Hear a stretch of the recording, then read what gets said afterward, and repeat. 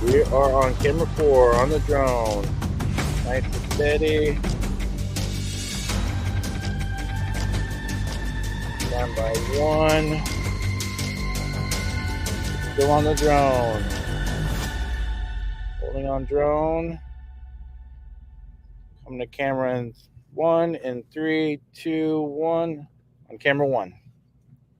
Welcome to the 2023 2. Hybricon games. We are a little delayed, but you guys can hang out. I know you're having a great time back at home. You're going to be watching your friends and maybe even family On competing at 2. the 2023 Hybricon games.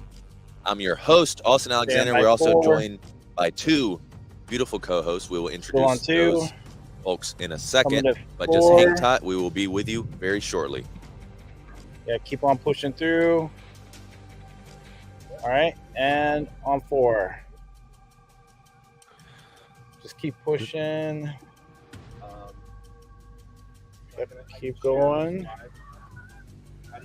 Go ahead and just push all the way out to the track. I see you 2. Stand by 2. I'm waiting for the short shot to be done. Still on the drone.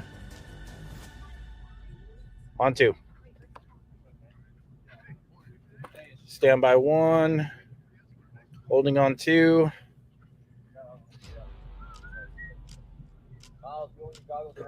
Go ahead and get reset, Tim.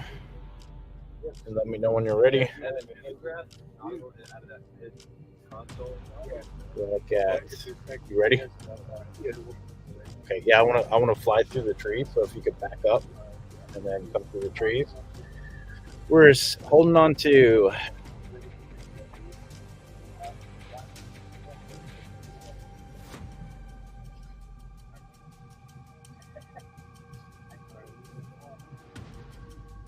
Come back further. That's good. All right. Stand by 4. Go ahead and start your push. Coming to 4 in 3, 2, 1. On 4. Mike, we're taking you on the live stream.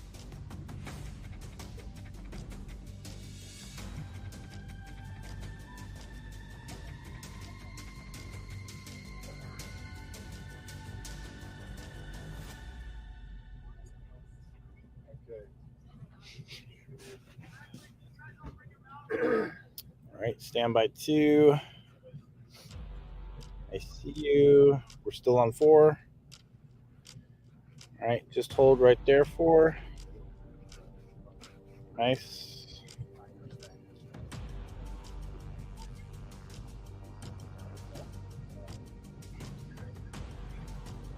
On 2, can you iris up, making it darker, please? Right there. Hold right there.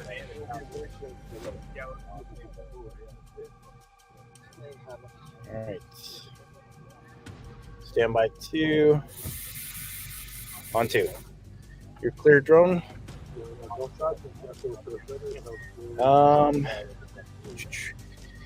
Get one that starts from over here, this direction, and then fly at a quarter to the body.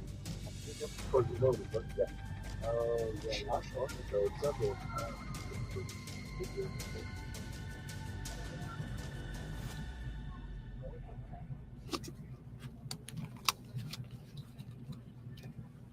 A bit of a walk, though. Oh, it's not bad. Probably gonna grab a coffee. Hot coffee would be pretty nice. You want me to come down closer to him? Yeah. Yes. And pull back further. So past the tents, just watch the structure behind you. Yeah. Something like that.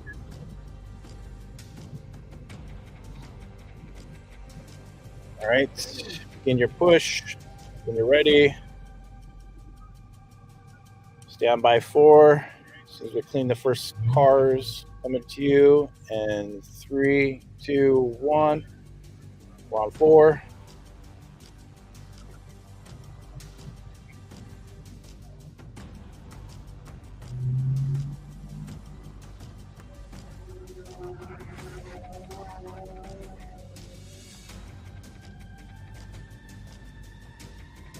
Standby 2.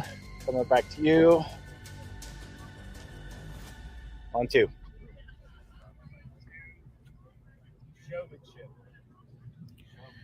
All right, let's bring the drone in.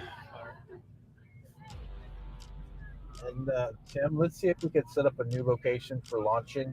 Maybe behind. If live. Yeah.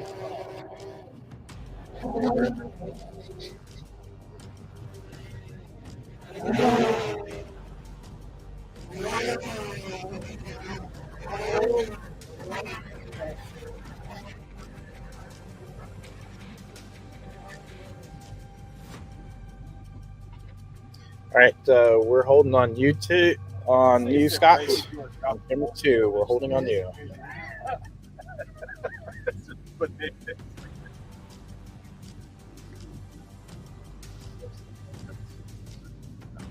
Yeah.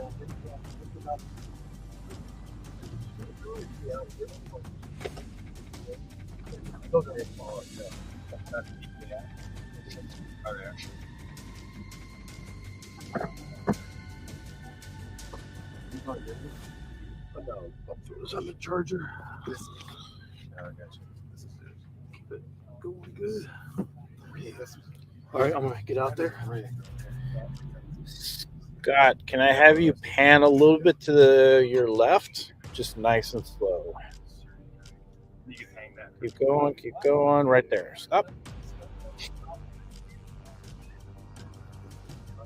Thank you.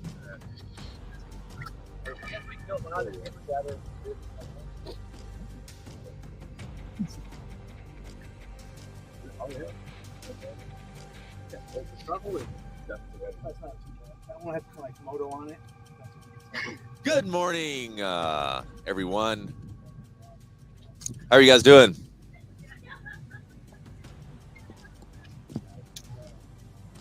Joe, how are you? Are you reading me? I'm good, thank you. I'm sorry I still have Good. myself muted. How you doing today out there? No, it's okay. I'm great. How are you? Good. Riley, how are you? Austin, hello. We are so excited for today, day 2. I am too. So, hello everyone. Welcome to the 2023 Hybricon Games. We, Tim, when you as get a a small chance, event company, we go ahead are and iris down very a little bit fortunate to on be able to yours. bring this to you live. There's a lot of technology goes behind it, and there's a lot of moving Right about aspects. there. Hold there. Good. I Thank will you. be dipping in and out of the live stream throughout the day, but once we get the show running, I should be able to stay here with you guys, with our wonderful virtual host and with the viewer back home. So there's a little bit of delay, as always. We're starting first with the Pugal stick baton battle. If we can you zoom on that main cam just so the audience will have, see some Standby of that action over 3. there. We're waiting on some essential items Wait. to You arrive 3 on and site 3, before we 2, start the 1. Pugal stick battle. If you're On not 3. familiar with Pugal sticks, they use them a lot in the Marine Corps. Riley is shaking her head. She's like, yes. Have you ever been whacked with a Pugal stick? I have, and I've done a lot of whacking to others. So for anyone tuning in, I am active duty in the Marine Corps, and Pugal 6 is something that is a way of life for the Marine Corps. It actually was invented and used as a technique for training during World War II, and the Marine Corps has adopted it ever since. Anytime you go through Officer Candidate School or boot camp, Pugal 6 is something that we use to get really close in depth in fighting, and it's an adrenaline rush for sure. Yeah, as you can see, we have, who is that? Oh, that's Denim. Yeah, that's one of our judges, probably showing some technique and everything right there. To Carly Wopat is currently, I believe, in 3rd. We have the leaderboard that we're going to be pulling up here Yeah, I very think soon. right now we've got Emily Rethwell sitting in 1st, Carly's in 2nd, and Lauren Rentala's in 3rd. Okay, cool. If Yeah, that profit is up to date, which I think it is. It is all up to date. Yes, Yep. and the score should be up to date around 10-15 minutes after each event, which is good. So we're in this live. We're going to be well, you can hear me, but my camera's gone out. In this live, we're going to be bringing you all 5 events coming from the field and then the obstacle course, and then we're also going to be crowning the winner today. let me bounce real quick. I'll let you guys take it from here, and I should be back to you shortly. Well, Cool. hello, everybody. I'm hoping that Austin is on his way to go to the Pugal Sticks, and he maybe might get in there and push some people around. But I know that audience, you guys would probably love to see that, huh? Yeah, I'm sure they would.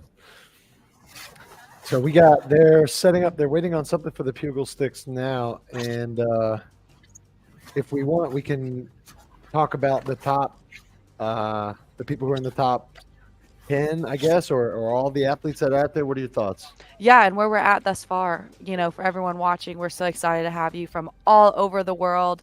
I see in the chat features, we have people from England and Germany and all over the United States. We're super excited to have you guys. We just want to be here to answer any questions, help commentate you guys along the way, and just make your life easier and enjoyable on this beautiful Sunday morning. So, Joe, if you want to kick it off on a recap of what went on yesterday, we can get everyone to speed. Yesterday's events, that was Grit Day, they called it. Right here, I've got the events for Grit Day. Event 1 kicked off with a 9-mile, which ended up being about a 10-mile trail race. Yeah. So that was around the lake. I saw a few of the GPS coordinates. It looked like it started on one side of the lake and finished on the other. Yes. Almost like a peninsula type shape that they made there. In that event, first place for the men was Jake Gibbs. Second place was Cole Schwartz. And third was Jack Driscoll. For the ladies, we had Jess Petro in first, Chloe Molesky in second, and Lauren Rentala in third for that first event.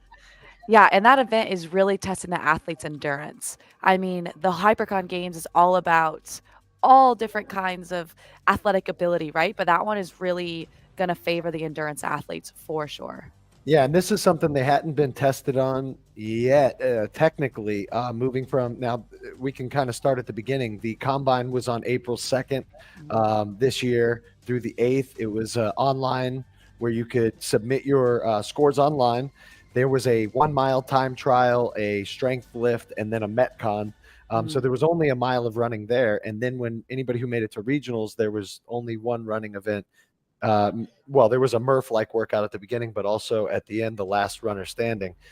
So they hadn't been tested at this distance yet. Yeah, So and what a distance to go from all the way to Yeah. the 9-10 miler through the hills of Chula Vista. Yeah, exactly. So you see things break up a little bit there. And then we moved on to event 2, which was a 500-meter pool swim. So let's see here. In first place at the pool swim, we had Jake Gibbs again. Dang. This time, yeah, he's showing out on day 1. Jack Driscoll, who finished in third in event 1, took second in the swim test. And then Caleb Yates actually rounded out the podium there. For the ladies, we had Lauren Rentala again in the top 3. She was number 1 for that swim test. Riley Estrada was in second, and Jess Petro rounded out third for them. So yeah, that was 500 meters. I don't know, some of these. I know on the men's side, Jack has some experience. I'm not sure about everybody else. Everybody's total experience. Swimming is a whole nother animal when it comes to competing.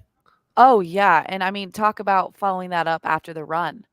You can only imagine how exhausted and tired your body is after doing a 9-10 mile run through the hills. And you're going to go straight and jump in a pool. I'm sure the athletes loved it because it definitely probably cooled them off a little bit. But man, swimming is an endurance test just as much. Yep. And speaking of that, once they were done with the 500 meters, men and women, then event 3 for yesterday was the bob test. They called it bobbing boucher, and that's a 3-minute bob test. Have you ever done that before? I have not, and I don't plan on it anytime soon, especially after watching yesterday and what those athletes went through. Right. Yeah, I mean, for anybody who's not familiar, essentially you would bound your hands behind your back, and you go into a 12-foot pool, and for 3 minutes you're to sink to the bottom and try to propel yourself to the top to get air without taking your hands apart.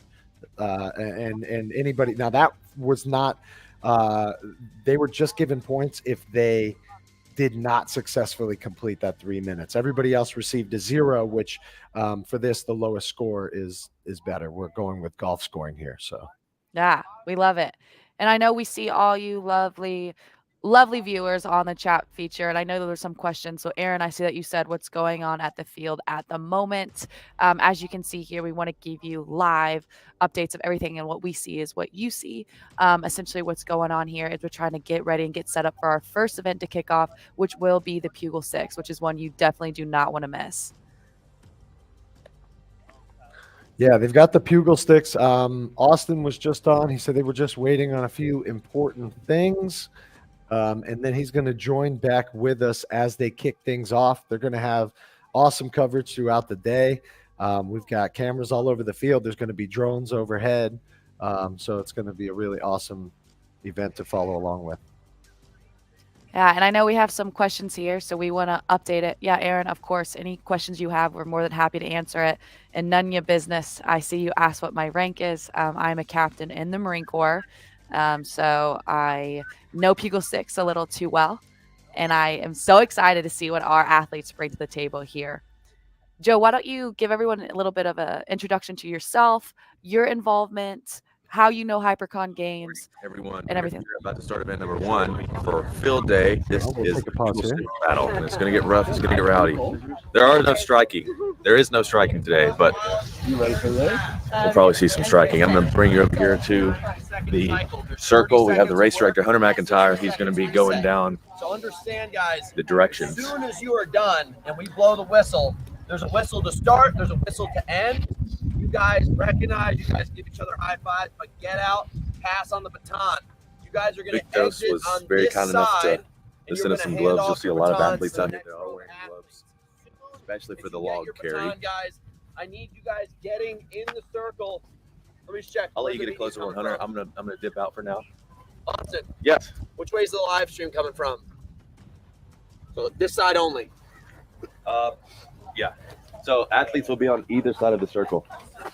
Is that? No, I'm saying, but for filming Left and side. right. Yeah, we're shooting in this way. Okay, so guys, when you guys get your batons, what's going to happen is you're going to come in, you're going to put your batons here.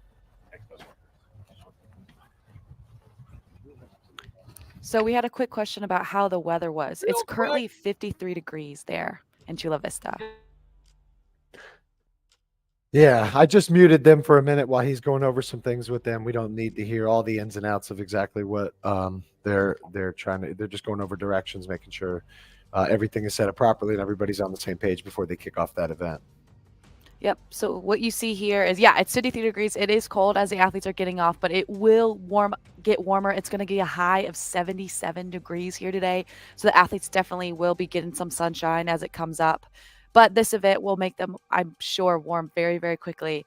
It is intense combat fighting, and it's super awesome. So what you're going to see here is you see the rules being explained. You're going to see this stick, and it's what's called a Pugal stick. There's two sides. There's a red side, and there is a black side. And your goal, essentially, is to hit your partner cleanly. It simulates a bayonet technique that was used, especially in World War II. Yeah, that's I've never actually tried this before. Now, the only time I've seen that the military does it, and people who maybe are my age and older, or what I wouldn't ask you your age, but American gladiators used to have it on those stands. They used to do the Pugal sticks also. Yeah. So I, I'm a captain of the Marine Corps. When I went through officer candidate school in 2016 and 2018, this is something that we used all the time, and it didn't matter gender. You were fighting whoever, it didn't matter. And it was so intense. It was so exhilarating. All I can explain is, you want to come in and you want to punch and you want to fight, but your hands are actually locked into the Pugal stick. So you're holding onto that stick as you're trying to navigate and shift and hit and punch. And it really teaches you to be comfortable in close quarter combat with somebody and how to be effective and smart in your techniques. What you'll see here, and what I can only imagine that I've seen throughout my time in the Marine Corps, is people wanting to just come at each other and just knock the other one over. Sometimes it works, sometimes it doesn't. But when you have two people coming at each other with such strength, it doesn't really tend to work in their favor. You really want to catch people off balance, hit them where they're not. And Probably so we'll using see. leverage and stuff, right? Using your Absolutely. leverage. trying to follow where their weight might be going and pushing them in that direction. Let them work against themselves a little bit, maybe. Yeah, absolutely. And I, like I said, we'll see how they run this and what's coming with it. But the men and the women are going to be tough competitors. There are safety measures in place. We'll see right there. They have a helmet on and they will have a mouthpiece. The last thing we want is athletes to be smoke checked in the face. But oh man, it is a competition. They're getting ready to go to battle, and they're going to be in that circle, in that ring that you see out there, and they're going to have to stay inside of that as they're fighting. Joe, would you do something like that? Absolutely. I love all this stuff. To touch back on what you were saying before, introduce myself a little bit because that'll play into what you just asked. So I do a little bit of commentary and play-by-play for the Florida Grid League, which is a league down in Florida. Essentially, CrossFit, functional fitness movements, but teams racing. There's 8 teams in the state, so I do play-by-play for them. And other fitness competitions, but I also compete myself and competed in the Battle Bunkers pipeline for the Hybricon games. Made it to regionals, unfortunately did not qualify for the Hybricon games. So I would have been looking really forward to doing this with these guys. I know a lot of them well, so it would have been fun. But it is what it is. It's going to be fun to watch. I love it. It's an awesome event. Should be real cool. Well, Joe, we hate that you're not there, but you are there with us here on the live stream, and that gives us so much knowledge for you to talk about these athletes that you see. You know them personally, and you understand the pressure that they're feeling right now, competing at this stage, and how much it means when we see everyone comment and talk about who they're watching, why they're so supportive, and everything like that. Yeah, absolutely. No, it's awesome to be here. I'm looking forward to it. I'm fired up for everybody who did make it. It looks like they have an awesome facility where they're at. We were talking about this yesterday. They're at the Olympic Training Center in Chula Vista. All the athletes are staying there, so they've got their own quarters, meals, everything included with the athlete entry. And then on top of that, spectators were able to come and stay there as well. Yeah, I've been to the training center, being a Team USA bobsled athlete, and the Chula Vista Training Center is unlike any other. It is beautiful down in Southern California. We'll see the weather's going to get awesome, and it's just they showed it on their Instagram, just what the rooms look like and what the athletes have the ability to live in and to breathe in and to be right on site for competition, all in the same quarters. I can only imagine how much fun that is and the pride that they feel to be at a Team USA facility, representing their country. But, Joe, we have to mention there's people and competitors here, not just from the United States, but from other places around the world. Yeah, that's right. I hate to mispronounce his name, but Guillaume Bouchard. He told me just to call him Bouche. That is his nickname. He just actually came over from France. He competed in the combine. He was actually number 1 in the combine out of everybody. Unfortunately, there were not enough entries over in the UK to hold their regional, so he was given an invite to come straight directly to the Hybricon Games. So he is there, and actually doing pretty well overall, sitting right now tied for 6th place with a few other guys. Yeah, that's incredible. I think it's so awesome that we have global participation in this event, and we hope that year by year it just continues to grow, and we have athletes, the best athletes from all over competing, and how awesome that we're able to host it. So it looks like they are going at it. We're about to finally start our Pugal event in Chula Vista. Yes, I'll unmute it. We'll Okay. So understand that I'm just gonna go ready and then go. And you're gonna hear the whistle. Okay, just to check, guys. Judges are ready. Great. Timers ready. Athletes ready. And this is our first set of athletes.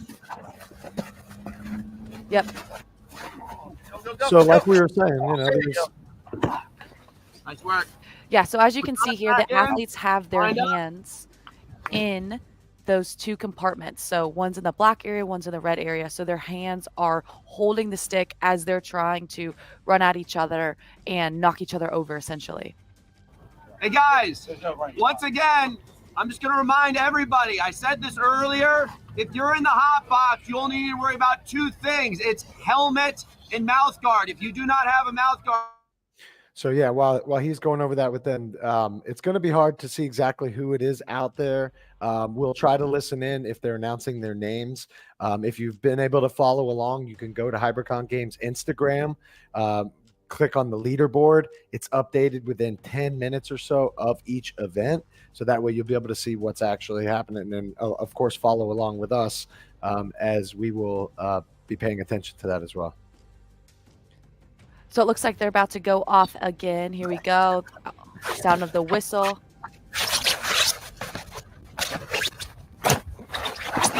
You can hear the intensity between the hits. It's awesome of it. Holy shit! And we're getting really into it there as well. Nice work. Athletes line up. Let's go, quick. So the reason it is so hard to see who's competing is because of the safety in the helmets. We want to make sure our athletes are protected at all times. Ready. Athletes ready. Yeah, it looks like Aston Dunn on the left there. One hand came loose. Yeah, he has to hurry up and get it back in there. Looks like he recovered from that.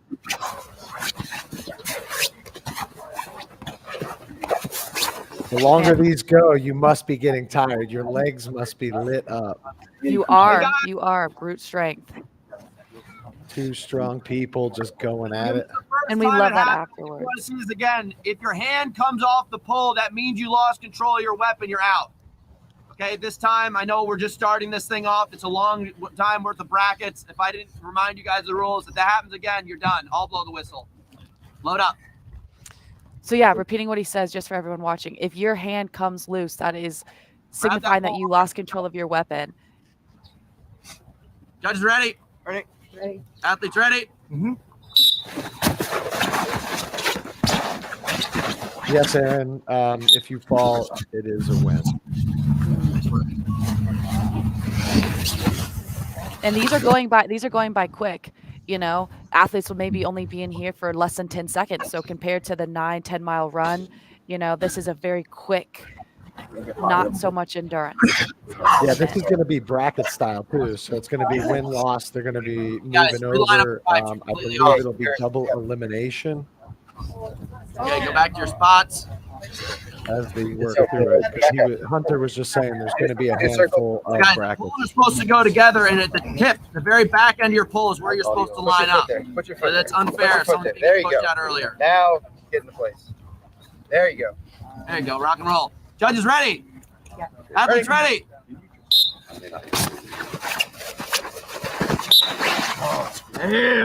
Yeah, so what you see here is you want to stay low as possible to keep a good center of gravity and balance. The higher you get, the easier it is to get knocked over.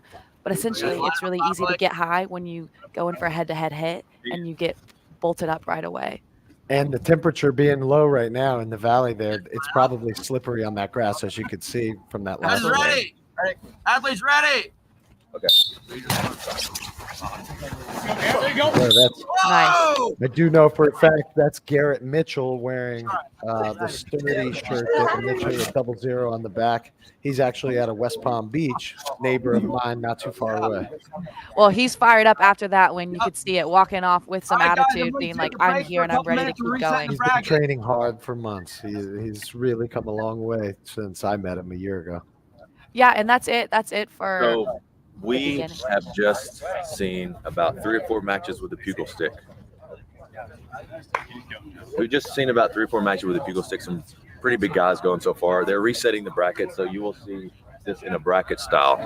We have a number of uneven male athletes, so you will see bye rounds. So some athletes will skip depending on their placement that they're coming from tomorrow. You guys can see the live leaderboard. We'll display that very, very soon.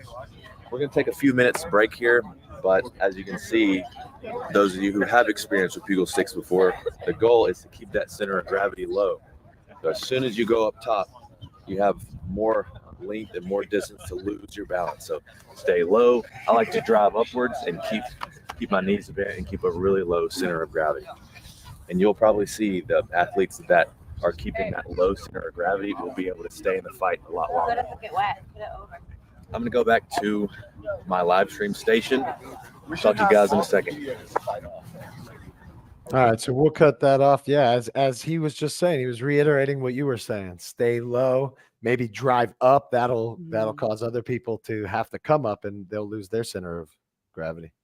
Yeah, it's all about getting your opponent off balance and putting them in positions that they're not used to. But everyone's technique so far has been starting and going right at each other.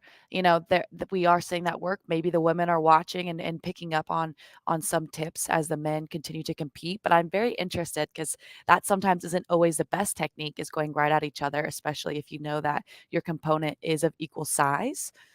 We'll see. We'll see as this gets closer. But also, as Austin was saying, it's very short. It's very intense. We will see the leaderboard here soon and who got the buys and what that looks like. But this event is going to go by quick, as you guys can already see. Yeah, and you can find the leaderboard on the Instagram for Hybricon Games. Also, you can go to pr.fit. That's for ProFit, the app that's used for all of the scoring. So you can also get to the app that way if necessary. Yeah. And a quick tidbit about our sponsors here, you guys. We're really excited that this Hybricon Games is happening this year, and it's going to continue to grow with a $30,000 cash prize that will be given out to the athletes today. Joe, I would like $30,000. I don't know about you. Yeah, absolutely. I think I'd fight some people in Pugal 6. I'd probably fight you for it. I'd be down. Like you said, doesn't matter male or female. We can go. You got the experience, though, so I'd be nervous. But this $30,000 is only capable because of our sponsors, and we're so thankful for Powerlift and Fatty's beef sticks. You guys are awesome. Thank you for keeping our athletes hydrated and well fed during this event. I know they're definitely going to need it, especially after an event like this, burning so many calories. We're thankful for you guys for keeping our athletes well fed and nourished. Yeah, and this event is going to go on throughout the day, all the way through 4 p.m. Pacific time. A lot of our viewers are following along on Facebook and YouTube. If you're on YouTube, you can click the bell. It'll remind you or alert you, rather, whenever we're going to be going live again later on after the lunch break that in a few hours. There's still several events coming up. Obviously, we're going to go through the Pugal sticks with the ladies. I don't know if they're going to be going first round for each of them, as maybe they go back and forth and work their way to the finals. We'll see. Austin's going to be joining back with us shortly, and then we'll be able to talk more about that. Yeah, and after Pugal 6, we have so many other events for you guys today, to include the next event that is coming up is a drag race, followed by a combat carry, followed by the tire flip gauntlet. Oh boy. Then we're going to break for lunch to make sure that us and athletes and you all can take a break before coming back in and seeing monkey business, and then finaling with the scoring and awards ceremony. So we have a great packed day for you guys up, and the athletes are back. Yeah, let's see. We're going to not only the athletes. I'm back. And Austin is back. So you just saw me from the field give a little rundown of the Pugal stick battle, and it's going on right now. So I'm going to be dipping and dodging out. I'm not trying. I am managing the event as well as hosting live on the live stream.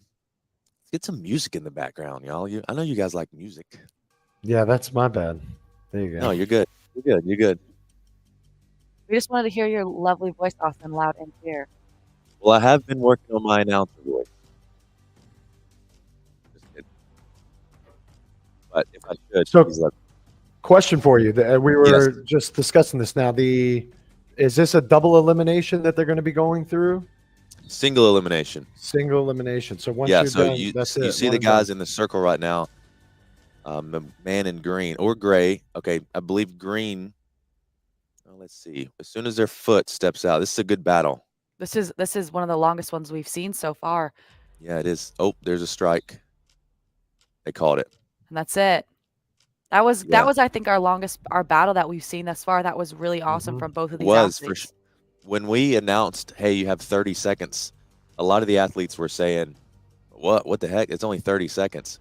When you're when you have a Pugal stick, 30 seconds feels like 3 minutes. Mm-hmm. It does not take long. You know, it takes sometimes 5-6 seconds to get your opponent out of the ring. So we have the other two opponents stepping up right here. I'm not sure who they are just because of the headgear, which is Yeah, that's what we were telling the added. viewers. Yep.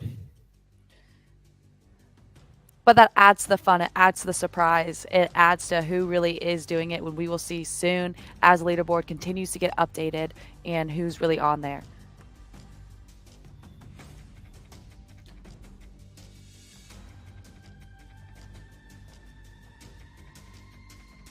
Let's see. They're going at it again. This is I'm another gonna good punch one. in big. Just a second. You guys bear with me.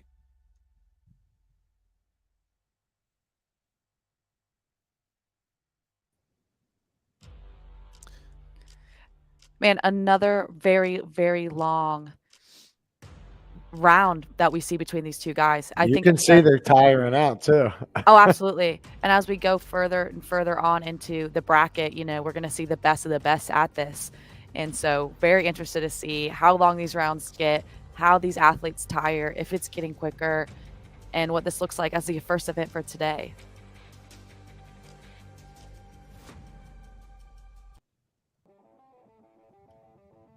All right, I'm going to step away for a little bit, and I will be back shortly. It doesn't mean we're stepping away from the action because we're going to keep the cameras on the action, but I'm going to be stepping away for just a second. Okay. Cool. We'll hold down the fort. All right, so it looks like we're getting started again. 2 more athletes getting ready. Yeah, you want me to go big? Let's check out the action up close. Head judge Matt Stevens there with the whistle. Oh, man. You can see that athlete so frustrated and upset about that. He caught it off balance extremely quickly. He didn't really get a chance to do anything. But we love the sportsmanship that we see from these athletes, high-fiving each other, letting each other know that they got him on that one, but maybe they're going to get them on the next round. Yeah, that looked like Daniel Weir, I think, that slipped on that one. Yeah, the ground is wet, and depending on what shoes you have, that definitely could be a factor in this, especially when you're getting hit just like that so hard from these large, strong athletes. And as you see, there's a whistle in the judge's mouth. As soon as that whistle goes off, that means the round is over, scoring someone higher than the other. Sunrise and beautiful, beautiful Southern California, Joe. I know, I wish I was there. I don't know about you. Absolutely, especially just the whole facility, everything, you know, the whole experience is, I'm sure it's just awesome. You know, and like I was saying before, they have even spectators staying there. So can you imagine waking up to this? They get to eat in the dining hall of the Olympic Training Center, you know, do the things that you get to do. The full Like you were saying. experience. Yeah. Yeah, man, and we can just see that as that sunrise comes up, the beauty of this competition and what an awesome location that this is in. And we're really excited about this location as well because this is actually where Hybricon was founded in Chula Vista by Austin Alexander right here. As we will see later today in other events, this is actually where he has his obstacle course and where he has obstacle course built. Mm-hmm. Yeah, and that's what we're going to do. During the intermission, they're going to bring the cameras and everything over to the obstacle course. That's where the event 4 of today will be monkey business. Oh, yeah. And I've done it firsthand, and let me tell you, it is not easy. So these athletes are definitely in for a treat. Awesome. Well, let's go back in. We're going to... Judges ready? Right. Athletes ready?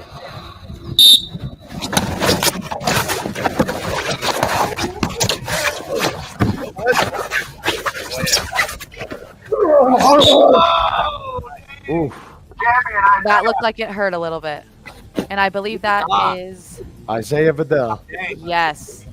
And people do know him well. He was dominating in the regional events. All right, guys. And I think is quite a favorite to be a high scorer in today's events as well. Yeah. Elite CrossFit competitor. Top, I mean, just in wide range of things. That's why he's here at the Hybricon Games. For anybody maybe viewing for the first time or just hearing about it, Hybricon is essentially hybrid conditioning. Yesterday, they did a lot of those conditioning things, the swimming, the running.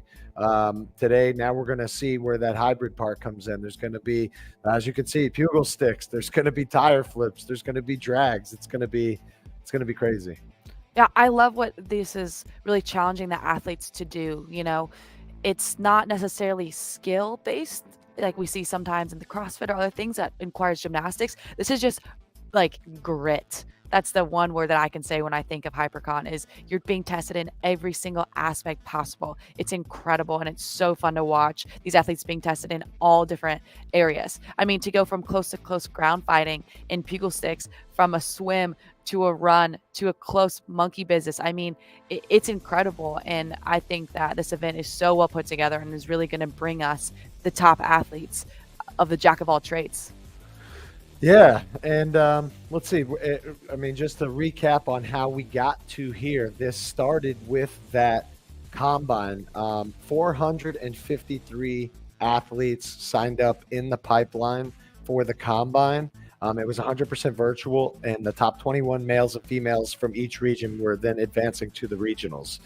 That took place on June 10th in North Carolina, and then June 24th at Alpha Warrior in Texas. There they whittled it down to the top 18 of each, and then there were a male and female, and then of course there were some hero wildcards that were included.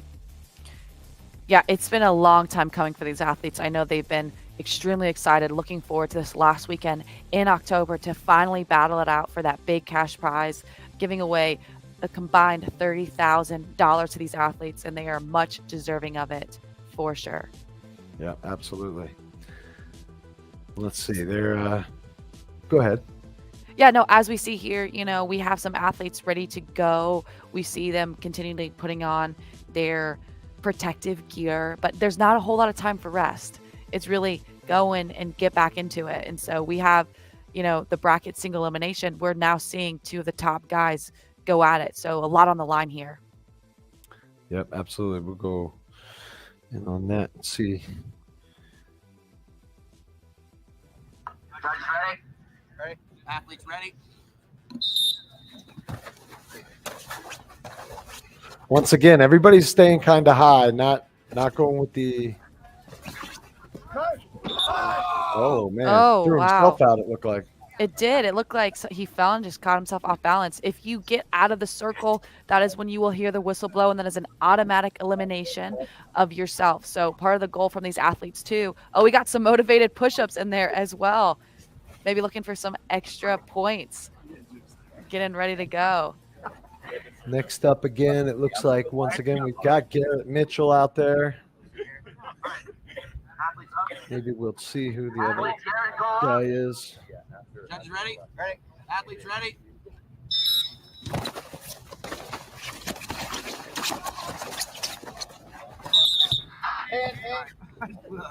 Oh, so we see a hand come out, and that's something that the judges did talk about earlier. There's Marshall Couples right there. We're live. He's going to join Austin. I'm here with Marshall. Marshall, in that last round, you took yourself out. Yeah, I lost You kind of balance. just lost your balance and you just kept going. Momentum's a bitch, dude. It is. So, if anyone out there randomly has to have a fight with a Pugal stick, do you have any tips for them? Stay low and hit first. Hit hard. Stay low and hit hard. Thank you very much, Marshall. Judges ready? Athletes So ready? we're going to go back. Stay low and hit hard. Let's see if these athletes are able to maintain that. And he's out. So you did see him step out of the circle. That means he is eliminated, and the guy in the gray is moving on to the next round. That was Jake Gibbs that stepped out in that last match. I did not see who won it, but we do know that that was Jake Gibbs. Athletes up, Isaiah and Phil. Hey, Judge. Isaiah, it sounds like, is next, and maybe Phil Muscarella, if I heard correct.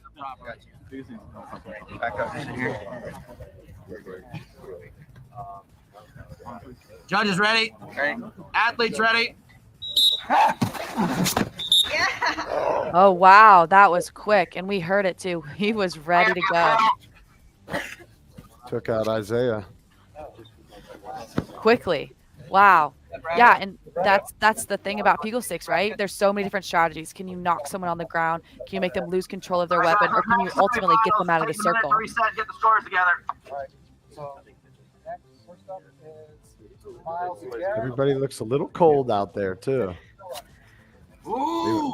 Waiting for that sun to warm them up a bit. Yeah, you can see the dew on the grass too. I'm sure it gets a little easier in that circle as these rounds progress because they're kind of wiping the water and things off. It should dry up a bit. Yeah, absolutely. But there currently it is about 54 degrees, which is chilly for these athletes. So you see a lot of them in long sleeves and long pants. But throughout the day, I would not be surprised if we saw that start to shed, as the high will be in the upper 70s. Let's go. I think we're going to check back in with So we're Austin. going into semifinals here with event number 1 on field day. Bugle sticks. This is the round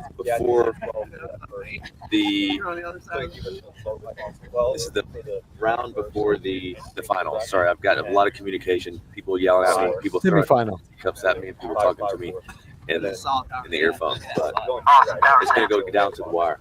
Yeah, I'm sorry. Just commenting on your power set. Yeah, thank you. I've been working on this. I've been working on my mobility a lot to be able to do this for the Hybricon games. Next year is going to be even crazier, so be sure you tune in for Hybricon games 2024. We have race director from McIntyre over there making the calls and just having a good time. I told him not to sit down, but he's sitting down. And then Judges ready. we have Matt Stevens over here with the whistle, so we're going to get back to it, and you guys enjoy the show. So we are in the semifinal round. So there's not very many athletes left. We're going to see how long these rounds are. I would anticipate long, almost maybe getting to that 30 seconds. But we'll see. These athletes are tired and have been going through it. Let's get some energy. Line up those poles right. Guys, hold on to those weapons. Judges ready? Athletes ready? Oh, man. What a quick round. Garrett Mitchell and Miles Johnson. Looks like Mitchell took Johnson on that one. Garrett's the champion, if I didn't say that properly. And this should be the final of our semifinal here. Semifinals round. Mitch and Phillip are up. Mitch. That's Mitchell Doler and Philip Muscarella. Athletes ready?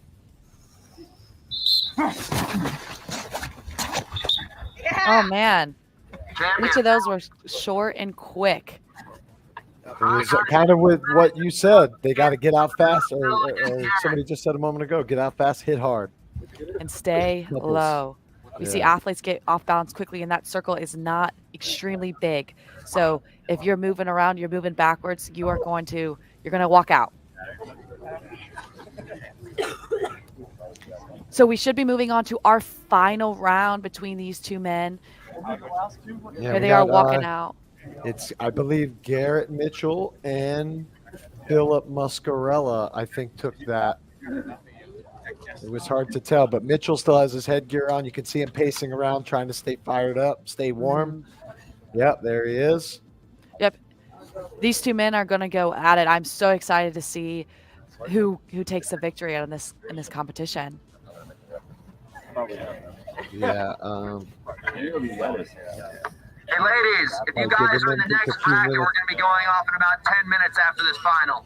So if you guys need anything now, it's time to get it ready. What's going to happen next, you guys are going to go into the circle, aka the hot box. So proper shoes, take out off your jewelry if you got any. I don't want to see anybody lose anything. Can I go live on And then let's party. He just barely had his knee on. So as you can hear, the women are starting to get ready for their event. It's going to be the same thing, single elimination, bracket style for the women as well. They're prepping, getting all their headgear ready. Yeah, now there was a bye for the men because there was an uneven amount of men. See, Mitchell has done this several times. He's taking the time to make sure those hands are locked in. He doesn't want the simple slip out to cost him. Athletes ready. Oh, boy. You can tell he slipped on that one, and he's probably not super happy. But great sportsmanship from the athletes. What an event. It looks like Mitchell took that one. Yeah. Philip Muscarella took second place there. Mitchell Doler would have been in third, and Mike Brown. Mike Brown and then Mitchell. Okay. Me again, guys. I know you're tired of me interrupting, but Garrett Mitchell just took the overall for we are going to be going off at 8:05. Didn't win throughout the entire weekend, so that could bump him up by a pretty good amount. Now we are heading into the women's Pugal stick battle here in 5 to 10 minutes, and I will be back with you live. Talk to you guys soon. Yeah, so as he was saying, I'm going to – let's see. We can shut their Garrett Mitchell took first place, as he was saying. Now, he was sitting with 33 points. The top three for the males, like we said, Jake Gibbs in first, Jack Driscoll in second, Cole Schwartz in third, Cole Schwartz being at 21 points. So this is definitely going to help a ton, depending on where those other guys got knocked out, especially. Yeah, and you could see one simple mistake, one slip, one letting go of the weapon could cost you several places here. So I do think we're going to see the leaderboard shake, and I wouldn't be surprised if it's the same in the women's category as well. Yeah, absolutely. This event takes a lot of grit, determination, and attention to detail, Joe. And that's what you were saying earlier. We saw, our winner over here really make sure and take his time, that his hands were really locked into that Pugal stick, making sure he had complete control. The last thing you want is to not completely grab that weapon. And so when you do hit, your forearms or your body gets caught off guard. And like we heard earlier from one of our athletes, staying low, hitting hard, and hitting first is really what's benefiting a lot of these athletes. Yeah, absolutely. And that's what he did there, especially in that final. He blasted him down low, knocked his feet from under him with the grass being as wet as it was. Easy victory for him. Absolutely. So we're really excited. The women are gearing up here. We will be tuning in and watching them as they compete in the single elimination round for Pugal 6 for this first competition, kicking off in Chula, Vista. I think the women, Joe, are still going to experience some of the same slippages with the dew and it being a little bit colder in the morning. We'll see if that gets any better, but I don't really anticipate it. Yeah, it went kind of quick, a lot quicker than I thought it was going to, the way they were talking. But being that it was single elimination, there you go. There's another view of the grass. It's still pretty wet out there, minus the footsteps. So, I mean, again, maybe because those guys were digging it up a ton, it'll be a little better. But hopefully now that the ladies have seen it, they had an extra pair of shoes. They had the trail shoes from yesterday. Throw those bad boys on. I don't know about the rules as far as that being allowed or not. So we'll see. Maybe we can ask Austin. Yeah, we'll tune in with Austin, ask him some questions, and maybe when we talk to the athletes live. I mean, looking at Don't this, you mean right now, Riley? Wow, I'm back. Your ears were burning. Yes, they are. So I'm constantly listening to you guys at all times, just so you know. So don't talk bad about me. Yes, for the trail shoes, we have normal grip on there. There's cleats are not allowed, and plastic spikes are not allowed for the turf. So we have normal shoes. Cool. Yeah, having cleats or spikes or anything would be a massive advantage to grip, but also would tear up the field. So that does add a factor that the athletes do have to prepare for, and we'll see what the women take away. You would assume the women would have somewhat of advantage watching what worked for the men and what didn't. But I think we're going to see a couple short rounds, hopefully some long rounds, and just see the women really getting after it. Yes, for sure. So while the women are preparing for event number 1, Pugal Sticks, we're going to take a short message from one of our beloved sponsors, PowerLift Protein Infused Water, and we'll be back in 60 seconds. Potential. Introducing the official hydration of the 2023 Hybricon Games. PowerLift is the ultimate game changer in hydration, with 10 grams of protein and 650 milligrams of electrolytes to fuel your athletic performance. Life's too short to be average, and with PowerLift, you'll stay refreshed and ready for your toughest races. Each bottle of PowerLift packs a punch with 10 grams of fast-acting whey protein to fuel your recovery and keep you training hard. But that's not all. Austin? Get out of the frame. A little more. Yes, a little more. Okay, where were we? But that's not all. We've loaded PowerLift with 650 milligrams of electrolytes to help battle cramps and fatigue and keep you in the fight. Whether it's a race, competition, a workout, or your weekend hike, Powerlift is harder working hydration. Go to powerlift.com and use code BattleBunker20 to get 20% off your first purchase, or scan the QR code on your screen with your phone. Powerlift, the official hydration partner of the 2023 Hybricon Games. How you guys like that? Beautiful. Love Powerlift. I think you wanted to get out of the frame just like you are right now, Austin. I know. Actually, Ivan, our camera operator, is going to be turning the camera on in 5, 4, 3, 2, 1, and there I am. There he Hello, is. I'm here. I'm actually here with our head judge, Matt. Come to my left. Either This side. is Matt Stevens. Yeah, Matt Stevens. What's going on, Matt? Hey, what's going on, buddy? So we just saw.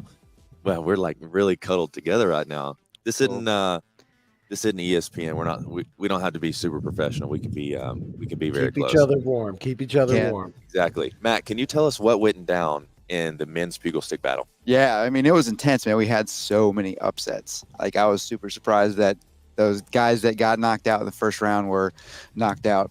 I had really high hopes that we were going to see an Isaiah and Mike Brown bout, but it didn't happen. So, yeah, Garrett, I mean, he's just quick and he's explosive, and he got in there first, and that's very important when it comes to Pugal sticks. Yeah. So all the scores are updated. So we have live scoring up to date up until this point. So if we refresh that, you're going to see that Jake Gibbs is still in first place with 14 points. But what I'm going to do, I'm going to actually go to the link that we have. Yeah, so give me a second, Riley and Joe, if you guys want to take it and hop in there. Yeah, so as they were saying, that did keep Jake Gibbs in first. Jack Driscoll still sits in second. Cole got bumped out of the top 3. He's now in fourth. Phil Muscarella, being that he was in the semifinal, made it into the top 3 now. And Garrett winning that brought him from 11th place now down into 7th. So like you said, Riley, that is a major jump for him. Yeah, and I expect to see the same thing in the women's competition. You know, this event, like our head judge was saying, we had so many upsets, and I don't expect that to be any different. This is all about hitting first, having extreme attention to detail, and just getting ready to go after your opponent at all times. Yeah, it's a lot different than running through the trails or swimming in the pool. Absolutely, and it's a true competition, and it's a battle. It's an intense, close, intimate, getting after it against your opponent, going head to head. And I think the athletes love it. I mean, there's so much adrenaline that comes from it. But as you can see on our screen, we have our leaderboard. Yeah, this leaderboard is through ProFit. Actually, you can go to Hybricon Games to get to the leaderboard. You can also go to pr.fit to access the app and visit the leaderboard there as well. All right, guys, I'm taking off. I'm heading back over, so we'll see you guys in a bit. Yes, yeah, sir. thanks, See thanks you Matt. later. Yep, absolutely. Matt Stevens, head judge here.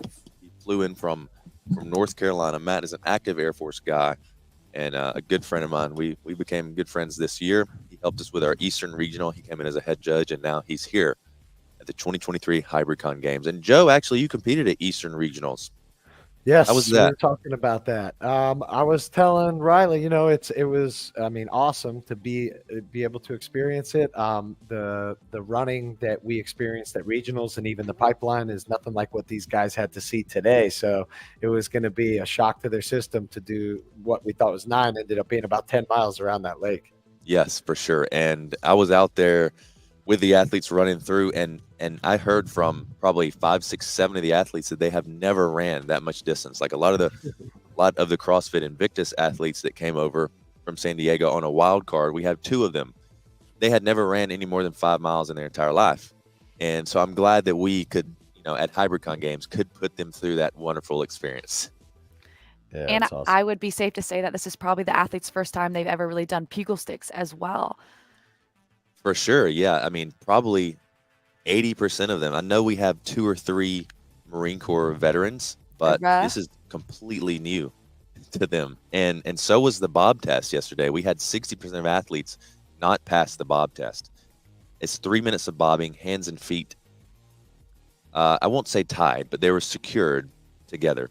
They were bound together, and the athletes had to jump in the water feet first and just bob up and down for 3 minutes. And we saw a lot of athletes make it to like the 1.5 or 2 minute mark. And then about 2.5 minutes when they're heart rate starts to get elevated, they can't handle it, and then they drop.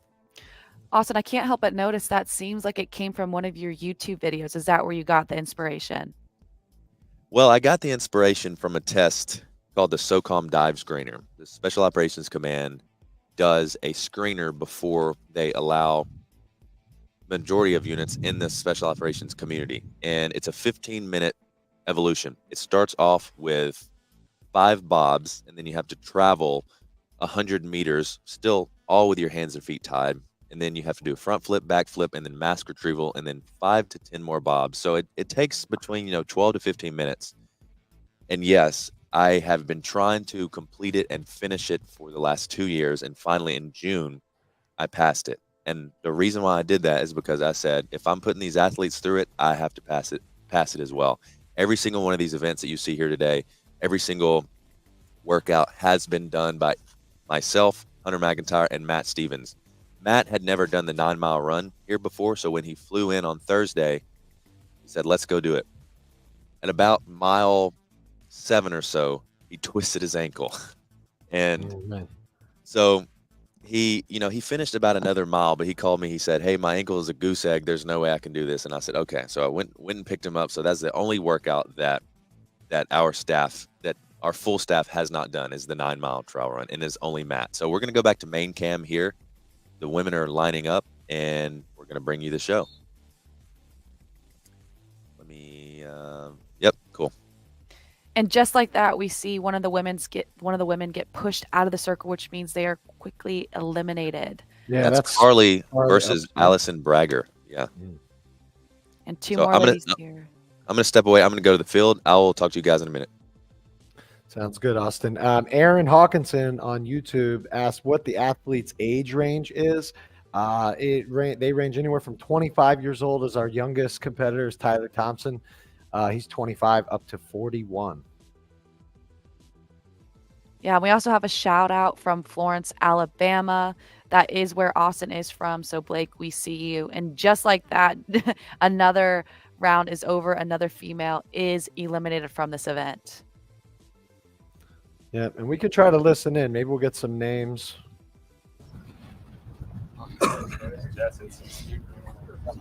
Athletes up, Jess and Cece. There you go. We got Jess Petro. Oh, no. And that is Cece Garcia. Jess, come in a little bit. A little bit more. Judges ready? Ready. Athletes ready?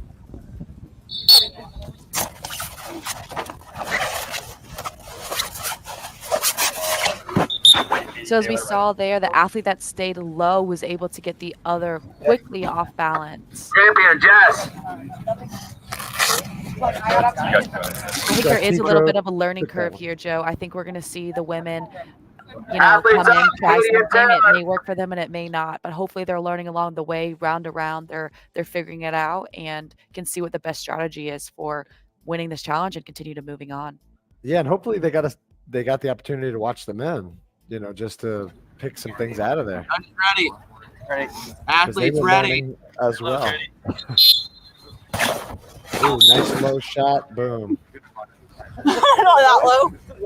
Absolutely. So we saw them come right off the gate, straight to attack mode, made the other athlete fall extremely quickly. That's what you want to see, but I don't know if that's going to happen every time. So good technique, but let's see if that can continue and carry on.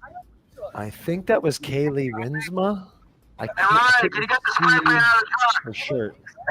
Orange.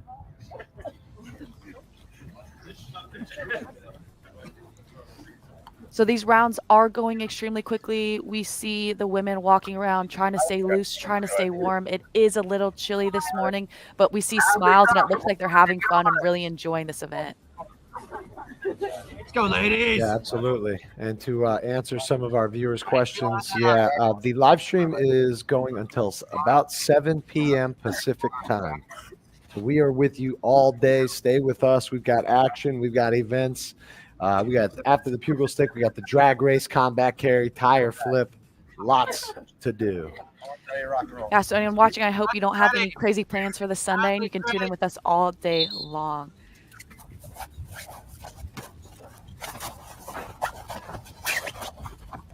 Seems like that grass is drying up a bit too. It does. It seems like they're able to move, to plant some and stop and traction. change. Yeah. Oh, as you see, that is really unfortunate. That athlete right there lost control of her weapon. Her hand came out, which means she is eliminated.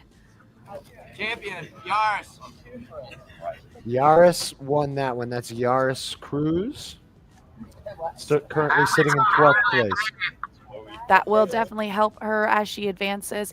It is close. We've seen after this a lot of movement and shaking in the leaders board, especially for the men. We have 3 men tied for 8th place. That's still within striking distance, and right there can have a lot of movement for sure.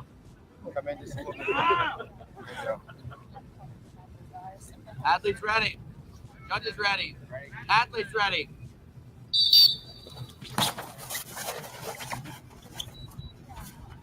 Let's go. Let's go.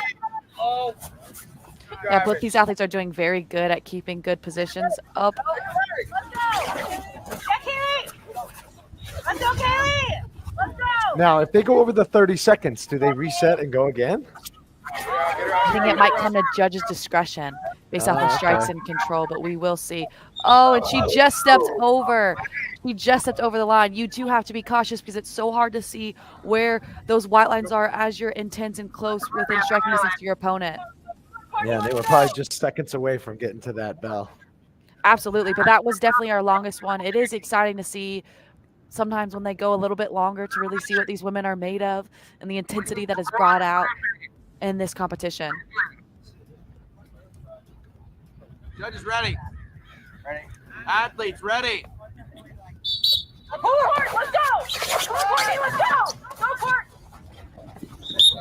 Up and just like that, there we go. And you can also hear the athletes are getting very into it, cheering on each other, which we love to see. We want every athlete to be able to compete at their best.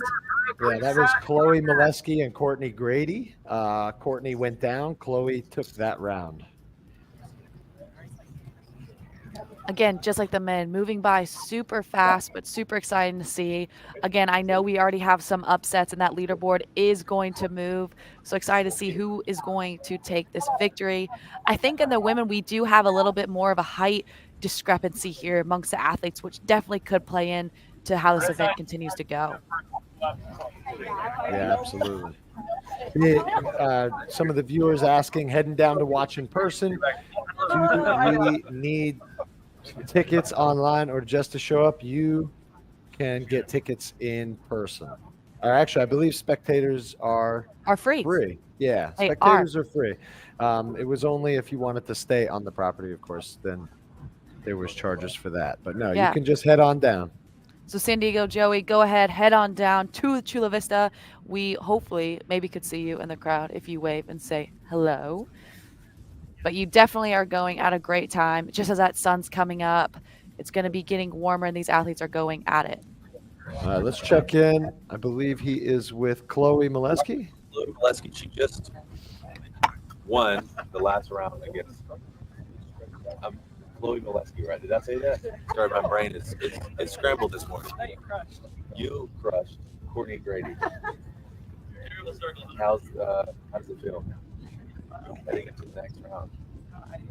It's fun to play some contact sports in a hybrid game. So I feel like often we're just moving things around. So it's fun to That's good. Thank you very much. Appreciate that. So you look like you could secretly destroy people. Was that true? I've never done any. I feel like I was supposed to be a tight end in football. Play football like that. So that's what I'm channeling right now. That's a good. I'm Gronkowski. Molesky. I'm going to call you Chloe Gronkowski today. All right, thanks, Chloe. We'll talk to you soon.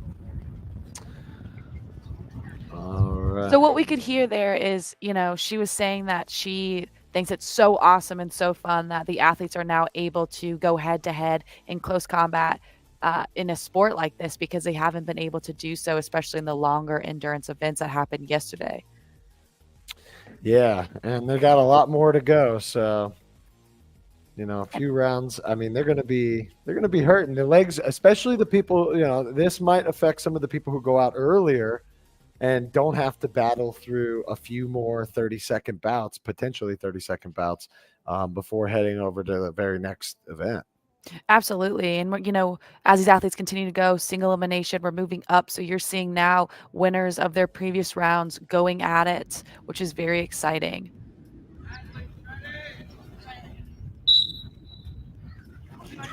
Boom. It's all about getting off that line quick. Mm-hmm.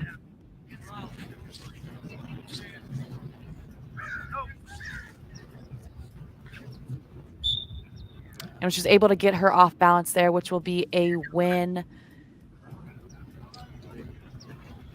In the that's comments, Yaris Cruz. Sorry, that was Yaris Cruz that just won that one.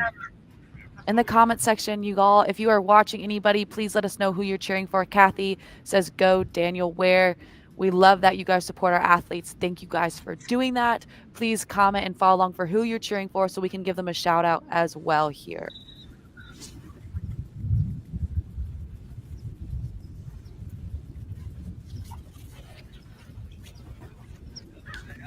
So nice close to the white line. Move. Yeah. All these ladies are going at it. It looks like her Pugal stick is stuck. Oh, girls, come on. Get low. Let's go.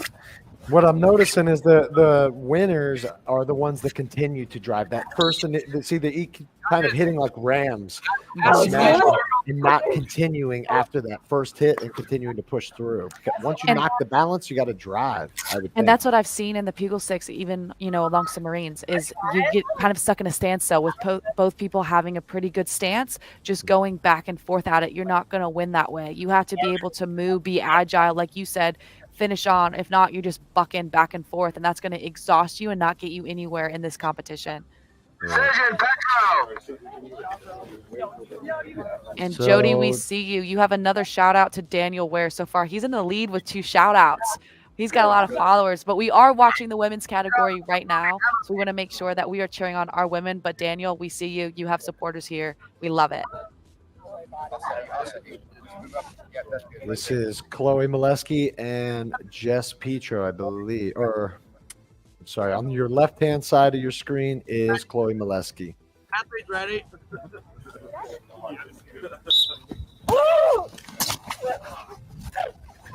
And we had just heard from Chloe earlier with Austin. She's excited. You can hear the intensity in these athletes' voices. And there she goes with another win for Chloe. Champion, Chloe. Wow. That was aggressive. That was intense. Chloe is ready, and she's here for it. She told Austin she loves contact sports. Yeah, now we got Carly Wopat. Actually, we'll see who we not do got. this. Let me wait until this one. Athletes up, Carly and Riley. There you go. Ready? Chloe. Let's go, Riley. Stay fucking low. Chloe and Riley here. A little bit of a height difference. Carly is much taller than her and was pushed her right out of that circle.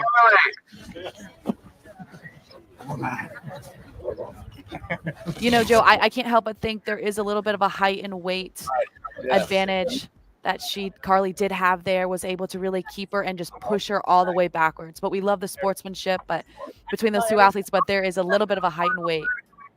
Oh, yeah, let's check in with Austin. He's with Jess Petro.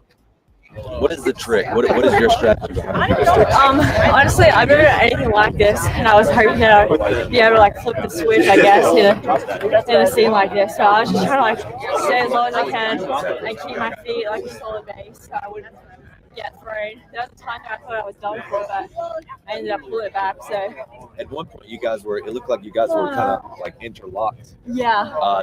The good thing that you were doing and that Taylor was not is you were staying low. Okay. And Taylor was taller than you, so she takes it like come down on top of you, but you took it. I'm stoked, dude. This is fun.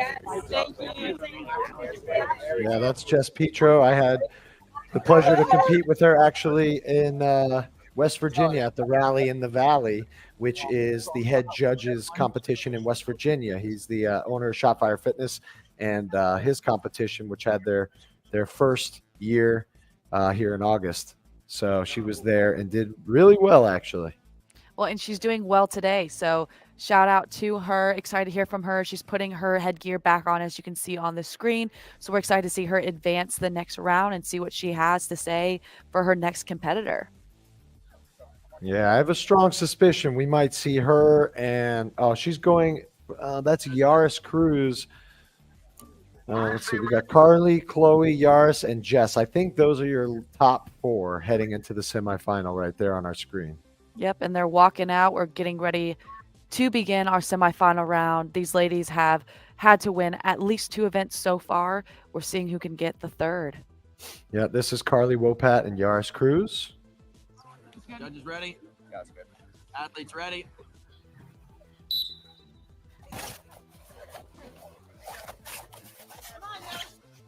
Yaris, super tough athlete, also from Florida.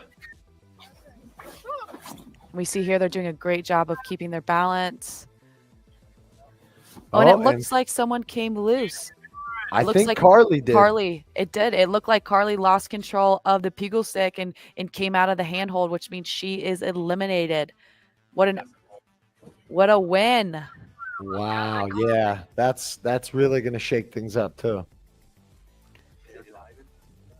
Because Jess, going into this event, we had Emily Rethwell in first, Carly in second, Lauren Rentala, then Jess Petro.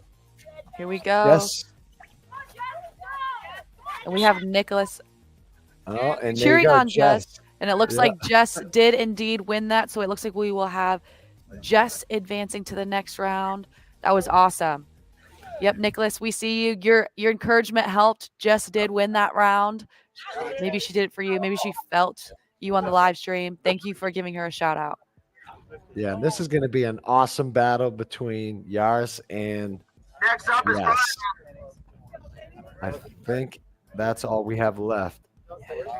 Yeah, and it looks like these athletes, there's not a whole lot of rest time. You can see them kind of dropping down a little bit into a squat, walking around, trying to get breath back because this is intense and this is quick. As you continue to move on, the rounds become shorter and shorter, less women competing. So you're getting right back in that circle, right back ready to get after it. Yeah, Aaron, thank you for cheering on our athletes. Jess did crush that one. Let's see what she can do in the finals. Athletes enter. And here we go. Championship round. Winner here. So this could be a huge jump for Jess. Probably put her in the top spot for the day if she can take down Yaris here in the final. Yep, and you will see Jess is here on the right on your screen. Athletes ready.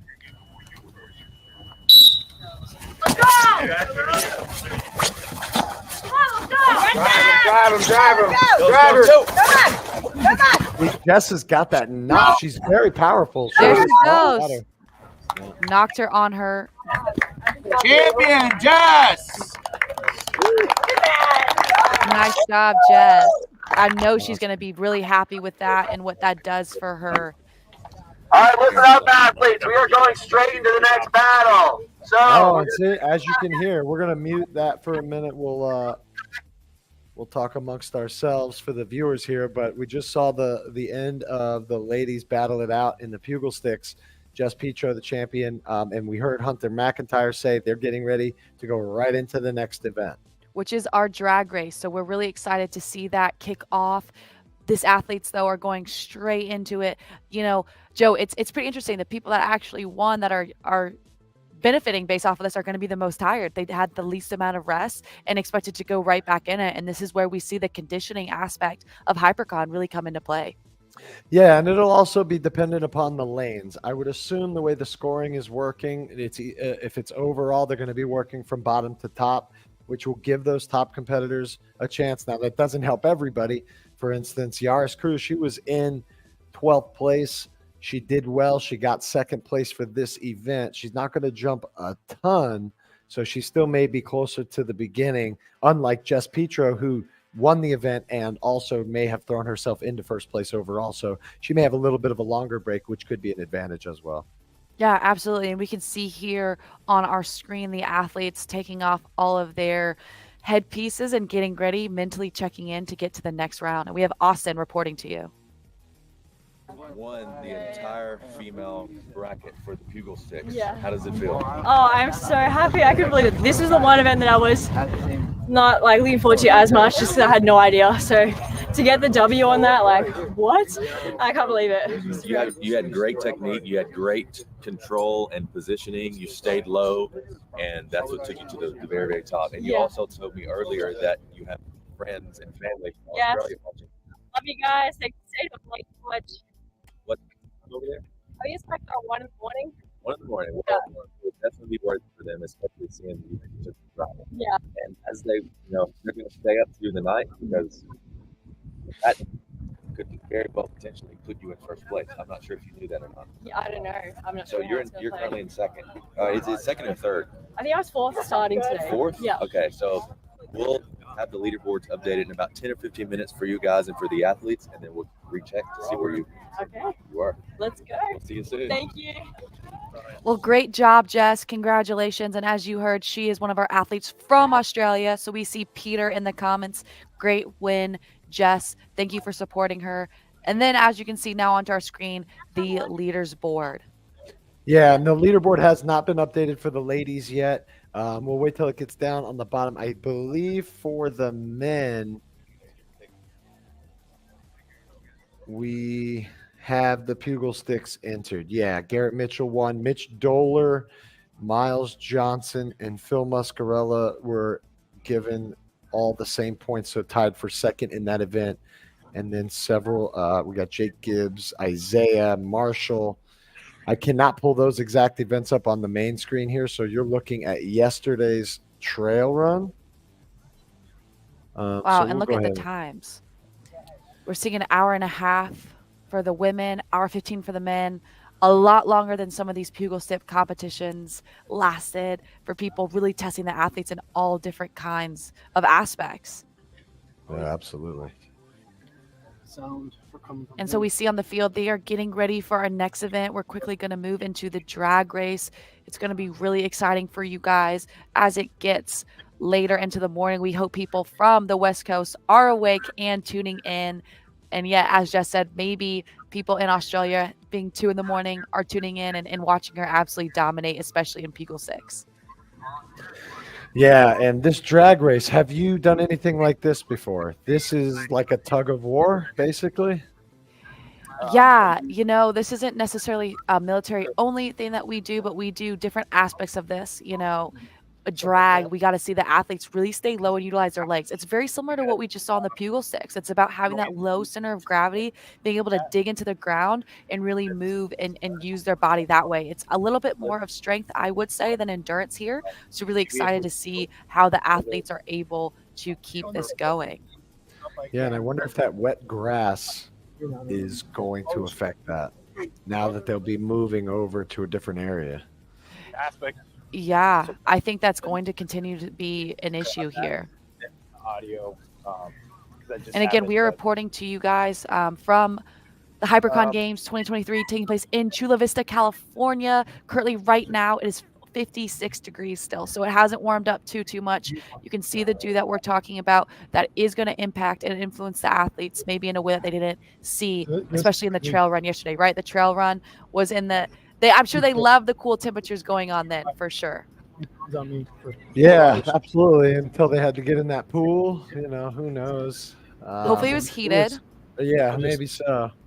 I guess they did that at the Olympic Training Center as well. No, did they? Maybe it was. I know that at some point they had to take a bus. Maybe it was over to the pool. I'm not sure how close everything is on the compound there. Yeah, generally everything on the compound is within walking distance. Not sure what pool they did use, but majority of the events are taking place on site, on campus, where the athletes get to stay in the dorms, which is an incredible thing for them. And spectators even had the chance of staying there. So everyone's on site. You can see some of the spectators lined up behind the fences there. We have some bleachers and spectators walking around. If you guys are tuning in and you're near the San Diego, Chula Vista area, you are able to go and spectate and watch these events for free. And yes, kids are welcome. Some viewers were asking. And if not, you guys can stay logged in and tune in with us either on YouTube or Facebook. Joe and I will be here all day Sunday and happy to talk about any of your questions, comments, and here is Austin. So I'm here with Lauren Stallward. We're taking a break. We just finished event 1 for field day, which was the Pugal sticks. Lauren, coming from a CrossFit world, you train out of CrossFit Invictus. You went to the CrossFit Games this year for teams. What do you think about the Hybricon Games so far? Yeah, it's been really cool, to be honest. Totally different to our normal training, especially yesterday, that run. It was a long, old run. And have you ever ran a run that distance before? No, my dad forced me to run 10 miles once when I was 14. So. When you were 14? So Yeah. that was about, 14 years ago? Yeah, it's a long time. Sorry, you told me not to mention that you are 28 now, but you're getting older. But I will say, me as 31, I do feel better than I did when I was 24, 25. Yeah, I feel well better, to be honest. Yeah, much, much stronger than I was back then. Okay, good. Well, I know you have a lot going through your head right now, especially moving to the second event. So I'll go ahead and let you go. Thanks for joining us on the field here, and we'll take it back to Joe and Riley. No stress. Yeah, this is so interesting. We have athletes coming from all different backgrounds. As she's talking about, she came from a CrossFit background, and that is something that we see some of the athletes transition over, but all different kinds of backgrounds. Joe, you being an athlete that has competed, you could speak more to this, but what backgrounds have you seen the other athletes come from?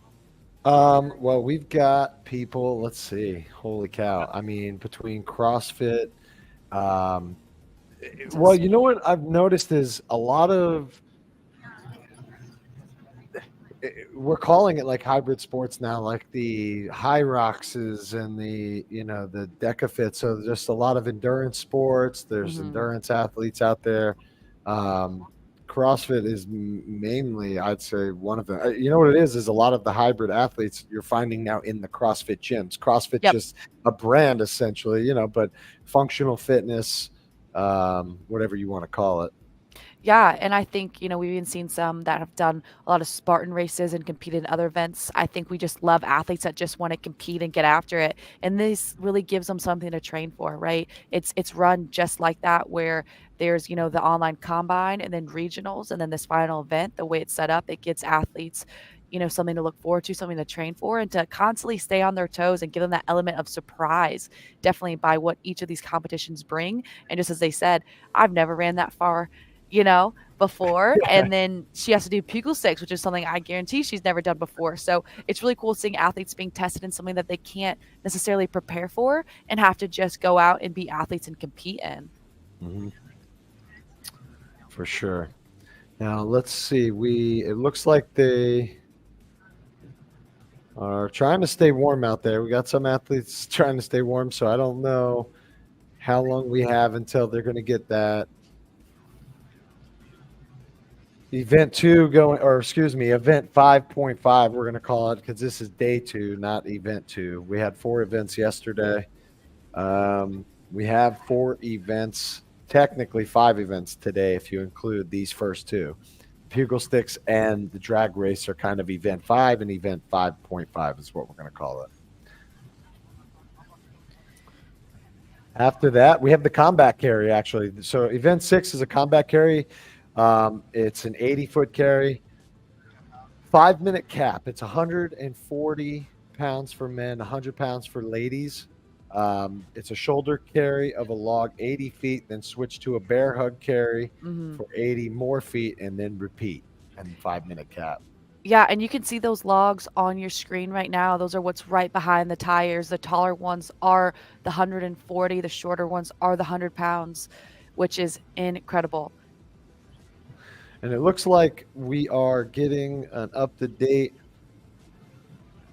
Let's see. I can actually check the ladies and see if they did. Okay, so yeah, Jess Petro took first place for the Pugal sticks, as we know. Yaris Cruz, second place. Chloe Molesky, Carly Wopat tying for third. Emily Rethwell, Taylor Ward, Riley Estrada, and Marissa Coy all in fifth, and then a few falling behind there. Yeah, and we'll see how that definitely shakes it up. For the men, that definitely moved a lot of people around, a lot of people in the favorites. Maybe not shaking the top 3 as much as maybe we would have expected, but that definitely, with this race coming up, could move stuff around. It did, and the ladies, it shook things up a lot. Like we were saying, Jess Petro now top of the leaderboard in first place, only by a sliver, though. 1 point ahead of Carly Wopat, who is also only 1 point ahead of now Emily Rethwell, who dropped from first down to third. Wow. And Austin's back with us. Let's see what he has. Yes, sir. I'm back with you. So as we're preparing and getting the athletes comfortable with the belts and the wrap around, well, the belts wrap around the waist. So as we're getting the athletes comfortable with them and adjusted for event number 2, which is the drag race, we're going to go to a short word from our sponsor, Viktos. And for your daily gunfight, Viktos is proud. Since 2017, Viktos has been building and engineering the toughest tactical gear for the field, for training, and for your daily gunfight. Viktos is proud to partner with the 2023 Hybricon Games, so kit up with the Range Trainer. In the world of hybrid operations, these shoes are your classified advantage, engineered to excel in the most challenging situations. The Range Trainer features a specialized rubber sole for unmatched traction, keeping you fast on your feet in a comfortable neoprene shoebox. All-day missions become a breeze, whether it's a trail run, a hike, a day at the range, or the gym. The Range Trainer was designed by veterans, experts in the field who understand what you need to keep going. For your next operation or workout, trust the Viktos Range Trainer shoes. Secure your advantage by visiting Viktos.com or scanning the QR code on your screen.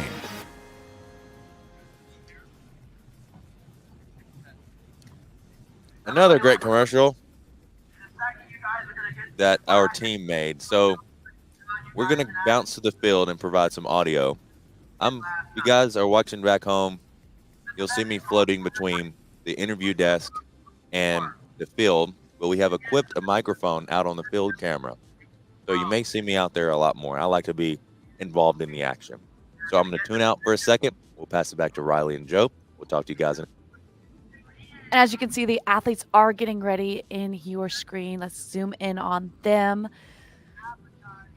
This is a tug of war, so to say, but instead of with your hands, it is with your hips, and you have to be able to drive. So you can see there is a yellow flag in the middle. 3, 2, there you go. Just like that. And just like that. Bam. That's going to come down to what kind of shoes you have on and how you're dug in on that first step. Whoever gets the first step, I feel like, is going to get this. It's momentum too, Joe. Once you have someone going that way, it's so hard to switch that momentum back. Once we see someone start to drag and carry that person, it's a wrap. Yeah, the weight of each competitor, there's going to be considerable weight differences between some of these guys and gals.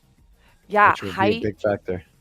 Height, especially with how big your steps are and how you're able to really control that, and leg strength ultimately as well. There's not a whole lot of upper body movement. You will see the athletes have their hands on the ground, but that's more for balance. There's nothing really that you can hold on to. You're not going to get any grip or traction holding onto that wet grass. So whole body, like, is it if my hand touches outside the circle, or is it whole body? Yeah, you just get outside the circle. All I need to see is okay. That counts. Yeah. There you go. So that's what they're saying. It's not so much pulling the other person past the middle line, but it's you getting yourself to the outside of the circle. But it's over as soon as you get out. And as he said, all you need is even just a hand, maybe even a fingertip. You don't need to get your whole body, which, as you can see in that practice demo, it's going to happen quick, just like Pugal sticks. So these athletes, again, are transitioning from a long endurance day yesterday into short, intense, quick competition that requires them to really, really gain the momentum and run with it. Yeah. These guys, be ready. Much like I said last round, there's no headgear or mouth guards necessary. All you need to do is just be lined up, and as soon as that match is over, boom, the next guys are already tied together are going in.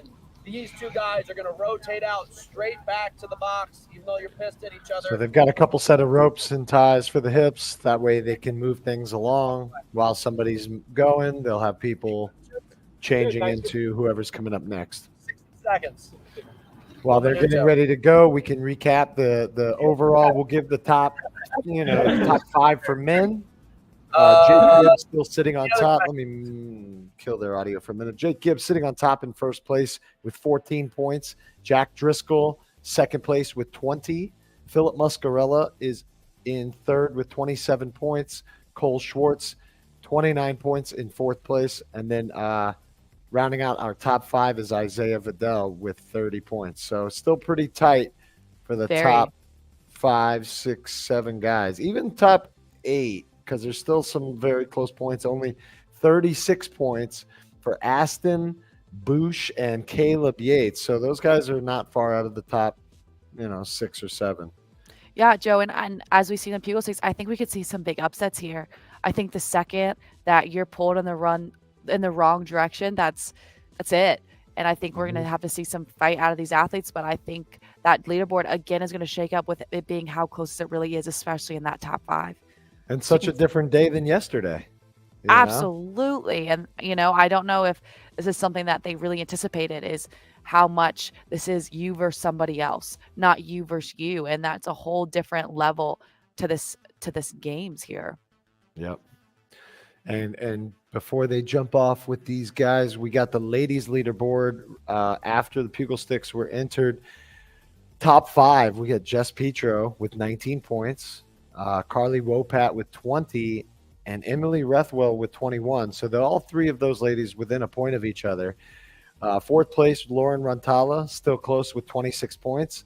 And then it kind of falls off as far as points, but there's a 3-way tie for 5th place with 37 points with Katie Simonson, Riley Estrada, and Chloe Molesky. So anything's still possible, though. Yeah, and what you see here, and when we're reading these out, you might say, how is the person in first place having the least amount of points? This is like similar to golf. The least amount of points, the better. Generally, and sometimes other things you think of, if, the person with the most points is the one who wins, and that's not necessarily the case. As you can see on our screen here, there was the points that was given to the Pugal Stick winners from the men side of the house. Yeah, and it looks like anybody who was like the first to go out, they're kind of scoring it. They can't really, I guess because they don't have tiebreakers for things like the time in which they're in or how long they last, which may have been able to help separate this. So they can't, there's still going to be an even number of points handed out for some of these spots. And we're going to see that again in this event as well. It's a single elimination. So if you get out that first round, you're going to be given the same amount of points as everybody else that was given out that round, regardless of how long you were in, which can definitely mean that we could see a lot of movement and shaking if you get out early and how that can play out. Yeah. All right. Sure. And as we're getting ready to kick off the men, everyone tuning in, we are so excited you are here from YouTube or Facebook. If you can, in the comments, definitely ask Joe and I any questions. Let us know who you're here rooting for. Leslie, we see you. Let's go, Dylan Dorn. We're really excited that you are supporting him as our men are getting ready to kick off.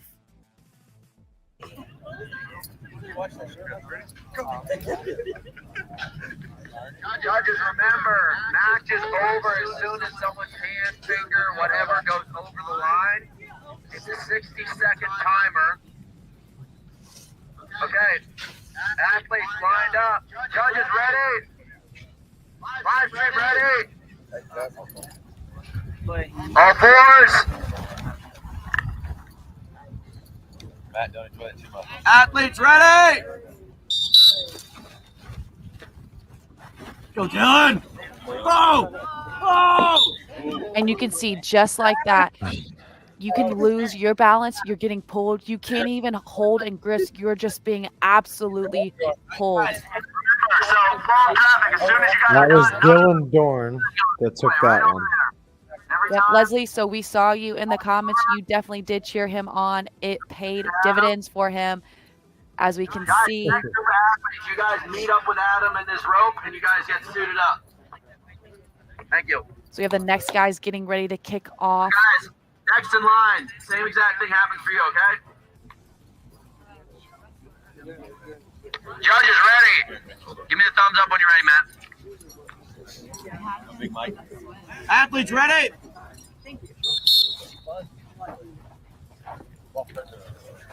Hold him. You can see with their shoes, it's so hard to really grip. Judges in the move. Keep driving, team. It's staying extremely low. You go. So, Aaron, for you asking, what are they doing? It's essentially a tug of war. It's a drag and carry that you see two people connected together through their waistband trying to pull the other out of the circle. Let's go. The cap is 60 seconds, so we will see. This is going long. This is intense.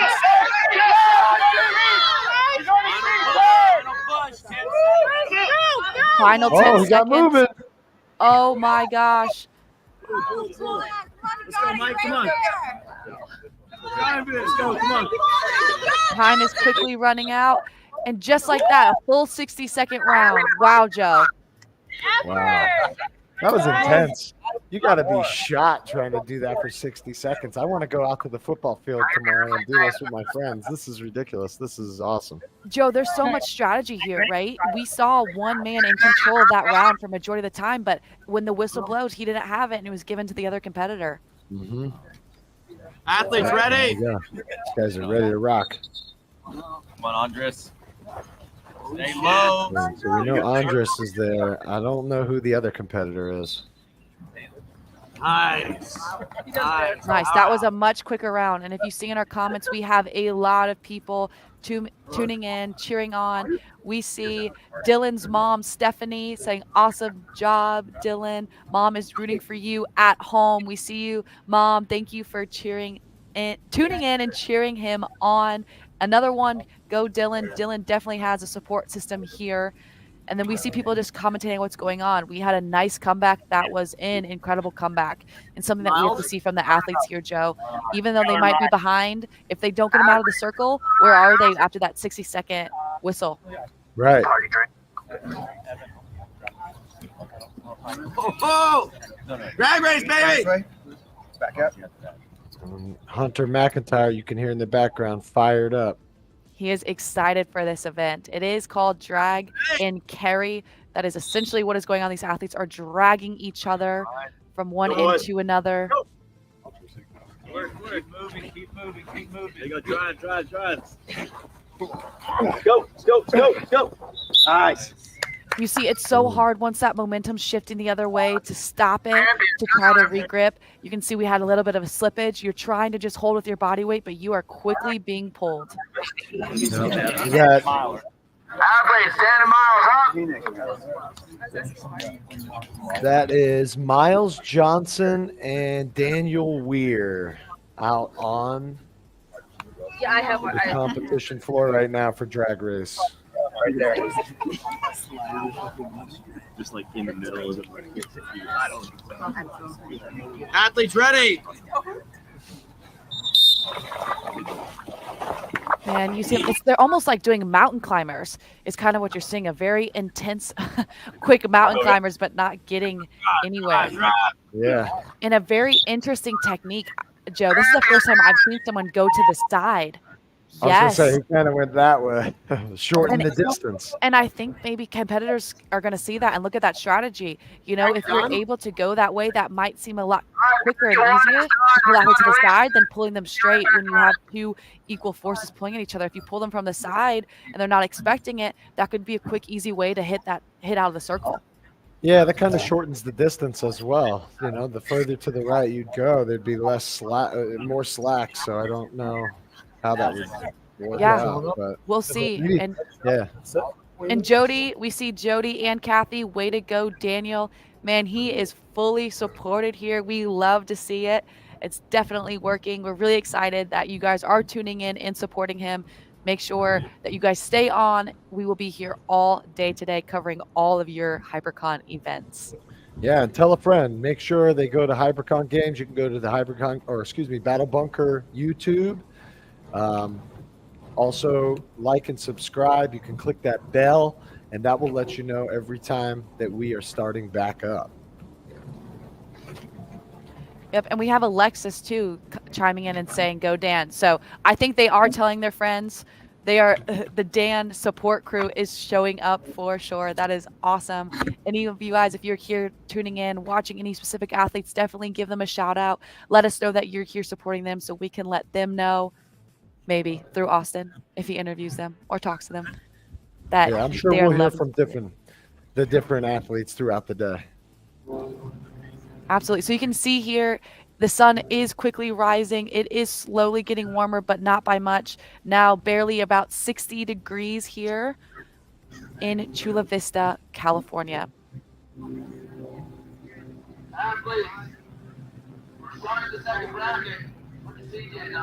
So it looks like if you guys are just now tuning in, this is occurring. The drag carry race is just like the Pugal 6 competition in the sense that it is a single elimination bracket round. So what you'll see is anyone who just got out is done, and the winners are going to be moving on. It looks like we're going to the second round here, and the men are getting ready to go. Yep, so good news. The ladies get a little bit of a rest from their Pugal stick battle. That'll certainly help some of the people that we were talking about that may have had to go from the finals directly into this. Same goes for the guys, I suppose. It's all relative, being that they had their rest while the ladies were on the Pugal sticks. So, yeah, I know Aaron said, what's the girl with the blonde hair? What's her name? I'm not sure if you're referring to me or the athletes. There are a couple of blonde ladies, but my name is Riley. If I'm who you're asking for, if you're asking for one of the athletes, maybe be a little bit more specific. We can try to figure out who you're talking about and telling you a little bit more about that specific athlete. All right, and we have the men gearing up, ready to go for round 2 of the drag and carry. nice. This is Isaiah Vidal. I can't see who he's going up against, but he is one of those athletes. He's compact, he's small, he's strong as heck. I expect to see him do well. Oh my gosh. He got off balance there, but like I said, if he can grip that grass, I expect to see him to do well. Yeah, oh, and now we got our drone footage from up top. Stay low, Dylan. Don't stand up. Stay low. Stay low, Dylan. And that's Dylan out there. Oh man, and we saw, we saw someone get quickly off balance. Isaiah quickly was pulled in the wrong direction, but was able to pull off that victory and that win in that round. Yeah, I expect him to go pretty far into this. Like I said, I've seen him. I've known him through the years, through competition. Extremely strong, compact. I don't know that having long limbs will help you here. It might. It's hard to tell, especially as low as you need to get. So just all that weight getting into a smaller area might be more helpful. Yeah. Wow. What a round. Going back to our comments, we see Sam saying, let's go, Jack. All right, we see you giving Jack some love and support. We also see Carrie coming in saying, good luck, Ryan. We're so excited that you guys are here tuning in, watching your athletes, and they're putting on a show. Athletes up, Dan and Jay. And it is a beautiful day in Chula Vista. It's going to get up to about 76 degrees, currently at 60 degrees here in the morning. I'm sure the athletes don't mind it being too cool as they're going head-to-head in intense competition against each other. Yeah, let's see. We may be able to go back to our drone footage. I think we're going to go back to there every time. Yeah, check it out. So throughout the day, there'll be opportunities for bust out the drones and get a cool view just like this. Now we got that whole circle on our screen. And we can watch these two athletes go at it from a different perspective. Yeah, and you can see that yellow flag there that only really matters if what a win. So anyone that's tuning in, there's 2 ways to win. Way number 1 is what you just saw that happened almost effortlessly, Joe. He just was able to drag and carry his opponent and touch the outside of the circle. Yeah, and let's see, maybe we can get not a drone view, but maybe a view from the side to see which athletes we have coming in next as they get set up. There we go. That's Matt Stevens on the center of your screen, head judge.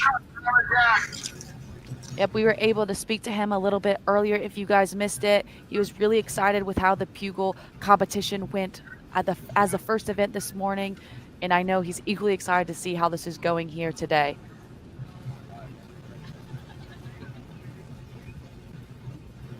Ready.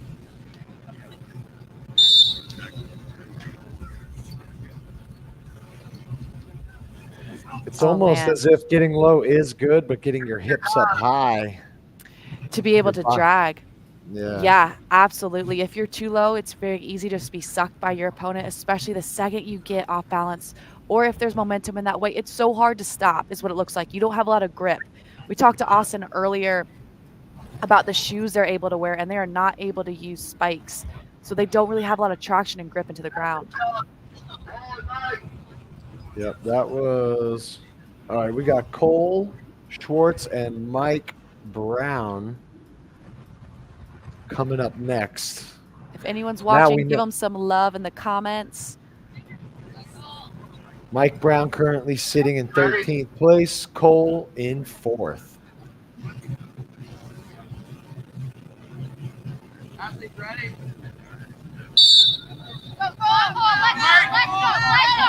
There you go. Mike trying to go off to the side, as you mentioned, but it's causing him to lose that traction that he needs to compete with Cole. Cole, an extremely strong competitor. Yeah, you can see them getting further to the side. It seems to be a strategy of his. Nice. And with a dive and reaching over the hand. That is risky to jump and dive, because if your opponent's pulling you, that could quickly pull you the other way. But it paid off for him in this case. Big time, and that's going to shake things up because Cole was only a few points out of the top 3 spots, sitting in 4th right now. And Mike, like I said, sitting in 13th, so he will climb the leaderboards considerably. Now we're looking at Garrett Mitchell on the left side of your screen. I cannot see who that is on the right.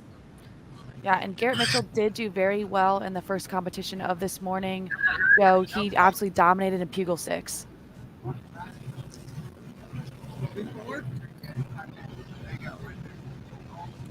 Head judge making sure everybody's centered. Get low, Marshall. Get low, Marshall. That's Marshall Couples on the right side.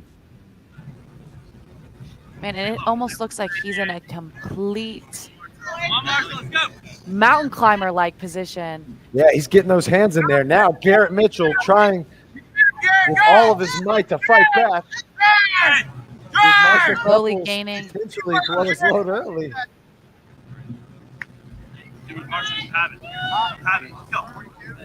Oh, they're going to reset the line.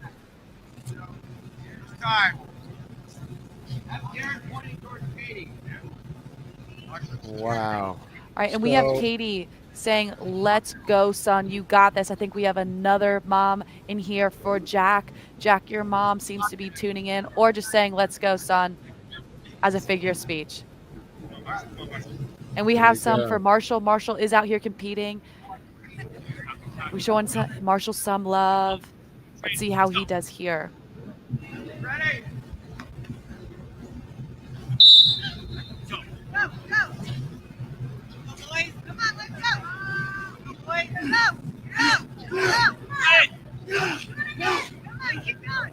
go. Garrett Mitchell making some noises. Yeah, putting in so much effort. But, man, that yellow flag is going back and forth and back and forth. Two very different techniques. That's the way to do it. Yeah, I believe that he gave up. And Marshall got it. He did. He stood up. We're not sure why he stood up, if that was on purpose, if he was trying. It's almost like he looked behind him to see what was going on, and by then he was being dragged. It was too late. I think he thought he lost. But you go until you hear that whistle. If I could tell anybody anything out there, absolutely, no matter what, you go until they hear that whistle. And even if you hear it, keep going until somebody they make you stop. Yeah. Especially when you're fighting for a piece of 30K. Absolutely. And these athletes have been working so hard. This is not the only event, y'all, that they have competed in. They have been starting this from the very beginning when they first entered the online combine, have had to made it through regionals just to get to this point. So they have definitely been working very hard, and we're excited to see what their hard work pays off. But definitely, as you said, Joe, you cannot just give up. You have to keep going until that whistle blows. Got to. Now we're looking at Caleb Yates is on the right side of the screen. Left side might be Aston. No, it's not Aston. Can't Let's really see. tell. We might hear Sorry. it from the judges here. Yeah. I want to give a quick shout out to Veteran with the Sign. Hello, I see you. Thanks for tuning in. We're really excited. Good friend of Austin and I's. Thank you for supporting the games today.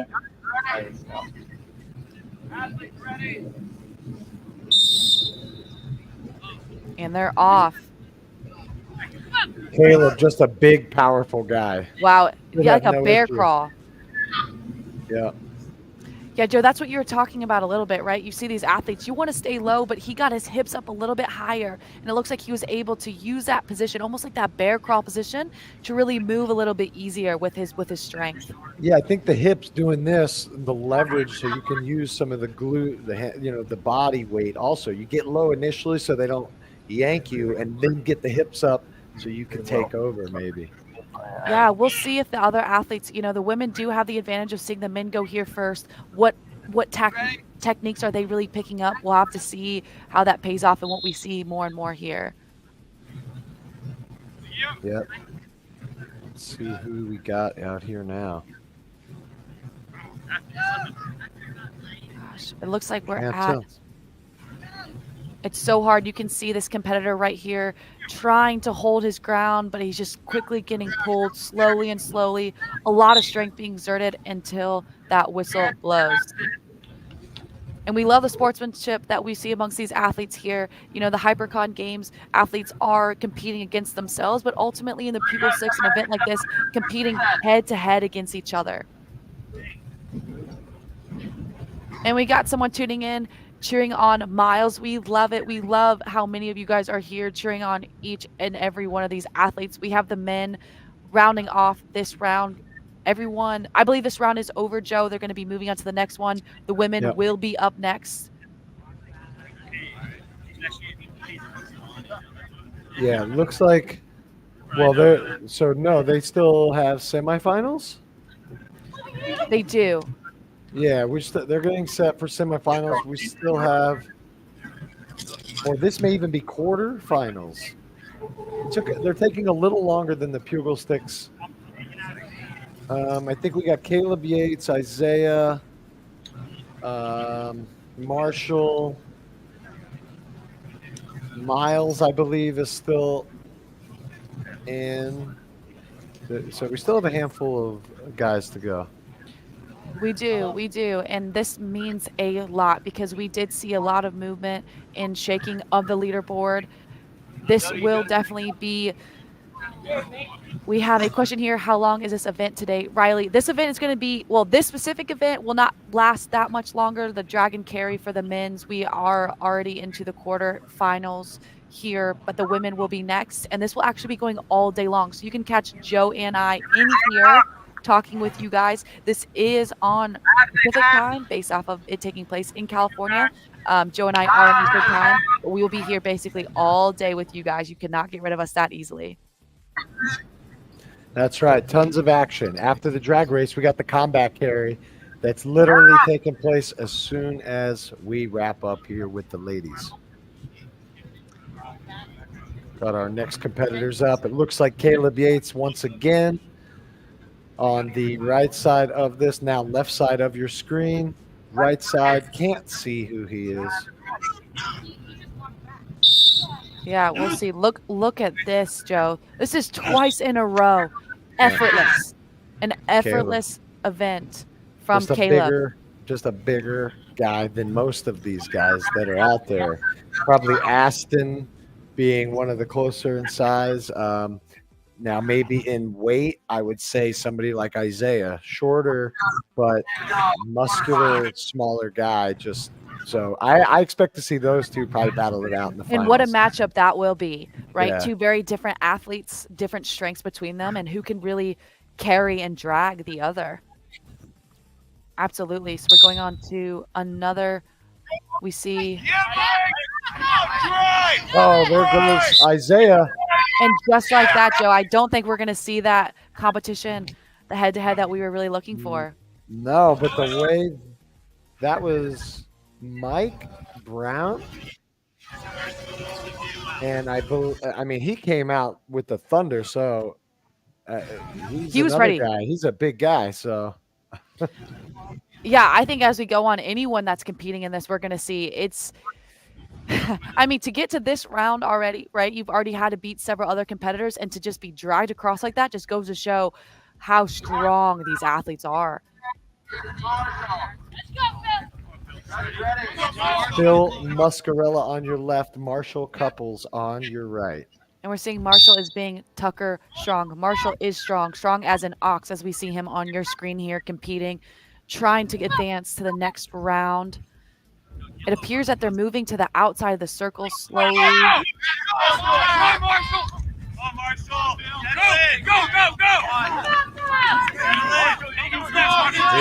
Pretty tight match.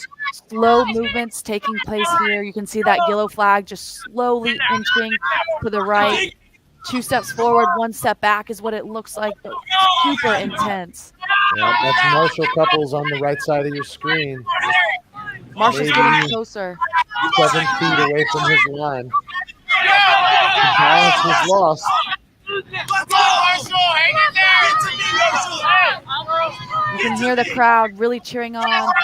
Oh no, oh no, oh no. See, when you stand up, if we can get a side view. Yeah, see, he stood up.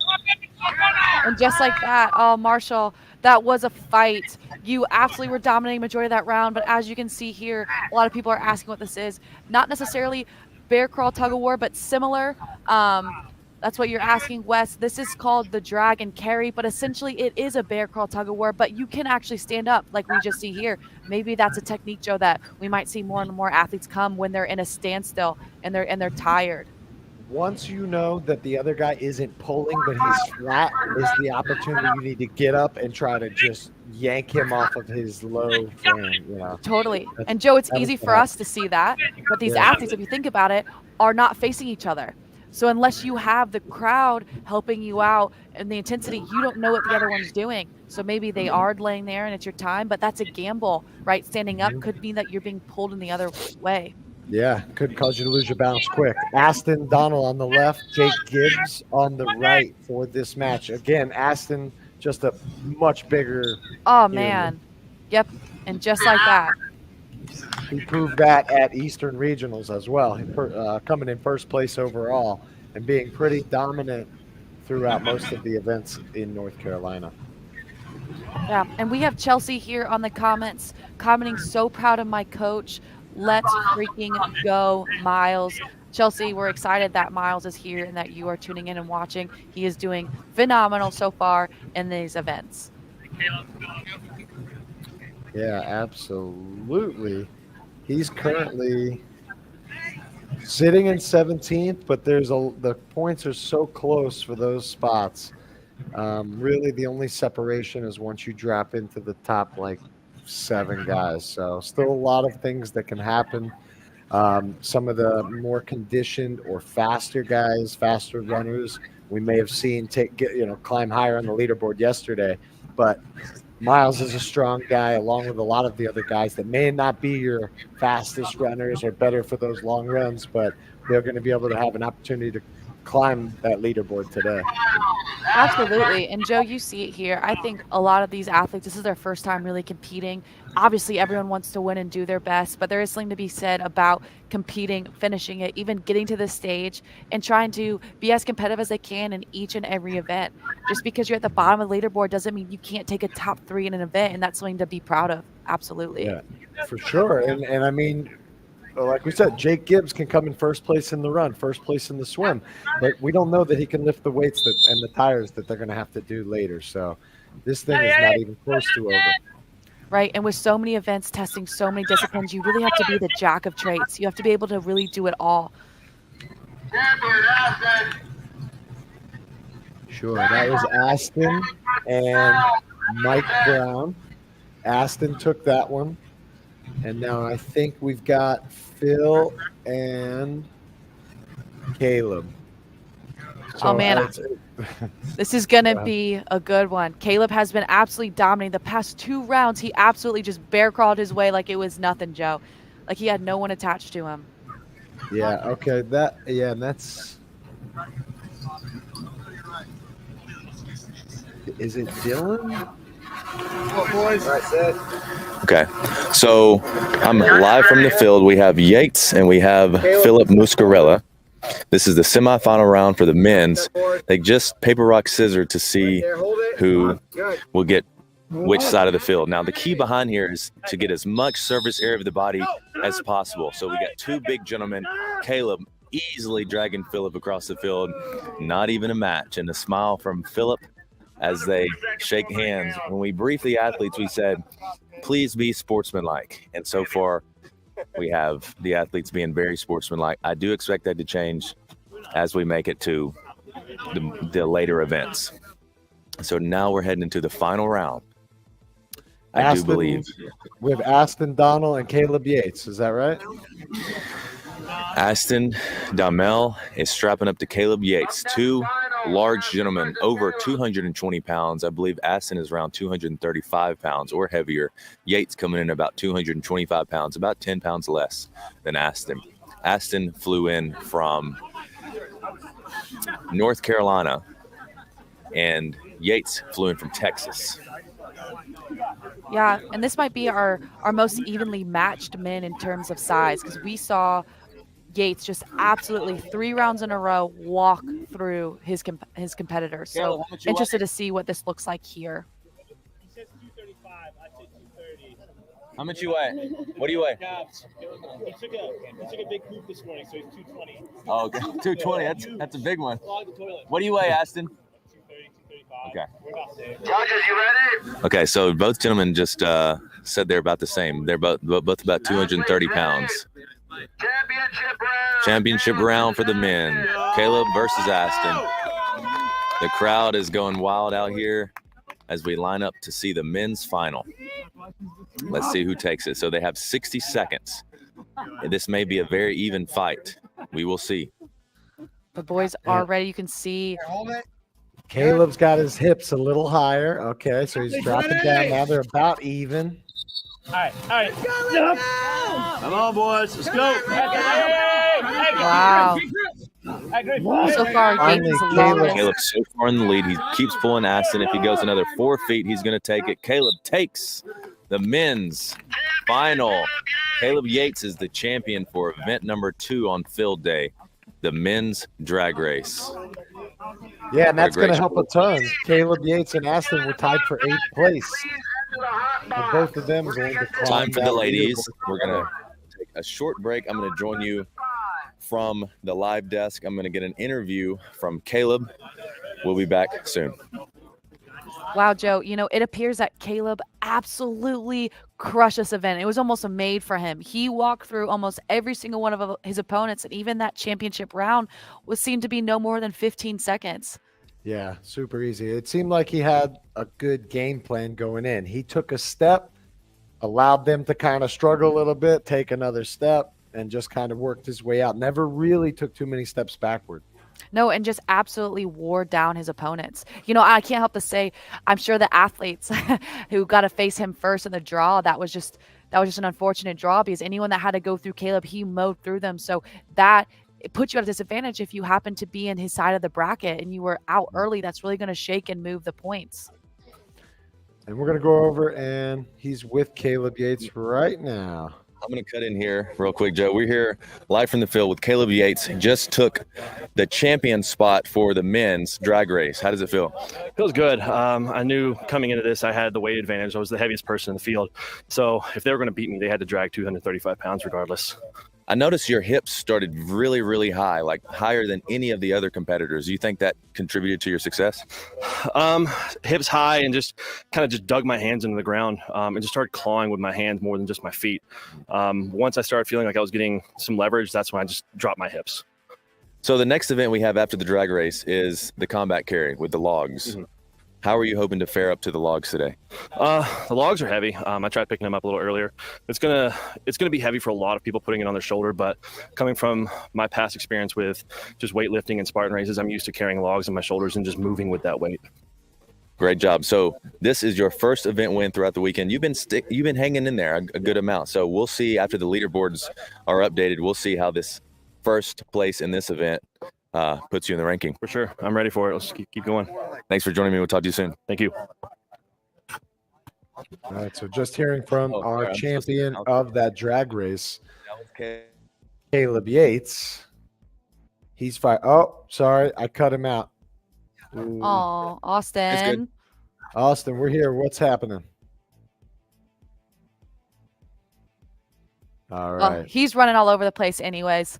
But we see a lot of you guys are here saying hello to Austin. He will be coming on from time to time. He's also running this whole event, so he's just there and everywhere. And honestly, Joe, I think he likes to be in it, yelling at the athletes. But we've gotten some pretty awesome interviews with him and the athletes, and just a lot of explanation of what's going on, especially as we got to these final rounds. Right now, we have the women getting ready for the exact same event that you just saw. Joey, I'm pretty interested to see what techniques the women do have, and if that weight advantage, like Caleb was talking about, is going to apply here to them as well. Yeah, I'm thinking so. I'm wondering if, they were sitting around watching and, paying attention to the different, techniques that were used, the hips being high, things that we picked up on watching from here. Mm-hmm. So hopefully they did the same to give themselves a little bit of an advantage of some sort. Yeah, and we see you guys all on the comments and watching live. We're so excited that you're here. Katie, we see you cheering on Miles, telling him, let's go, giving him a little bit of extra muscle maybe here for that event. But yeah, thank you guys for tuning in. If you are here cheering on or watching any of your competitors, definitely make sure that you are letting us know who you're here for, and we'll make sure we give them a shout out. Yeah, absolutely. And be sure to be, if you're following along on YouTube, to click that bell that will alert you every time we go live with a new event. We are going to be here all day until 4 p.m. Pacific time. There will be a small intermission in the middle of the day between, what do we have, 3:45 and 5 p.m. Pacific time. So right around there, we will take an intermission. We'll leave the live stream up, and then we'll come back with our final event, which is going to be over at that Hybricon, or at the obstacle course. Yeah, and what we see here is as the women are getting ready, we're seeing them get advice from the top two men that just placed here. We have Carly, I believe, to the right, really asking questions, looking like she's really looking at what Caleb Yates has to say. It looks like they're giving him some tips and advice. Yeah, and he's saying dig your hands into the ground, because that's, if you can get any way of traction, if you can get your whole finger into the ground and pull yourself, it's only going to help. Yeah, talk about grip strength, but at the same time, there's not really, we see with the athletes, once you're getting pulled, you can't just drop to be extra weight. You have to dig in and pull. I think that's what they're saying here. Let's see if we can tune into what they're saying in the advice. They heard us, Joe. They didn't want us to hear. They sure didn't want did. us to share to the other Not people. giving away secrets. Nope, just to some of the athletes. So we love to see that, though. We love to see the men and the women collaborating, trying to make this event as good as possible, share some secrets that they've learned here. And I know the women are excited to kick this event off. Yeah, and while we're waiting, there are a few athletes that unfortunately did not make it out that did qualify through Eastern or Western regionals. Couple of ladies, notable ladies, Meg Jacoby, one of them, your world record holder at High Rocks, and JoJo Kelly, also, both of them at the Eastern Regional, but were unable to make it out. On the men's side, Brett Livaday and Mike Staley. Brett, I believe, was over on the West, Mike, I know well now, actually, as I saw him at the Eastern Regional as well in West Virginia for the Rally and Valley in August. And we're tuning in, watching some of our women get ready here, putting on the belt, seeing what it feels like. This is something maybe a lot of these athletes haven't done, Joe, like we've talked about, the Pugal sticks and even this. I don't think these women have ever really done it, but you can see her right there on your screen trying to get some practice in, seeing what it would feel like of that movement. Yeah, that's Emily Rethwell on your screen. And Taylor and Chloe. So as we see on the comments, we have a lot of people. We have Gabby Cruz reaching out saying, let's go Yaris. Gabby, we see you. Thank you so much for supporting him. We have an ICU Katie in here. Yep, there we are from Gabby. We see the support, but now we're shifting on to the women. You know, Aaron, women, let's go, inspiring. These women are absolutely inspiring. And the men, all the athletes in this competition, everyone is top tier quality Hybricon athletes. Okay, ready?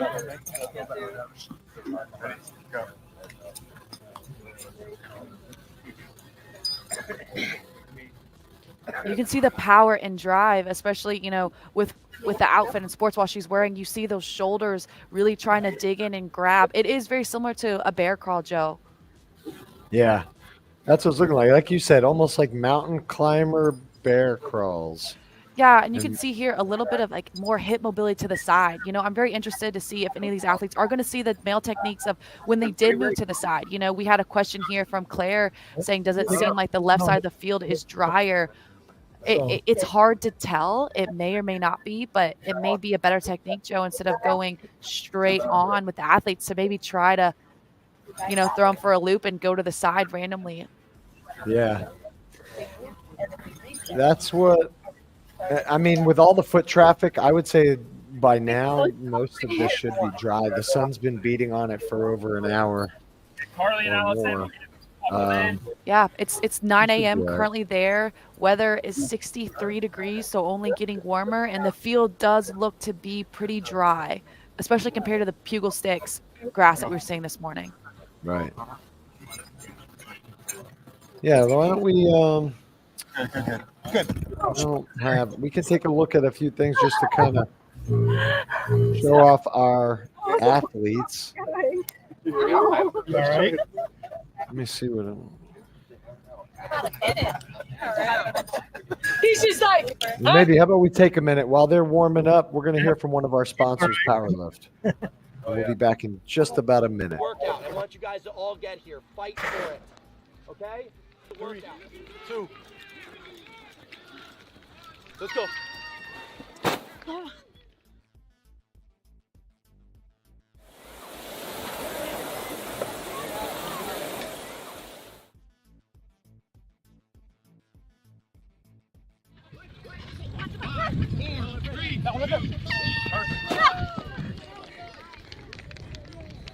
I want you guys to all get here. Fight for it. Okay? Workout.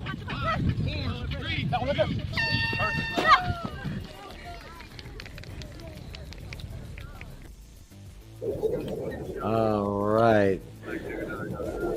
So we can see the field is getting ready. This is the exact same field that the men were just using. You're going to see the same kind of event. It is called a drag and carry. So essentially there's 2 ways to win this event and to move on to the next round. You are going to be basically, it's a tug of war between 2 athletes. The goal is to either touch the outside of the circle in any way, or after 60 seconds, have that yellow flag on your side.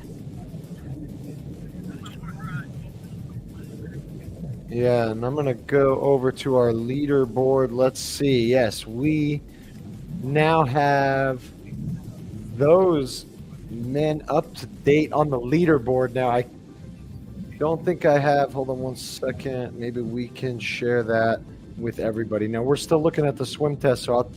But overall, right now, the standings after the drag race for the men, still sitting in first place with a little bigger cushion, Jake Gibbs with 22 points. Jack Driscoll sitting in second place with 30 points. Phil Muscarella rounding off your podium so far, top 3 with 33 points. And then sitting behind him, not too far, Caleb Yates, Isaiah Vidal, Cole Schwartz, Aston Dommel. And Joe, it looks like the women are getting ready to start their first event. If we could get a closer view on what they're looking like, they are ready to go and to start. And here we go, Joe. And let's see, maybe we can see our cameraman, one of our camera crew, getting into position. Athletes ready? If we can get that side view, there we go. Oh, man. Beautiful. Oh, man, Joe. That wasn't even much of a competition here. Carly Wopat took off like she was on blocks at the track. Her competitor, I can't see her face, was not even ready.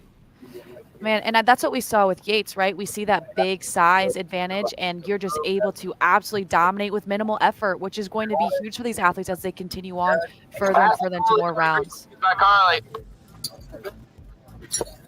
Athletes ready? Yeah, Aaron, this is inspiring me as well, watching these women absolutely get after it. See, Joe, Emily it's the same Rethwell thing. took that one. Yeah. When you stand up, if you're not actively moving fast, you're just absolutely going to be caught off guard and balance and being pulled the way you do not want to go. I think if you're moving backwards, low is the goal. Once you start Absolutely. getting that forwards momentum, then you have to like come up with the momentum. Mm-hmm. If And the these other athletes can feel it. The second you start really pulling on that, you just got to finish and get out of the circle. Yeah. So you have 2 more ladies here getting ready for the first round of drag and carry. Looks like Lauren Rentala on the right. Good, hold it. Hold on. Can't quite see who we got on the left yet. Athletes ready? Judges ready, and these athletes are off.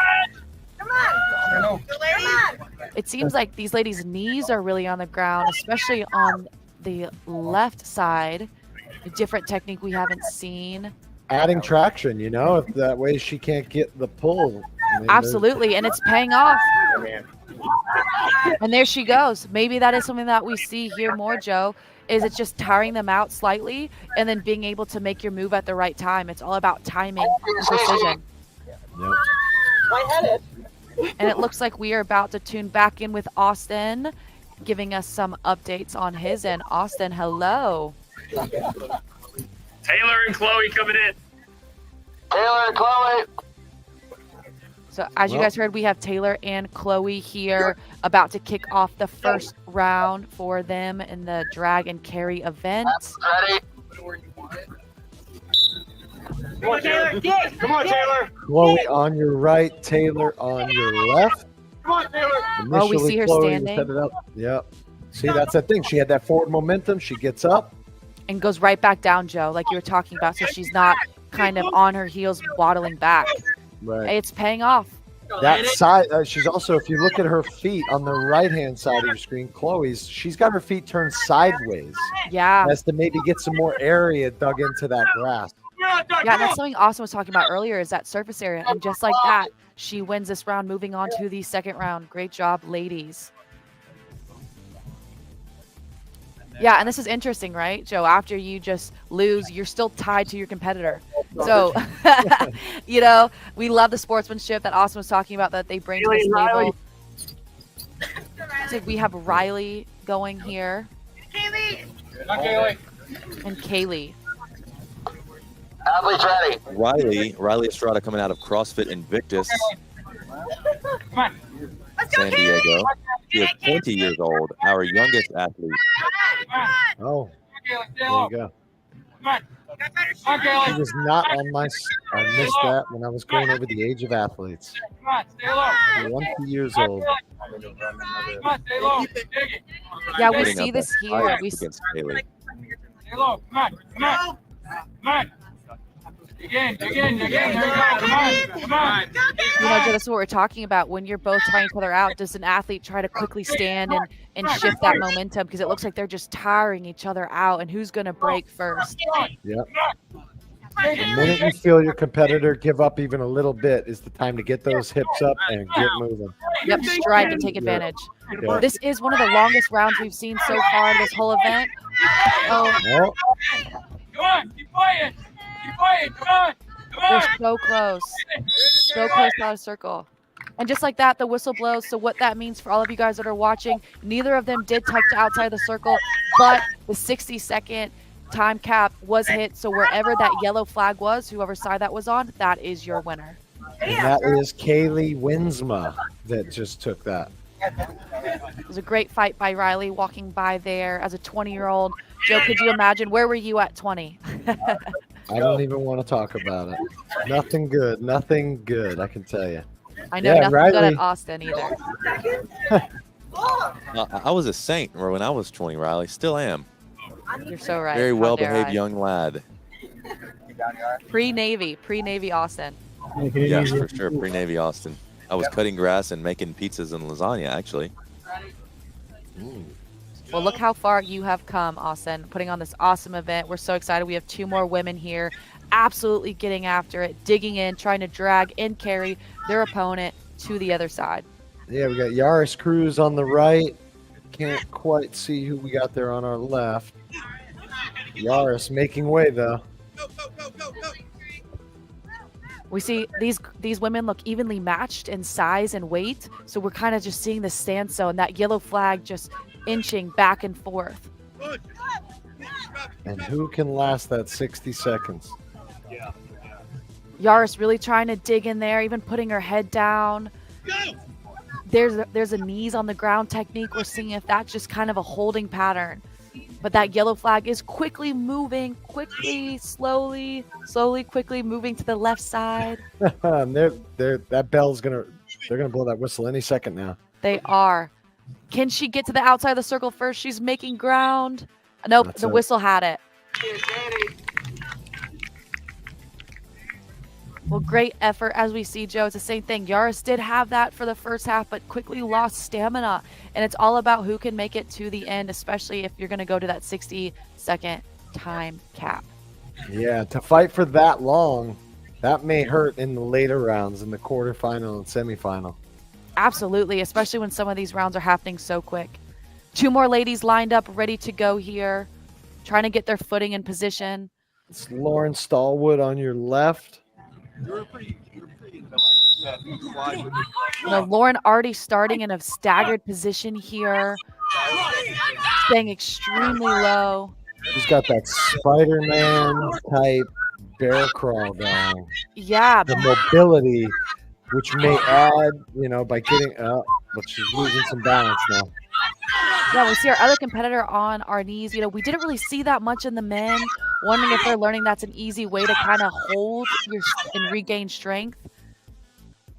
But as she's inching closer and closer to the circle, we see them just trying to hang on. And this is pure strength. Everything that they have being thrown into each other, absolutely exhausting these athletes right now. Yeah, and she's actually one of the few competitors to have gloves on, which may or may not help whipping on that dirt. Well, it looks like it might be helping now. Oh, that was a close one, Joe. Yeah. They're going to restart it. There's only a little bit of time left. I think they said 6 seconds possibly remaining. Wow, it's going to be intense. I know these athletes are tired. Who can make the first move and maintain and hold on to it? Just as you said, yeah, what a fight. This is one of the best rounds we've seen from the women and men. So close. That yellow flag is barely moving. Waiting for that whistle to blow, and there it is. Wow, Joe, what a fight. Yeah. Who do we have there on our right that just won that one? Well, they look exhausted, I can tell you that much. That was a dog fight. It's extremely scrappy. We have to see, advancing to the next round. That's awesome. There's still a lot of rounds to go to get to the final round. Is that going to exhaust this athlete? I highly recommend she drink some of that power lift and try to regain some hydration to keep going, because this is not going to be easy. No, certainly not. Still several rounds. And obviously the rest in between these rounds gets shorter as the amount of athletes that are competing in each round goes down. So, and if you guys are just tuning in, welcome to the 2023 Hybricon Games. As you can see, we are in the beautiful Chula Vista, taking place at the training center. Here are some of your women athletes getting ready for the next round of the Dragon Carry event. It has been so incredibly awesome. Such great matches from the women. Really excited to see who's really going to keep taking it away. It's a quarterfinal, as they just said, Joe. So they still have a long way to go, but these athletes are definitely getting tired. absolutely. Let's see who we got. That's CC Garcia on your screen right now. And is that Chloe again? Might be Chloe Molesky on your right. CC on your left, Chloe on your right. They are going to be the first match starting this quarterfinals off here. Getting ready and in position. So they're changing the angle in which these ladies go just to get away from some of that dirt that's been, the grass that's been destroyed already. Give them something to grip evenly and fairly. And the quarterfinal round has begun. No, it seems like that's good. Pretty evenly matched. That flag hasn't moved an inch. But full It's effort literally- being put in. Yes. Yeah, it's literally touching that white line. Has not moved off the light until just now. 15 seconds or so already into this thing. I mean, you see it. You see the grit and the determination of these ladies to get further, putting everything they have head down, looking for how far that white line is and realizing they haven't gotten anywhere. Yeah, and I mean, because they started at a different angle, if the whistle were to blow now, I mean, I guess you could give it to Chloe because she's maybe got a foot on CC, but it's very close. As they're getting closer and closer to that time, I don't see either one of them getting out of the circle, Joe. It's going to really depend on who has that last burst of energy. He's giving it to Chloe, yeah. Head judge Matt Stevens raises his right hand, gives it to Chloe. Very close, but she did gain a few feet as she pulled her over that line. Yeah, what a drag race that one just was. An incredible match. Inches, that came down to inches, you know. That might be keeping you up at night. Yep, now on your screen, Kaylee Winsma on your left, Emily Rethwill on your right. Yep, we are in the quarterfinals round. Let's see who's going to advance on to the semis. Two different techniques here.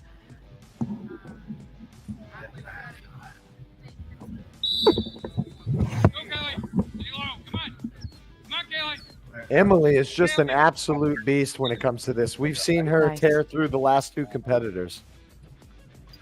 Hey, the quicker you can make this go, the less energy you're really exerting. It's beneficial.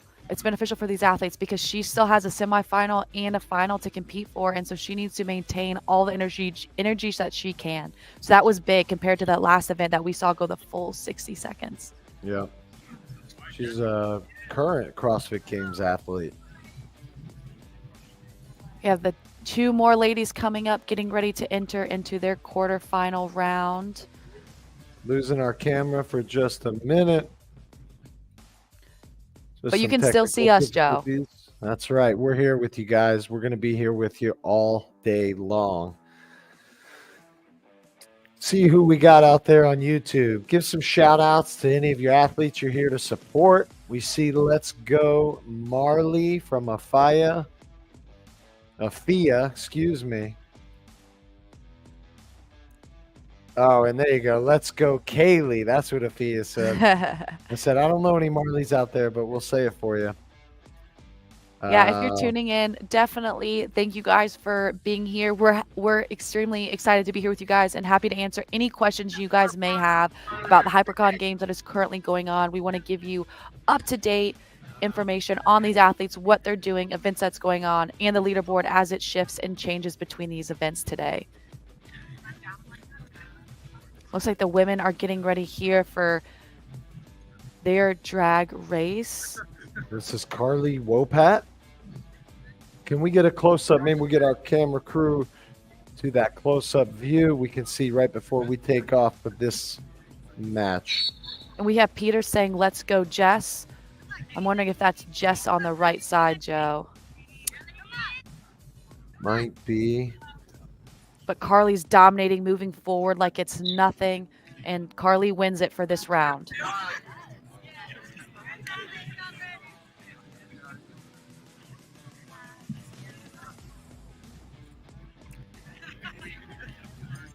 And we have some comments on the live stream saying, I hope everyone has fun. I don't know about you, but we are having fun. Joe and I are having a blast. Looks like these athletes are having a blast, smiling, laughing, high-fiving each other, looking like they are just loving this new competition. It seems like these athletes have never done it before. We have people from all over the world. We have people from India. There we go. Shout out to you. Thank you for tuning in and watching today. Let's go. And Joe, like they said, we're moving into the semifinal round of the drag race. The winner will be moving on to the final. These ladies are ready. Let's see. This looks like a good, even size matchup here. Yeah, this is Chloe and Kaylee. Kaylee on your left, Chloe on your right. Go, Court, go. Go, Court. Come on, Court. Here we go. Here we go. Here we go. Drop. Uh-oh. And they called that before she got to the line because she was not staying straight. I don't think they're allowing you to veer so much and cut the distance. I see.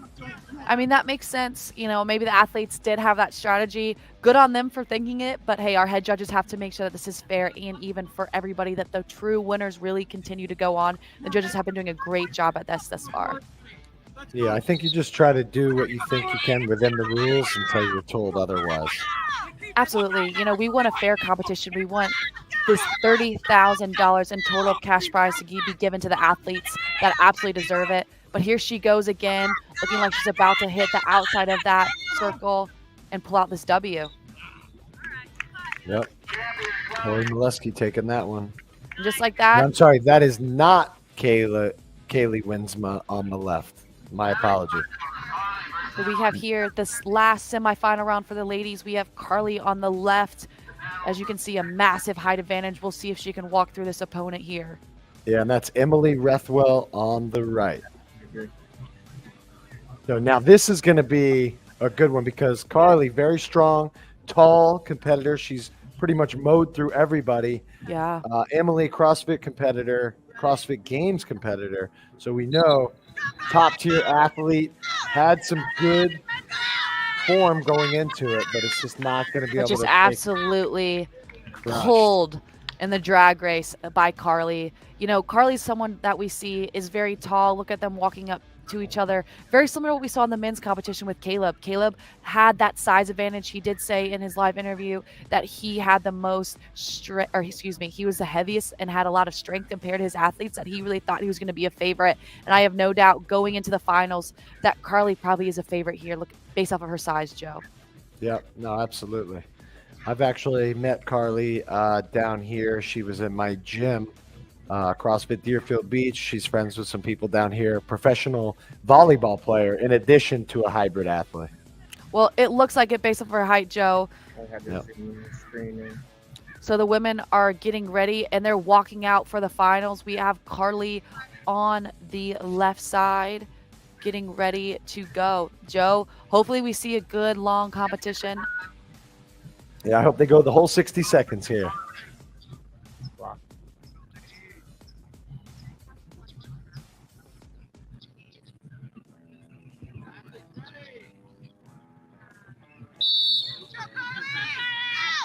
Oh, man, Joe.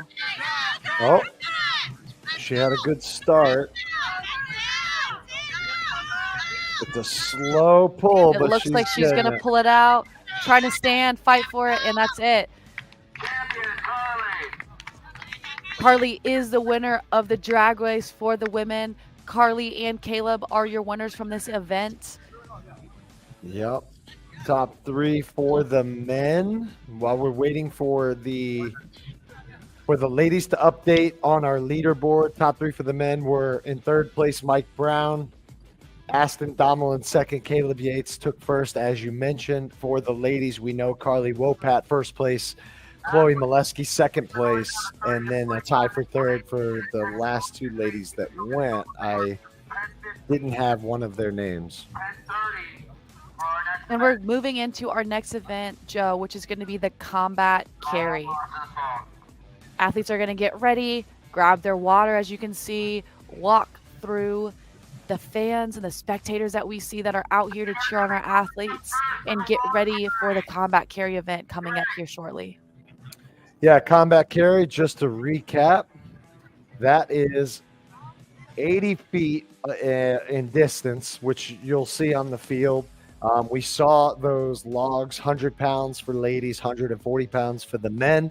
They're going to shoulder carry the log 80 feet, then switch to a bear hug, back, and then repeat it one more time.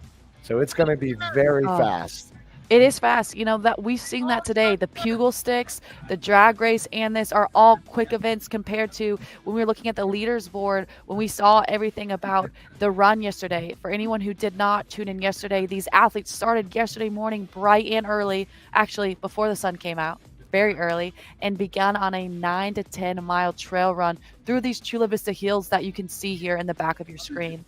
What an amazing backdrop. Like, this is a picturesque competition floor. This is as good as it gets. Weather, view. I mean, come on. I think these athletes are going to have really great Instagram footage, and you know, we have some awesome people there with Battle Bunker taking incredible personal footage. Not only are you guys tuning in live, but you can also follow along on the Instagram pages, and they have people in there taking real time videos really up close and personal to these athletes. So you can watch us here, but definitely have your phone out if you can and seeing everything that's going on Instagram as well. Yeah, I'll tell you a little bit about well, we know Austin Alexander. He's been off and on with us throughout the day. He's the host of Battle Bunker. He's a media director, hybrid athlete, and the founder of AMA Marketing. We've heard Hunter out there. He's our race director. Obviously a competitive hybrid athlete, founder of Builder Sports, House Training, and of course a 3-time High Rocks world champion, among other amazing feats that he's had. Yeah, and if you were listening earlier when we were talking with Austin, they had said that each and every one of these events has been run by each and every one of them. So anyone that's on staff has actually participated in these events, making sure that they're safe, they're able to be conducted properly, and making sure they're really testing the athletes accurately. What we see here is we see the men getting ready for the next event. That log right there, there's painted numbers in white. If you can zoom in, you can see it a little bit better. You see 140 pounds for the men and 100 pounds for the women. Yeah, that's Caleb Yates on your screen, just practicing the carry. What I'm noticing with the way, now he's one of the taller guys, and the way he was just carrying it, it was still kind of hitting him in the legs. So it becomes more of a bear hug, carry, shuffle. I think that's going to hurt a lot of the shorter competitors because these logs don't favor height. No, don't favor lack of height, rather. Right, Joe. And we just see him try a different technique. We saw him try to carry it over the shoulder. So, you know, the athletes have a little bit of time to familiarize themselves with the log, see what works for them. But you're absolutely right, Joe. Depending on how they carry it, it can really affect the time that we're going to see from these athletes. Absolutely. I was going to try to pull up our leaderboard, see if we have everything up to date. Let's see. This is looking back at Wet Willie still. Maybe at some point we'll get them to put our just overall standings for each on the screen. For now, we don't have that. But I can tell you, let's see, the ladies have not been fully updated yet, so we don't have the overall for the ladies just yet. We will soon. Fun fact, though, about these logs that you're seeing here, Austin Alexander actually got these logs from a lumber yard, picked them up, put them in his truck, drove them to Chula Vista and spent days painting them and making sure that they're safe for the athletes to hold and carry and be able to move. You see some athletes here, Joe, deciding to wear gloves. We see some athletes on the left side wearing gloves, some athletes not. Not really sure if that's going to be an advantage or make or break grip strength here, but hopefully there's no splinters. Yeah, I mean, it looks like he finished those logs because they have a sheen to them when I see the sunlight hit.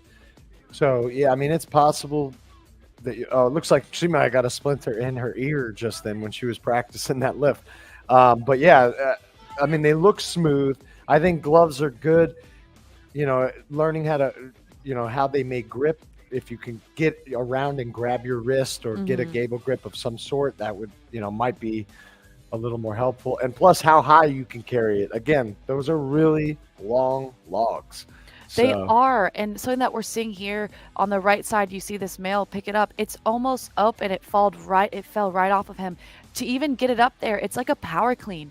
You have to be able to start from a position. Some people are deadlifting it up, but it seems like to get it up and to get it up quick of 140 pounds, you got to be able to get it up and throw it. But like we saw our athlete on the right side, keep it there. If you have too much power to get it, this log will, based off of the weight, fall right off your shoulders. So I think some athletes are going to really struggle with the size component. As you can see, we have a female right there in the center, kind of trying to waddle with it in front of her. You know, Joe, that may not be the best technique, but maybe it's a little bit more comfortable. Yeah. All right, you guys, it's Austin. I'm live from the field with the Chief Sales and Marketing Officer here for the Chula Vista Elite Athlete Training Center. Good morning, George. How are you? Awesome. How you doing, Austin? I'm good. Thanks for coming out today. So we are celebrating our 1-year partnership with you guys. A lot of people ask, how do you have this venue? How is it possible to offer this? And the Elite Athlete Training Center is really a full suite place. There's a place to train. There's a place to compete. You can eat here. Athletes stay year round. So how does it feel to be a part of such a great facility? Well, first, thank you for the partnership. I think we embarked on this the summer of 2022. We installed the actual Battle Bunker course with your 22 stages in September, and now we're celebrating our second in your 2023 Hybrid Games. So thank you for the partnership. Really excited. Yes, sir, of course. And we came in here as Battle Bunker, and with us being such a new company, things changed so much. You know, we started with just the obstacle course, and we thought our first competition was going to be just the obstacle course. Then we moved into hybrid. So it's more of a hybrid, you know, definitely an OCR background, obstacle course racing background. And for event number 5 today, you guys will see our obstacle course. But I just wanted to bring you in here for a second, introduce you to the audience, and tell you thank you so much for working with us and to allow us to do the 2023 Hybricon Games here at the training center. Yeah, well, and I'll go back to your first question, but the facility, quick overview, it was opened in 1995, master plan, 155 acres, over 20 sports, but you can see it's very flexible to host other activities.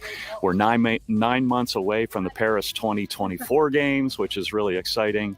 And really, as we ramp up and athletes are staying here, it is all inclusive, 300 beds. So, and then obviously a cafeteria, strength and conditioning, and et cetera.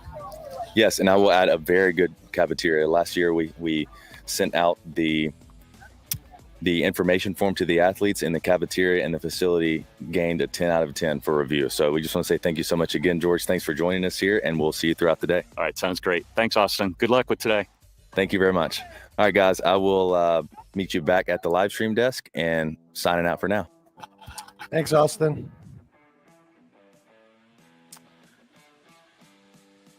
Oh, we can't hear you, Riley.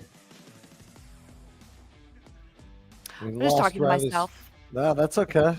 I was saying, so exciting and cool to see that the Chula Vista Training Center is allowing these athletes to stay here. Like he said, super close to the Paris Games here. So we know that the Chula Vista Training Center is actually home to majority of summer sports.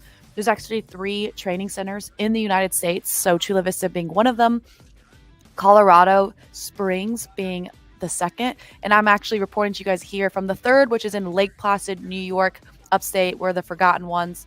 But majority of the summer sport athletes do live in Chula Vista and train there all the time. So the fact that these athletes get to be there, especially with it being so close to the Paris Olympic Games, really gives them a feel of legitimacy of what they're doing. Yeah, for sure. 155 acres, they said. What a piece of land. I've seen lots of videos. I've been following along. It looks just awesome. And as you said, you're on the Team USA bobsled team? I am. So I've had the pleasure of going to Chula Vista, but unfortunately it is too warm to have ice there. So I don't get to train there too often or nearly as much as I would like. But I am here up in the Adirondacks, competing for bobsled, getting ready to start our season as a winter sport. Awesome. And Joe, let's talk about what you do. You know, a lot of people might just now be tuning in and understanding that you actually competed in the Eastern Regional. Yeah, I did the combine. I love just competing in things, you know, whatever it might be, especially hybrid sports, or different things that would contribute to become hybrid sports. When I saw this, I just thought it was awesome. First was the regional, which led everybody to, was the combine, which led everybody to the regional, which we had strength portion doing some back squats and strict press. We had a full mile time trial and then a Metcon as our third workout. Qualified for regionals. Went to North Carolina with 21 other guys. Of the 21, only the top 9 were going to go from the East and the West, males and females, top 9 of each. Where I unfortunately did not qualify, but was close, few spots out. Met Austin at that time, which led me to here, being able to still be a part of it in some form or fashion. So I'm excited to be here. I love all of these types of events. I did something similar. The head judge, Matt Stevens, met him out in North Carolina. I had already signed up for his competition, the Rally in the Valley. That's actually the shirt I'm wearing now. And we became friends. I was already signed up for his competition, so got me even more fired up. We had Rally in the Valley in August. And actually a few competitors that we're seeing out here were at that competition as well. So yeah, just overall love doing these types of things. Anytime there's a mix of running and lifting and battling people, Pugal sticks, like I love it. I've never done it, and I'm just, it's awesome. So well, we're excited to definitely watch you compete next year and hopefully get to this stage so you're the one competing. We can talk about you. But I agree, Joe. I think it's so awesome to see a new event that Austin Alexander created in Hybricon with up, and we have a leaders board updated. Joe, do we have the women's updated? Yeah, let's see. I don't have it on the full screen for us, but I do have it. One moment. Here we go. So we do have, after the drag race, now they are still updating drag race scores for the ladies. Yeah, it takes about 10 to 15 minutes to update these scores. The judges want to make sure that they are properly done, properly calculated, because as these events continue to go on, we want to really know who's there and in the best case. This is a little bit different of scoring, Joe, compared to what people might think. You actually want the least amount of points. So talk to us about that. Yeah, that's golf score, essentially. So if anybody who's played golf are familiar, the lower score is better. So for instance, we have Jake Gibbs in day 1. And we can even look over here. I can pull it up for you. We'll get a little full screen.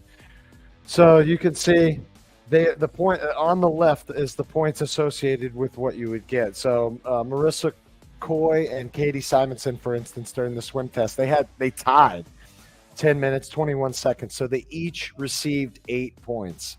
Then anybody behind them would get essentially 10 points, 11 points, as you see there. Lower points, the better. So with that being said, looking at the men, for instance, since we have their overall scores, we don't have the lady drag race in yet, so I don't want to go into theirs.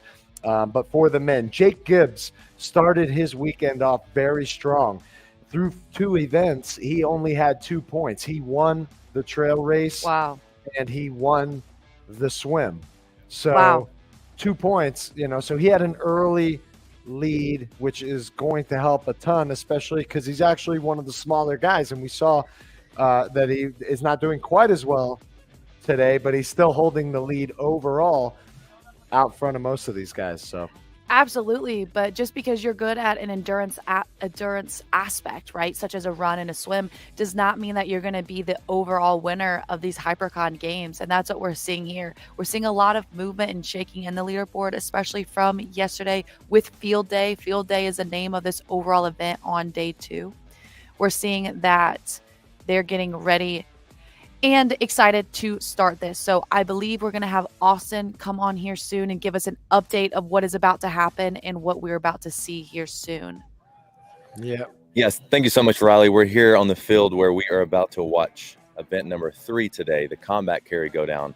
Hunter, how do you feel about the event so far? How do you feel about the athletes' performance?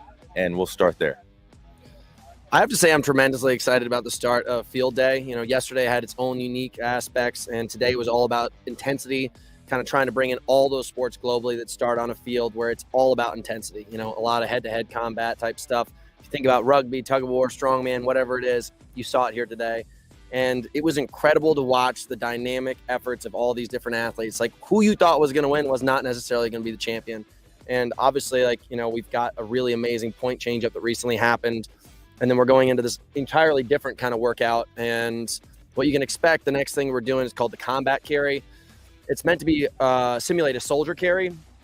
The idea is we call this box right here. This is the no zone. This is the dead zone. This basically is crossfire. Your idea, imagine this log right here is an athlete, a soldier, whatever you want to call it. You have to clear the entire hot box right here, get to the other side. If you put the log down at any point in time, it's a no-go. You have to reset. So you're dead, basically. You cannot drop your soldier buddy. You cannot drop your athlete buddy. It's going to be incredibly intense. It's going to absolutely fire people and blow them up in their backs. And it's 5 minutes. It's one of these kind of things where it's just past someone's ability to be intense and then starts to stretch into that endurance. So I think it's going to be really incredible to see. You're going to see people rise to the occasion in the beginning of it, and then about halfway through, the whole field's going to change up. Awesome. That was great. Hunter's already pretty good on camera, so I don't have to prompt him too much, but I am going to prompt you to do a demonstration for us. Okay, cool. Will you demonstrate the 140? Yeah. Okay, and I'll just talk through it. So when we cut these logs, went to San Diego Urban Timber, a lot of people ask, how do you know that they're 140? We have a scale at San Diego Urban Timber. I actually brought my bathroom scale out there, and we cut. A lot of the logs were like 158, 160, stuff like that. So we cut inch by inch until these logs were 140 pounds. Some of them hold moisture, some of them hold less moisture than the other ones. So that's why they are different lengths. But Hunter, if you want to go ahead and demonstrate first, we'll just have you demonstrate the shoulder carry. I don't want you to mess up your nice Viktos polo. Toss it up. It goes on the shoulder.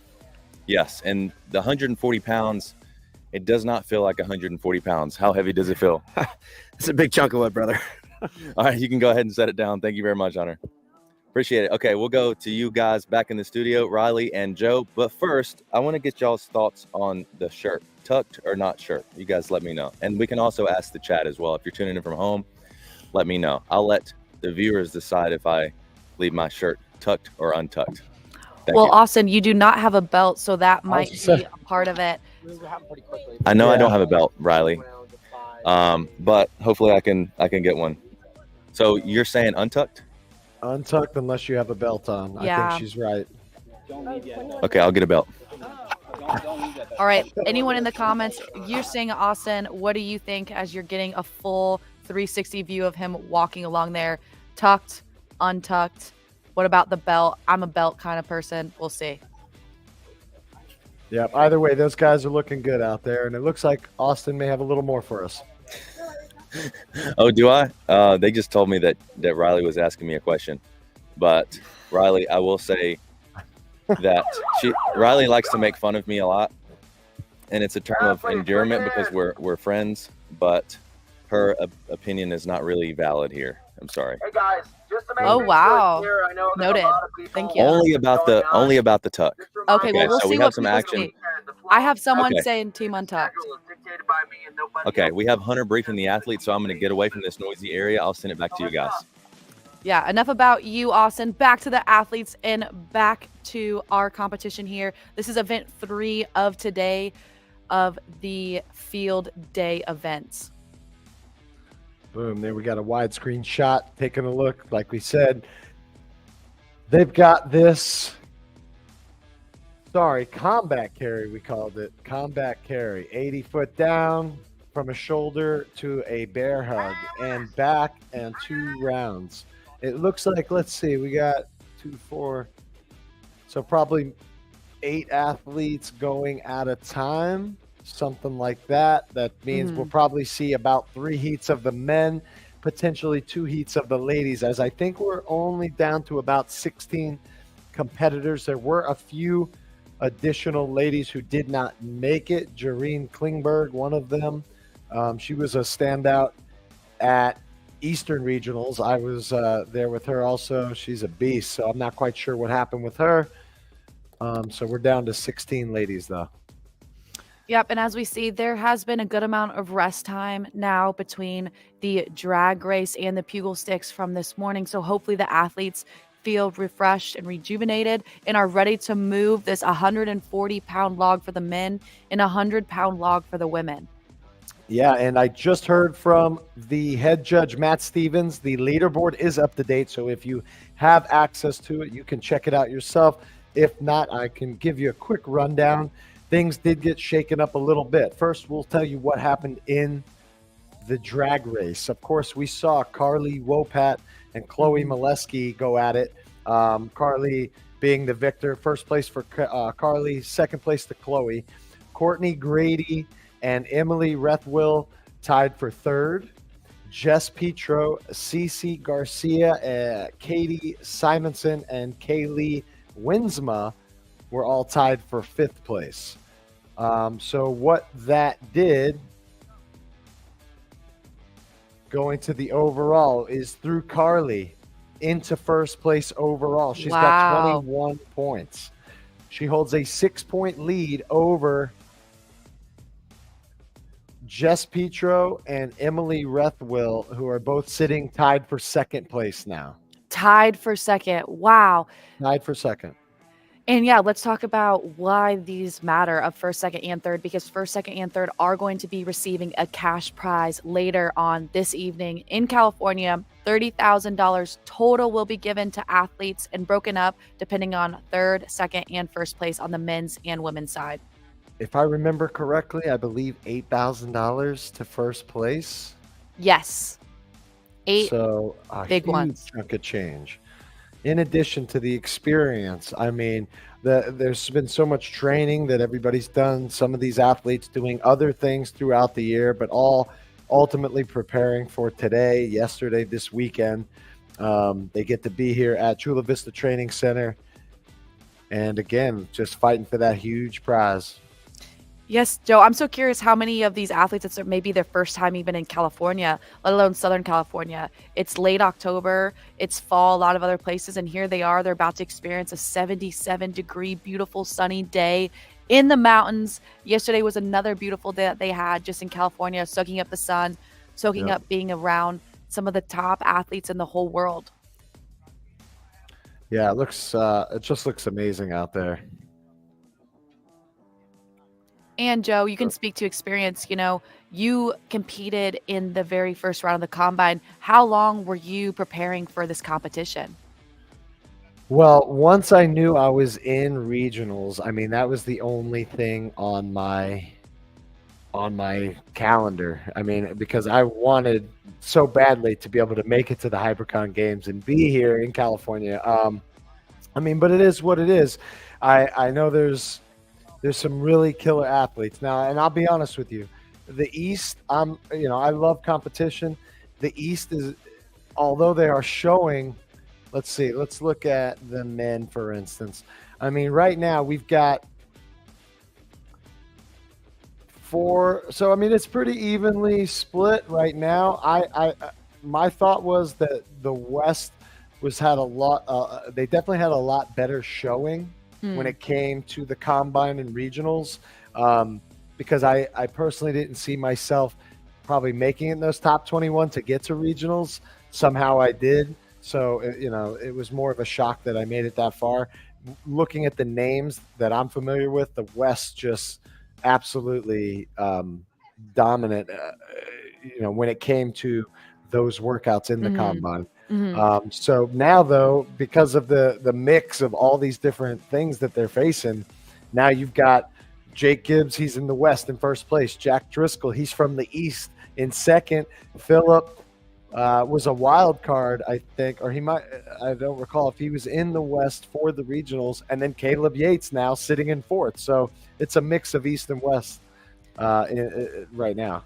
Yeah, and we love that. We love seeing athletes from all over, and we've mentioned here, but we'll mention it again. We don't just have athletes from East and West of the United States. We actually have athletes from all over. We do have an athlete competing from France who actually has a translator there right now to help understand the rules and everything that's going on. And then we have viewership from all over the world.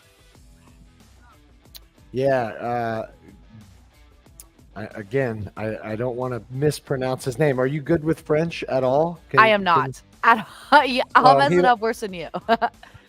So he prefers his nickname, Boosh. Boosh. He was number one. He was number one.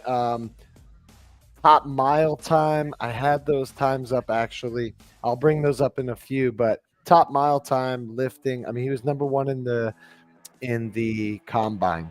They weren't able to have that regional, as we explained earlier. So he got an invite, flew over a couple days ago, and is now in California enjoying that weather, I'm sure. Wow, I hope he is adjusted to the time difference, because that is massive as well. You know, being from California all the way to France, what, maybe eight hours roughly, at least. Yeah. And he's probably feeling it today, especially if he's only been there a couple of days. So.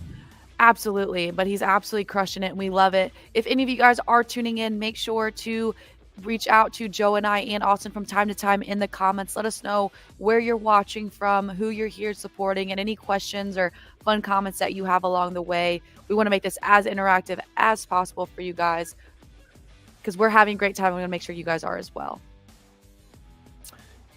Yeah, and let's take a quick break. They're going over some things. We'll go to a little video explaining kind of what is the Hybricon Games, touching on the things we've been talking about. My name's Hunter McIntyre. I'm 33 years old. I'm from...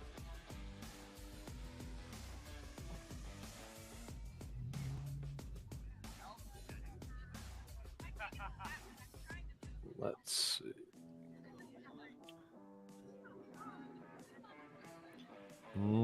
Guess we will not be hearing from that one. And that is okay, Joe, because we have Claire who tuned in and is watching from Chicago. Claire, hello. I'm sure Chicago does not look like this on your screen. I'm sure it is cold and getting ready for fall and everything. We see Austin is walking toward us. It seems like he still has his shirt tucked in. I guess he doesn't listen much, Joe. No, guess not. He's probably heading over to his desk. Yep. He's going to be rejoining us here, switching headsets. Give us a little feedback. What's going on? It seems like they were going over some things with the athletes back and and getting forth. ready to go. I got this headset. I got this microphone. I got this microphone. So what we're going to do is we have a short break before the combat carry. And we've already been briefed about the combat carry from the race director. The athletes are kind of taking some chill pill. We have cold plunges over here. We have ice cold power lift protein infused water. So the athletes are very well taken care of. What we're going to do is we're going to go to an introduction video. You guys know plenty about myself, but we're going to introduce Hunter. Who is Hunter and why he's qualified to be on the field today. So we're going to bounce over and we'll see you guys in a second. This year we launched what we call the Pipeline. It's a selection process for hybrid athletes to eventually qualify for our championships in October, the Hybricon Games. We qualified athletes for regionals during our online combine in April and then hosted regionals in June in North Carolina and Texas to further qualify athletes for the Hybricon Games. Now 48 athletes from around the world have been vetted and invited to our championships in October. Now we'd like to unveil what we call the Hybricon Games. Hybricon is a word we use for hybrid conditioning. The Hybricon Games is a 2-day competition on October 28th and 29th, set to take place in San Diego, California, inside of the Chula Vista Elite Athlete Training Center. The 28th is called Grit Day, which is where we test our athletes mentally. And the 29th is called Field Day, which is where we further physically test our athletes through hybrid workouts. 29th is open to spectators, so you can come out, you can enter for giveaways, you can work out on our course, and you can do other fun events. As we further organize this event, we'll be sharing more info with you guys, including some awesome giveaways from our sponsors, Fatty Meat Sticks, Viktos, and Powerlift. Welcome to the 2023 Hybricon Games, brought to you by Battle Bunker. My name's Hunter McIntyre. I'm 33 years old. I'm from Connecticut and New York City. For the past decade plus, I've been competing professionally in events like Spartan races, Tough Mudder, High Rocks, CrossFit Games, Ultra Endurance, whatever you could throw at me, I kind of done. Hybricon is the sport that we're really developing. We are trying to hone in this craft and understanding of what the ultimate athlete is. Now, we're not just doing it through reps, we're also doing it through mental reps. We're finding a way to dig beyond the muscle and truly find out what an athlete's made of. Year 2, now that we have a little bit of experience, we have an audience, what we're allowing is we're creating this pipeline and athletes get to sign up and basically the strongest survive. This is just natural selection and there's going to be 2 layers of filters. Obviously the open, everyone can participate. The second phase is going to be regionals and we're going to be in North Carolina and we're going to be in Texas. So you're going to split those things up. We're going to filter it down to a select amount of athletes participating in person. And then the highest level, once you graduate past that and you're at this already high level of the regional, we are going to select even more limited groups to come to the championship down here in Southern California. And that is the Hybricon Games. Is Grant. Grant's a man who's hungry and he requires a lot of protein, and that's why I'm gonna give him my meat. Here, Grant. That's a fatty. Fatty, so meaty, it'll make a carnivore blush. Packed with over 10 grams of protein, these sticks are the perfect snack for your outdoor escapades. But wait, folks, it gets juicier. Fatty meat sticks are low in sugar, just like me because I'm single now.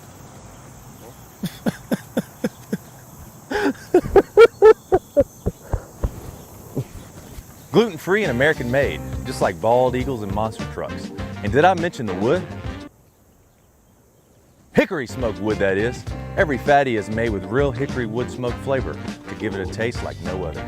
So whether you're conquering the great outdoors or need a backup for your dad's horrible Thanksgiving turkey, grab a fatty and experience the meaty madness. Scan the QR code on your screen or go to Amazon and grab a pack of fatties. You'll thank me later. Fatty Smoked Meat Sticks, the official snack of the 2023 Hybricon Games.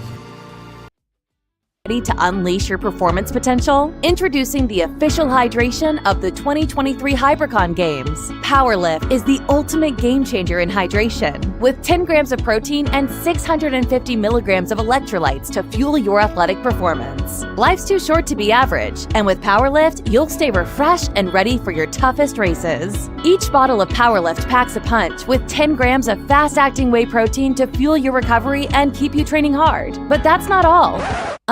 Austin, get out of the frame. A little more. Yes, a little more.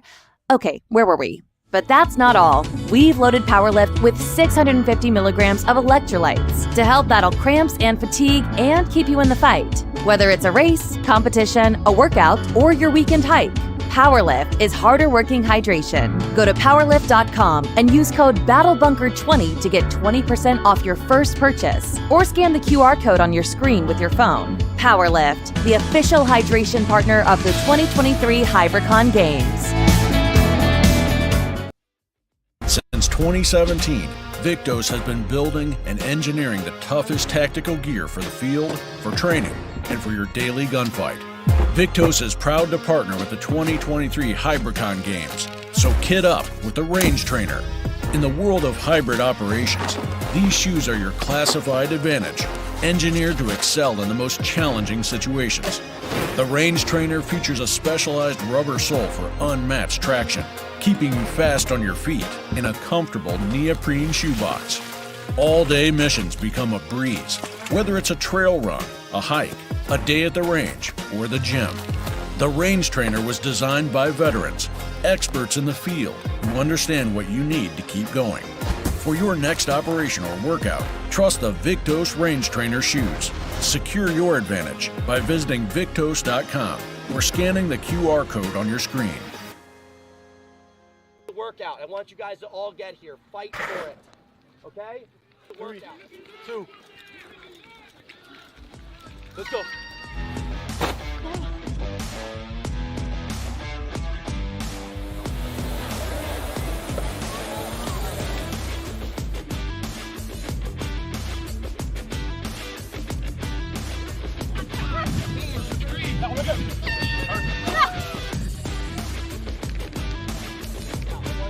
all get you. Fight for it.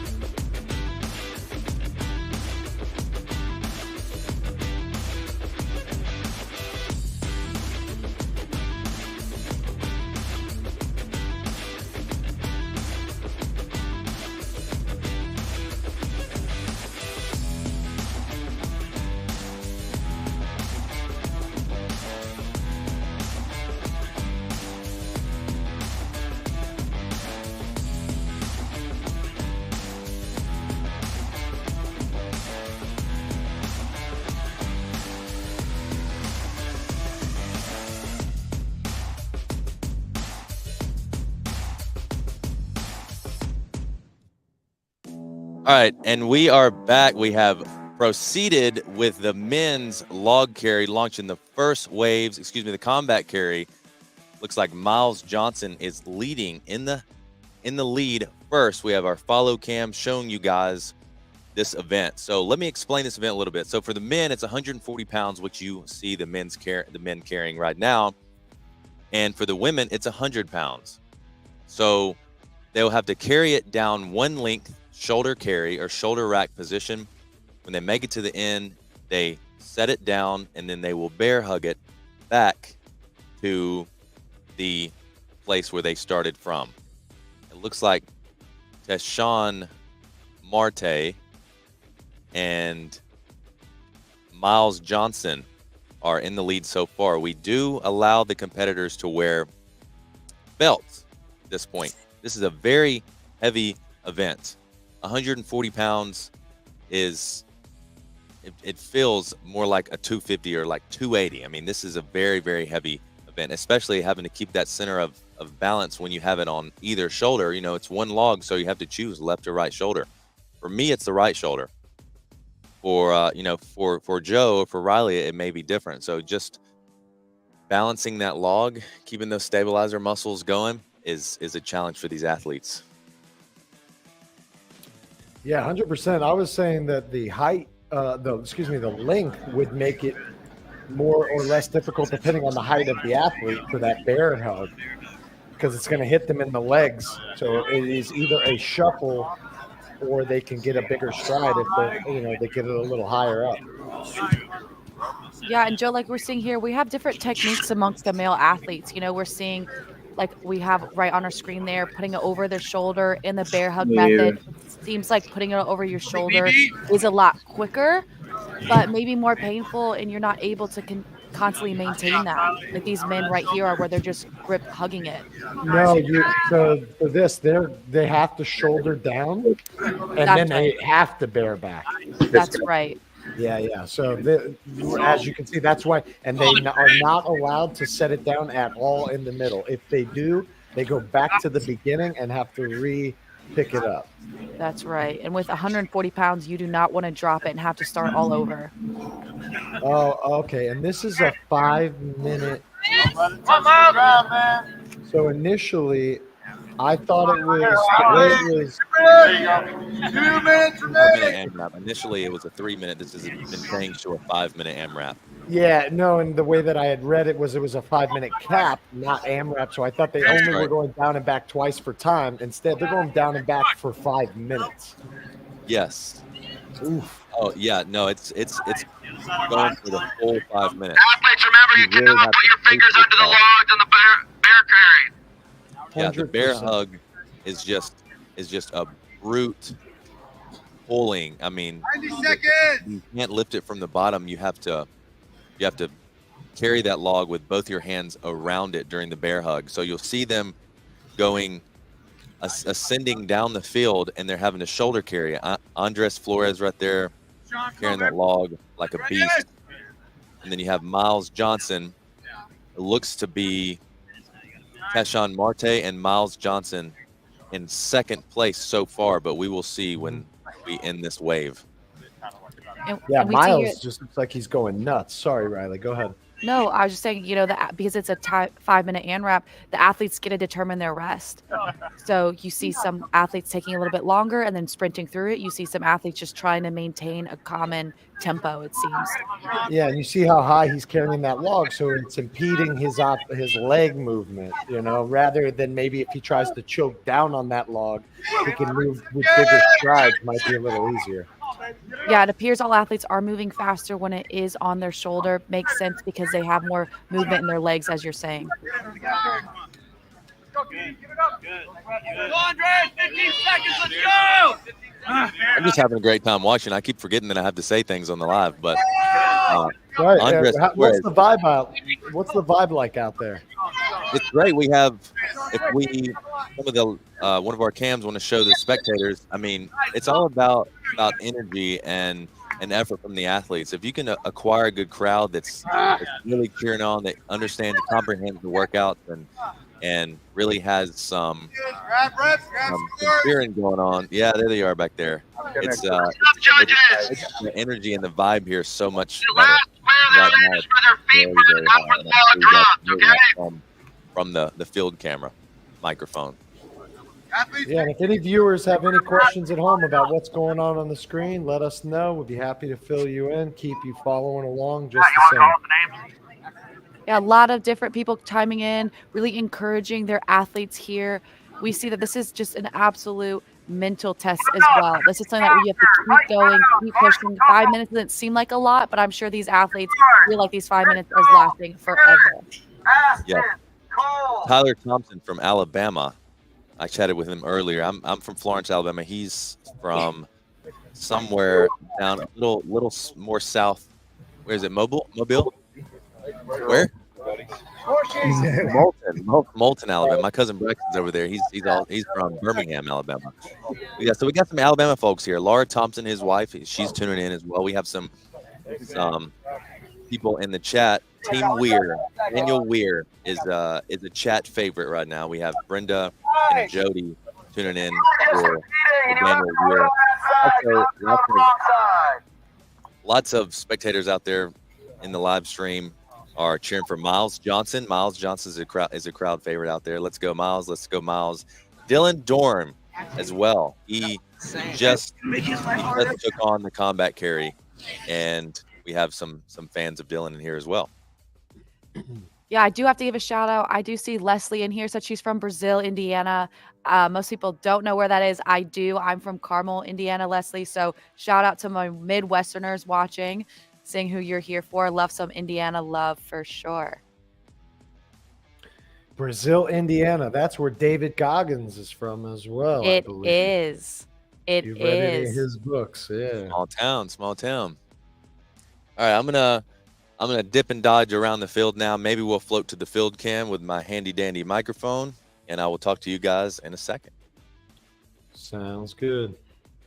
Yeah, that was a great effort by all the men that we saw here. They absolutely got after it. We're looking to start our second heat for the men. These are men that were not previously there, right, Joe, because of the lanes? Yeah, exactly. So it looked like, I don't know how many logs they have out there, but I see Aston Dommel. I can't tell if Jake Gibbs is out there. They're going from bottom to top like we spoke about. Most competitions do this. So if you're in last place, you're going to be the first person to go. It's how it was in regionals, actually. I came in last place in the first workout, so I was the first one to bench and happened to be the weakest guy. So it was fun for everybody. But that's how it's going to go here too. So it's kind of like that. Like, you have to kind of, but anyway, so that's what these guys are dealing with. So we saw Dylan Dorn, Tayshawn Marte, Andre, Smiles, Ryan, Daniel, and Tyler Davis. So now we should be looking at Clayton Foster, Tyler Thompson, Mike Brown, Marshall Couples, Bouche from France, Mitchell Doler, Garrett Mitchell, and Aston, I think, should be out on there now. And with these men being roughly around the same, right, front half and back half of the pack, we should see these athletes going head to head, seeing who's ahead of them, and really trying to push mentally through because they know exactly who is next to them in the leaders board. Yep, 100%. Yeah, that's kind of the benefit of it as well, in addition to being able to go last in the last heat. So if there's one more, then you know how much effort you need to put in. If you need 5 rounds, that is, you can say, okay, well, I need to at least complete a down and back every 2 minutes or every minute and 35 seconds or whatever it might be. So there's a little help there. Yeah, and we just saw from Leslie, she said Dylan is actually from Brazil, Indiana, and everyone chiming in and saying, let's go Dylan, and shouting out from Indiana. But with that, the men have started this second heat. Here they go. This is going to be a good one. Yeah. Right now, we see really quick transitions between, but as time goes, it's it'll be a between little bit slower. Mike and Mitchell Dollar so far. They're leading. Cole Schwartz right beside Mark, an incredible hybrid athlete, appears to be struggling a little bit with that bear hug carry. Yeah, that's the height thing that we were talking about. He's one of the shorter athletes out there. So when you're bear hugging it, you have to bear hug it down low on that log to get it off of your legs. Mm-hmm. Yeah, and you can see Cole takes the lead a little bit. Mike and Cole are neck and neck at this point, currently in the lead for men's combat carry. Cole gets a faster start. It's all about pacing here. A lot of athletes will try to just open up and gun it right out of the gate. You really have to pace yourself with this workout. Mitchell Dollar taking the beginning lead, now falling behind and is in the last place at this point. And, you see these athletes, when they're having to move it, they're definitely using it from a deadlift position. So it may not seem like deadlifting 140 pounds is difficult for these men, but the way these logs, the shape of it makes it that much more difficult, right, Joe? I'm assuming if I told you, to deadlift 140 pounds, it would be no issue. But when you put it, like you see here, that squat to deadlift stand in a log form, it makes it way more difficult. Yeah, when it's 12 inches wide and 4 feet long, it's Mike, not the same. I'm gonna put this stick down. That's Marshall Couples we're looking at on our screen right there. Aston Dommel far there with that 140 that you can read on that log center screen. That's Aston Dommel. Yep, and as Austin was saying, these logs all weigh the same. That has been checked, but some of them are a little bit different in how they are shaped, essentially, but not by much. Yeah, and again, here's you're seeing this athlete pick it up. That's Garrett Mitchell, it looks like. So that he did exactly what I was going to suggest. See, he brought it to his knees and then re-gripped. So now it's up. Look how low or high the bottom of that is. It's almost in the pocket of his hip, which is much better for his leg movement. It is, right, Joe? Like the higher you're up, the more your legs can actually move. Instead of taking short, choppy steps, you're able to elongate it and not use as much effort to quickly get it over your shoulder. It seems here the shoulder carry is what's preferred because it's quicker. Yep, 100%.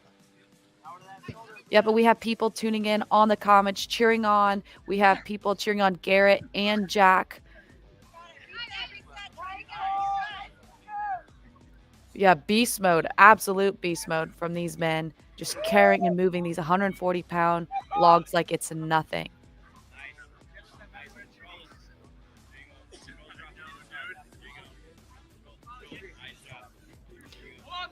And as you can see, the athletes are getting a little bit more tired, Joe. The rests between are getting a little bit longer from the beginning. Yeah. And as Austin was talking about, it truly is endurance, and it's about pacing. Yeah, 5 minutes is a lifetime for sure. I mean, 5-minute workouts, especially for anybody who's maybe done a CrossFit or any type of Metcon that's more than 5 minutes or even 5 minutes. They can be treacherous, you know. I'm getting tired just watching them. But yeah, we see the athletes keep going. We can hear the spectators, the judges, the other athletes cheering them on because they know how difficult this event is. Cole Schwartz now going with that similar. He's bringing it to his knees, then using a second grip to get it up a little bit higher. Now he's moving a little better than he was earlier, actually. He appears to, and again, like we talked about, you cannot drop between the lanes. You have to make it through. So make sure that you have enough rest to get it there. Yeah, 80 feet. Guy with the white glove, putting it down now. Aston Dommel, front side of your screen, backside there, that's Garrett Mitchell. Yep, Mitchell's taking it looks a little bit longer to rest. He's got to make sure he's getting it across. Yeah, he was struggling. You can see he had a waddle last lap. He might drop this thing. And that's it. Yeah. Great event, men. Yeah, that was awesome. I think we're going to have one more heat of men, basically the top 5 guys. We've got Isaiah, who was not out there, Caleb Yates, Philip Muscarella, Jack Driscoll, and Jake Gibbs still to go. Man, and what a heat that is, because as we were saying earlier, based off leaderboard, the points are close for the top 5. There's a lot on the line. $30,000 total dollars will be given to the athletes by the end of the day today. So if you're in the top 5, you definitely are within striking distance, and there still is a chance for you. Yep, still plenty of events to come. After we get done with the combat carry, we still have to go through the ladies combat carry, the tire flip gauntlet.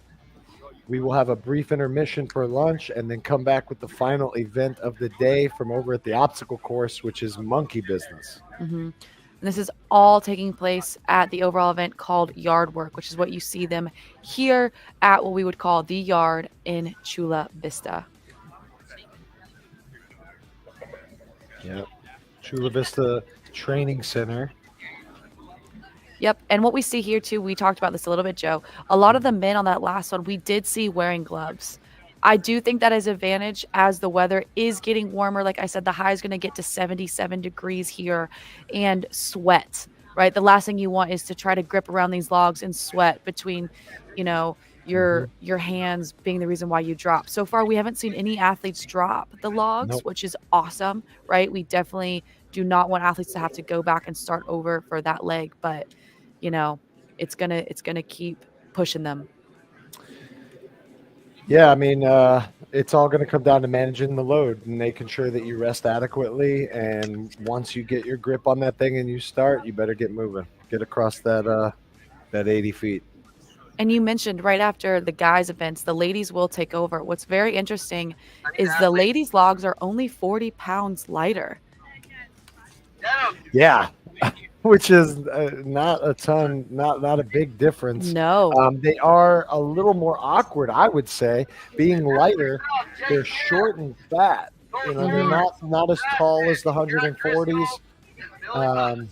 It might be better for the ladies as far as height is considered, but I guess we'll see. For Carly Wopat, this should be no issue at all. She's the tallest competitor on the ladies' side, so it's, you know, picking that thing up off, you know, it should not block her. Having that volleyball height definitely should benefit her. But then, you know, we see some of our other athletes that are a little bit on the shorter end, but are absolutely extremely strong. They may not have as much of an issue with 100-pound in strength, but maybe moving it. And we really have to see how that's gonna play out for these ladies. But we are going to move on to our final round for the men. These are the top competitors right now on your leaders board. It looks like they're getting ready, and we are about to start. Check in. This is it. These should be last 4 or 5 guys out there. And there they go. Oh, no. Oh, fumble on the left-hand side. I didn't see who that was. Did you? I did not, but we spoke too soon. We had jinxed them. We had just said no one dropped, and that was an early drop. I know right here we see Isaiah, and he's getting going. Yeah, this is the most awkward carry. Oh, see, Caleb's doing it in a way I don't know that that's going to be okay for him later on. I agree, Joe. I don't see him being able to maintain that for all 5 minutes. No. He's such a big guy, too. If he just took the extra time to bring it to his knees and then get it up in a nice high grip, it would be cake for him compared to somebody like Isaiah, who you were just talking about. Absolutely. I mean, we see Caleb here in the lead, but quickly people catching back up with him. Let's see if he can, that looks like a little bit of a better of a carry on Caleb's end. Definitely. That's a foot higher than it was before, minimum. He's going to have to do that as he tires out. And here you can see the athletes going. We have our camera crew getting nice and personal, getting really good shots of these athletes.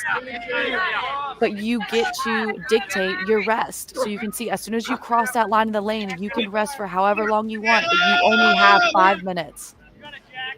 Yeah. Let's see. Do we know who's leading at right now? Oh, it looks like Caleb. I guess it would be Caleb, and that's Jake Gibbs next to him. So they must be tied. So we see them bear hugging it right there, trying to get it up. Caleb's looks like it's both of them now. It's a little bit to the side. Hey, turn up, Jake. Is that Jake in the white I hear? Hey, Jake, turn up. Yes, Jake Gibbs in the white. Caleb on your right, on his right, our right, his left. Yeah, Jake is absolutely crushing the rest. It seems like he's not really giving himself time to rest. Quick 3 breaths and going, and he just passed and has a lengthy lead now on Caleb because of it. There he is right there. Look, he's going to drop it down, get to the other side, get a couple of deep breaths, and put it right back up. Wow, the endurance on this athlete is incredible. Yep, close up on Jake. He is our leader right now. Absolutely crushing it. Oh, no. All right, I think the come on from the crowd got him through to that one, but he has to make sure that he is ready. The last thing he wants is a drop here.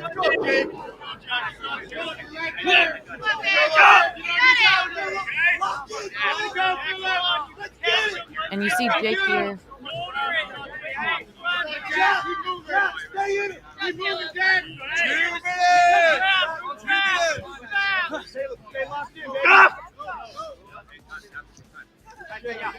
Sorry, I was muted there, and I was going to say he was moving like a machine. The only time we're really seeing them take rest is when they have to bear hug. Jake Gibbs not really resting much at all. He's not, no. Which is, I think, what's going to get him far. But I'm sure he is struggling because he said, "When is this 5 minutes going to be over?" Yeah, and I'd say they are right now. We heard 2 minutes a little bit ago. We're probably looking at about 1 minute and 10 seconds. Maybe we can see that clock. There's 3 minutes and 39 seconds. So yeah, we got 1 minute 20 seconds remaining. And look at his pace right now. Austin talked about that earlier. It's all about pace. I mean, even these 2 men on the screen, he is moving. Yeah, and he started a little bit slower than everybody and then has picked up in the back half of this 5 minutes. And thanks, Nick, looking at some of the listeners. Yes, I was muted. My bad. He looks exhausted, though, looking at him now. That rest is extending, but he is maintaining the lead for now. Oh, come on, get a good grip. There you go. He has almost dropped it almost every time he's crossed with that bear hug, but I know my heart's about to drop. There it is again. Look at that. But he's doing well. When he's repositioning it with his knees, he's getting them kind of a close squat to bring it back up. There are 30 seconds left. 30 seconds. And this is what it takes, Joe. It's all about that grit. You got to push for these last 30 seconds. This is what can separate you in the leading game. Jake Gibbs clearly the winner of this heat. Finish strong. Let's see if he can get one more lap in. I don't think he's going to have the time.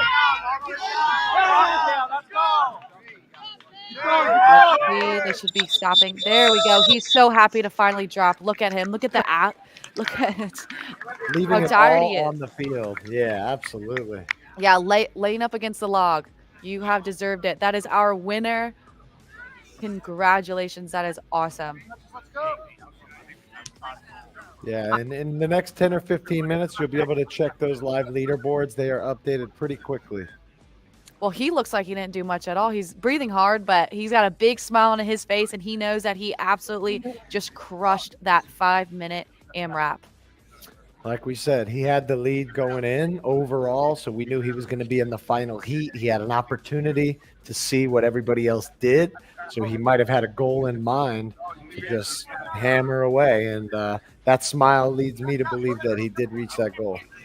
Oh, 1,000%. And now that concludes the men portion of this event. We're going to be moving on to the women's combat carry. Again, we're going to be starting with the women that are at the bottom of the leaderboard. They're going to be the ones going first. It should still be 3 rounds, correct, Joe? Based off of the number of women. It depends. To be honest with you, I didn't see how many of the ladies' logs there were out there. If there are 8, then we'll only have 2 heats. Ideally, they're going to do it that way. If they're going to go with 3 and there's 16, then I would say let's cut it down to 6 in the first heat, 5 and 5, just to give everybody some competitors around them. This heat was a lot smaller than the first of the men's, so it wasn't. It gives you less people to push against, but absolutely, we'll see how they break things up. And we see here the women are getting ready. We have to move the 140 log to the side. The logs now for the women, as you can see marked in white, are 100 pounds. So this is still very heavy for some of these athletes, Joe. These women are extremely strong, but a lot of them, their body weight is close to this 100-pound log. Yeah, and if you look, I'll try to bring it in a bit. It's hard, but the competitor in the purple shirt, almost center of your screen, that's Kaylee Winsma. 2 logs to her left, or to our left on your screen, that log is much shorter than some of the other ones. So again, these are not all cookie cutter. No, and it's kind of just placement of the lane, right? Because obviously the weight is the same. The judges and Austin and Hunter made sure that they were all accurate, but the sizes is a little bit different. You can even see right here as we get closer in height. So maybe what makes up in height is in width, and that could really challenge some of our athletes dependent on the size. Yep. For sure. Oh, let's see. It's going to try to bring the leaderboard up. It's clicking through. Now, what we have actually still with some of yesterday's tests. That's Yaris Cruz on your screen getting ready. She currently sits in 11th place. So I can tell you that we've got at least 2, 4, 6 ladies out there. Once I see some other of the ladies, let's see, 1, 2, 3, 4. So that might be what they're going with, is 6, 6, or 6, 5, and 5, like we were talking about. The three waves for the women. Yeah. Yep, so there's going to be just like the men. There's going to be 5 minutes on the clock for these ladies. They're going to have to be able to navigate this 100-pound log. Again, as you can kind of see in this view, a little bit of different sizes and height, but all equal to each other in weight.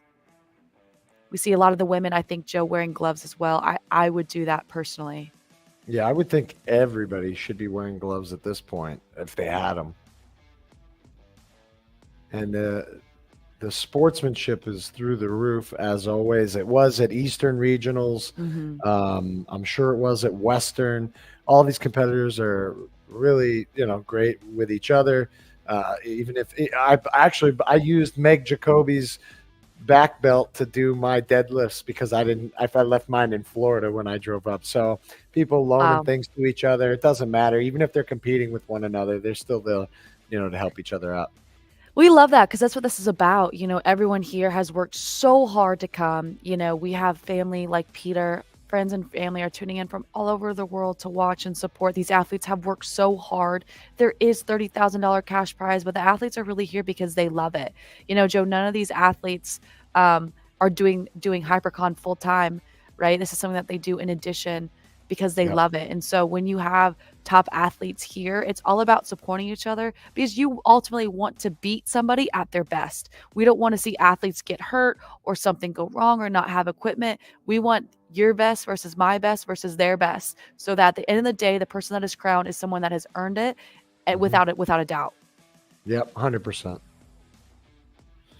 Looks like these ladies, the clock is set to 0. The ladies look ready. And it looks like we're going to kick off this first heat. Live stream, we got? Yes, sir. So working backwards, should have Allison Brager, Marissa Coy, Cece Garcia, Taylor Ward, Kaylee Winsma, and Yars Cruz out for heat number 1. All right, and there is the whistle. This event has begun for the women. Look at that start, Joe. Let's see if the ladies are able to maintain this. It's really easy to maybe come off right off the gate, but man, this will quickly tire them out. There you go, Marissa. Let's see. Yeah, I mean, that pace may or may not be good for her. I guess we're going to see. Yep, so we see the ladies kicking it off here. You can definitely tell that these logs are challenging for them to carry. We've already seen a little bit of a slowdown in the pace, but almost about to lap some of the competitors here. Yeah, and I'm just trying to see. Okay, yeah, those are the 6 ladies we do have out on the floor. Also, if you're following along, if you have ProFit or you're in our leaderboard, the men's scores are now up to date, including this event, the combat carry. And for anyone just now tuning in, this is a 5-minute event. So it's a 5-minute, as many rounds as possible. We can quickly already see a little bit of a slowdown in the pace here as the time continues to go on. This is an exhausting event, and that log is heavy, 100 pounds for these women. And that's something that you don't want to see that we just saw. The log fell over. Now that athlete had to put all of her energy to bring it back up to a hole to be able to grab. So when you drop, you are exhausted, but you want to make sure that you position the log in a good way so you're not wasting more energy and effort than you already are here. Here's a question. In the combat carry, what is considered a rep? So every time they cross the entire field, you cannot set it down at all during the 80 feet. From the time you pick it up to all the way across, that's 1 rep. Down, you must do on the shoulder 1 length, and then you must bear hug the other length back, and then repeat. And you keep going. You as an athlete get to determine what your rest looks like, right? This is 5 minutes no matter what. Yeah, so this is an AMRAP, as many reps as possible. Yep, sorry. No, please, Joe. And that's what we're looking at here. The athletes are setting it down and get to dictate to themselves when they bring it back up. If you guys saw quickly in your screen, we saw an athlete have to readjust. We're seeing a lot of the athletes have to readjust in this carry that you're seeing right here, which is the wraparound method, what they're doing, because it's quickly falling and these athletes are getting sweaty. We see them kind of having to go into a squat and reposition themselves so they do not drop it and have to start over. Great. And then even like we're saying, even to get this on your shoulder, Joe, is extremely difficult. It's a full power clean almost. Yeah, if you, especially if you've never had experience trying to get it up, the size that it is, as we were saying with the men, you got to kind of get it. It's 2 lifts. It's 1 lift to your hips, and then another lift up onto the shoulder. Mm-hmm. Yeah, and that's not easy every time because you have to put it down. Good, babe. And so we see here the women just absolutely getting after it in this event, but definitely getting more and more tired. We're nearing the end of our 5 minutes, and so the women are just trying to give whatever they have left in this round. Yeah, and they are in California. The temperature has been rising throughout the day. Started off a lot cooler. Now it's coming on to what? Oh, we just saw there a drop, Joe. There's a drop, and there's 1 minute remaining. 4 minutes down. You can see it on your little clock there on the right side of the screen. We hear a lot of cheering from our spectators. We're so glad people are able to be there in person. The athletes definitely need cheering on in the comments when you guys give them a shout out. We will make sure that we echo that to these athletes so they know that you guys are here for them, because these events are difficult and they definitely are getting drained. This is event number 3 of Field Day.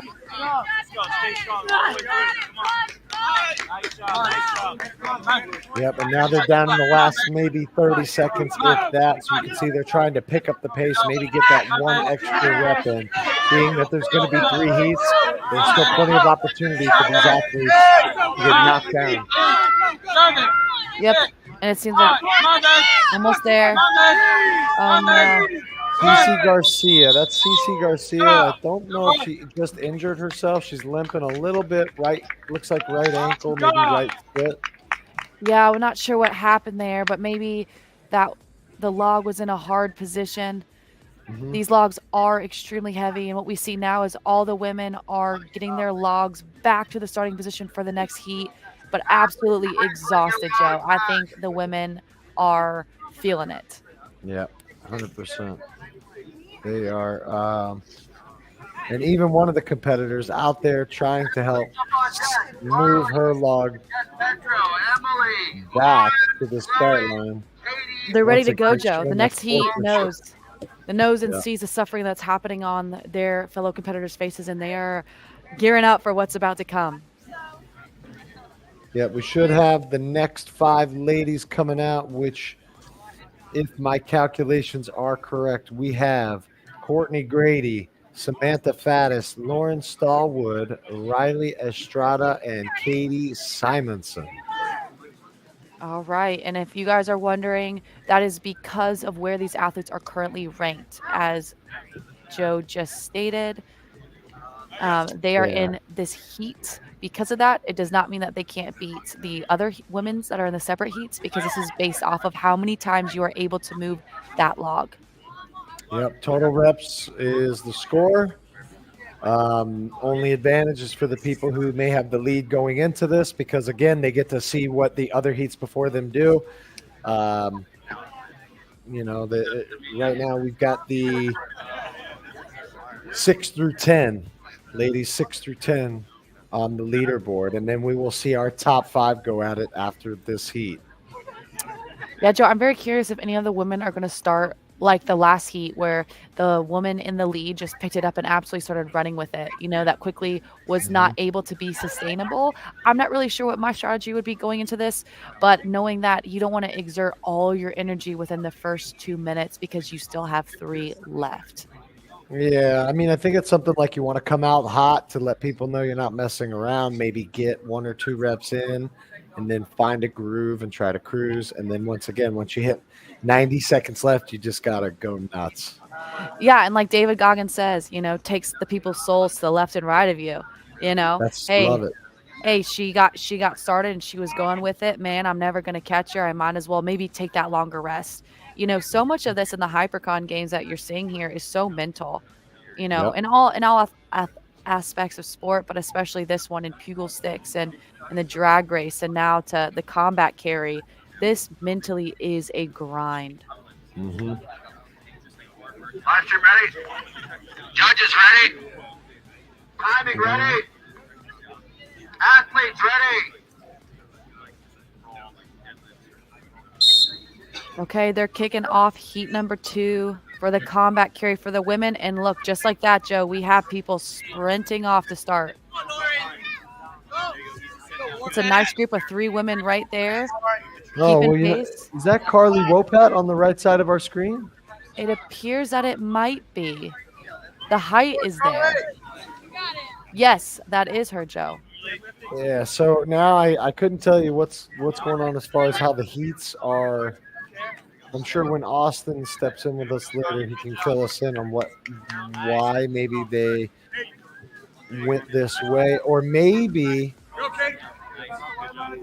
I don't know. I was trying to come up with reasoning for it, but like maybe it was from the last event and not the overall events. But Carly won Carly won the last event too, so Either way, she's absolutely killing it. Carly is in the lead, and we had said earlier that we think that that was going to be the case. She has a significant height advantage to these other women, but there's a group of 3 of them that are staying in stride, running as a pack that we definitely want to keep watching. that's Carly on our left. Emily Rethwill is next to her. Closest to us that just set it down on the left side of the screen. I believe that's Jess Petro. It's so hard to tell. It is. But that's all right. We'll just keep you up to date on how much time they got left. The leaderboard stays constantly updated very quickly. We're about to see the timer in just a minute once we change our view here. And you see here, that's Carly right there on your screen, absolutely maintaining a pretty good pace. She's continuing to use a little bit more of a jog.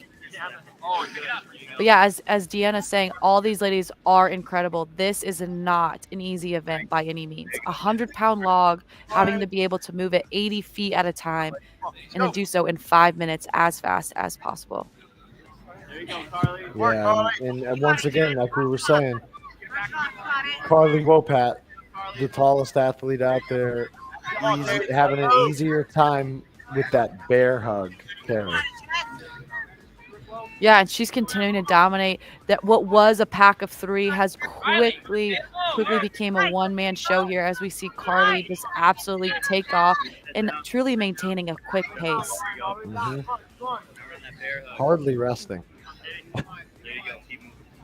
But they're still fighting these athletes.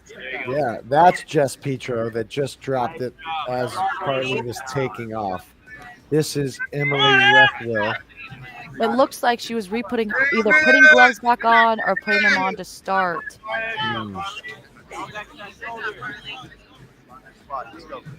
That'd be interesting if she decided to start, without them. It looks like Carly Joe is rotating shoulders. That could be a good technique to keep it even because there are a lot of rounds to go back and forth in 5 minutes. You see they're on this deadlift. Oh, and it is so heavy for these women to pick up. 90 seconds.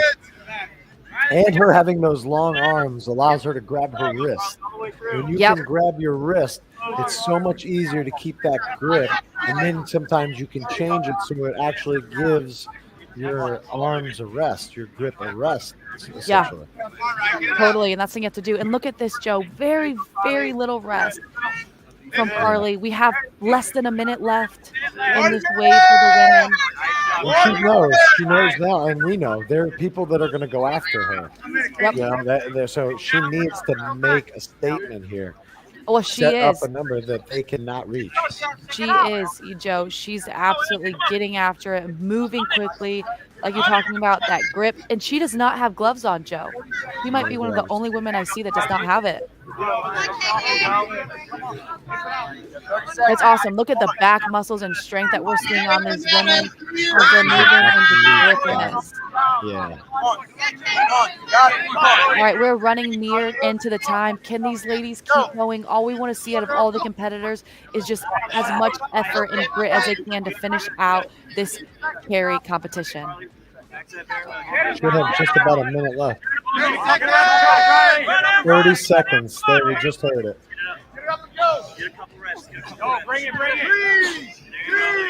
Oh. And that's it. And that's it. Great. We saw that athlete just get it across the line in time.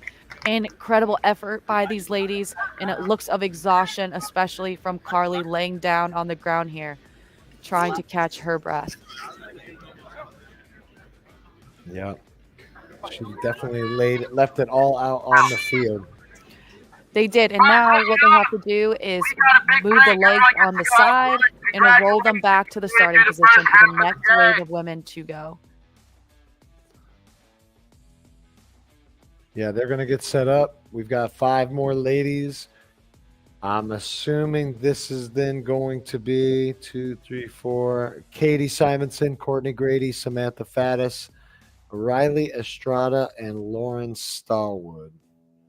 Well, and we see, oh man, Carly really looks like she's struggling, gasping for air, trying to get it as the other ladies are moving their logs back to the starting position, trying to get out of this competition. I think they're all done and don't want to pick up a log probably for several couple days. Yeah, for sure. But we have Deanne commenting, I'm in all of these gals, super. Yeah, I mean, wow, men and women, they're absolutely dominating it. But the ladies just got after it, Joe. It's so incredible to see, especially with not a whole lot of difference in the weight. I mean, only 40 pounds between the logs, between the men and women. And there's definitely more than 40 pounds that separates these athletes. Yeah, absolutely. Looks like Austin is addressing the athletes. They're rolling logs, trying to get set up for this last heat. And then from there, we should be breaking right over into the tire flip gauntlet. And as you do see, Joe, Austin appears to have untucked his shirt. A lot of you guys in the comments said it wasn't going to last, and you are right. And here he is, probably with a smart, witty comment.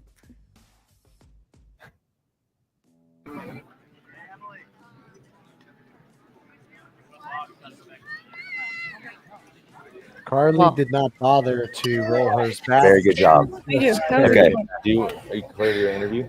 Yeah. Okay. We're good, right? Okay, cool. All right, Riley and Joe, I'm here, and everybody back home. I'm here with Carly. She took first place in the women's combat carry. We caught her right after she's breathing hard and sweaty. Yeah. The perfect moment. Carly, how was that event? That was a fun one. It was 5 minutes, all out intensity. And I knew I had some good competition in this one with the girls who come from a CrossFit background. So I wanted to come out and see what I could do against these other athletes and hold my own. And I'm really happy with the way I was able to perform. Yeah. So we have some high caliber athletes that have gone to the CrossFit Games from a local gym here, CrossFit Invictus. And you beat them in this event. Yes. So you classify yourself and we classify as hybrid training, and they're in the CrossFit realm. Why do you think you were able to take first in this event over them? That's a good question. It's a very good question. I'm putting you on the spot. Yeah. I don't know. Honestly, I have done a lot of CrossFit in my background, but right now my training is more diversified. So I've started to include just long distance aerobic runs, bikes, and I think overall that builds a bigger foundation and capacity. So my engine is pretty strong. And I think when it comes to workouts like this, I still have my high-end strength, which is definitely my strength as an athlete. And then I'm building this ability to just keep going. So that might be Cool. it. Well, thank you so much for the interview. We'll let you take a break now, and back to you guys in the studio. Awesome, Austin. Thank you for that. And I know we had some comments from people saying that untucked looks way better. So, I hate to say that all the ladies are at least helping out your fashion sense, but it was so awesome to hear from Carly. Joe, something I want to mention to people is Austin is not a short man by any means and appears to be roughly the same height as Carly. And that just needs to speak to the advantage that she has in height. But as she was saying earlier, not coming necessarily as a CrossFit-like athlete, the benefits of her training and how that's being displayed on the field. Yeah, she's I believe 6'2", which may be Austin's height. Like we said, she's a professional volleyball player, but she's got her hands in all kinds of things. She put down actually world record time for the Deca Strong recently. I think one of the only ladies to go sub 12 on a Deca Strong. I'm actually also, to interrupt myself, just got word from Matt Stevens. All of our leaderboards are fully up to date, including the ladies from the combat carry. So I don't know. Go ahead. Yeah, no, I was about to say, it appears that we only had 2 heats there. Yeah, and maybe we just couldn't get the count right on the screen the way the camera views were. Somehow, I'm not really sure how it worked out that way, but let's go over some results real quick because this is kind of interesting.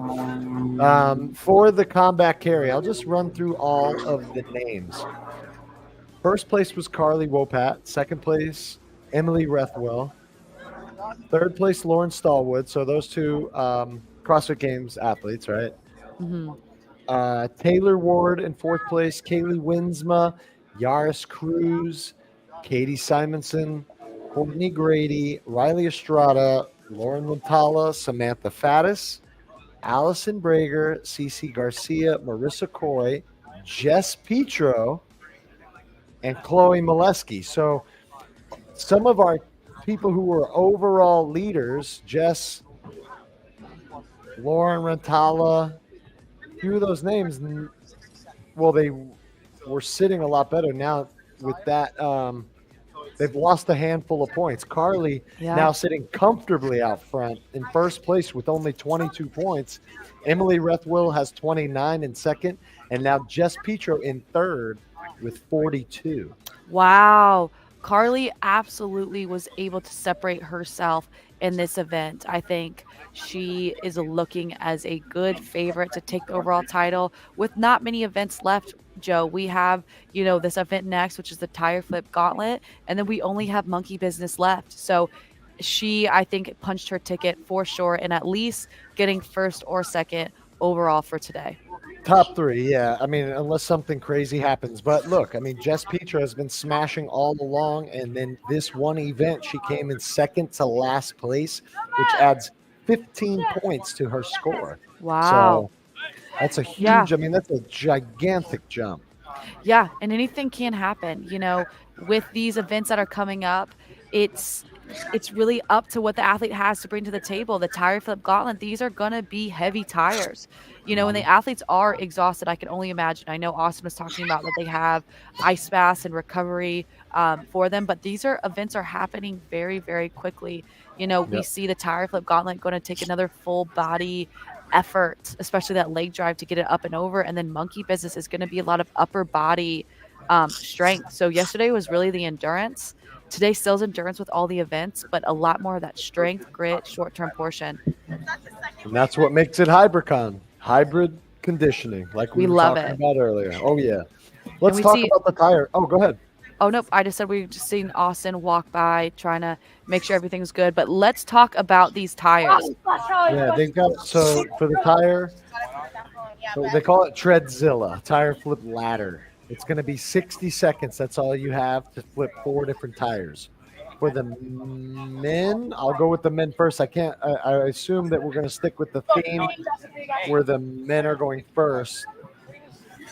Well, you know what? I bet maybe they'll have one male and one female going at a time in each lane. Maybe they only have one set of tires. But let's talk about what they're doing. They've got to flip one of each tire one time in 60 seconds. For the ladies, the lightest tire is 330 pounds, then 400 pounds, then 460, and then their final tire is 580 pounds. Wow. I'm going to turn on that sound out there for us. Yeah. So the men, 400 pounds opening weight, 530, 630, and then 680 pounds. Wow. Yeah. Yeah. Absolutely incredible.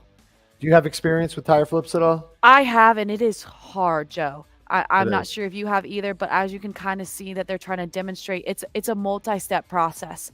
You really have to make sure that you initially get it off the ground. You normally position it to your knee to be able to like kind of rest and readjust, and then it's that final push to get it over. Once it's up on its side, you've done your work. The hardest part is getting it at that angle, right? Think of gravity. The closer it is to the ground, the heavier it wants to drop, and you need to be able to really get it and throw it. So the quicker that you can get it from the ground to your knee, refocus, and then give that final oomph and like full body push, that's what's going to benefit you. If any of the men have a football background, this might definitely benefit them, even in high school. I think of it kind of like a linebacker, getting it up and hitting and pushing it over. And for the women, this is something that I'm sure a lot of the CrossFit athletes have done, but maybe not tires that are this heavy. Yeah, these I've been doing CrossFit for 12 years, and I've only probably seen maybe a 400 or 500 pound tire for me to lift ever at any gym. So to get up into for the ladies, I mean 460, 580, the last two tires. For the guys, 630, 680. Like these are huge tires. Some Spartan racers out there, they've had experience with those tires that they used to have, the Yokohama tires. Those are really ridiculous, and usually it's trying to figure out how to get that initial grip on the tread, just to get it that 1 inch off the ground, maybe so you can get a toe under, then get your hands, and then initially start that lift that you're talking about, that real tough lift that you get it before you can get it to the knee and maybe turn it from a lift into a push. And that's where I see most people failing. You see on your screen, it's going to be a matter of not being able to get the first couple inches off the ground. Generally, if you have it to your knee position, I mean, you see this girl so well demonstrating what I'm talking about here. Once you get it up, the odds that you get it past are very high. But sometimes I think where we're going to see people fail, Joe, is in that bottom position, barely being able to lift it and raise it, and it quickly falls down. And in a hurry, right? Yeah. If you're going to try to blast through the first two, if you start struggling, then you start to get frantic because you're like, I'm running out of time. It's only 60 seconds. How much time do I have left? How am I going to, so a lot of things are going to play into this. And 15 seconds per tire it sounds like a lot of time. It's not. It's not, though, especially for those last two tires. Especially if you fail.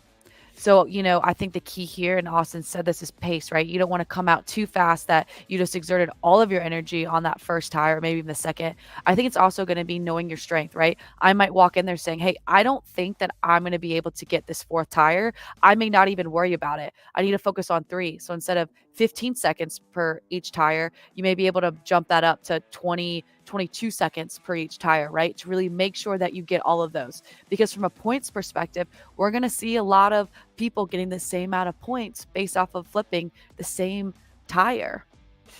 Yeah, that's true. There's not a lot of opportunity for you to climb up the leaderboard here. Just when y'all thought I was gone. I'm sorry. Oh, boy. I He's back interrupted with you. us. I'm sorry. That's all right. You do it all the time. We're used to it, Austin. Hello. I know. Hello. How are you guys doing? How you feeling? How you holding up? Doing great. We're having fun over here. That's good to hear. I'm glad you guys are having fun. That's all that matters. Who we got next to you? You got an interview coming up? Yes, I got an athlete. It's Mr. Flores. He's going to tell us about something spectacular that he's attempting. I just need to grab my assistant really quick. Braxton, can you come over here, please? Andres Flores. Yes. And as you can see here on the screen as well, getting set up for the tires, that's what it's going to look like here shortly. Yeah, Joe, can you pull up that graphic again? Absolutely. That's our boy Andres Flores coming straight out of right? San Diego, California. Yes, he is. So Andres is actually going to be attempting the world record for most burpees in 24 hours. So Andres, your headset is live if you want to give us some more details about it. The home gym that I'm at, CrossFit ATR, we partnered with a local organization called People Assisting the Homeless that work with homeless veterans, and we partnered with them in this event. We're doing a pledge-a-thon and doing a hygiene drive for our homeless veterans here in San Diego, and we're going to try to attempt to break the 24-hour burpee record. When I say we, me. That's amazing. That's going to be a feat. Have you ever tried like an elongated version? Like I'm sure you've done like a 12-hour, right? I've been doing 5 and 6 hour sessions, averaging about 550 burpees an hour. That's a lot of burpees. Yeah. Do you feel like? I'm sorry. Go ahead. No, it's just brutal. It's gonna be a grind for sure. Do you feel like burpees have helped you prepare for the Hybricon games? No, absolutely not. Andres, I'm sorry. Go ahead. I have Yes, a sir. question for him when you're done. Go ahead, please, sir. Have you dropped any weight? So I'll be cutting over the next couple weeks to drop some pounds, because when you start doing the math, I dropped 5 pounds, and that's 55,000 pounds that I don't have to move over the course of 24 hours. That's crazy. I would assume just from the volume of burpees that you're doing that your body would have lost weight up at this point. I've been doing okay. Haven't really been training volume too much right now, but we'll definitely intend on losing a couple pounds before then. Okay, Joe, what were you going to say? Did you see the world record attempt that was down in South Florida recently for the most burpees inside of 4 hours and 8 hours. Yes, she was crushing it. Yeah, she was actually about a mile from where we are down here. Oh, nice. Yeah, no, that's cool. she was moving at a much faster pace than I intend on moving. Yeah, well, 24 hours is much different than 4, 8, or 12. So, you got to pace yourself for something like that. That's awesome. Yeah. Man. Yeah. Cool. So I guess I didn't really discuss lunch breaks with you guys, but I guess you guys can cut out. Actually, I'm sorry. Andres, could you give the audience, if they're interested in watching that or more details, could you tell them where to go? Yeah, absolutely. So there's 2 places you can go. There's Instagram for people assisting the homeless, and then also CrossFit ATR, and they both have posts right now where you can go in and get more information on how to get involved, either with coming out and helping me count the burpees, or if you want to pledge some money for people assisting the homeless. There's a QR code there. You can get all the information on people assisting the homeless website. Awesome. So that's at CrossFit ATR on Instagram. You got it. Yeah. Cool. All right. Well, thank you very much. You Appreciate guys. you. Thank you. Andres will actually be doing Treadzilla workout here in a few minutes after we come back from our lunch break. So you guys be sure to catch it. Awesome. Thanks, guys. Thank you very much. Yeah, that was good. Not too bad. Yeah, for sure. November 11th.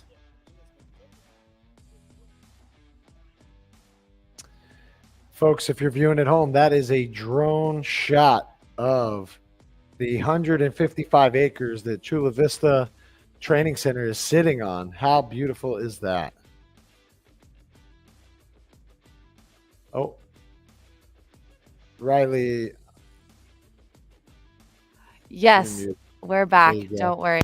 And we even have on our live stream people tuning in. We have Catherine from Texas saying it looks like a beautiful day in Chula Vista, and man, we are giving you that view of true beauty. I wish I was there, Joe. I don't know about you. I could use some sunshine, and look at that view. Wow. Oh, yeah. No, I'm fired up for these athletes. They got to be having a great time. They've been there for 2 days.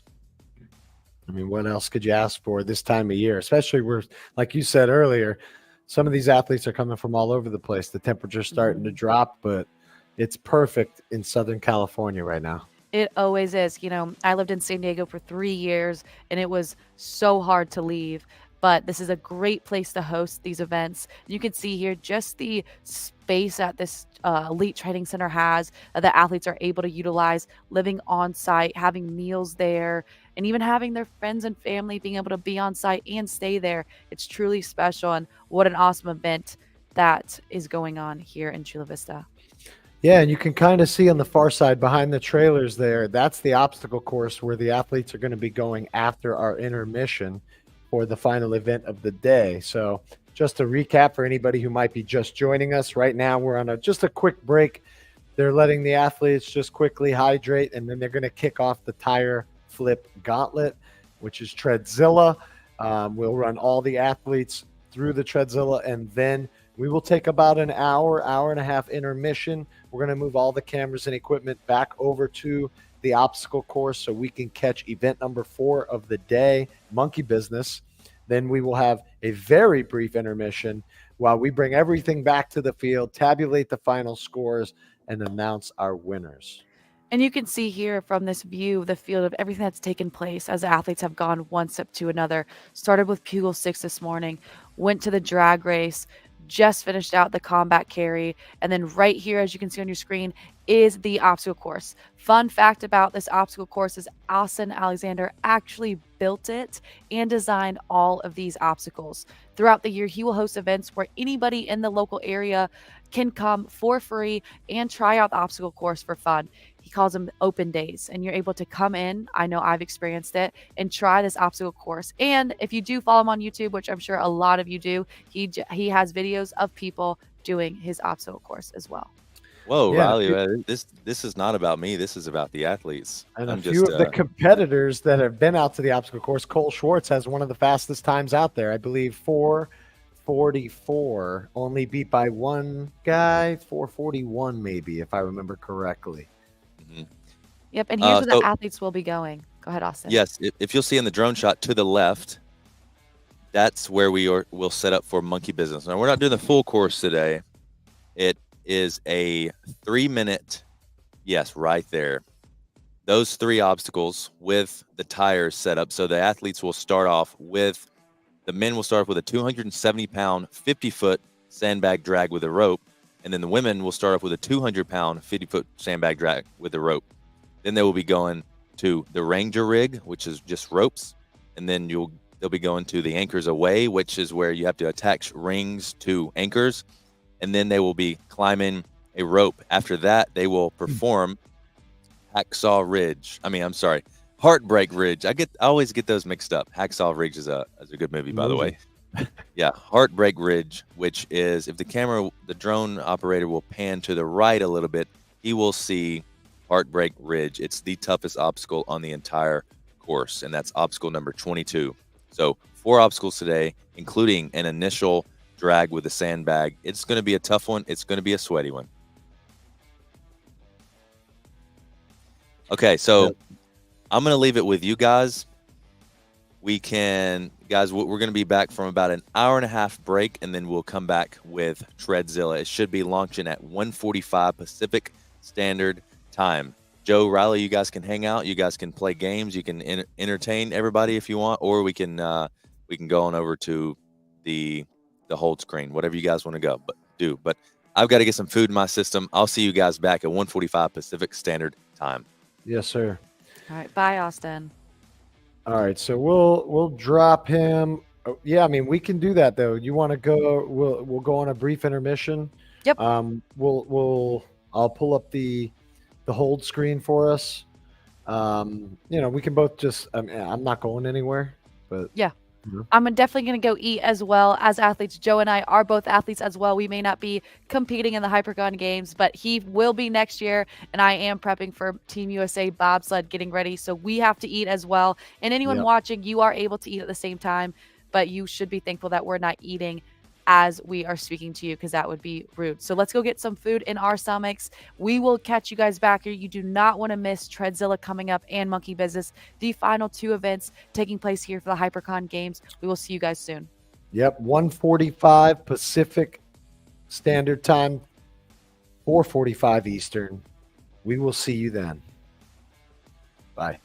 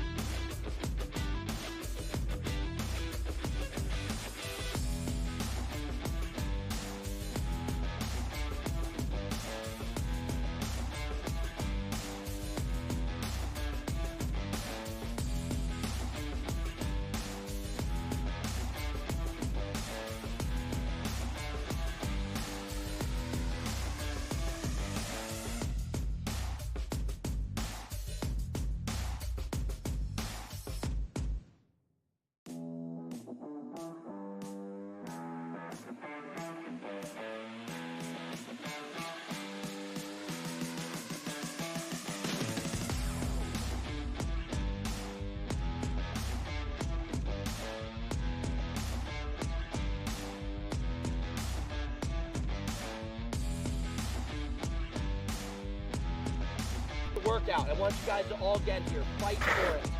Okay? It's a workout. 2. Let's go.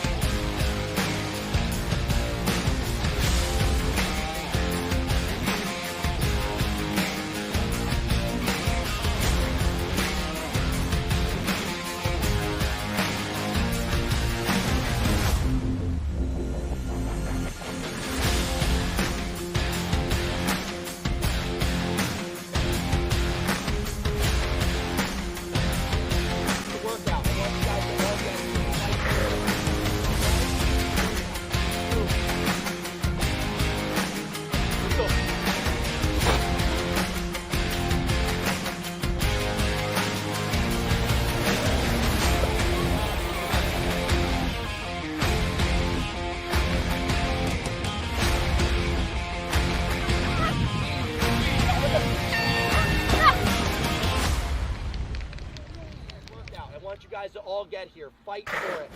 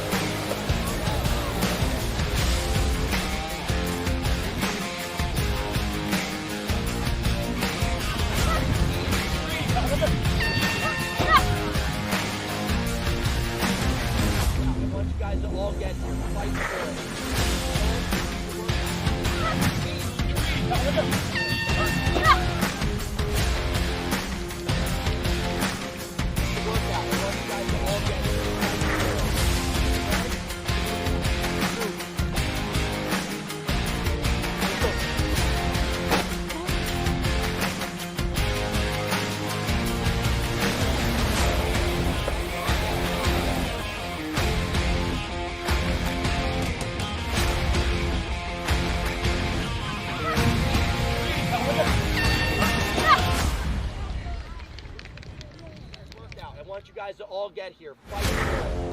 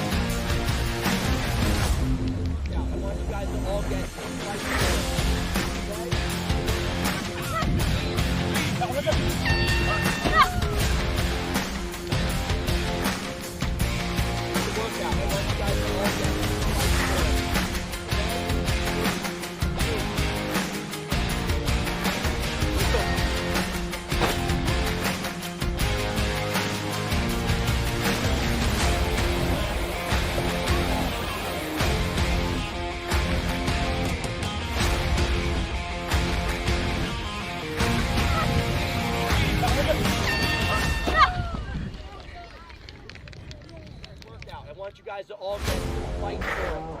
Okay?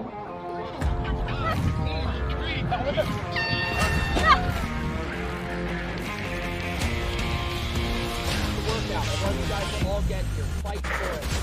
Okay? Let's go.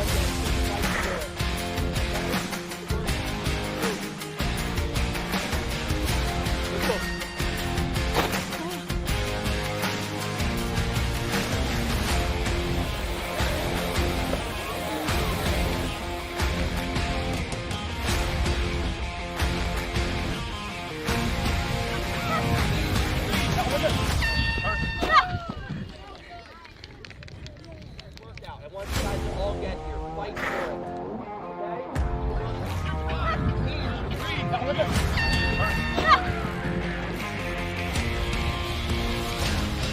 a workout. I want you guys to all get here. Fight for it. Okay? Let's go.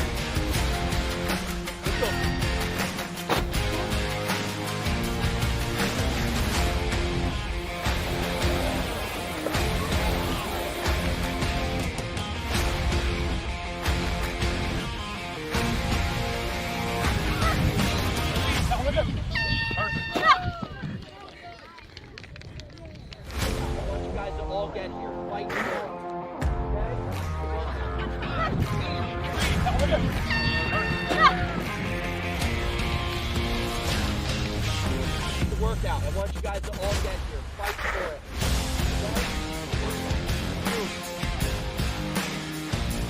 Let's go.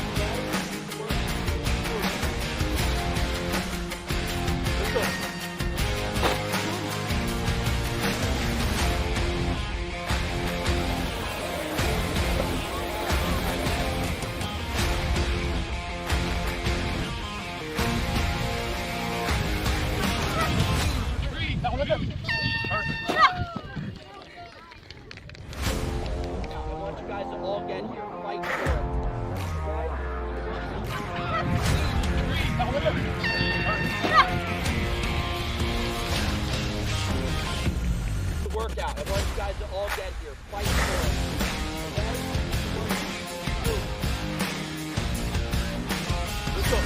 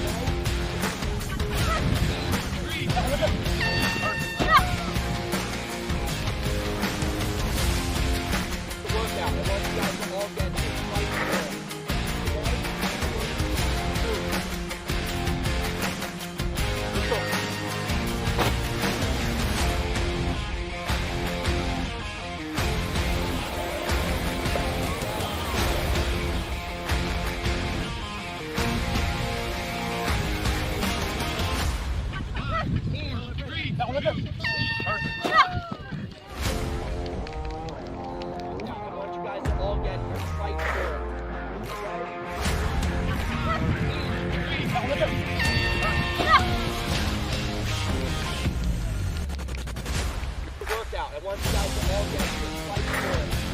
Okay? 1, 2. Let's go.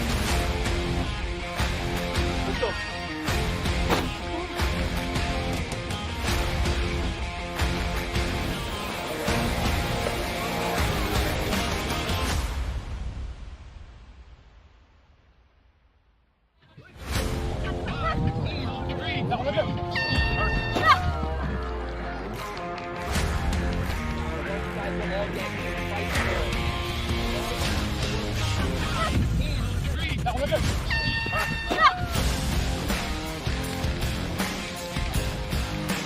I want you guys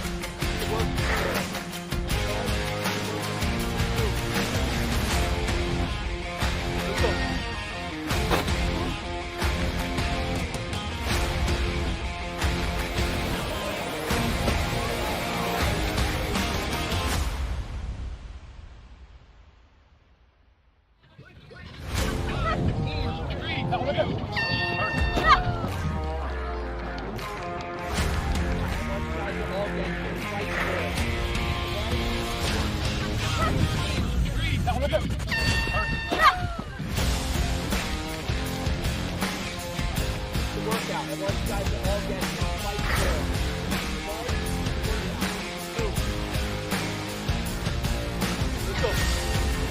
Let's go.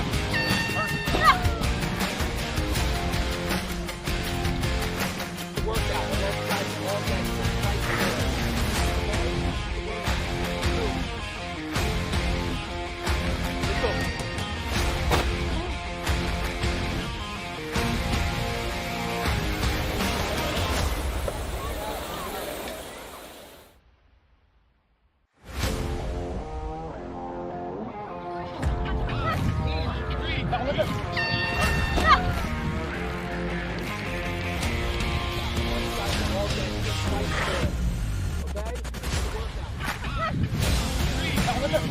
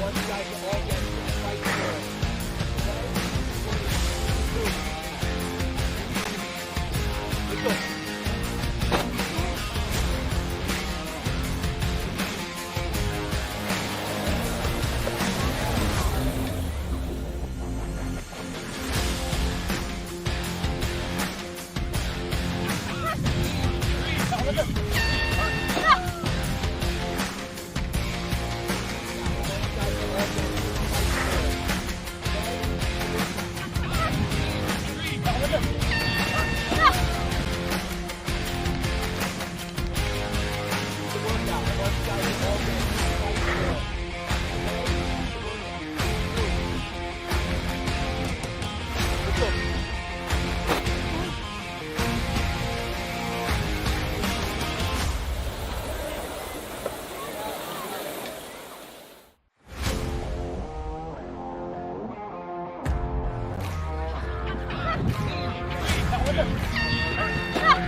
all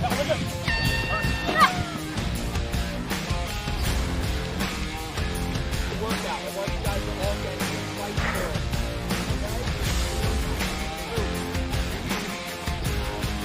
Let's go.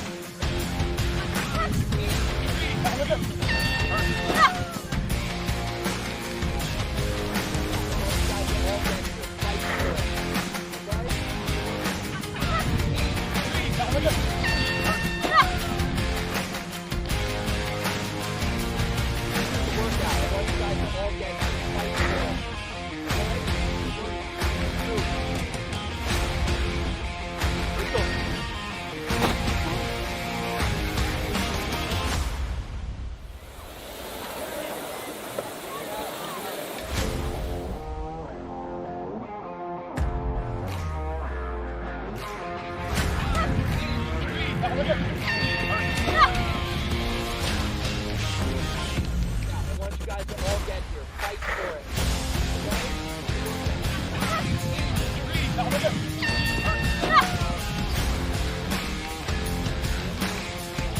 Workout. I want you guys to all get here. Fight for it.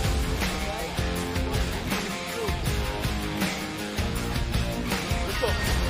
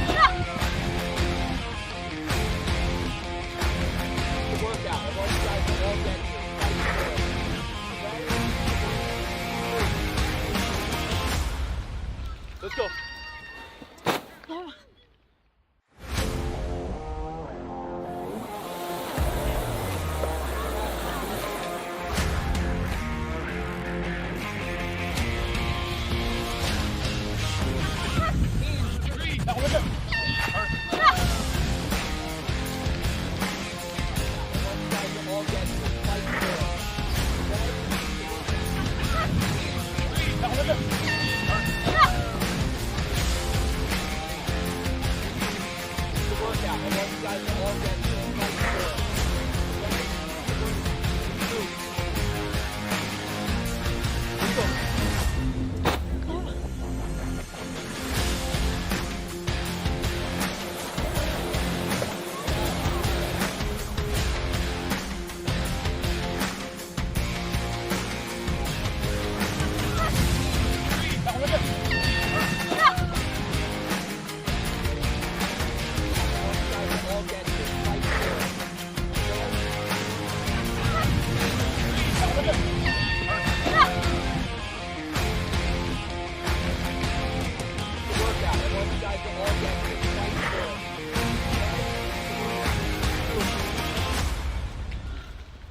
Let's go.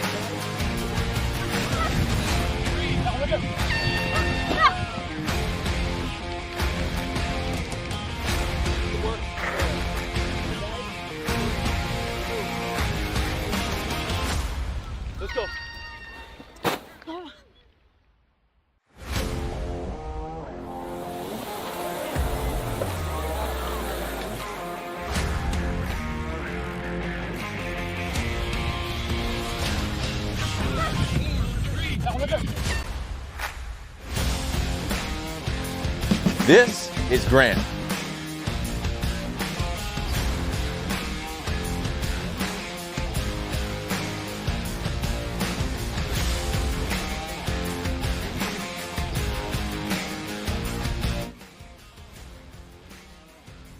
Grant's a man who's hungry and requires a lot of protein, and that's why I'm gonna give him my meat.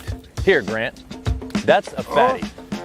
Fatty, so meaty, it'll make a carnivore blush. Packed with over 10 grams of protein, these sticks are the perfect snack for your outdoor escapades. But wait, folks, it gets juicier. Fatty meat sticks are low in sugar, just like me because I'm single now.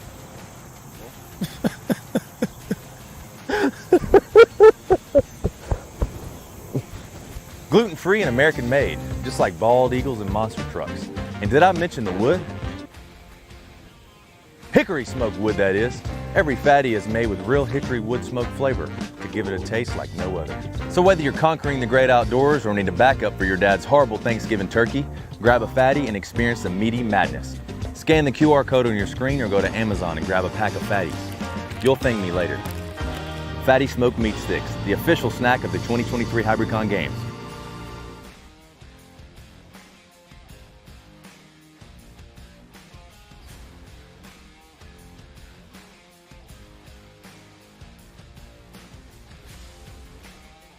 Workout. I want you guys to all get here. Fight for it. Okay? The workout. Let's go.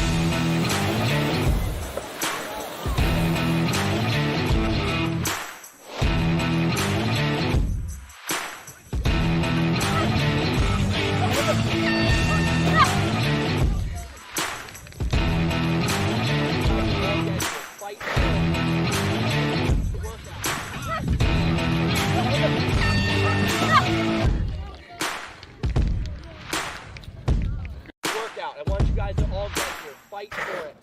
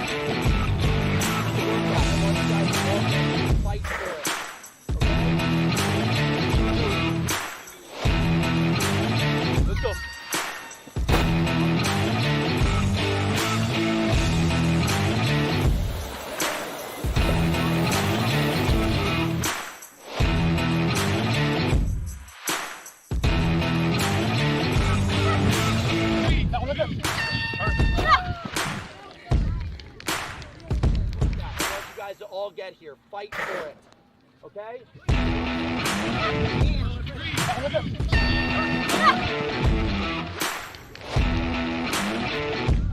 Workout. I want you guys to all get here.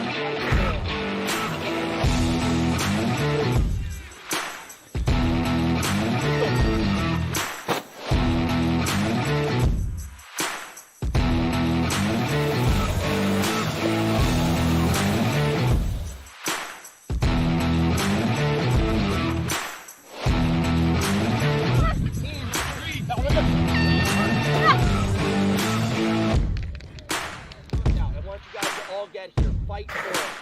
Okay? Workout.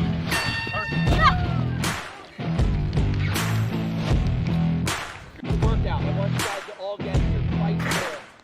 Okay? Let's go.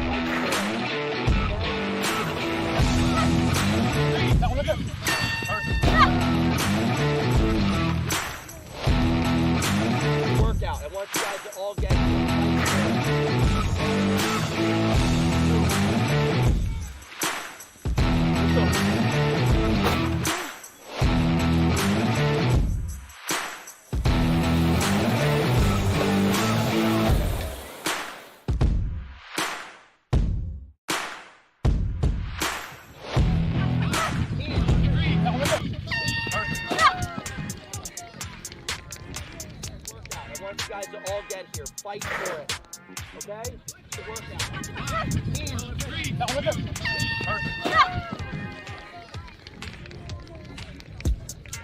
Workout. I want you guys to all get here. Fight for it. Okay? Workout. 2. Let's go.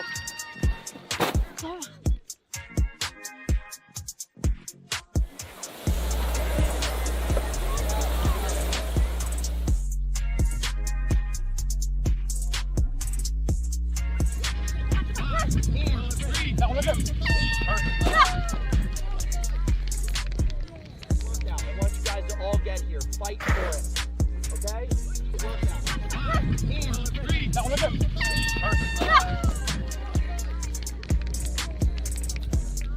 Workout. I want you guys to all get here. Fight for it. Okay? Workout. 2. Let's go.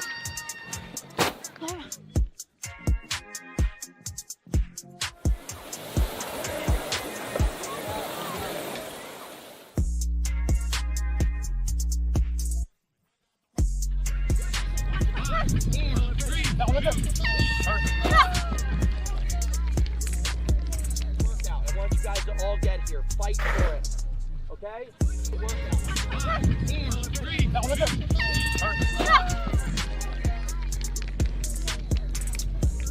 Workout. I want you guys to all get here. Fight for it. Okay? Workout. 2. Let's go.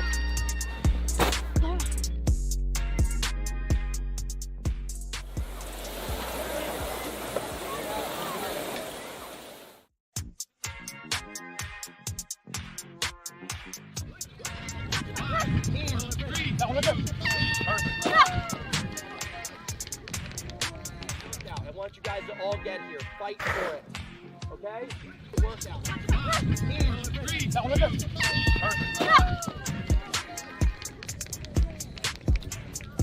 workout. I want you guys to all get here. Fight for it. Okay? 3, 2. We are back here at the 2023 Hybricon Games. I'm your host on site, Austin Alexander. We are here with some incredible athletes, and I'm joined today with my virtual host, Joe Roberto, and Riley Tejcek. She'll be coming on in a minute. Joe, how was your lunch, and what did you have to eat? It was good. I had some leftover pasta, some bolognese and rigatoni. So I love just it. I love it. carbs. I leaned back. I thought it was somebody here, but it's actually just a pole. So This next workout, you can see the race director briefing our judges. This one is called Treadzilla. Now, this is by far my favorite workout. Why? Because we have 2 athletes going at the same time. Why is that exciting? Because you're able to focus on them, and we have the men racing the women for fun. It doesn't count anything for scoring. Each score is individual, but you guys are going to get to see visually the athletes race through this tire ladder. On the women's side, we have, I can't see the weights, but I believe we have 390 to 530 pounds. On the men's side, we have 410 all the way up to 680 pounds. So very, very I have heavy. them right here. I do have them right here Okay. with you. For the ladies, it's 330, 400, 460, and 580. And then for the men, it starts at 400, 530, 630, and then 680. Okay, cool. Thank you, Joe. So I was fortunate enough to flip the tires a lot before this workout, but when we actually put it out here on the field and spaced them out accordingly for the athletes to be competitive, it took me 23 seconds. So I'm going to be comparing my time to a lot of these athletes just because I'm a competitive guy. I will say I did not do 6 events before the tire flip, so obviously it's very inaccurate, but we'll just use that as a comparison metric for the men. I know we will have some men absolutely destroy it today, probably in 15 or 16 seconds, which is going to be awesome to watch, and I'm looking forward to it. Hello, Riley. I believe we have you muted, Riley. What were you going to say, Joe, while she figures out her microphone situation? I was going to say, yeah, we were talking about they have 60 seconds to get through the 4 tires. It's all about speed, obviously, and getting that first grip on the tire, especially when you're trying to hurry, because you need to get that 1 inch just to get your toe under it so you can get the grip.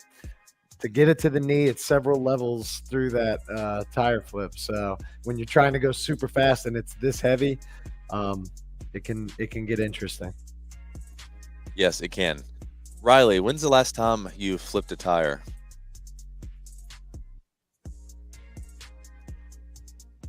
We're having a little bit of difficulty with Riley's audio. It may be a mute function on the bottom of that headset. If you've already checked that, then yeah. Anyways, so I'm going to bring this up on the big screen here so you guys can see it.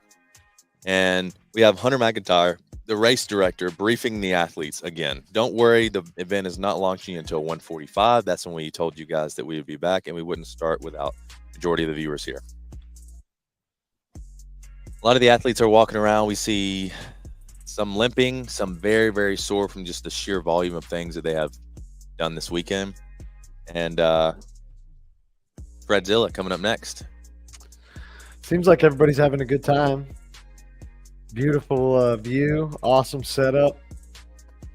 Yeah, so we have a premium view right here from the live stream. So the athletes are going to be running towards the camera, so it's going to get aggressive and it's going to get wild.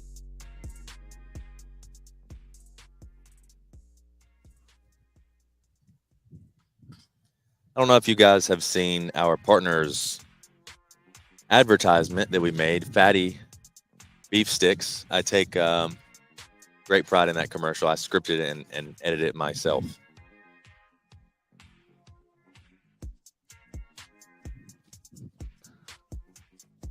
There, I believe there is Lauren Rantala right there walking.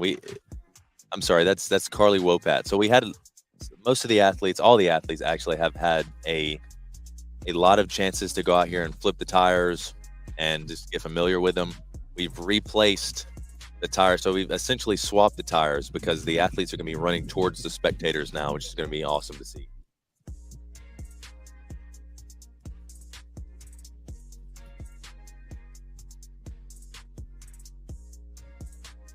Now we have do we have the gentleman leading off again, or do you have? Oh, we have so we have a male lane and a female lane.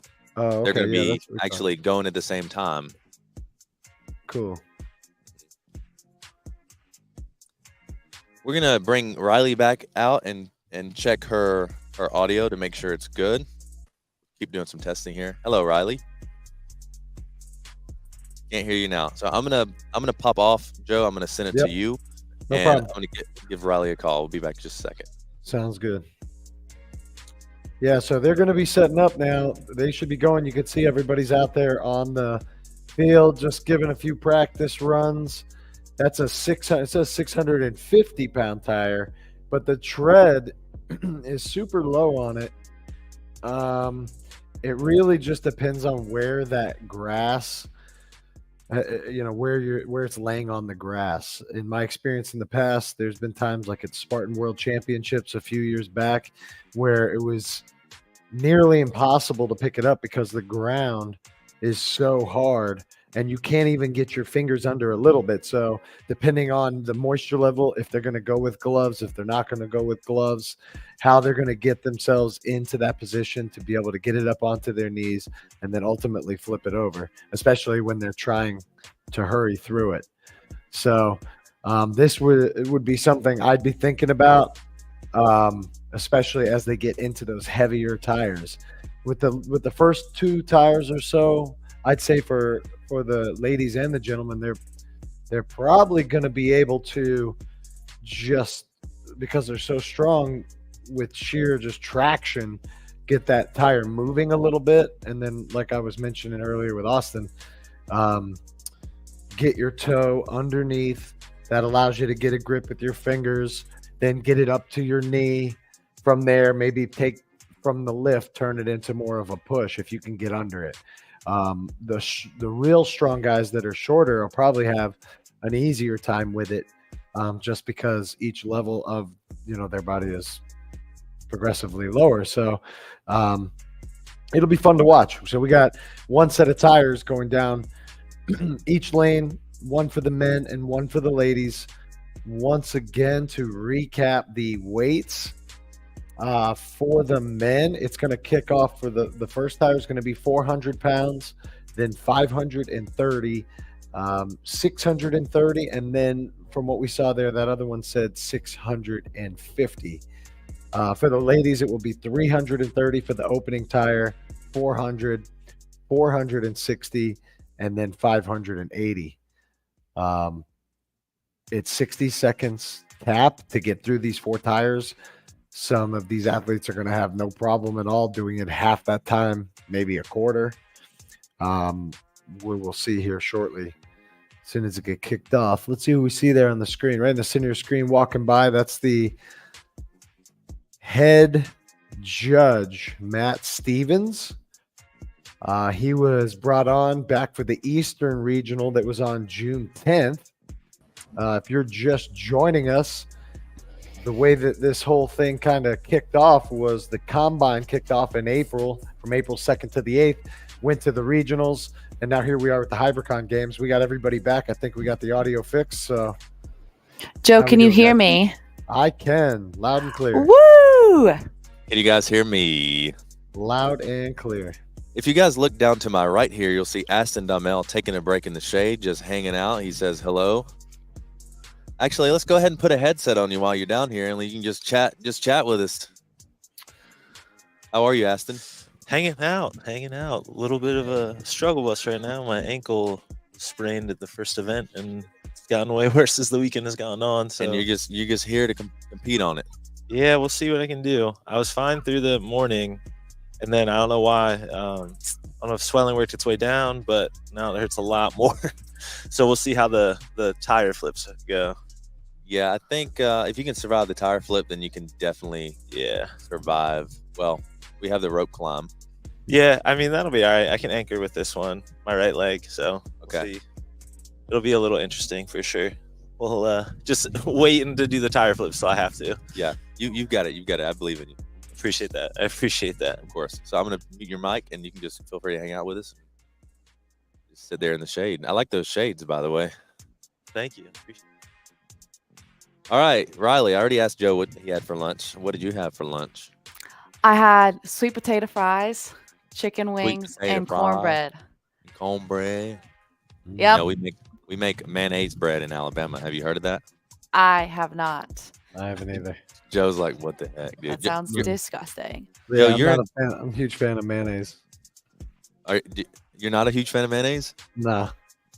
But do you like bread? Yeah, love bread. Okay, well, we got half of the equation, so maybe that's. It might be all right. I'm sure it's all right. Yeah, but I'm here at a different training center in Lake Placid, New York. So that's what our wonderful cooks made for us. So I'm not sure what the athletes were given, but that's what my team and some of the other teams were given. So we munched down. It was awesome. Awesome. Usually, training center foods, they're based on performance, and taste comes second. I feel like sometimes, but I will say, I've tried the lunch here at the Elite Athlete Training Center in Chula Vista, and it's on par. It's really, really good, and you get a wide assortment. So I believe there are only 3 training centers in the United States, right? There's Lake Placid, and then there is Colorado. Mm-hmm. And then there's Chula Vista. Yep. So those are the 3 training centers that you'll see any athletes competing on Team USA for. Here in Lake Placid, we host majority of the winter sports. So you'll see the winter athletes here, but we do have rhythmic gymnastics. Rhythmic gymnastics is in the Summer Olympics. They're actually competing right now at the Pan Am Games, and we were able to watch those athletes compete 2 days before they left for Chile, which they're now trying to get their Olympic qualification, which is awesome. Awesome. So they're in Chile right now. They are. They should be competing here soon, trying to get their bid to go to the Olympic Games. Also, I don't know about you, but I think you would be a rhythmic gymnastics person. I could try it. I'm willing to try just about anything. Not much rhythm, maybe not a lot of flexibility, but I can see you throwing. I'm pretty flexible, and I've got the rhythm too. So I may be pretty good at it. How are you with the hula hoop? I'm very good with a hula hoop. My PR is 312. Yeah. Joe, do you know your PR in hula hoop? I think that's a I little don't. strange. That's extreme for sure. What'd you say, Aston? I said it's not about how you shake your hips. It's about how you throw it, how you catch it. I mean, Throw it rhythmic and catch gymnastics is interesting to see. If you've never seen it, it's really interesting to watch. I've seen a few clips actually. Yeah. You've seen a few clips from me posting it. And they've like what it's like, 'cause like it's a ball, it's a hoop, and then ribbon. Yeah, the ribbon. So it's wild. So it's a hoop. Go ahead. Yeah, there's team events and there's individual events. So a team is 5 people at one time, and they do use the streams, the hula hoops, and the balls. And then the individual event is completely separate. So you're either competing by yourself or as a team of 5. Yeah, that's it's interesting. Cool. That does sound. I don't think you'd excel at it, sadly. No. I don't think. Well, it's okay. Us big boys, we don't excel at that. Yeah, you're right. I mean, we excel at a lot of things. Maybe hula hooping and gymnastics, not one of them. We're gonna take a quick break. Where is the fatty? I want to play that one again. I got you. Okay, cool. You want me to run it by? Please, sir, let's This run is it. Grant. Grant's a man who's hungry and requires a lot of protein, and that's why I'm going to give him my meat. Here, Grant. That's a fatty. Fatty, so meaty, it'll make a carnivore blush. Packed with over 10 grams of protein, these sticks are the perfect snack for your outdoor escapades. But wait, folks, it gets juicier. Fatty meat sticks are low in sugar, just like me because I'm single now.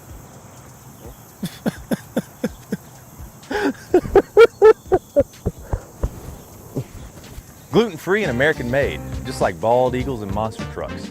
And did I mention the wood? Hickory smoked wood, that is.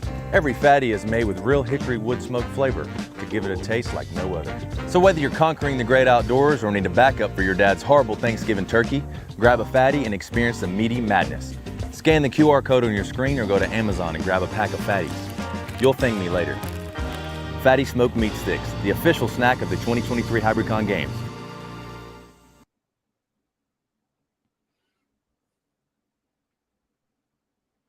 Boom. All right, I do want to play a clip from our Western Regional. Aston is down here. I believe, I don't believe, I know that he had the most reps of 315 during our barbell capacity test. You remember how many reps you had? 32 maybe? 32. So I'm going to play a clip of Mike just absolutely not destroying Aston, but he got a few more reps than you did. Yeah. So I'm going to play it right here. This is from our Western Regional at Alpha Warrior in San Antonio, Texas. 2,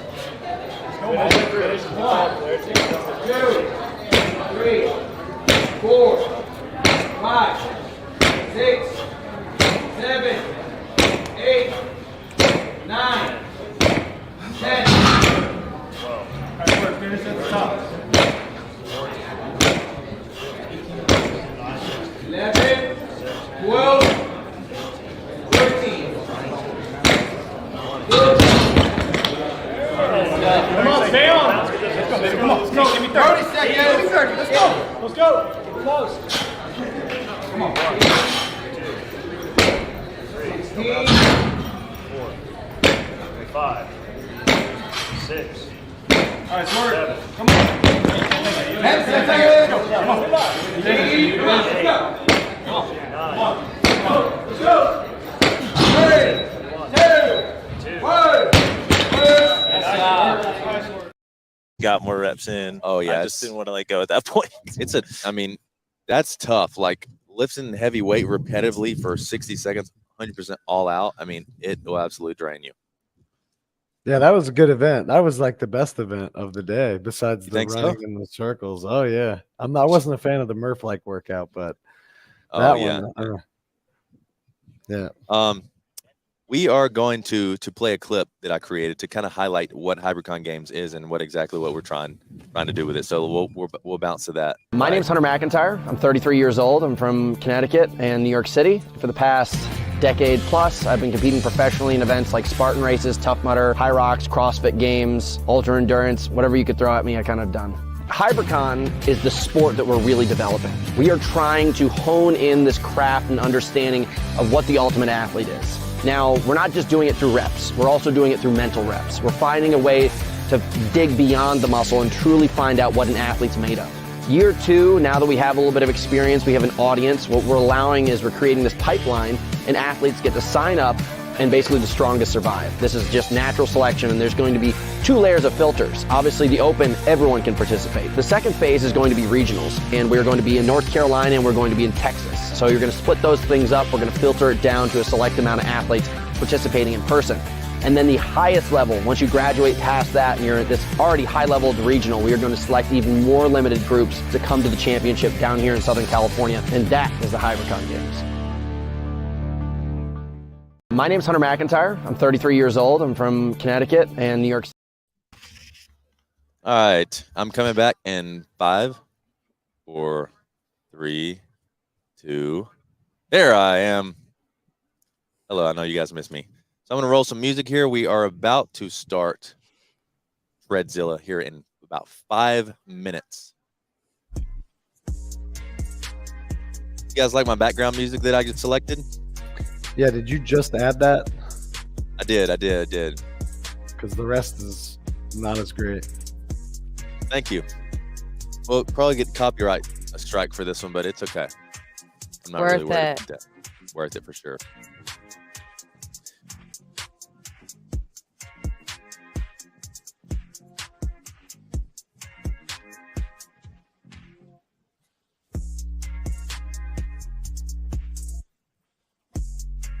Try to grab our head judge over here in a second, Matt Stevens, after I find out where he's at.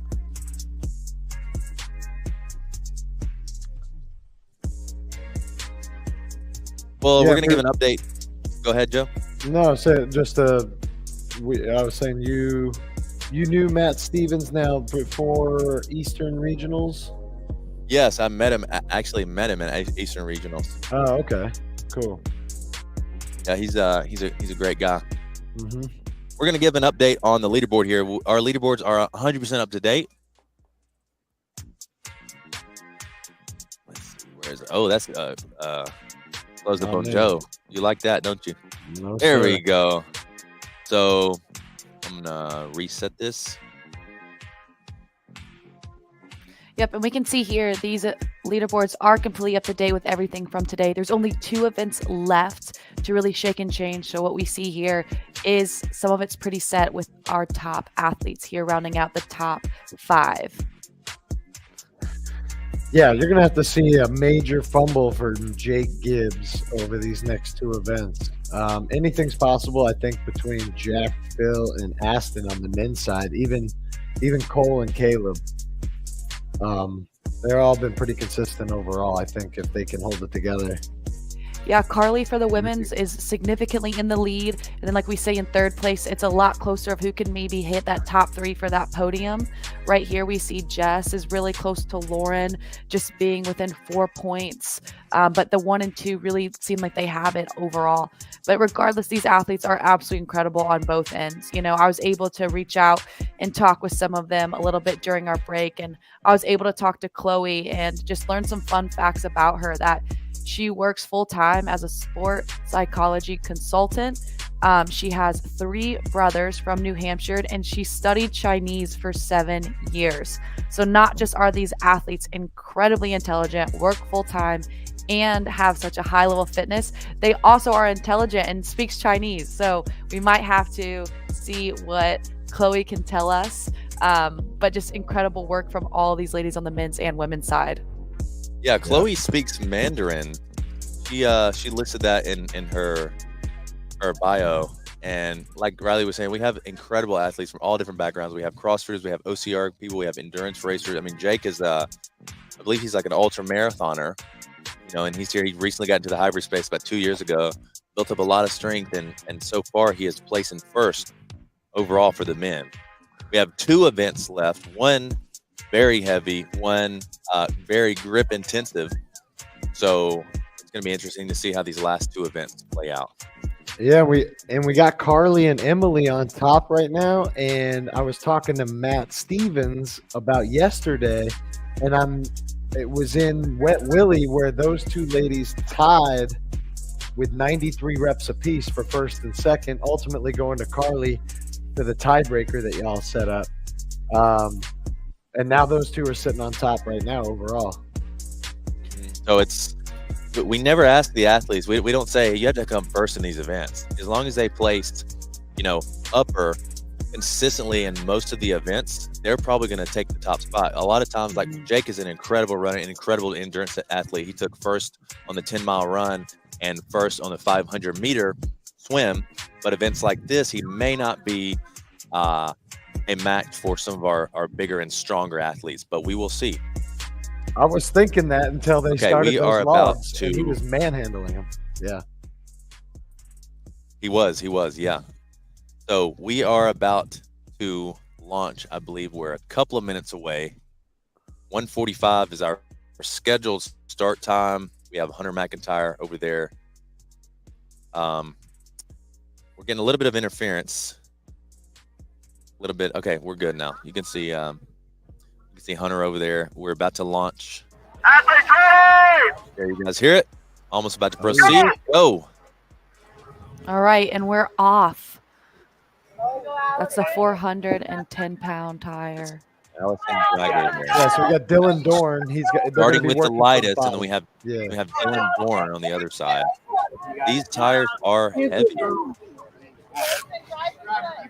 And we see the athletes appear to have a belt around their waist, just helping them to give them that little extra oomph and protection. We don't want any athletes getting injured, especially carrying these heavy tires.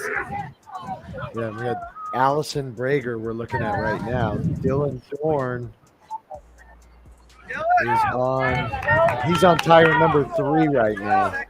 She's still having trouble getting under tire number 1. As I was telling some of the viewers before, It might be just the ground, where you pick it up, just getting your fingers underneath that little bit to initially get it moving. Yep, and Well, like we talked Allison, about, Joe. she told me.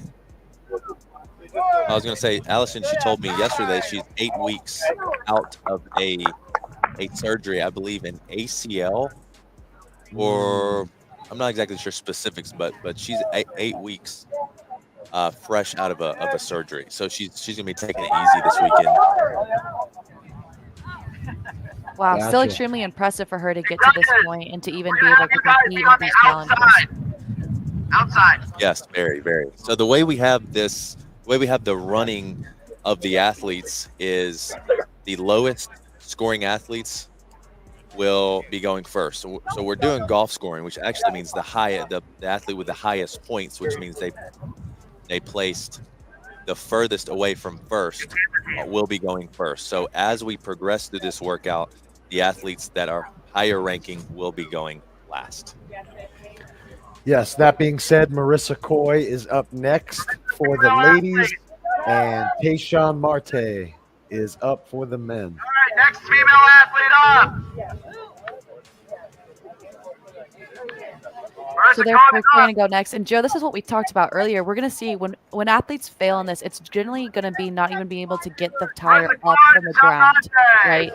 Yep, just that initial inch or two. Then you get your toe under, you can get a real grip on it. So here we go. Mowed through that one extremely easily. There you go. Yeah. Marissa destroying that first one. Like, Awesome. take that.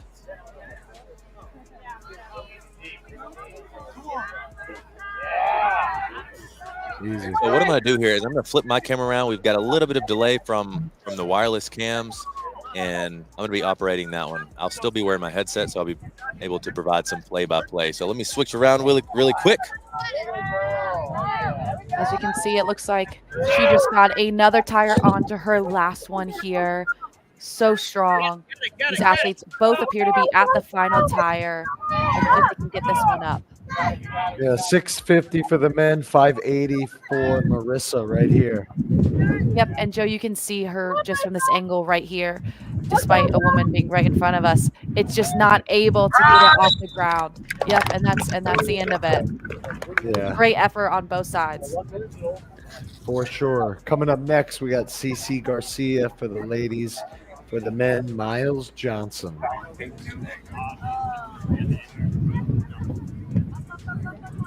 All right, so what we're going to see here is we're going to continue to see athletes go. But, Joe, just like all the events today from yard work, this is happening so quickly.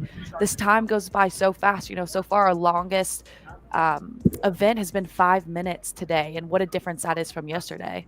Yeah, yesterday they had hour and a half, hour, 10 minutes, 500-meter swim even. People were 8, 9, 10 minutes in the water, which is no joke. Miles Johnson, CC Garcia. And there you overheard Hunter McIntyre calling off who's coming up next. Miles Johnson and We have some incredible volunteers here that are helping reset the tires. There's CC Garcia going. She's a Army veteran, Operation Iraqi Freedom veteran. There we There's go. that first tire. There you go, come on. This side we have Miles Johnson There you go, CC. crushing that tire, going for the very last one, 680 pounds. Come on.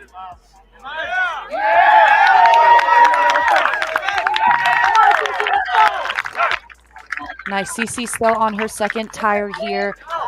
Once she gets in this position, Joe, I'm fairly confident that she'll be able to flip it over. She has it at her knees. Yeah, that's all you got to do. Get that knee propped and then just kind of take, as long as she doesn't run out of time, she should be money. There you go. And she's running between event and event. There you go. She's making this look easy. Yep. You just got to throw it over. One lift, it's a couple separate lifts. Oh, and just like that, timer's out. So she did not get that 420-pound tire, but she was right there. She just needed a couple more seconds. We're getting a little delay. What I'm going to do is hopefully we can. Athletes up. Taylor Ward. CC Garcia. We got signing off on her score. Good sportsman and a smile from CC.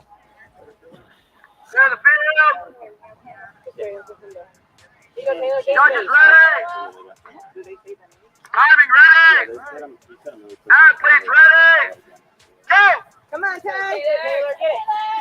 And they don't stop. Hunter loves to say it. It's like flowing river. Once it starts, it does not stop. This day has been flowing pretty smoothly. without many hiccups Effortlessly on whatsoever. tire 2. Moving on to tire 3. Wow, Joe, she's making this look easy. That's Taylor Ward we're looking at. Now she needs to rest, regroup, gain her breath. She went through 3 tires so easily. Find that grip and absolutely pull this tire. There we go. No, you don't want any wasted efforts there. 550-pound tire. That's the first female that we've seen be able to flip all 4. Incredible effort. There we go. And now, yeah, we're looking at Ryan Herring. He's on tire number 3, having a tough time. And you can just see the size of this tire compared to these men and women. They're just absolutely massive. There's our reset crew. They are very important here because remember, they are flipping 24 times, potentially 4. So they could be able to flip like 60 to 80 times during this event. That's why we have a team of 3 to 4 people on these tire repositionings. A very, very important role. Well, Joe, I don't know about you. I'm happy that we are here and not having to flip those tires back and forth. Yeah, partially. Yeah, you guys got it easy. Yeah, well, you too, no, Austin. for You just have sure. to stand there and look pretty. That's it. You're right. I didn't organize any of this. I didn't flip any of these tires either. No, he loaded them into a truck. All right, Andres Flores Andres for the Flores. men, and Kayla Easily flips the 410. Yep. Now for the 540, easily flips it, moving home to 630 pounds.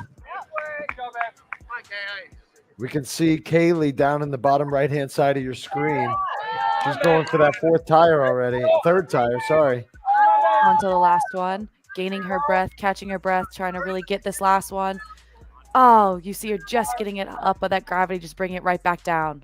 This is where she needs to get that toe underneath. She got it off the ground. Slide that foot before you lose the grip. If you lose the grip, then you can re-grip a lot easier. There she goes, attempt number 3 at this. Like you said, get something Yep. under, leverage That's your it. body. She had the knee almost.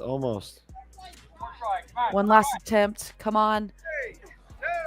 And yeah, she's just tired. She's exhausted. But great attempts there. So close, so close. You got it. Looks like that one took a lot out of her. But awesome job getting 3 tires right there. Yaris, she's a crowd favorite out there. Yaris Cruz. Yaris Cruz, also from Florida, the west side of Florida. She comes to a lot of events at our gym. She's all over the place. OCR, DECA, High Rock. She's everywhere.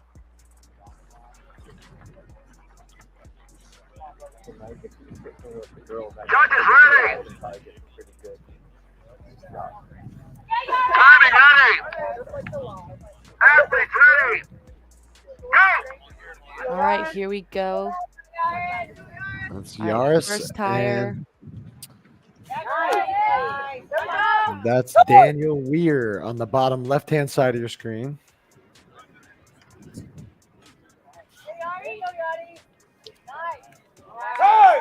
There we go. Moving at a good pace here. Getting under that 420-pound tire. There we go, Daniel. Get it.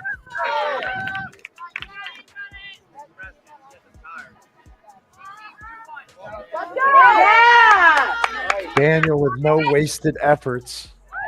And Yaris has it on the knee, like you said. She's so close. Riley, she should be able to get it. She can just gain that energy. Find it. And both of them, you see them just staring at each other.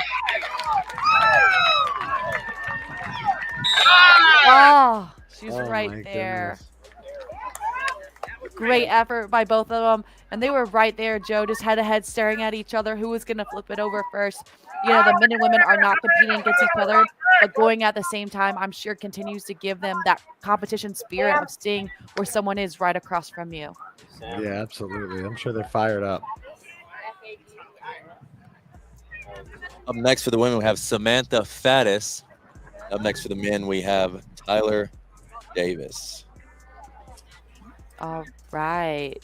It's Tyler. He's from Texas. Faddis is in 10th place. Tyler Davis in 15th.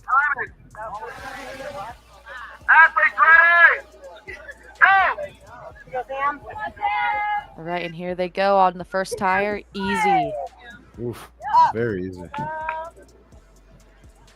The 540, easy. Maybe we can get a little better zoom on the ladies for that top right-hand screen. We go There tire we go. 2 for her.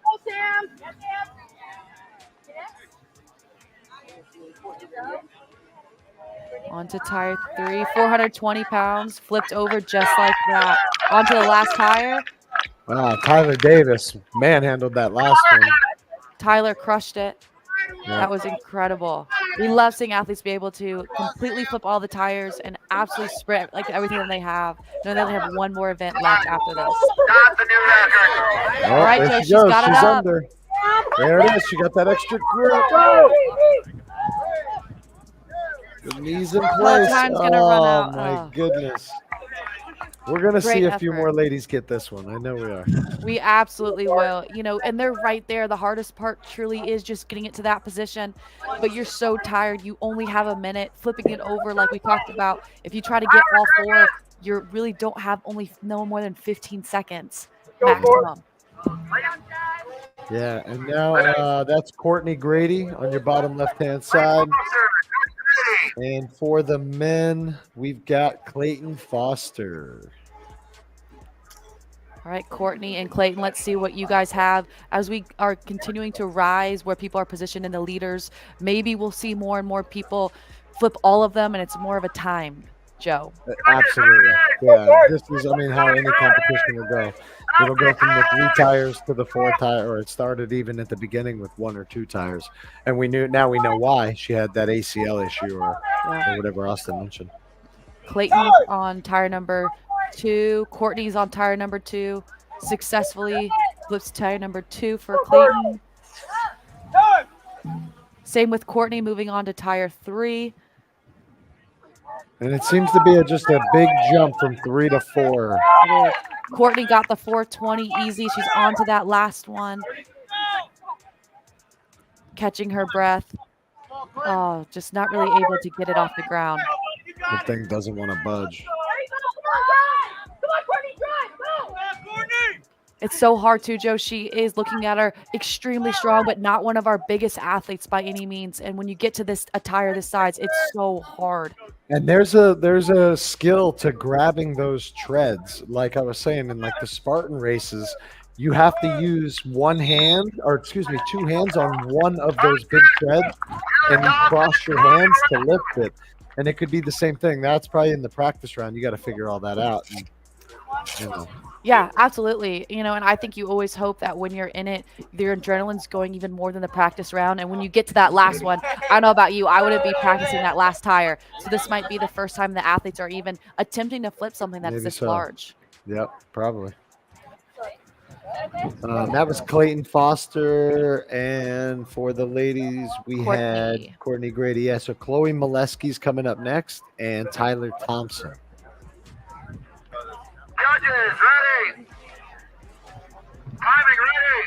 Tyler Thompson is from close to my hometown in Alabama. He's from Moulton, I believe. Very, very strong competitor today.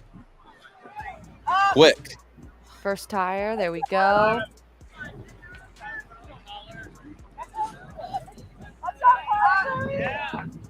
Second tire for Chloe.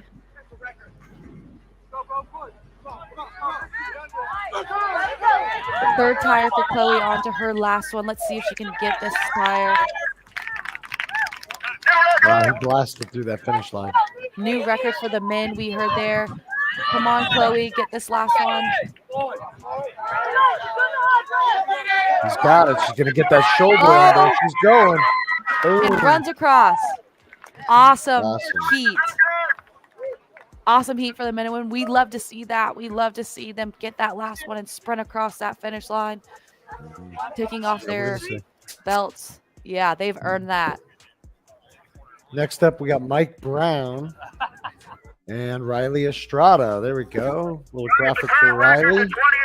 San Diego, CrossFit Invictus. Mike Brown, Riley Estrada. Yep, and Joe, I do think that now we're in the realm of the leaders board where we're going to see people get all 4 tire flips. It's just going to come to a matter of time. How can these athletes pace themselves to make sure when they get to that tire, they're not utilizing energy that they don't need to be? Right.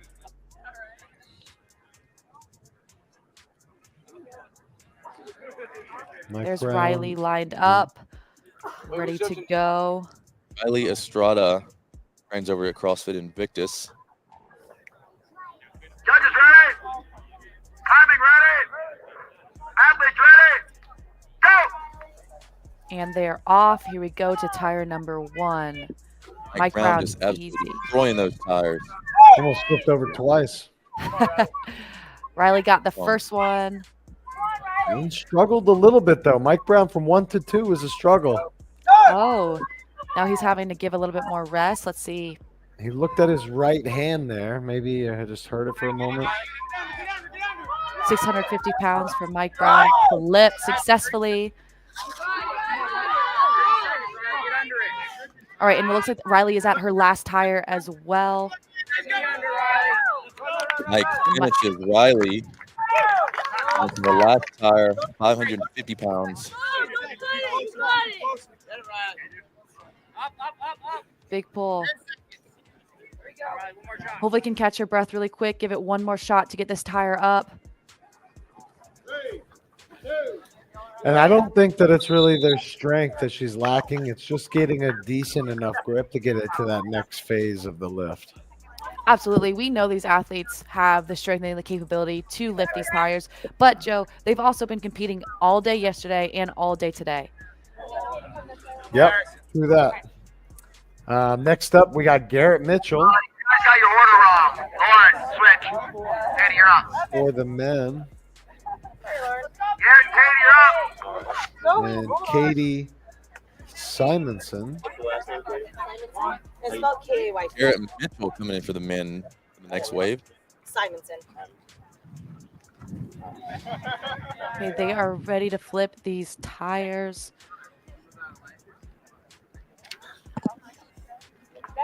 Judges ready?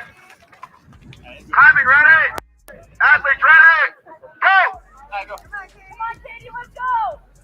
Here we are, tire 1, no issues. Garrett Mitchell's quite the hybrid athlete. I mean, I MC fitness events around. I've seen him at CrossFit competitions, DECA events, running races. He's all over. Both of them are making great work of this course, both on the last tire. And there he goes, across the finish line. Oh, she just had it.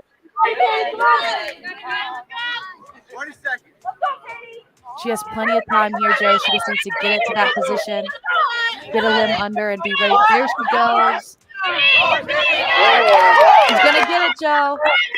Oh. Come on. Come on. Oh, there we go. Incredible fight there.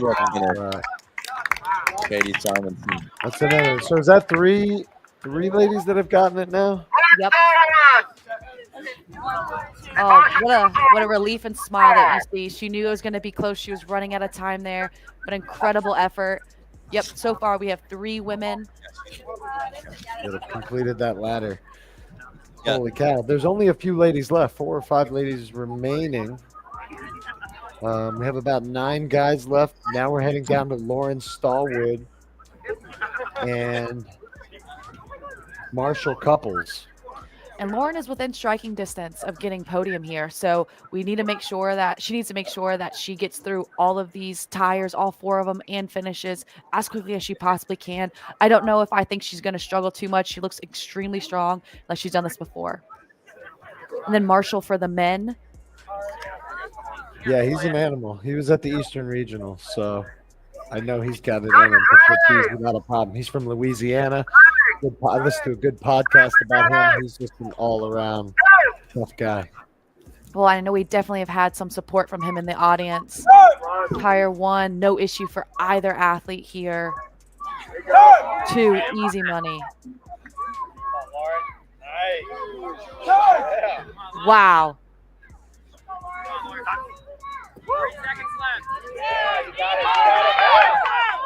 Yep, you got to make sure you pace yourself, take your deep breaths. That last tire is heavy. Couple finishes. Lauren ripping the last tire. Come on, Lauren. It's that grip. When she flew through that course, Joe, she got to that 4th tire so fast. Needs to regain and finish it right here. Here it is. Get that knee under. There it is. The knee's under. She's got it now. Oh, no. Oh, she's off balance. Oh. Wow. That's going to be it. I'm holding my breath here watching these men and women trying to flip these tires. I think I'm starting to sweat a little bit. You feel the intensity. You feel it for them so bad, and you know that they got to see their competitors go behind them. And as Lauren, you know, you saw the female before you go and complete the whole thing. I can only imagine that you think you're going to finish as well, and then you don't. You're worried about how that might jeopardize your standings, but incredible effort in such a short event. Certainly was. And we got 4 ladies remaining. Now jumping from Lauren Stallwood to Lauren Rantala. We got Lauren and Mitch up. And Mitch. That's it. Mitchell Doler. Athletes ready. Go. And they're not messing around, so they're going to send them off right away. All right. Lauren struggling slightly with tire 1, but finally gets it over.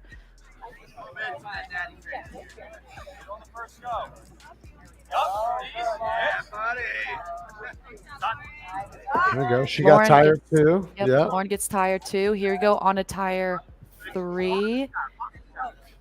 Mitch is on his last tire.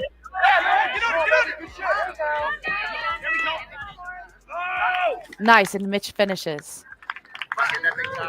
Lauren's onto the last tire. Looking at everybody like, why is this so heavy, Austin?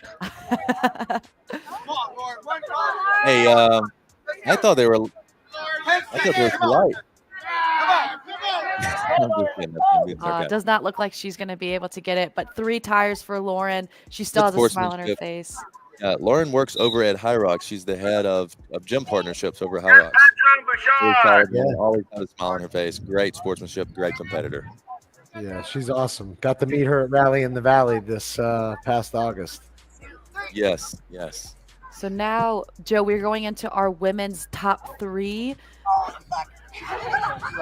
Yep, we got 3 left for the ladies. Jess Petro, Emily Rethwill, and Carly Wopat. This is the start of the top 3 In ranked that women. order. I'm sorry. For the men, we've got our man Judges ready. Boosh Timing from ready. France. I don't know how to say let's go in French, but come on, man. Let's go.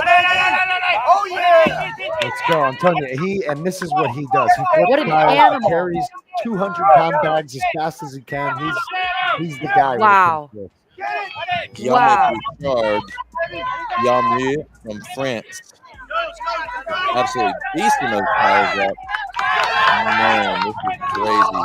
For a guy look at who's him not that go. heavy, he may be our strongest athlete. Did you see Oh, that? with the slide in Wow, he's style. safe. He is safe in style. That's how he gets style points. I don't know if we're giving those out, but 100 you points, definitely yeah, deserve yeah. some there. At least for Messi is. Jess Petro was Yes. fighting with all her might to get that thing over. It doesn't look like it. She's going to have it. Deep breath. Try one more time. Here you go, Jess. What about that knee? Ah. Yep, and she's gonna let the time go out. Excellent effort though. She had it right there. But man, Boosh crushed that and slid out. I'm interested to see if anyone else is gonna have that good of an exit. I don't think so. When I watch videos of him, he's constantly running with 200-pound bags back and forth across his gym. Well, this event was made for him. Let's see if he gets the top time, honestly, because he absolutely destroyed that. But we'll see as we go up the leaderboard with other men and see what they have to say about it. And in second place, we have our female up here. Yeah, it's Emily Rethwell. Now, she's a CrossFit competitor, so we expect her to do well with these tire flips, too. Emily done with tire number 1. Easy work of tire number 2. On the tire number 3. Should be out there for the men as well. Emily with tire number 3 onto that last one. Walking, catching her breath, knowing she needs to complete this last one. Isaiah finishing over the fence. Oh, he saw Boosh. He wanted to give him a little something. Yeah, he did. The last tire here. Come on, Emily. Oh, got right it. there, Got Emily. that knee planted. Yep, there she goes. Incredible job. To be expected from her, for sure. And that's just our 4th female that we've seen complete this. Absolutely incredible job by Emily. She's looking at Carly about to go up and be like, beat that. Absolutely great time. And if there's anybody out there that can do it, it would be Carly Wopat for sure. Yep.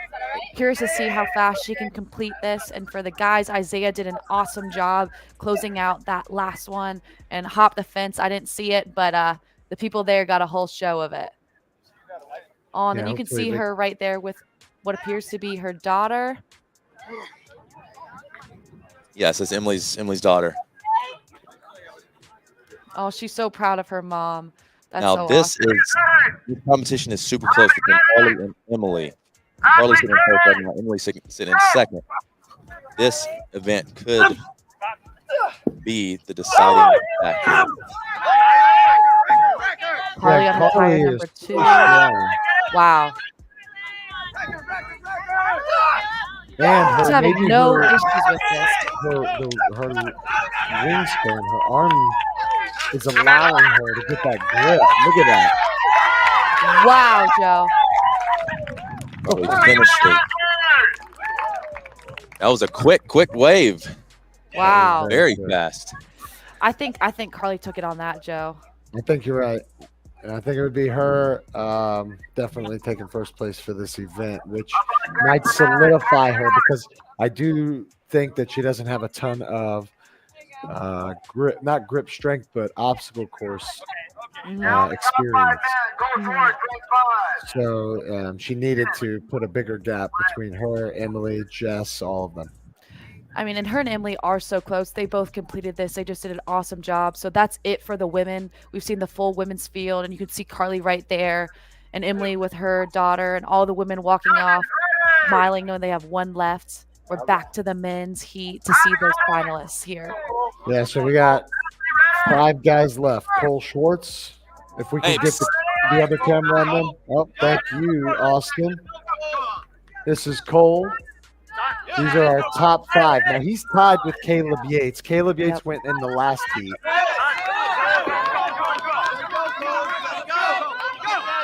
He's another guy. Little, not a big guy, but extremely strong. Wow.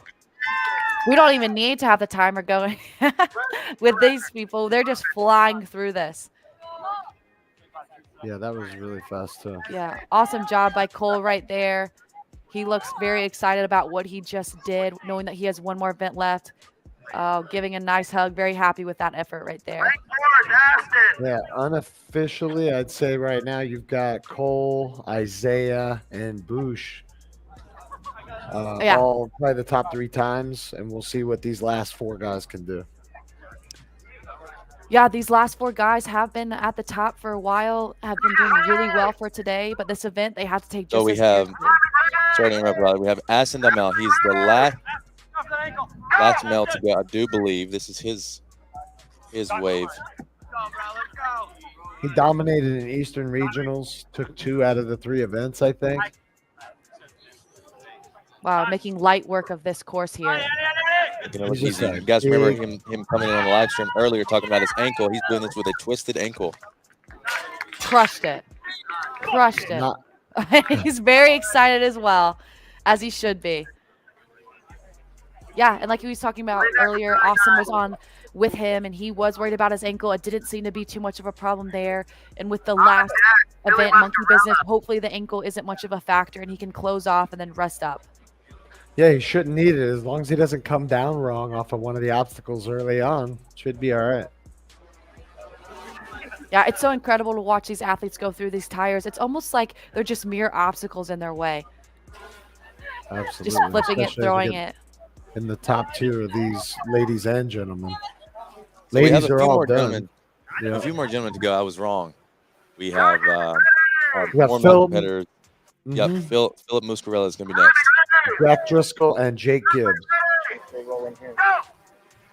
And here he is off tire number 1 like it's nothing.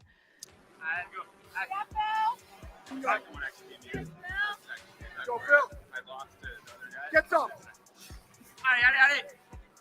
Nice. Onto the last tire. Awesome. That was awesome. That was fast. Wow. I don't think it could have capped a few of those other guys who we just saw earlier. Now, I'm excited to see Jack and Jake hit this one off. Jack and Phil. Now, Phil just went. He had 35 points. He's sitting in third place. Jack sitting in second place, only 1 point ahead of him, and only 6 points between Jack and Jake. Jake sitting at 28 points. Judges ready? Timing ready? Athlete ready? Go! Jack Driscoll, also firefighter from New Jersey. Really physical guy. Trains pretty much when he's not at the fire station. So flipping things, lifting things is his thing as well. Go on to the last one. Oh. Ooh. Hopefully he's all right. Yeah, he's okay. Little front flip He action. can handle a 10-mile run. He can handle a little flip. That's it. Oh man, they still have one event left though. Don't go too Yeah, crazy I don't want yet. to see him hurt his arm coming over that fence. Next, you got Jake Gibbs. So remember what I was saying earlier. Jake Gibbs, a great endurance athlete. We will see how he fares up to these heavy tires, especially that 680. Yeah, he built a nice lead in the. Sorry, Riley. A nice lead in the beginning with the 10-mile run and the swim. So he's got a cushion. He just needs to pretty much finish in a decent time here. Yeah, he doesn't necessarily need to win this, right, Joe? He just needs to be in the top half, especially in the That's it. top 3 or 4 if he can. I think just finishing alone would be it. Yep, he 'Cause I- is a little bit shorter in size compared to the other athletes. Ooh, a little limping here. Onto tire 3.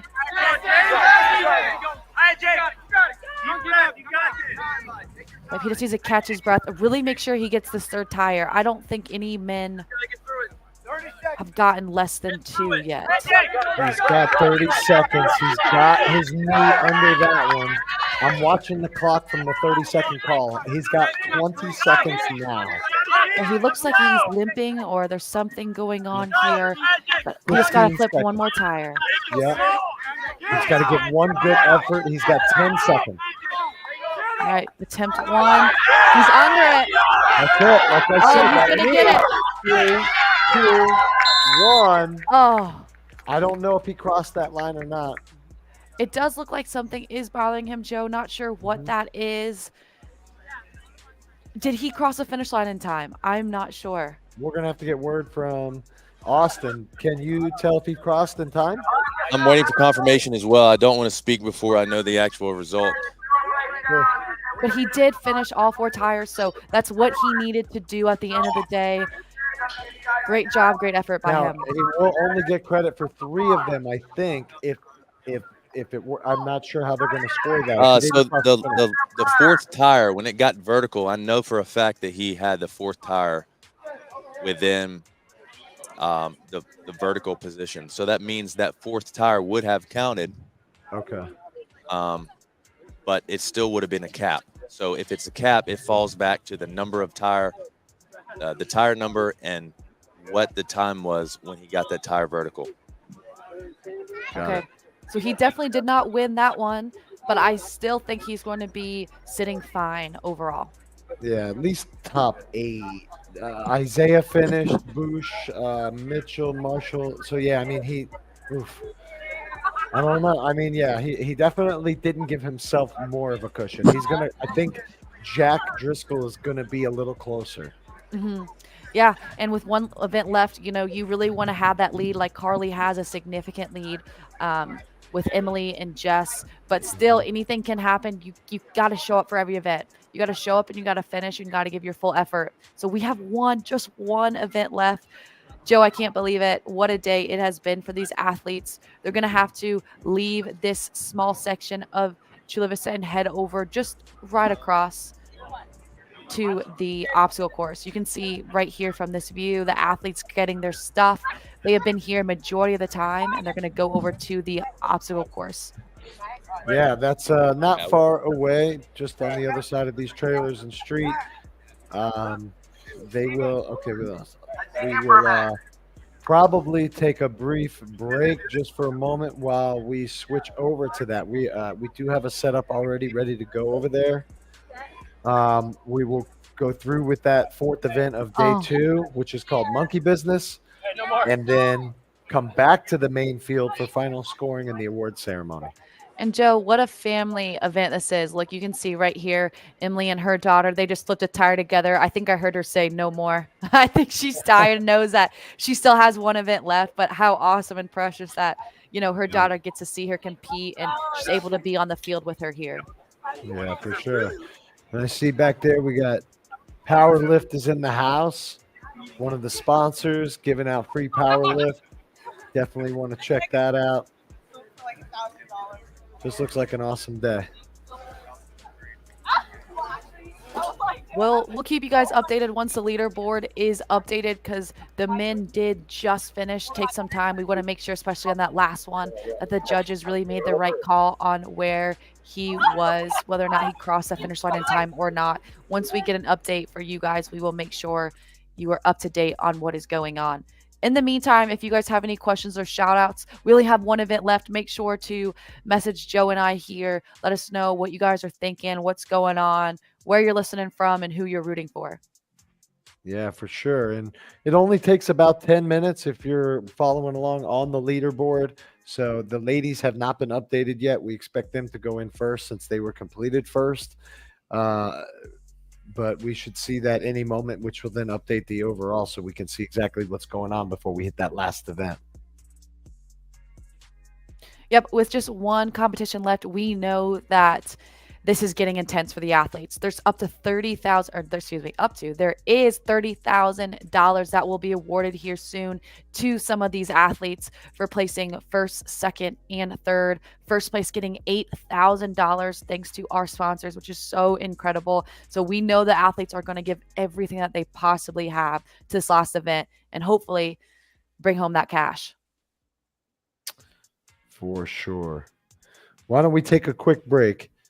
We'll jump over to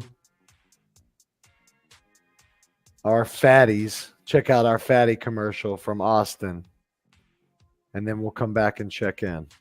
It's Grant. Before we head over. Grant's a man who's hungry and requires a lot of protein, and that's why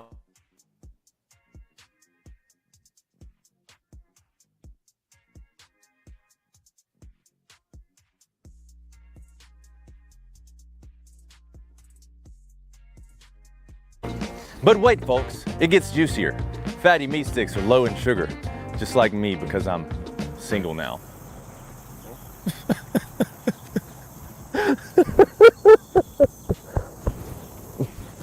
Gluten-free and American-made, just like bald eagles and monster trucks. And did I mention the wood? Hickory smoked wood, that is. Every fatty is made with real hickory wood smoke flavor to give it a taste like no other. So whether you're conquering the great outdoors or need a backup for your dad's horrible Thanksgiving turkey, grab a fatty and experience the meaty madness. Scan the QR code on your screen or go to Amazon and grab a pack of fatties. You'll thank me later. Fatty Smoked Meat Sticks, the official snack of the 2023 Hybricon Games.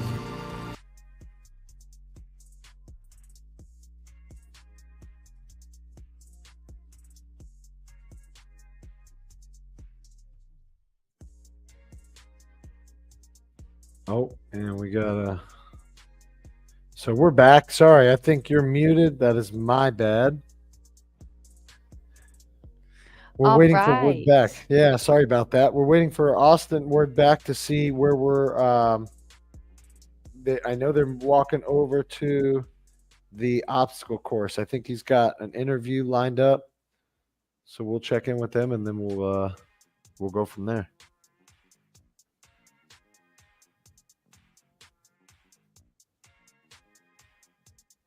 Austin, maybe not joining us yet. With all these athletes, though, we have Jody in the comments saying, Austin interviewed Daniel Ware. Teamwear is watching and so proud of him. Let's give the people what they want. Maybe Jody will able to give you that, but the athletes do need to make sure that they're going over and getting ready to compete in this last event. But we hear you.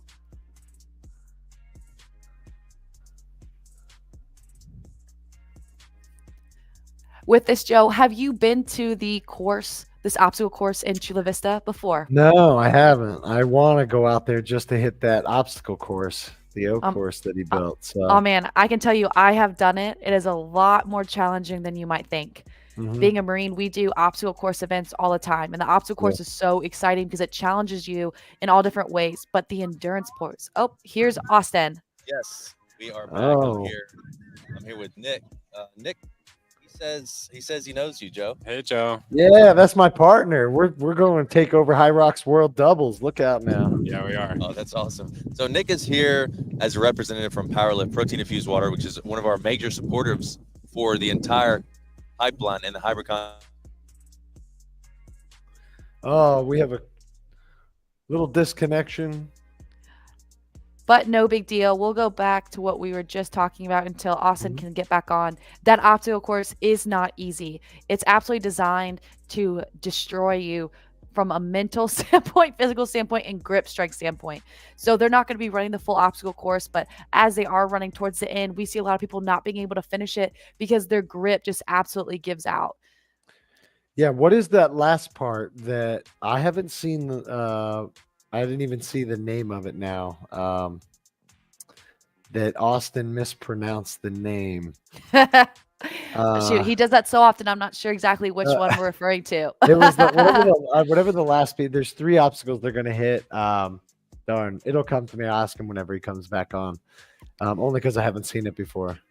Yeah, well, we can make fun of him for not being able to pronounce things because he can't say anything about it right now because he's still disconnected. But it's really exciting for these athletes to go. Actually, fun fact, if anyone is in the area, they actually have open events where anybody within the area is able to come in onto Chula Vista's campus, go onto the obstacle course and try it out for fun. We've had kids come out there. We've had military members come out there, just any and everybody just to try the obstacles. Not like anyone's going for time. You have the ability if you want, but just a way to get active. It's kind of like a big kids playground, to be completely honest with you. Yeah, and that's exactly what it looks like. I love watching these people. Every time they have an open day and he puts some videos on, I'm always watching to see how it's going to go. Yeah, absolutely. And what's so fun about it is there's actually hosting team bonding events as well. So sometimes there's different companies that want to bring people on. They're able to run through the course. And here's Austin. Can you hear us? Riley, yes. Can you hear me? Yes, sir. We can hear you. Yeah, Ivan, let's pan that camera out just a tad to get. No, yeah, I'm sorry, so it cut off right at the very beginning of your conference, as soon as you were introducing Nick. I know somebody ran over the plug. I think people are secretly out to get me this competition. I'm still here with Nick. Nick, Hi again. You guys are running. You and Joe are running High Rocks doubles soon. Yeah, we are in Miami. Yeah, we did the last Miami event. February, right, Joe? Yeah, February. It's been a while. We did the one on the beach that was terrible. Yeah, Having a little bit of difficulty, but we'll go ahead and introduce Nick. Nick, you are a representative of Powerlift, Protein Infused Water, which is a major supporter of the Hybricon games this year. And I just want to say we've been super fortunate to have you guys on as a partner. And I just want to say thank you for what you've done, and especially for the product. Yeah, thanks. It's been a joy. I think the athletes are doing a really great job this weekend, and it's been really fun to watch everybody step it up. Yeah, this year is completely different from what we did last year. We ran an entire combine, an entire selection process. It took a lot of resources. It took a lot of energy from our team, and Powerlift was there every step of the way. So you guys support a lot of hybrid events and a lot of high rocks events. Yeah, we do. So can you tell me why Powerlift is the perfect hydration and recovery for hybrid events? Yeah, absolutely. So we talked to a bunch of folks who were drinking Gatorade or Powerade and asked, what's missing? What could we do better? And basically everything that's in Powerlift is the answer that we got. So folks want things that still hydrate you. So Powerlift is loaded with electrolytes, but they didn't want the sugar or the artificial stuff that a Gatorade might have. So there's none of that in Powerlift. And then we've got 10 grams of protein, which is great for some energy during a workout. It helps you stay hydrated, and it's great for recovering right after. And so it's the most well-rounded hydration beverage I think that's out there. Yeah, that's what I was going to say. I was going to say, by the time you have everything that you need, you're mixing like 5 or 6 different powders, and Powerlift is the perfect compilation, the perfect formula of that whey protein there for recovery, the electrolytes to prevent cramp and to keep you going, and the zero sugar, which sugar, as an athlete, I mean, you can crash from it very, very easily. Yeah, it's just something that can throw your balance off a little bit. So Powerlift doesn't have any of that. Yeah, for sure. Well, Nick, thank you so much for being here. Thanks for hopping on for this interview. Yeah. I know you have some more powerlifts to give away to the athletes, so I'll let you go now. And we are going to bring on Daniel Weir. All right. All right. Thank you very much. All right, Awesome. Jody, we listened to you. We're giving you exactly what you're asking for. So you will see him on here shortly. Oh, and there's the answer to our question. Heartbreak Ridge. Austin, can you tell us what is, well, for anybody who may not know, like myself, what is Heartbreak Ridge at the O Course? Guys, give me a second. I'm having trouble hearing you here for a second. No It got problem. windy all of a sudden. They tell me it's the Santa Ana winds here in California. But I will give a quick shout out. The Heartbreak Ridge comment was from my dad. So shout out to him for helping us out when we couldn't figure it out, Joe. There he is. Nice. He's tuning Daniel, in. you ready? Let's do it. Yep, there we go. Hashtag all the way from Indiana. Thanks, Dad. We love you. Give me a second. Can you pop those on? Just set them right here, please. Ladies and gentlemen, what you've been asking for, the man you've been waiting for, he is here. All right, Daniel, you are a crowd favorite here in the live stream. We have a lot of your family watching from back home. What do you want to say about the whole competition, about any specific events? Do you have anything for us? I love it. Just want to say thank you to everybody back home at Crave, Des Moines, just all the support here. I got my family here.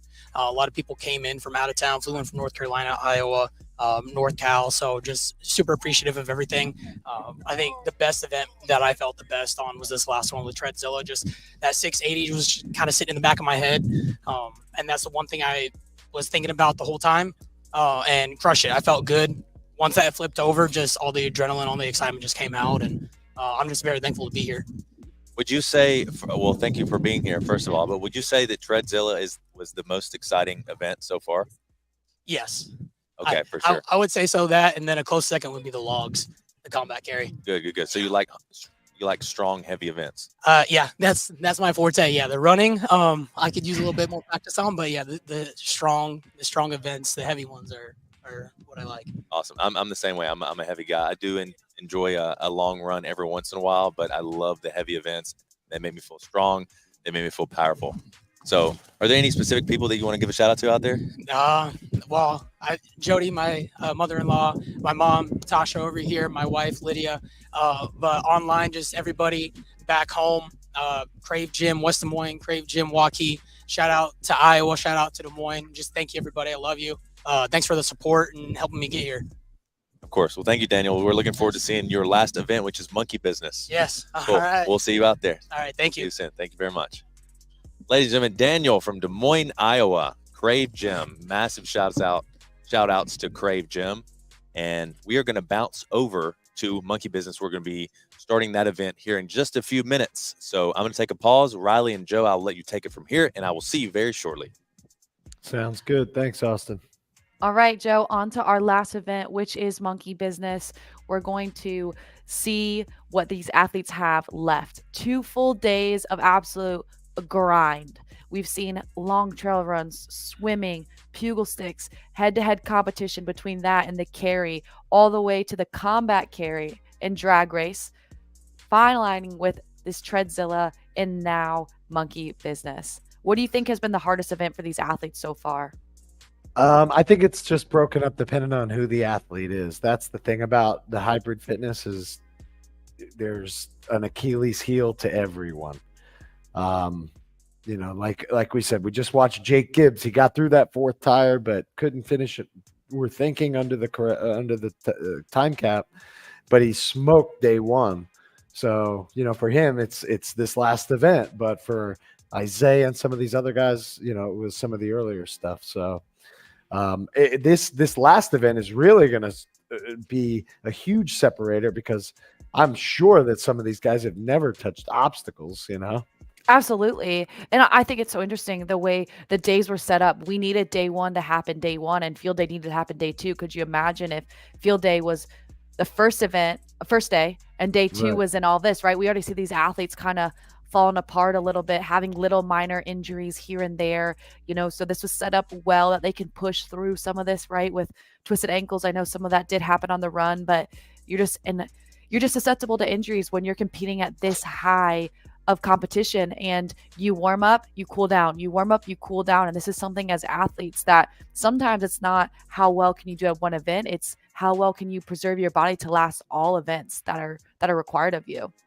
Yeah, and these kinds of events are becoming more and more prevalent and popular at least from what I can tell. And it might be just because I'm in that space, but it just seems like I see it everywhere now. The GoRuck games has been the last few years. They kind of throw all kinds of crazy things at you. Rally in the Valley we had this past year, I brought up a few times. That was 14 events over 2 days. Wow. And it was events from running to paddleboard race, cognitive memory test as we were running down the mountain.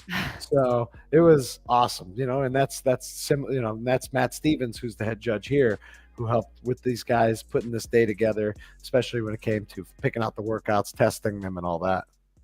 Yeah, and I was talking with this to my dad actually, why would these athletes want to put themselves through this, right? We talked about the age gap. We have our youngest being 25, but our oldest up in our 40s, right? And what makes athletes want to do this?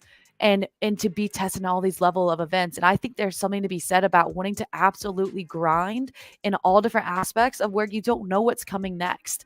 When we're seeing all the events for the Hybricon games, these athletes have never been exposed to this before. Right. They've never done Pugal sticks. They've never done, the carry and being attached to someone else and having to pull and fight for your life here.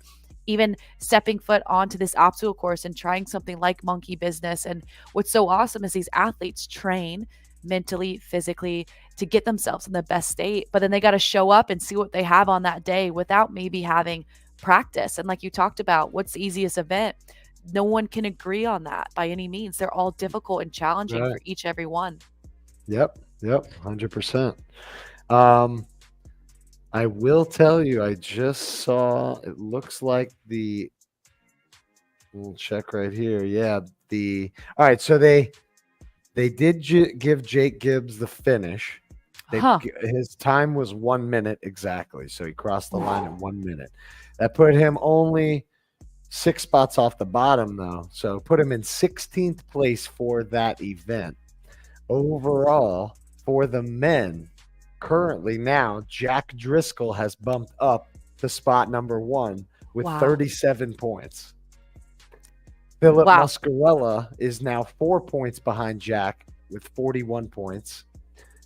Let's see. Maybe we can even get this up on the screen for the viewers. We're going to have to wait till we get Austin back around. He can reset that for us and get us the overall for the viewers. But Philip Muscarella's in second with 41, and now Aston Dommel is in third, only 1 point off at 42. and Jake is sitting on the outside looking in with 44 points. Oh no, Jake. He's been crushing it. And like he still has a say, Joe. He still has something to say. Monkey business. We just saw what happened in just one event of how people were able to move and shift and shake that lineup. But man, on the men's side, there is a lot on the line for this last event. Big time. I mean, Jake essentially needs to beat Aston and Philip to get on the podium. Wow. Okay, so we know that at least. Jack needs to, at least stay in the top 4 or 5 of this event, and he can hold on to his first place spot. Other than that, anything can happen because there are some guys at the bottom of this list that we're looking at. The Garrett Mitchell, or in the middle of the pack, Garrett Mitchell, Marshall Couples, Bouche from France. He's going to fly through this event also. Mm-hmm. So those are going to be some of those separators that are going to add a point or take away a point from, these top 4 or 5 guys. Yeah, absolutely. And I think what's going to be so interesting is just to see that emotion that's going to come from these athletes, right? I mean, we know it's a competition. We know money's on the line, but also these athletes just want to test themselves. I think finishing this competition and being able to walk away, hopefully healthy, right? And knowing that they put everything on the line gives them so much confidence and satisfaction. Maybe going to their coworkers tomorrow morning and being like, hey, do you know what I just did over the past 2 days? Like, you have no idea. How was your pre-Halloween weekend? Because I was getting after it in Southern California for 2 days doing all kinds of events. Yeah, I mean, for some of these people, I'm sure their coworkers know they're already nuts when it comes to training and all that. You're probably one of them as well. I mean, you have to be to get to the level that you're at, or some of these guys, Yeah, and that's what I just want to say, to anyone watching on the live stream. I get motivated by watching athletes like this all the time, Joe, and I just sometimes it's easy to sit back and be like, wow, I wish I could do that, but I'm not strong enough, I'm not big enough, I don't look like them, I'm not the same age. Insert whatever potential cop out, to be honest. And I just want to give a little bit of motivation to anyone watching this, that if you want to get in better shape and this motivates you and you like these kind of things, it all starts with showing up. You just got to show up. Everyone started from somewhere. I didn't become a Team USA bobsled athlete overnight. You didn't become a Hybricon Games athlete, right? Just overnight. And so just want to give everyone encouragement in the audience that it just starts with showing up, believe in yourself, and make progress. And you'd be surprised where you can end up.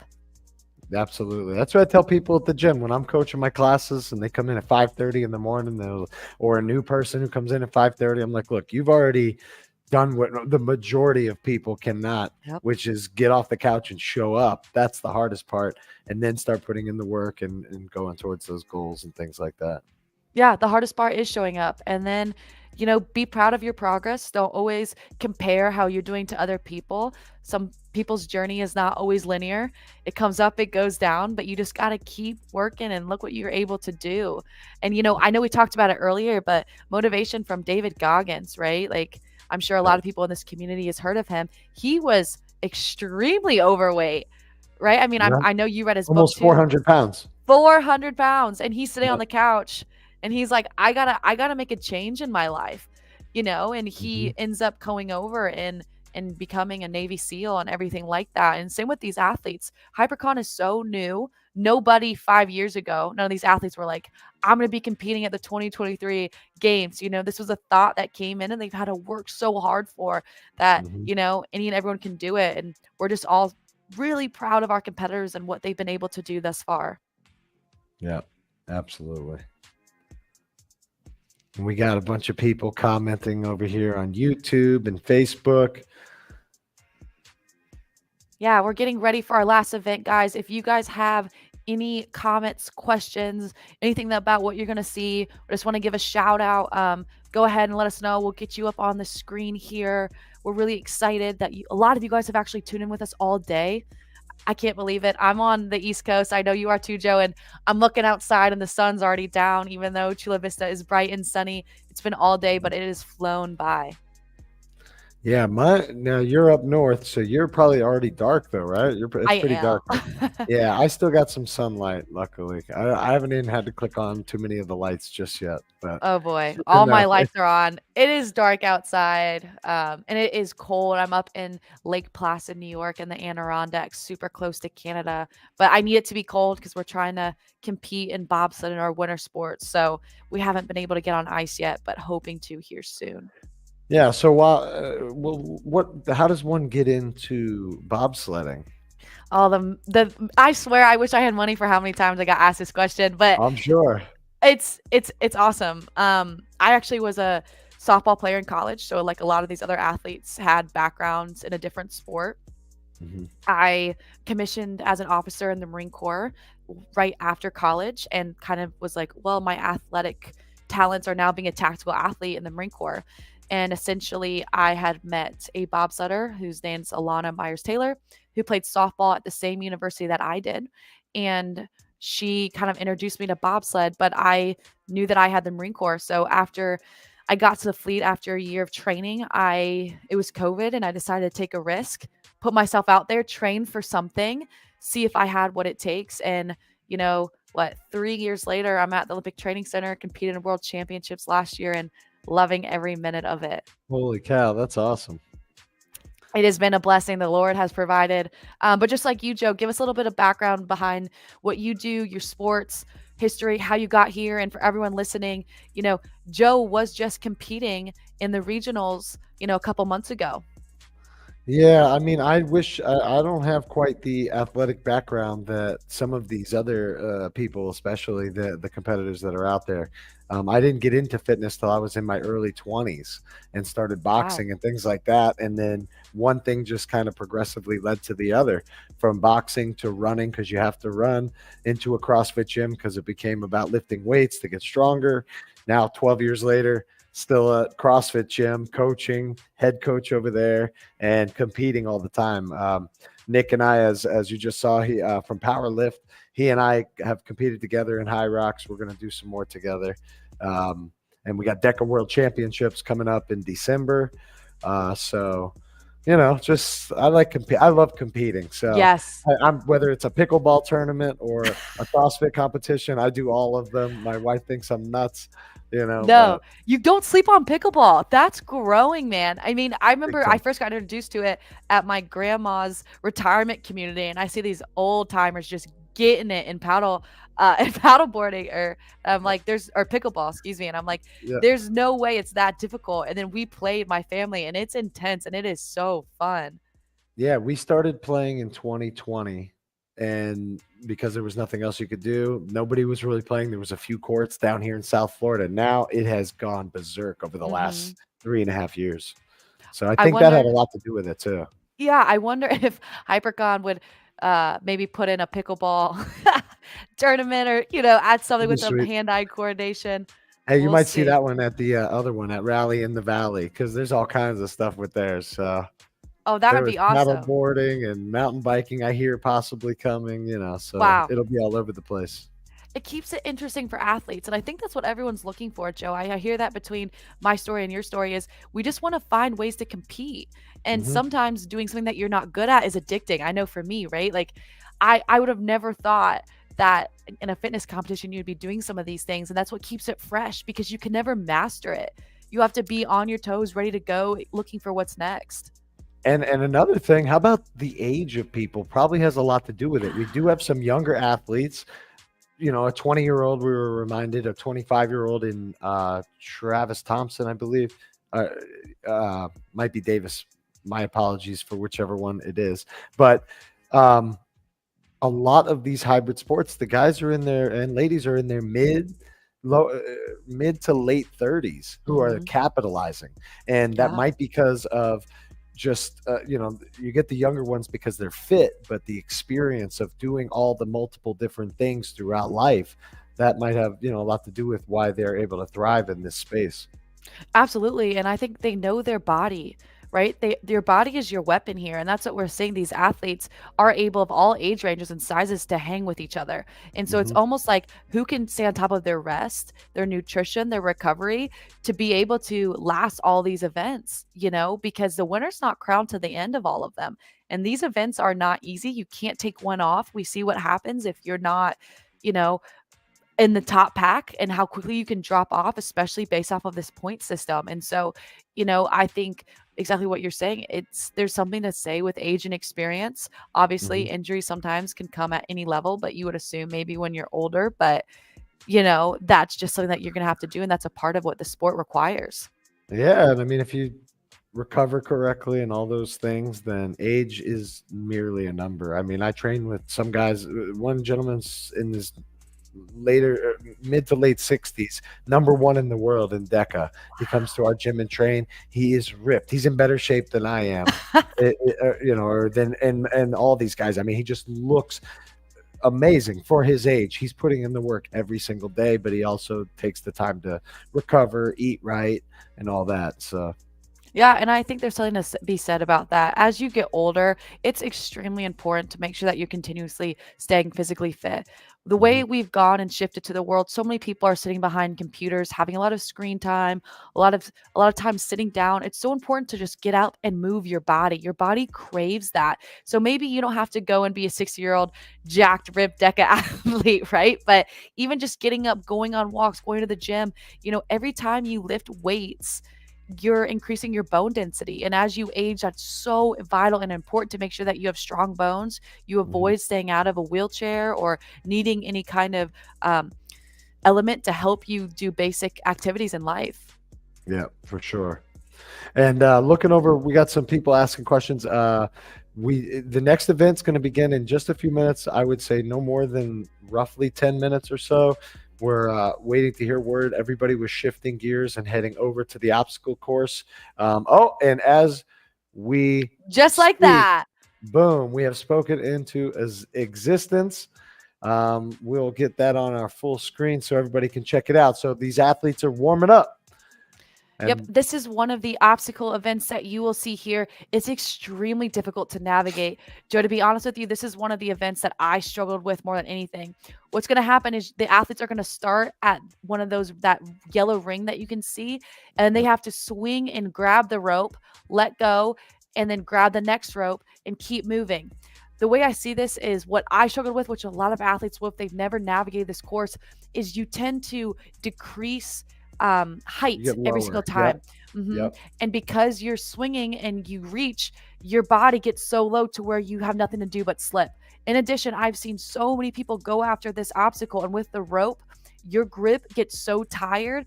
It's better to just drop and start over than to keep trying and to hang and to swing, because you're giving so much energy and effort into something that you're not going to get anywhere with. Yeah, for people who do have the obstacle course racing experience, like you said, what they're going to tend to do is they will start with those yellow rings like we're seeing right there on your screen.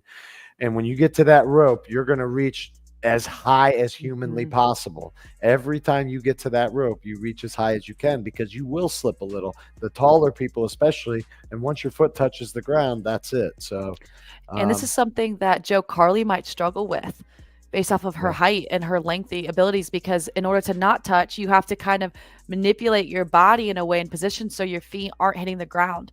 I will tell you, I've seen people fly through this and they make it look so easy. I remember the demo. It was just like, they didn't move. It was just swing here, swing like a Tarzan. I was like, yo, this is easy. I can do this.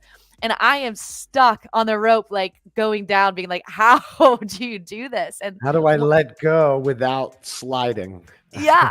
Yeah, and one trick you will see, the second you lose momentum, it stops. And the ropes are so far away that you're not able to just reach and grab it. So you have to make sure that you are having that momentum, that you're swinging once you let go of the next one, so you're able to get the one right ahead of you. Right. We see the athletes here meeting, maybe getting some advice, maybe talking to Hunter, trying to figure out what's going on. We see some looks at this obstacle course. Let's see. All right, we got the good to go. Yep, there's Hunter right there. giving some direction to the athletes about what's about to happen next for this monkey business element. Yep, you can see all of our male athletes right there. It looks like they're going to be the first ones to kick it off. You can see Hunter. We see him with his hat, waving his hands in the air, definitely giving them a lot of feedback and what's about to happen in this.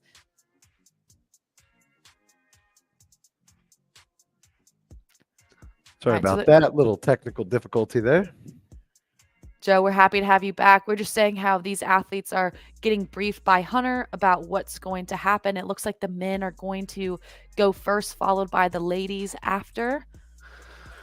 Yeah, this is going to be another real quick event. I think they have 3 minutes, if I remember correctly, to get through this. It's the tire drag, then through. Still have an amazing result here. We'll up your performance for next year if you guys compete with us. if So we what can happens next is to you guys are Hunter. the first row of athletes. We're going to line you up on the tires right now. From there, what's going to happen is I want the next row of athletes in what's called the hot box. We've already talked about this. It's going 4 at a time. I think the last wave, because the amount of athletes is only 3, but we'll figure that out when we get there. Beyond that, I'm going to be at the very end doing the basic call outs like we've always done. All you guys have to do is just listen to the judge who's lining you up. And then the judge over here, if they try to say no rep or whatever the heck it is, accept what they say. Any questions? All right, you guys are rocking and rolling. First 4 athletes on the tire. Adam's going to read out your names. First 4 athletes off the court. Dylan Thorne, Deshaun Marte, Ryan Herring, Andres Flores. All right, so we heard the first 4 athletes that are going to go. It looks like they're going to go together. I guess they don't expect them. They've got space to get through there. Dylan Dorn, Deshaun Marte, Ryan Herring, and Andres Flores. Yep, it looks like, 4 will be running at a time. Ryan Herring, Andres Flores. They're all getting ready and set up. And we have Alicia chiming in saying, go Dylan Dorn. We hear you, bringing your support to him. We have a lot of people here. Even Logan saying, rooting back home from Indiana. You know I love my Indiana folks. Then Leslie, last one. Dylan, hang in there and stay strong. Dylan, your whole family is here. We love to see it. Looks like the athletes are ready for position. We're just waiting on the judges to make sure everyone's in the right position so we can kick off our last and final event. Judges, you set with your athletes.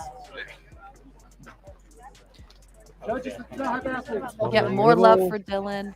Yeah. Hey, the question was just asked, can I jump on the Ranger ring? Can I jump and skip the ring? No, you must touch the first ring. Like similar obstacle races, you must touch the first ring. We just heard head judge Matt Stevens let the athletes know. Hey, strategy was going. You love it. You know, work Jump. harder Yeah, or work jump smarter, 4 not rings harder. down. That's right. Like, can you? You know, and I'm glad that we are finding out about this now so an athlete doesn't do it and then has to start over or get a penalty for it. Yeah.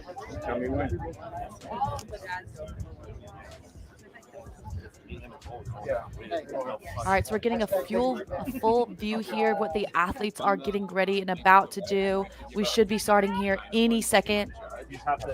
So they are going to use those big tires they're sitting in as the anchors, and they will be dragging those bags to themselves through the dirt. Once they get there, then they can take off and head down the obstacle course. They got those 2 obstacles you have. The first one that we saw with the ropes and the rings, then we have anchors away, which is the next one, which is the individual rings in each hand that you have to anchor on, and then Hacksaw Ridge? No, Heartbreak Ridge. Hacksaw Ridge is the move. There we go. Well, And, you know, Austin put it anchors in there. away for all of you guys not knowing. That is. Okay, we got the 4 ready to go. Anchors away is something that we'll say, you'll hear about. It's a Navy term. Obviously, Austin was in the Navy. I know that's where he got it from, and we love that. Hot box. Miles Johnson, Daniel Weir, Tyler Davis, Clayton Foster. Come on over to this side. Braxton Lewis. So they hear them. They're just trying to get things situated, get the next 4 guys in the hot box. Hot box for Hunter is basically on deck for their batter's box. So And those as will we're be the waiting, next four guys. up here we go.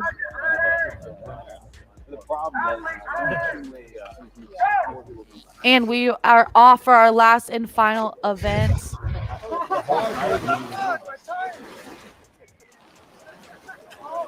Do it, Dylan, let's go! So Dylan Dorn's tire slid a little bit. Oh no. That's not what you want. We see these No. athletes pulling, trying to utilize their back. They haven't really had to use too much of their upper body here. A lot of today's been lower body. Our first athlete has competed and he's off. That's Tashawn Marte. All right, both athletes here walking over, trying to catch their breath, and let's see what they have. See, Joe, this is what I was talking about the athletes needing to keep the momentum going. Yeah. Light work, nice job. Just had to touch that last ring, no problem.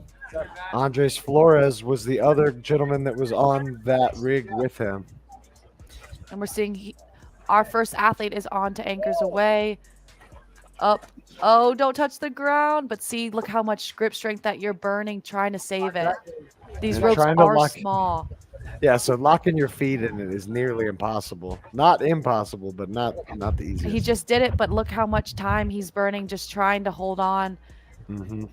It might pay off for him here. Andres Flores was the second guy to that rig, and now he's stuck.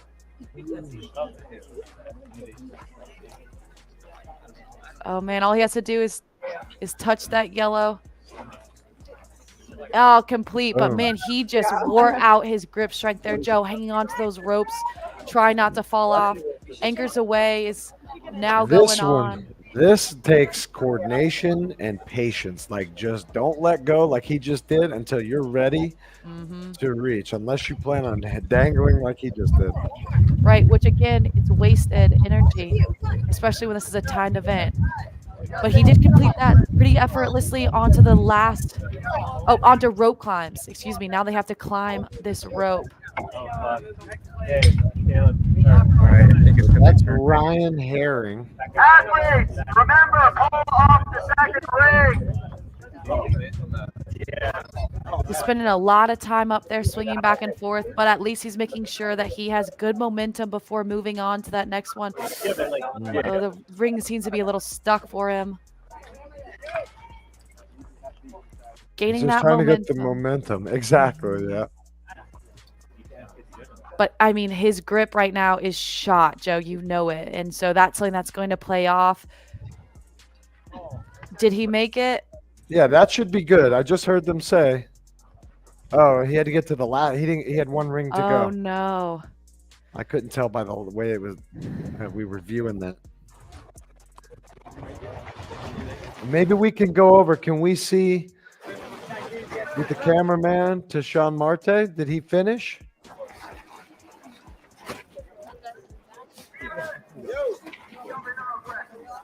So we see them resetting the course, all the volunteers here, making sure the bags are back. We saw some of the women go onto the course trying to practice, get that one last rep or two in over here.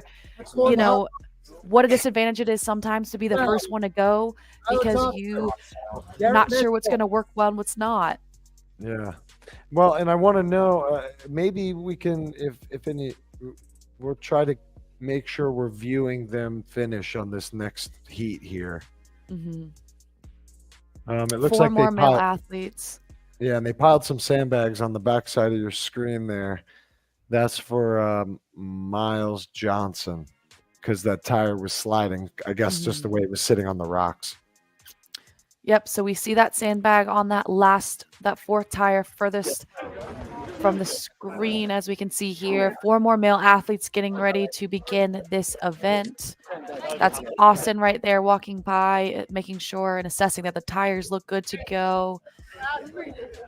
That's Miles Johnson, Daniel Weir, Tyler Davis, and Clayton Foster from left to right. Really? All right, let's see what these men have to say. Fail anchors away. You are responsible for getting your ring off the hook. All right? Both of them, because you have to restart if you fail, so drop off. All right, is that clear? And it's All right, still, if you're too short, use the other ring. Jump off and hit the bottom of the ring that's still on the hook. hey, is it still hand? You got to hand the second one, or You've got to hook the last one and then get the second ring off. Okay. And then you can drop. Okay. You don't have to get There the you go. ring. So now he's told us what finishes it for them. They just have to get onto the last one and unhook the second to last. And that's for the Anchors Away one, which is the third event in sequence that you're about to see here. So sandbags are reset for these athletes. I think we're about to hear a little bit from Austin on live, so we can hear a little bit more what's going on there. And, you know, the hard part is that was the first time we went through this. You know, some things were unexpected from athletes, and everyone watching, especially the women or the men that are ranked higher, can see what did not work for people, you know, what failed, what didn't, and try to change their strategy potentially. Part of the benefit of being the leader. It is because they've had to work hard to be in that position. But great effort from those 4 men. They have finally closed out their efforts. And we're on to our next heat of 4. Hey, we're good. Ready. All right, here we go.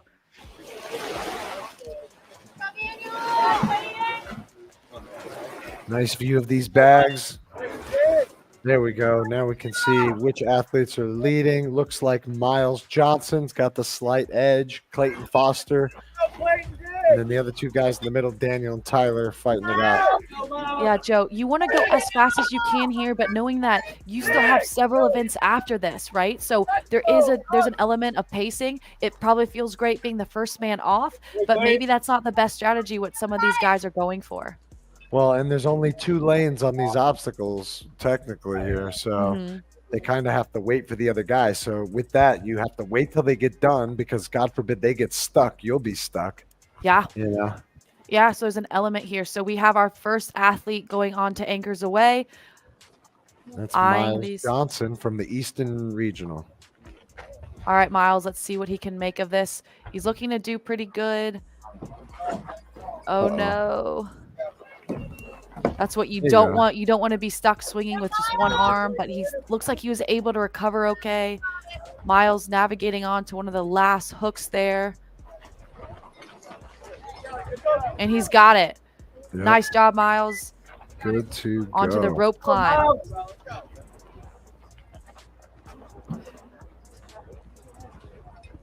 Another thing, as you can see, definitely doesn't have any experience climbing a rope. A lot of these guys don't. I mean, this doesn't take place in a lot of gyms. No, this is bad strategy. I can tell you, I climb ropes in the Marine Corps. This is something that we're expected to do. You have to use your legs. There's just like your you strategy. see here. Yeah, Yes. exactly. Wrap the Or else, leg. yep. Nice J hook. Yep. Just like that. Yep. And see, he's not going to make it. Miles burnt out. His grip strength isn't enough. Honestly, when you're climbing the ropes, it's all about wrapping your leg around it and using your lower body and hoisting yourself up and just walking your arms up. You want to make sure you're actually saving your arms here. But we have Heartbreak Ridge. Our athlete trying to navigate, get up there. Nice. Nice. Little muscle up action there. And there you go. 30 seconds. Nah, he was saying time for them up there. Well, that was great job of this. And we did just see that finally. There is a lot of technique that is happening. And like you said, a lot of athletes are not familiarized with this rope. Yeah, and that wall. I mean, that's an obstacle like that obstacle there. All right, see, he's going to try to learn how to do what they call like a Spanish wrap around his leg. Now, without socks and experience, that's just asking for trouble. And rope burn. You know, we have an S method that we talk about in the Marine Corps. Will be 3 waves of freight. Okay, So the next Yep, three. and that's Matt right there. So Matt, we just got a little vision of him. Matt was actually in the Marine Corps. You can see him a little bit. You just see his arm there. Oh, we're following him. Don't know if Matt will say hi, but Matt was in the Marine Corps. He was enlisted, and now he helps out with everything that Austin does for the battle bus. Great asset to have, and he is the main demonstrator that runs this obstacle course. He runs through it like it's nobody's business. Yeah, I met Matt at the Eastern Regional. Good guy. Yeah. Yeah, he's awesome. So we have our 4 other men lined up, ready to go. We got a lot of love for Miles and Jack. Tyler, we got you. Yeah. If anyone wants to talk, I'm going to come back. Judges ready? Coach, I got one try. Thank you. First time we've done it.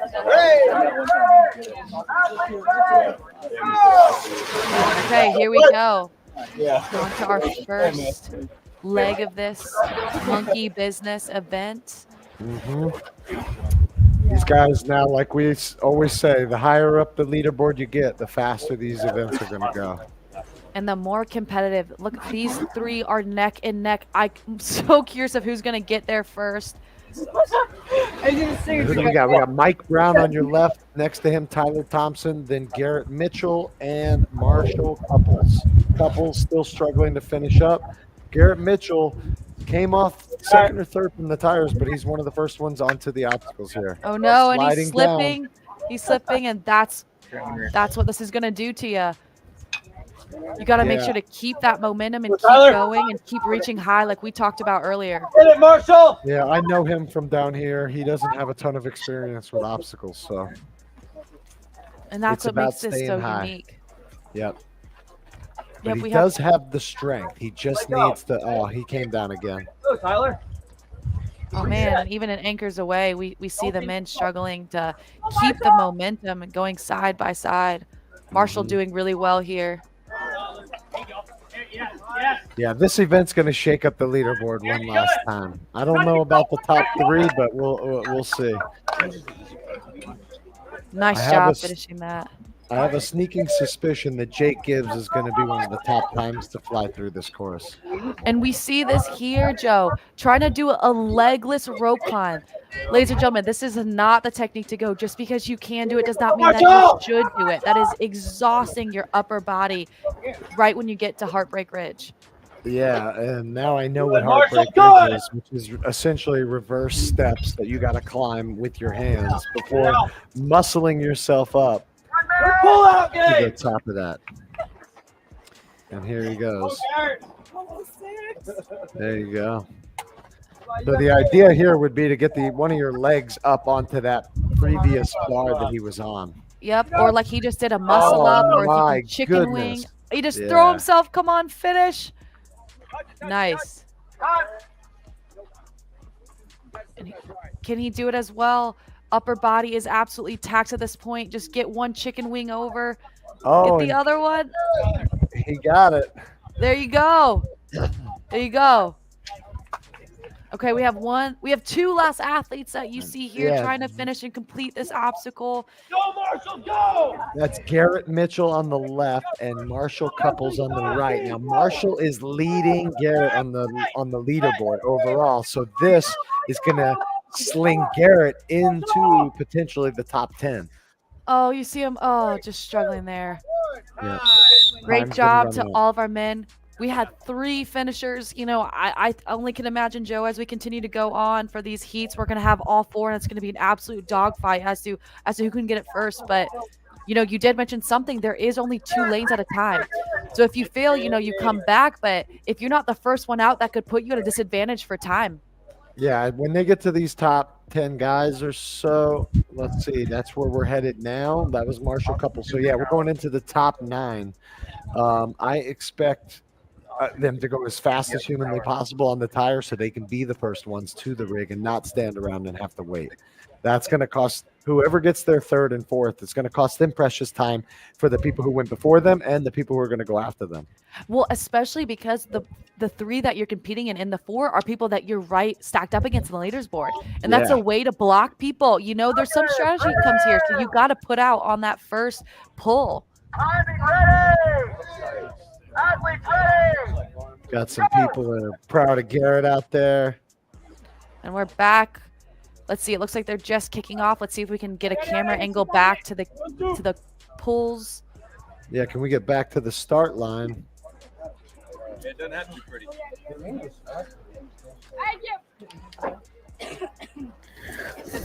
Did Jake drop? 5. Check.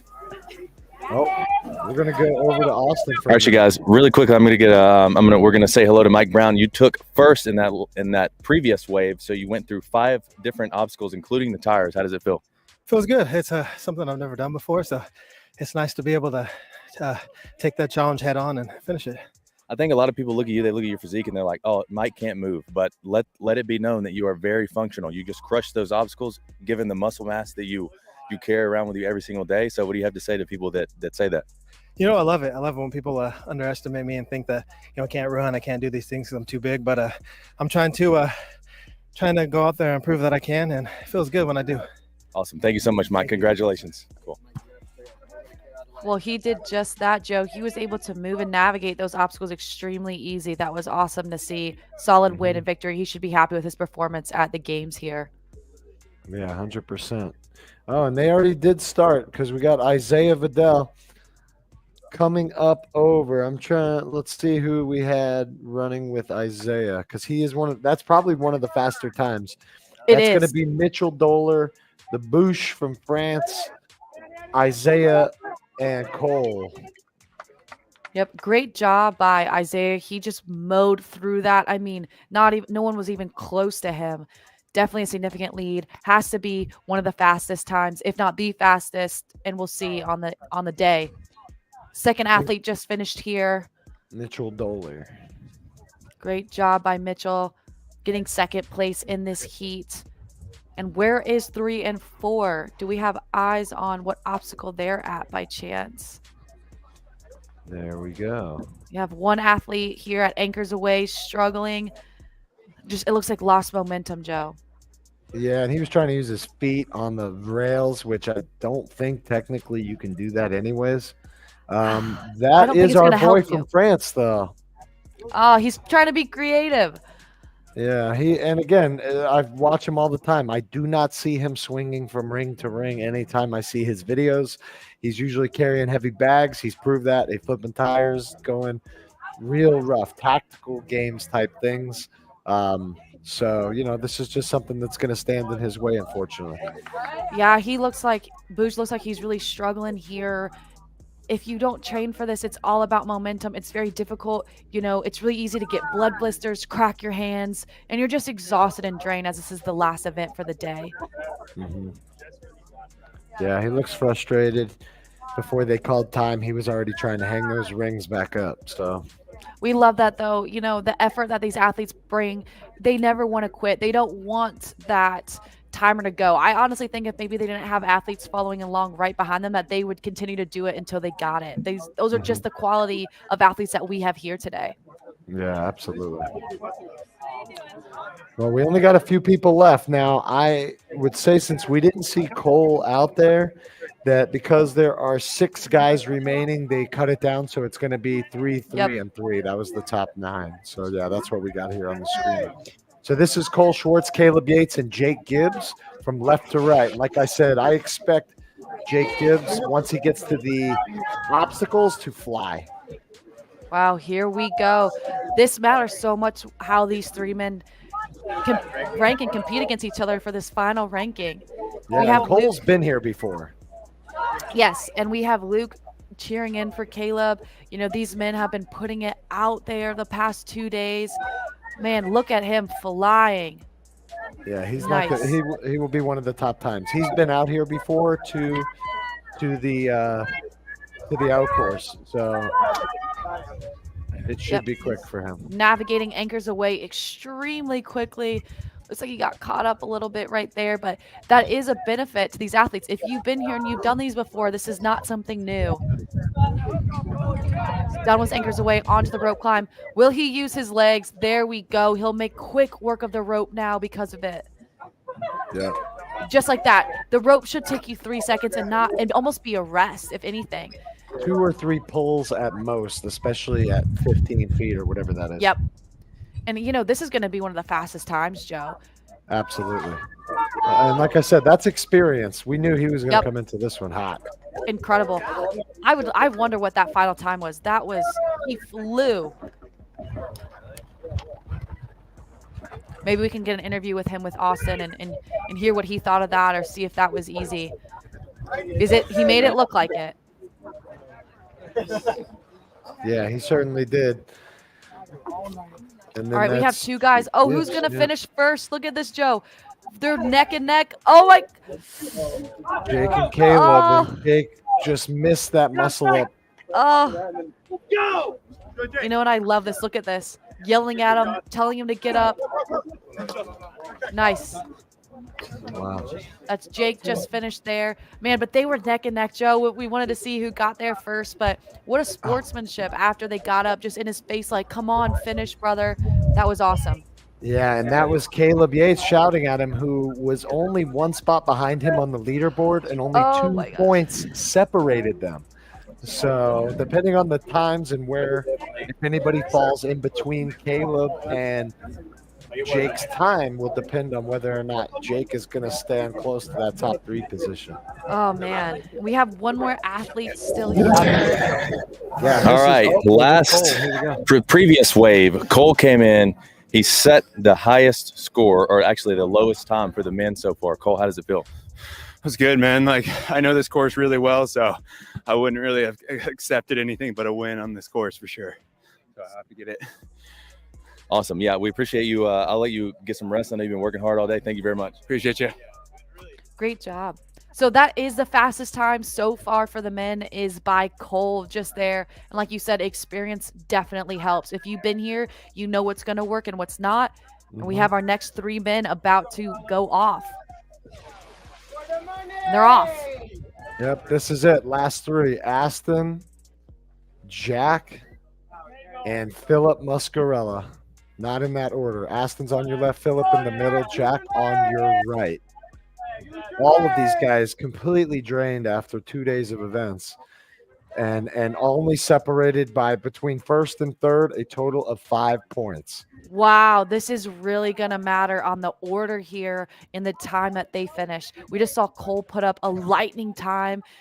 Oh, and we already have a fall, it looked like. So these guys are really going to have to put out. They're not just competing against each other, but competing against Cole and other people that happened before them. Oh, man. My man, Jack, that's my buddy. He's, again, not a ton of experience on the obstacles. In the gym every day, but his gym does not have those rings. And that is tough. And we see here our first athlete moving on to anchors away. Oh, get there. This is an athlete that we were talking to that has that ankle injury. So we want to make sure that hopefully he is landing okay and doesn't come down wrong on that. But he's wasting a lot of time here, as we see. Just getting past. Oh, who's going to finish first? And Philip Muscarella is off. He's now heading over to the rope climb. So he had 1 point over Aston. Aston was right behind him. Oh. But there's still other times that have to be factored into this whole score. Absolutely. So. But we see a really quick rope climb onto our last event of Heartbreak Ridge. Let's see if he can make this obstacle quickly. One thing I will say that he did very well in the rope is he jumped first. So he jumped and shortened that distance of how much he had to climb. One jump, easy 2 muscle up. pulls. Yep. A roll and a timer. Nice job. Let's see where our other 2 athletes are here. Still on anchors away. Both of them just trying to navigate. Oh, this could have really hurt them, Joe. Yeah. This is, their timer's coming to an end. They're likely they're not seeing the end of this. This is going to be a cap at this particular obstacle, which is going to throw a bunch of points onto all the people who were stuck here, which is a lot of the copy. We might see Cole move up a little bit more. I'm sure we'll see Isaiah move up a little bit more. And unfortunately, these athletes dropped. And I think they just said 20 seconds here left. They have to make it through anchors away or give it everything that they have. Just keep fighting. It's not over until that whistle goes off. That's Aston and Jack. And yeah, I'm not unofficially. Come on, Jack. You're so close. You got it. Oh. Oh, that's heartbreaking, and that is time. Man, that is absolutely heartbreaking. That's not what you want to see here with these last athletes. You got to know that they're so disappointed, and in their heads, I can only imagine what they're trying to calculate time-wise and what this means for them, the frustration that comes. But man, what an awesome 2 days of effort these men have given. It's been incredible to watch. Yeah, and that's heartbreaking. I mean, you're out ahead the whole day, and then something you probably knew in the back of your head. This is not something I practice. I still have to get through it. And we are starting our women's now. So men, congratulations. Great job on finishing your 2023 Hybricon games. The judges are quickly at work to tally and announce your winners here soon. But work is not over. The women know that they have a lot on the line here too.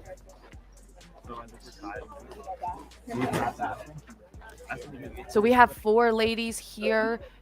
This is going to be the bottom 4 women. But you never know what can happen. A lot of movement, a lot of shaking. At this point, it's about finishing. These women just want to give one last effort, one final say to their Hybricon games and finish as well as they possibly can. At this point, it's a competition against themselves. Yep. For sure. And the first 4 ladies from left to right, we should have Allison Brager, Marissa Coy, Cece Garcia, and Yaris Cruz. Yeah, that's who it looks like we have out there. Kaylee, Samantha, Taylor, Courtney.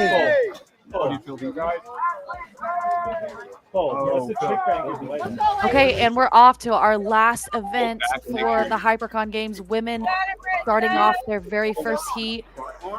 So that you have pulling these sandbags through the dirt, sitting in a tire. Where I went, when I set the record on this, I didn't. Joe, I see this very similar to like a row, right? You see them horsing their body forward and just ripping it back, trying to utilize their legs, not just their back and not just their upper body. And there we go. Yaris is first off.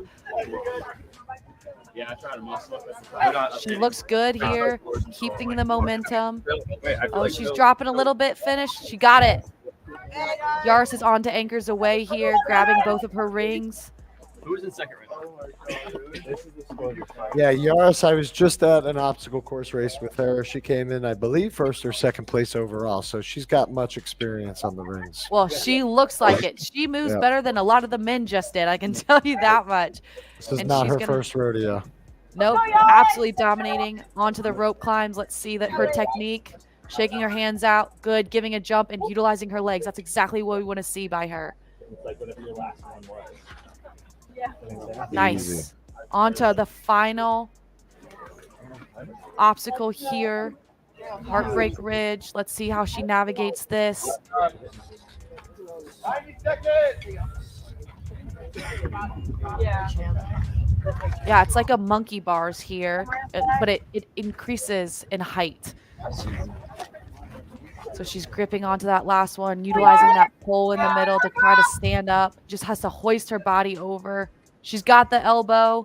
See that leg? That's what I was saying for some of the other guys who couldn't get up. Use that leg, get it in. I mean, she's going to have a hard time getting it out, but she's smaller than those guys were, so it shouldn't be the end of the world. Yeah, she's all right. There she goes. As long as you get a majority of your body over, but you got to make sure your leg doesn't get caught in there. There's not a whole lot of room there. It's an awkward position to be in. So we see a lot of our ladies still stuck on the second one. Like we talked about, Joe, you just see as they're swinging, they're just dropping in height and closer to the ground. This is a lot harder than it looks. I struggled significantly through this, and honestly, I never finished this obstacle. Yeah, it's tough. I mean, you just have to, if you can pinch a little bit with your feet, sometimes that helps. Especially if your grip strength is lacking to get to that third rope. I think usually it's about that third rope where you're about at the ground. Yep, and that's what we see with the women here. But excellent effort for Yaris, for her completing this. I definitely think she's going to move up a couple places here. That was absolutely awesome. She made this look easy.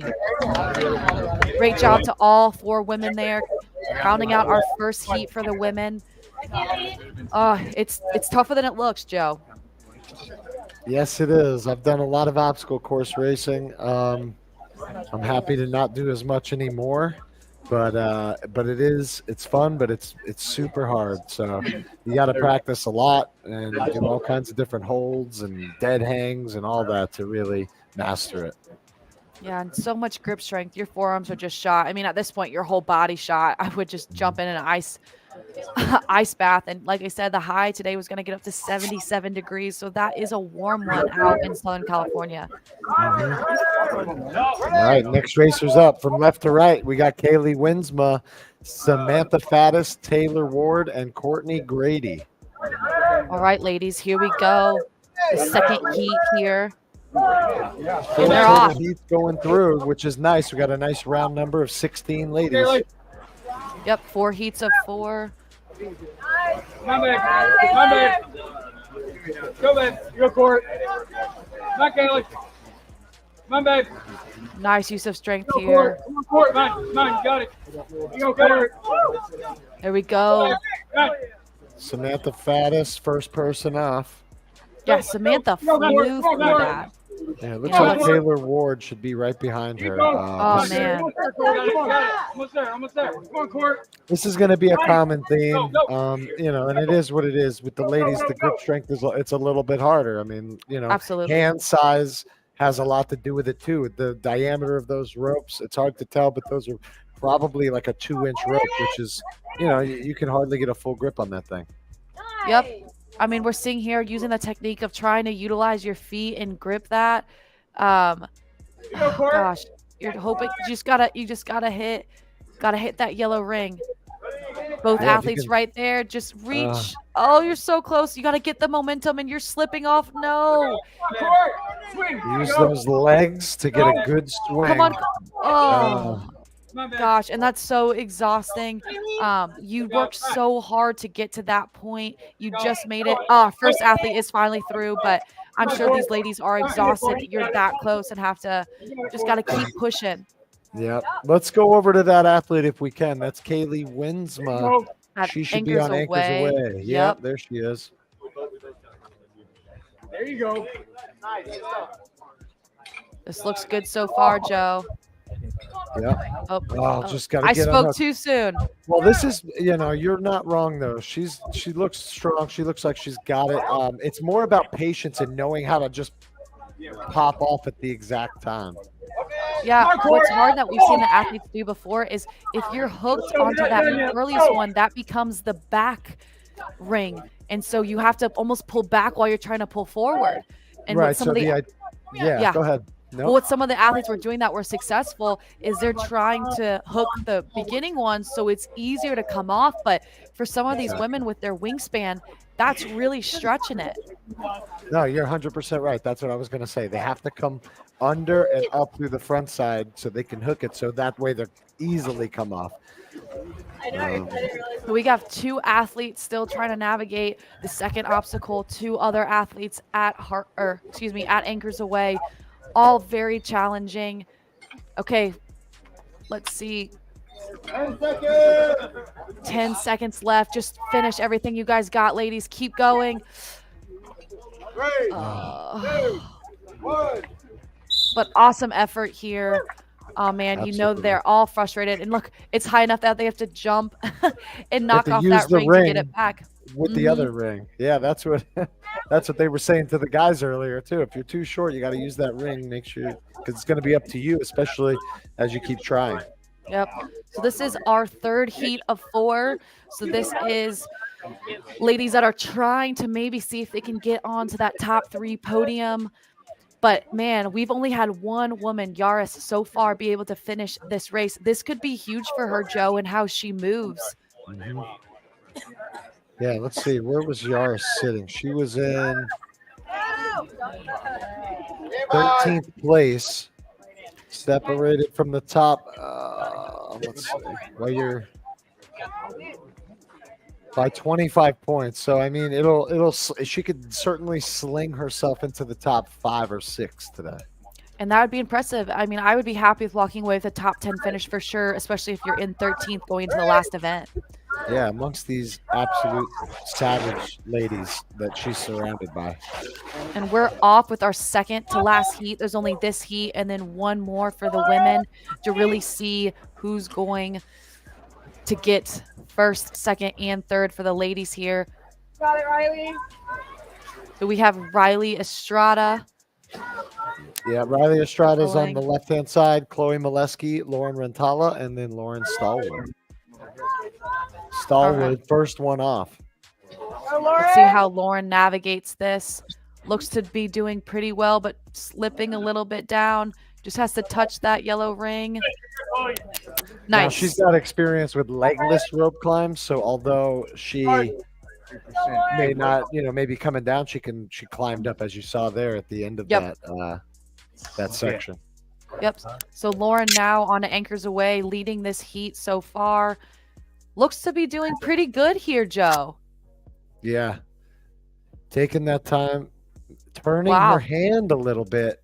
You see she turned her hand sideways to get that off of the ring because she still was only going onto the back of the hook like you were talking about. Right. Well, catching her breath here. Lauren's getting ready. Good, nice jump and utilizing her legs. Again, this is perfect technique. This is what you want to see for all the athletes. But if you've never done it before, it's not something that you can just do. That definitely takes practice here. Yeah, I've been coaching for a lot of years, and it is not something that people learn overnight. So Lauren is on to the last event. Obstacle of this event. She's navigating Heartbreak Ridge. If she completes this, she will be the second woman to finish. Her and Yaris will be holding it off. I'm not sure who is faster, but it's going to come down. And Lauren winning this event, Joe, could really move her up potentially into the podium. Oh, she's so close. And there we go. Lauren finished. Congratulations as the second woman. Maybe we can get an interview with her from Austin and see what she thinks about that. But let's go back to where our other ladies are. Where are the remaining three? Probably split up somewhere between Anchors Away and these original rings. Actually, yep, they're all bunched up right here. Yeah. Joe, I'm telling you, for the people that even have gotten to Anchors Away, that's going to really change in their points if these three ladies that were all in the top 8 are stuck on this event. Mm-hmm. That means they've only successfully navigated the first event. Yeah, but that also means that they will split up a ton of points. That if they all got see, this is an event where they're going to be clustered in points as well. So you can't earn quite as many as you would technically want to. Up, and we have one athlete here moving back onto Anchors Away. That was huge that she can. Nice. Right Lauren as the whistle Rentala. goes. Lauren, great job. That's going to pay off for you in points. Great job getting to that point. Yeah, and I think she only had to hook that, like touch the next one for the last one to count, even though she finished it. Yeah, something like that. Hey, Saved by the Bell. She completed it. She should be happy with that. But man, oh man, Joe. All right, you guys, we are here with Lauren Stallwood. She is the only athlete to finish that previous wave. How do you feel about all 5 obstacles together, Lauren? The third one was really hard, to be honest. I didn't even think I was going to get through it, and then I was in shock, and then we got to the top. So you've never done any obstacles before? No, I've never done any obstacles before. Have you climbed a rope before? Yes, I've climbed several ropes. That's good. That bit was fine. It was literally that spiky one. Okay, well, I'll let you get down and breathe now. Very good job. Thank you so much. Cool. Talk to you soon. Wow, Joe, I cannot believe she has never had any experience. You could not tell with how she navigated that. The spiky one she was talking about was Anchors Away, and she did that flawlessly.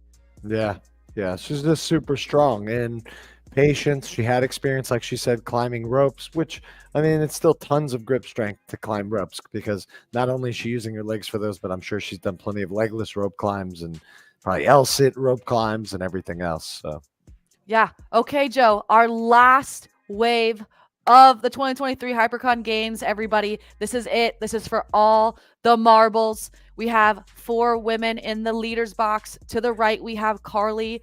Okay, she's going to want to hold it down. She has a lead, pretty significant, but she does need to make sure she can navigate this obstacle course. yeah, because We won't put it out. Well, we can put it out there. If Carly doesn't finish and Emily does, or Jess, depending on where everybody else plays, could depend on if Carly holds on to that top spot. Yep. It's really going to depend on what Carly's able to do and what she's able to finish. But you need to see Emily and Jess really put forth a lot of effort and get to at least anchors away, at least to have any fighting chance to stay on that podium. Yep. You see they're ready to go, heads down, and they're off. All right, ladies, this is it. Closing it out with our best 4 women here. Absolutely using everything they have. A picture of that heads up cam. Can we see all 4 bags? There it is. Carly seems to be getting hers first. Yep. Carly, Emily, Jess, and Katie in that order coming off of the bag drag. Yep.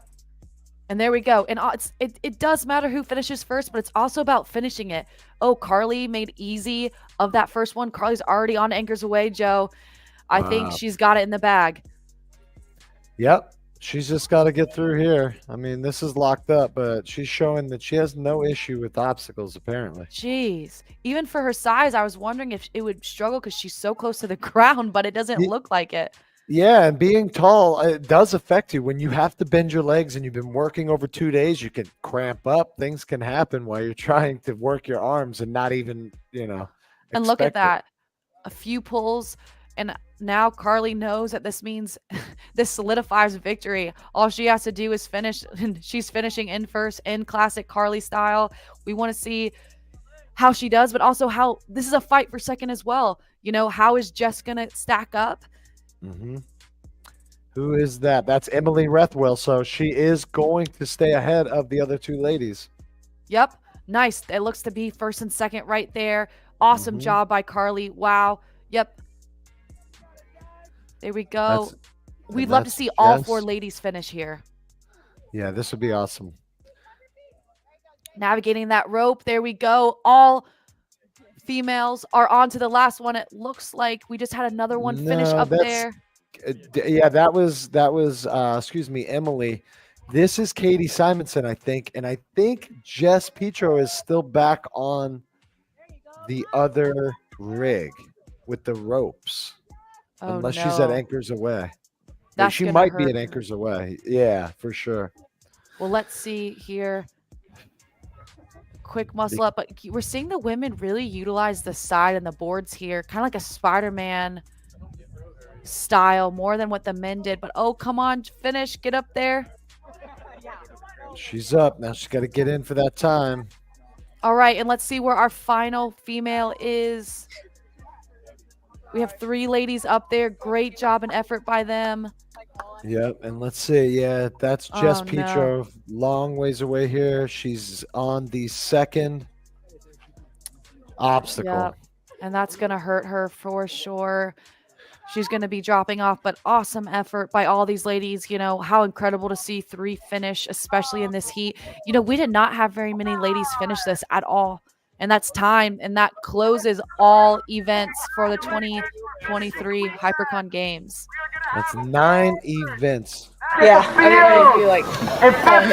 All right, we are at the top of Heartbreak Ridge, which was named by me. I'm very proud of it. Carly taking first, Emily taking second, Katie taking third in the previous wave. Carly, you have 5 obstacles, including the tires, to go through. How was that last event? That was really fun. I'm really happy we got to do some obstacles. So if you guys don't know, our camera's like 400 meters that way on top of the obstacle right there. Okay. Wow. Okay, I'm really glad we got to do obstacles. I think it tested our athleticism and ability to move in a very different way, and grip strength, which is definitely pivotal. And it was tough, so I had a good time. Very good job, Carly, taking first place. Emily, how was the last event? It was fun. You always, every time I ask Emily about events, it was fun. Anything in specific, like how did you feel the sandbags fared up? I mean, did it expire your grip through the obstacles? I feel like that just like pre-fatigues your grip, and then it's obviously just still grippy on the way through, and then at the end, it's just you just gotta keep going. Perfect response. Thank you, Emily. We'll let you rest now. Now we're here with Katie Simonson coming out of Calgary, Alberta, Canada. Hello. Hello. How was that last event? So much fun. Way better than I thought it was going to be. Only because I failed everything in practice. So, you know, pressure is good. So interviewing some of y'all like early morning before the trail versus now, it seems like you're in such a better mood. Everybody's smiling. Everybody's having a great time. Are you glad to be done with the Hybricon games? I mean, yes and no. This was so much fun that it feels kind of crazy that it's over already. It went by so quickly. But also that 5 a.m. start was horrible. And I don't forgive you.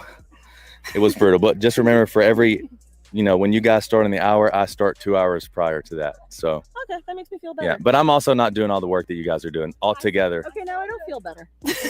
You said you don't feel better? Well, I did feel better, and then you said you're not doing any of the work we are, so now I don't feel better anymore. Emily, what were you saying? I saw the weight vest laying out over there, and I was like, oh, are they going to give us a surprise event after the obstacle?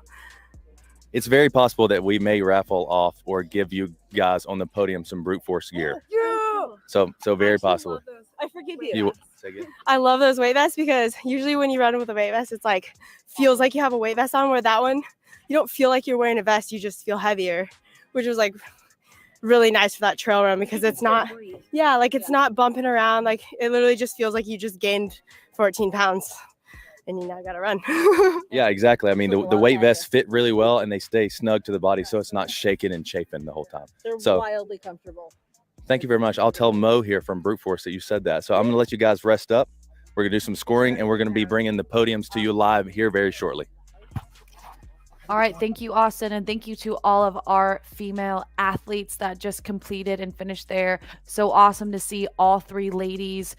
3 out of the 4 ladies finish off there. I don't want to speak too soon, Joe, but I think we just saw 1, 2, and 3 standing up there. And, that's just, it is what it is. Yeah, I mean, it's going to be close. Definitely, I won't say definitely, but we got Carly Wopat. I'm pretty sure she solidified her spot on top. Emily Rothwell as well. Jess Petro, being that she got stuck on obstacle number 2, left the door open potentially for Lauren Stallwood.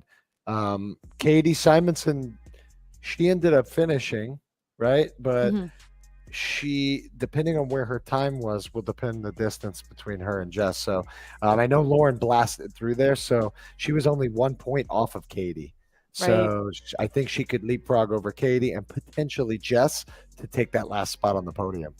Yeah, we'll have to see. We're waiting for the judges, Austin, Hunter, and the whole staff to really make sure that everything is completely calculated correctly, that the right athletes are getting $30,000 in total. So let's talk about that one more time, Joe. They're giving away $30,000 total. First place is getting $8,000 for the men and women. They will each be awarded that, and then the amount decreases as you go to second and to third. Yeah, and I don't have those exact amounts in front of me. It did change a little bit as we got closer. Austin made an announcement several months ago. This was before regionals. So I don't recall off the top what the remaining was. But yeah, each male and female first place will get $8,000. I believe it's... I thought it was 5,000 and 2,000. Yeah, something like that, or 3 and 1. We'll see here. I did hear Hunter make an announcement that they're going to be meeting over in about 15 minutes for the award ceremony. So definitely stick with us. We may throw on a commercial or 2 from some of our awesome sponsors while we shift gears and head back over to the cameras on the field, and then we can award our top 3 spots, male and female. Yeah, and real quick before we do it, while we wait, anybody that's still here, don't go away until we officially announce everybody. If you have any questions or have any last dying anything you want to ask Joe and I about the event, please make sure to let us know. We still see you guys in here and how many people we have live. We're here to help, but until then, let's get a word from some of our sponsors. Yeah, we'll be right back. The workout. I want you guys to all get here. Fight for it. Okay? 3, 2. Let's go.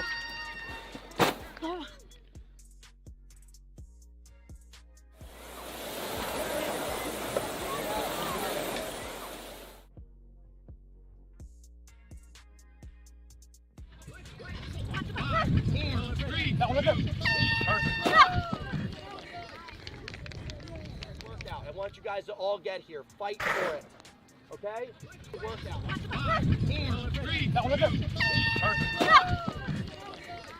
Are you ready to unleash your performance Workout. I want you guys to all get here. Fight for it. Okay? Workout. 2. potential? Introducing the official hydration of the 2023 Hybricon Games. PowerLift is the ultimate game changer in hydration, with 10 grams of protein and 650 milligrams of electrolytes to fuel your athletic performance. Life's too short to be average, and with PowerLift, you'll stay refreshed and ready for your toughest races. Each bottle of PowerLift packs a punch with 10 grams of fast-acting whey protein to fuel your recovery and keep you training hard. But that's not all. Austin, get out of the frame. A little more. Yes, a little more. Okay, where were we? But that's not all. We've loaded PowerLift with 650 milligrams of electrolytes to help battle cramps and fatigue and keep you in the fight. Whether it's a race, competition, a workout, or your weekend hike, PowerLift is harder working hydration. Go to powerlift.com and use code BattleBunker20 to get 20% off your first purchase, or scan the QR code on your screen with your phone. PowerLift, the official hydration partner of the 2023 Hybricon Games. This is Grant. Grant's a man who's hungry and requires a lot of protein, and that's why I'm gonna give him my meat. Here, Grant. That's a fatty. Fatty, so meaty, it'll make a carnivore blush. Packed with over 10 grams of protein, these sticks are the perfect snack for your outdoor escapades.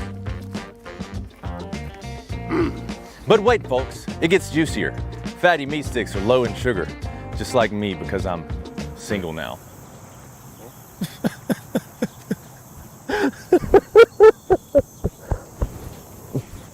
Gluten-free and American-made, just like bald eagles and monster trucks. And did I mention the wood? Hickory smoked wood, that is. Every fatty is made with real hickory wood smoke flavor to give it a taste like no other. So whether you're conquering the great outdoors or need a backup for your dad's horrible Thanksgiving turkey, grab a fatty and experience the meaty madness. Scan the QR code on your screen or go to Amazon and grab a pack of fatties. You'll thank me later.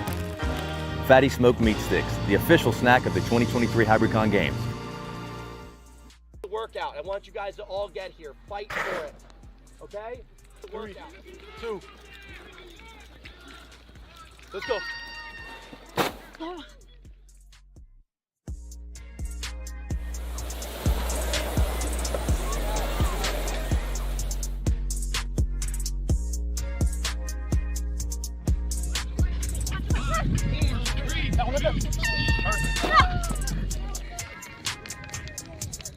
want you guys to all get here. Fight for it.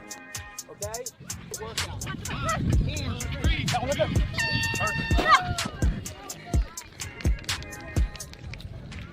Workout. I want you guys to all get here. Fight for it. Okay? Workout. 2. Let's go.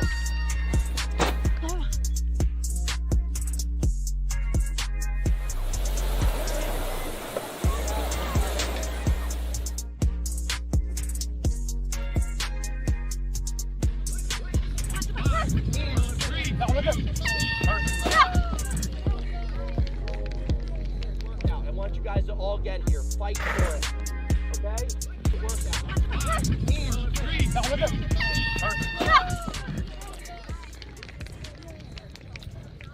Workout. I want you guys to all get here. Fight for it. Okay? Workout. 2. Let's go.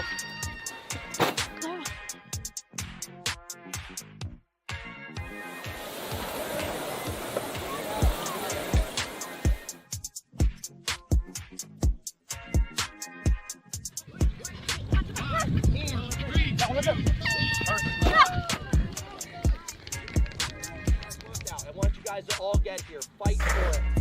Okay? Workout.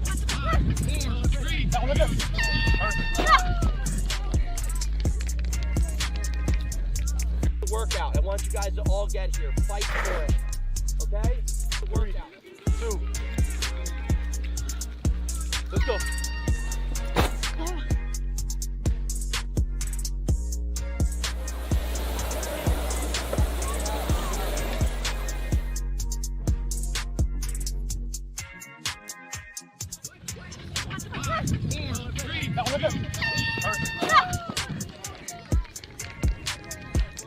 want you guys to all get here. Fight for it.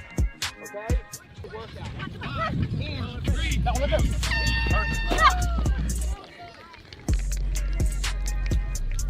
Workout. I want you guys to all get here. Fight for it. Okay? Workout. 2. Let's go.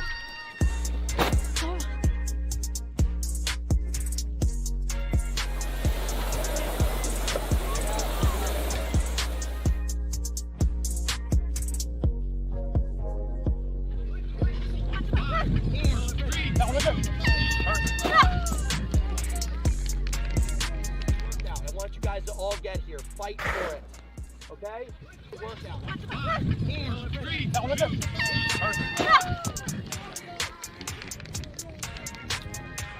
Workout. I want you guys to all get here. Fight for it.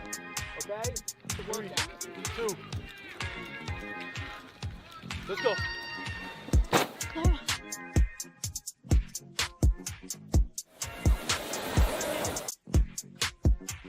All righty.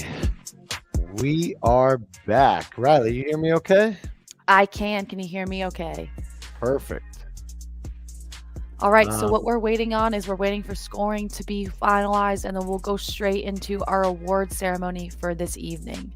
Yep. I did verify with everybody. They're not going to update it on the leaderboards at home until everything has been finalized. So if you're trying to look at it inside of ProFit, you're going to have a tough time because we will not know until everybody knows. That is by design. We want to make sure that you guys are getting real-time information like we are, and we have something to bring to you, or else our job's over, and what fun is that for us? Yep, that's right. It's been a long day. It's been a fun day. I'm sure it's been an awesome weekend for all these athletes. It's all not possible, of course, without all the volunteers who have been there. They had a ton of volunteers. Yeah, I do want to shout out one. I know Kagan Dunlap. He is a Marine officer as well. I know he was there. He did not bring his wife, however, so he does lose some brownie points. She's awesome. Riley is an awesome female that I love training and working hard with. She's in the Coast Guard, but Austin does a great job of really trying to bring in a lot of the military community for sure, veterans and active duty alike. And we're so thankful for that, giving us purpose and continues to give us a community that we like to participate in.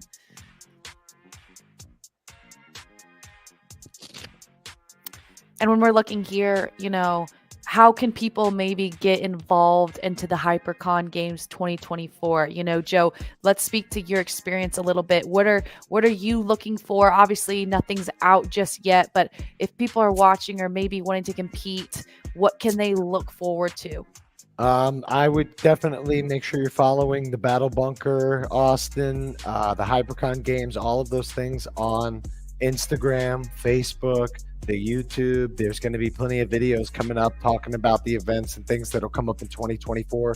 The idea is that 2024 is going to be bigger and better. Last year wasn't technically the Hybricon Games, was just a field day, Battle Bunker, we'll call it out. Same spot where they are now. So they're expecting much bigger things next year. You can actually go to the Hybricon Games website. They're asking a poll if you want to, you know, do you think there should be a combine? Do you think it should be invite only? Maybe a combination of the two. So definitely voice your opinions. Personally, I said I think it should be a little bit of both. But let's check in with Austin right now. We'll come back to that thought. It looks like he's ready to give us some information.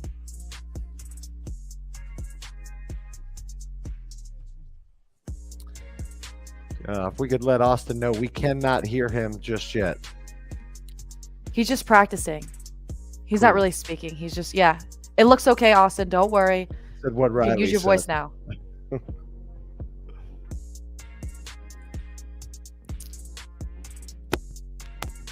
So yeah, with that being said, while we're waiting for Austin to get booted up, and we can see they get the podium ready. Sounds like his mic's coming online.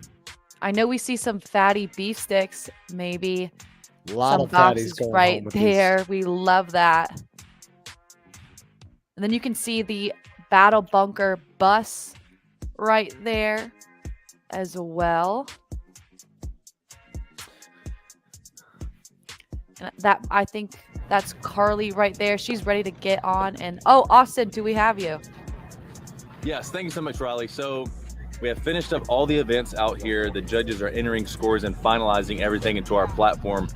I just want to say thank you so much for watching the live stream, guys. We still have the podiums. We still have to review and reveal the results and give the athletes their cash prizes. I mean, we are giving away over $30,000 this year, and that's $8,000 to first place male and female.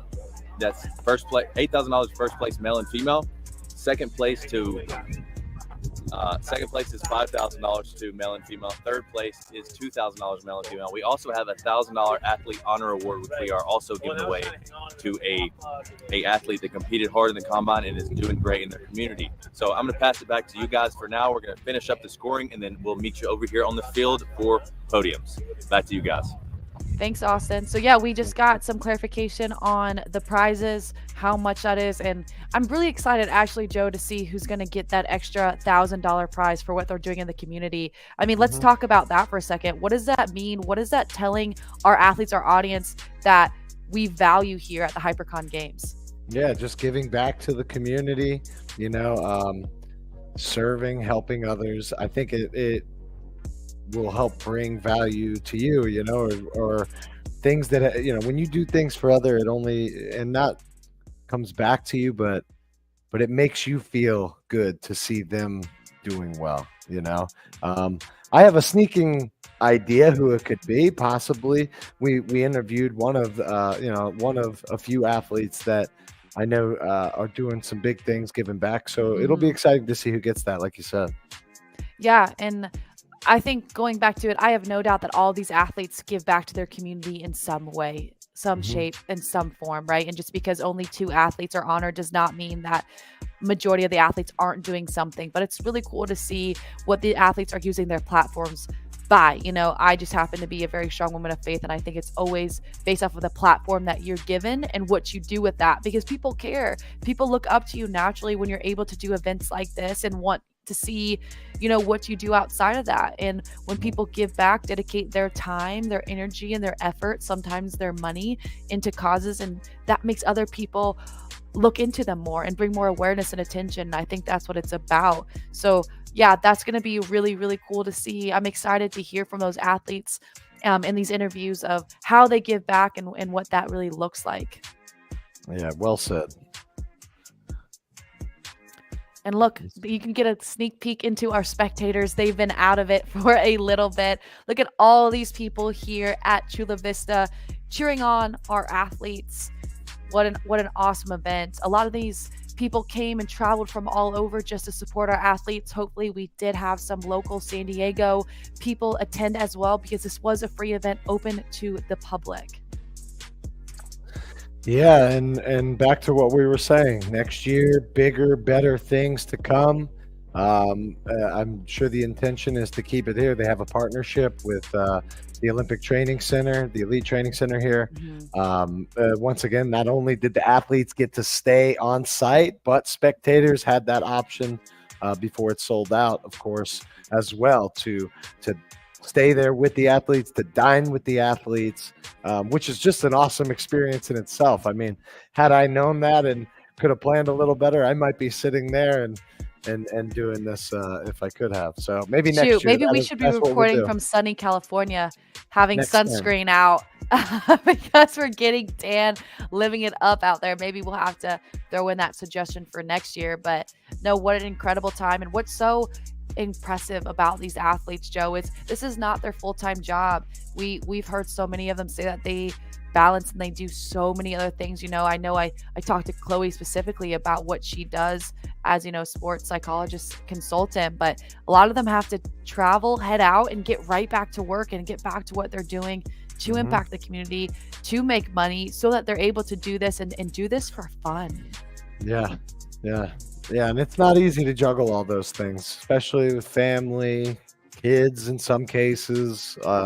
Just lots going on. It's a juggling act for sure. But it was awesome to see that this was a family event. You know, we had some of the athletes' children running around, spouses here. That's what this is about. Yeah, absolutely. Let's see if we can pan over to our podium. We can get a little better view of what's going on. Maybe we'll see about switching those views. But if not, you can look at the fence that got a couple of the athletes. I will say, still to this day, one of my favorite unexpected turns of events was Booge just sliding into home plate right there. I love that. Immediately following him was Isaiah going flying over the top, and then Jack also doing a little bit of a action movie move there.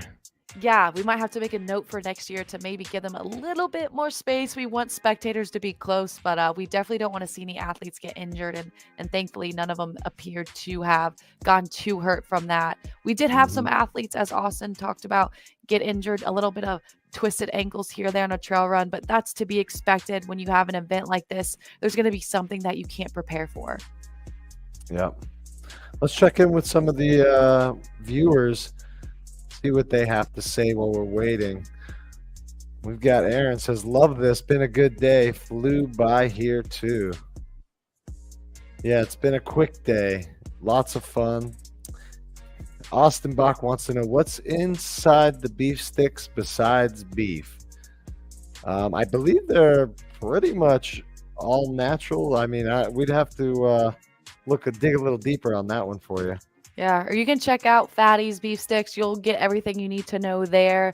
Or you can ask Austin's hungry friend. I'm sure he might be able to tell you he's eaten plenty from the commercial. Yeah, we're just so thankful for you guys. You know, it might be hard. You won't maybe see Joe and I for a little bit, but you can definitely continue to follow us along as well. Make sure to give the Battle Bus, Hybricon Games, Austin a follow. Follow Joe and I about what we're doing and how he's going to make it to the next games. As they set up this podium here, the last event is moving the podium. Yeah, that's it. Well, at least there's no athletes out there. Yep, so we see the whole team moving it. Let's see. And how can people follow you if they want to keep up with you and your Team USA and everything that you're doing? Yeah, Joe. So I'm only on Instagram. Everything else is too much for me. You can follow me on Instagram, Riley.Tejcek, Tejcek. Good luck remembering that spelling, but you can find me there. I'm always happy to answer questions. And as I can continue to compete for Team USA bobsled, we have some big competitions coming up in balancing sport and time as an active duty Marine officer. Joe, what about you? Where can everyone find you? Well, before we jump ahead, here you go. There's your spelling of your last name on the screen for everybody. Yep, and that's my dad. Shout out to my parents. They literally watched all day, which is so exciting, from Indiana. I know we had some Brazil, Indiana people as well. So, you know, my home state representing for sure. Yep, that's awesome. As far as me, I'm simple. I'm over constantly. I work at CrossFit Deerfield Beach. I'm the head coach over there. So you can always find me on their Instagram or mine, which is MC Joe Roberto 3. Because that's what I do. Besides that, is I MC fitness events, CrossFit events. I'll be at Wadapalooza this year down in Miami. And trying to grow with the Florida Grid League. We've actually got the Southern Conference Championship and Northern Conference Championship this Friday in Orlando. So I'll be live streaming that this Friday, and then the championship is on Saturday, and we'll actually be on site for that. So you can always go and check that out at thefgl.com. Well, Joe, I think you can. I'll meet you in Florida. How about that? I'll meet you in Florida. It sounds a lot better than where I am, and sunny and fun. And you get to do this all the time. This is actually my first time ever doing this, and it's been such a pleasure to do it with you as well. And everyone tuning in has made it so easy. Yeah, you did great. I was told it was one of your first times doing it, so no. Oh no, you didn't know what you're getting yourself into. You're like, who's this newbie? It's knowing about absolutely not. Knowing what, the athletes, you're an athlete yourself, so it's really easy. You're familiar with everything they've done today, so that's what it's all about, just being in the space.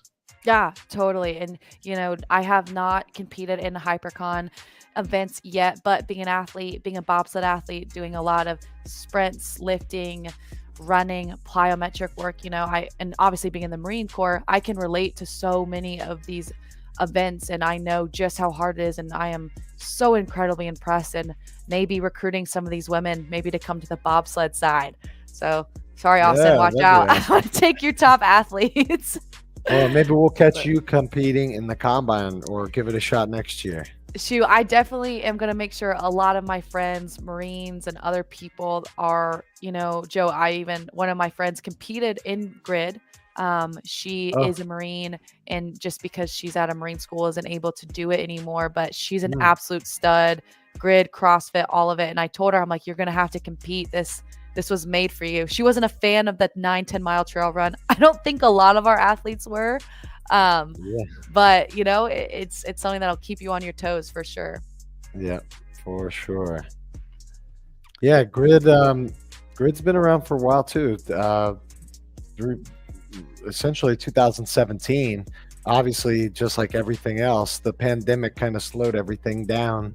But everything's ramping back up. There's a grid league in Europe, and I expect to see expansions in the U.S. as well as the years go on. So it's definitely, this year has been one of the best years yet. So nice. We love that. And as we see, we have a view here. There's those 100-pound logs still there from earlier. I'm sure the women want nothing to do with those and are going to happily walk by as they step on that podium. We have a much better, at least photographic site for the podium here, and Austin put a little Hybricon Games sign in front of it. So hopefully that's getting all set up, ready to go. Very picturesque for our podium finishers. yeah, and it looks like we're gonna be getting into, oh my goodness, wow. So they've updated the scores. Almost everything is put in. Once it is, they should be heading out to this podium so they can give their top three. And I don't know if you have access to the leaderboard, but got some exciting announcements coming up here. Big time shakeups in the leaderboard from that last event. Oh boy, I can't wait for the show. I know, just like everybody's saying, if you've been waiting all day, you know that every event there's been movement, and that's what we want to see. We want to see the athletes have to tune in and compete hard in every single event. You can't take one off or it could seriously cost you. Oh my, yeah. This is going to be awesome. And a surprise too. I had predictions going into this. I thought for sure we were going to see, and I won't say whether or not, but we know he did not. The gentleman from France, Bouche. I had big plans for him. I know that the O course got him. Things happen. What can you say? And, hopefully that makes him hungry and wanting to come back. He was a favorite. He did so well. He definitely won and had top finishes in some of these events, but maybe now he knows what he needs to work on. And when he heads back to France, he's a little bit more aware of his weaknesses and can come back and put up something big for 2024. Yeah. So we see a lot of our athletes here in the stands. There's Carly walking right there. We have, those fatty beef sticks on the ground. 2 packages. Yeah, at Eastern Regionals, there were fatties everywhere. They had tables and boxes everywhere. Brute Force was there. They had all their bags. I overheard Austin. I think they're going to be giving away some bags, some Brute Force bags to some of the winners today. Yep. A few. While we're waiting, we can actually, let's jump over. We'll catch we'll get one of the commercials from our fatty beef sticks, and then we'll come right back and see if they're ready to hop on that podium. How's that sound? Sounds good. All right, we'll be right back.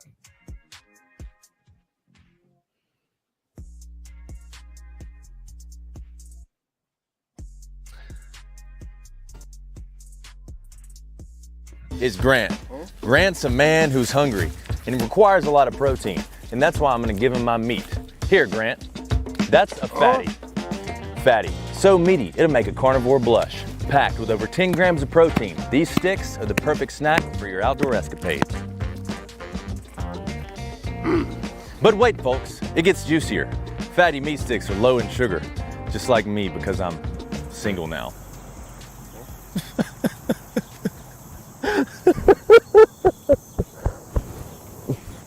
Gluten-free and American-made, just like bald eagles and monster trucks. And did I mention the wood? Hickory smoked wood, that is. Every fatty is made with real hickory wood smoke flavor to give it a taste like no other. So whether you're conquering the great outdoors or need a backup for your dad's horrible Thanksgiving turkey, grab a fatty and experience the meaty madness. Scan the QR code on your screen or go to Amazon and grab a pack of fatties. You'll thank me later. Fatty Smoked Meat Sticks, the official snack of the 2023 Hybricon game. Are you ready to unleash your performance potential? Introducing the official hydration of the 2023 Hybricon Games. Powerlift is the ultimate game changer in hydration, with 10 grams of protein and 650 milligrams of electrolytes to fuel your athletic performance. Life's too short to be average, and with Powerlift, you'll stay refreshed and ready for your toughest races. Each bottle of Powerlift packs a punch with 10 grams of fast-acting whey protein to fuel your recovery and keep you training hard. But that's not all. Austin, get out of the frame. A little more. Yes, a little more. Okay, where were we? But that's not all. We've loaded Powerlift with 650 milligrams of electrolytes to help battle cramps and fatigue and keep you in the fight. Whether it's a race, competition, a workout, or your weekend hike, Powerlift is harder working hydration. Go to powerlift.com and use code BattleBunker20 to get 20% off your first purchase, or scan the QR code on your screen with your phone. Powerlift, the official hydration partner of the 2023 Hybricon Games.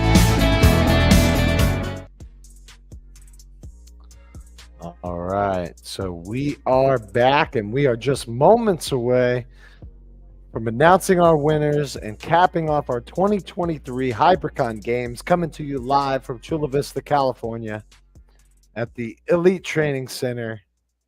Still beautiful, still sunny, still not a cloud in the sky.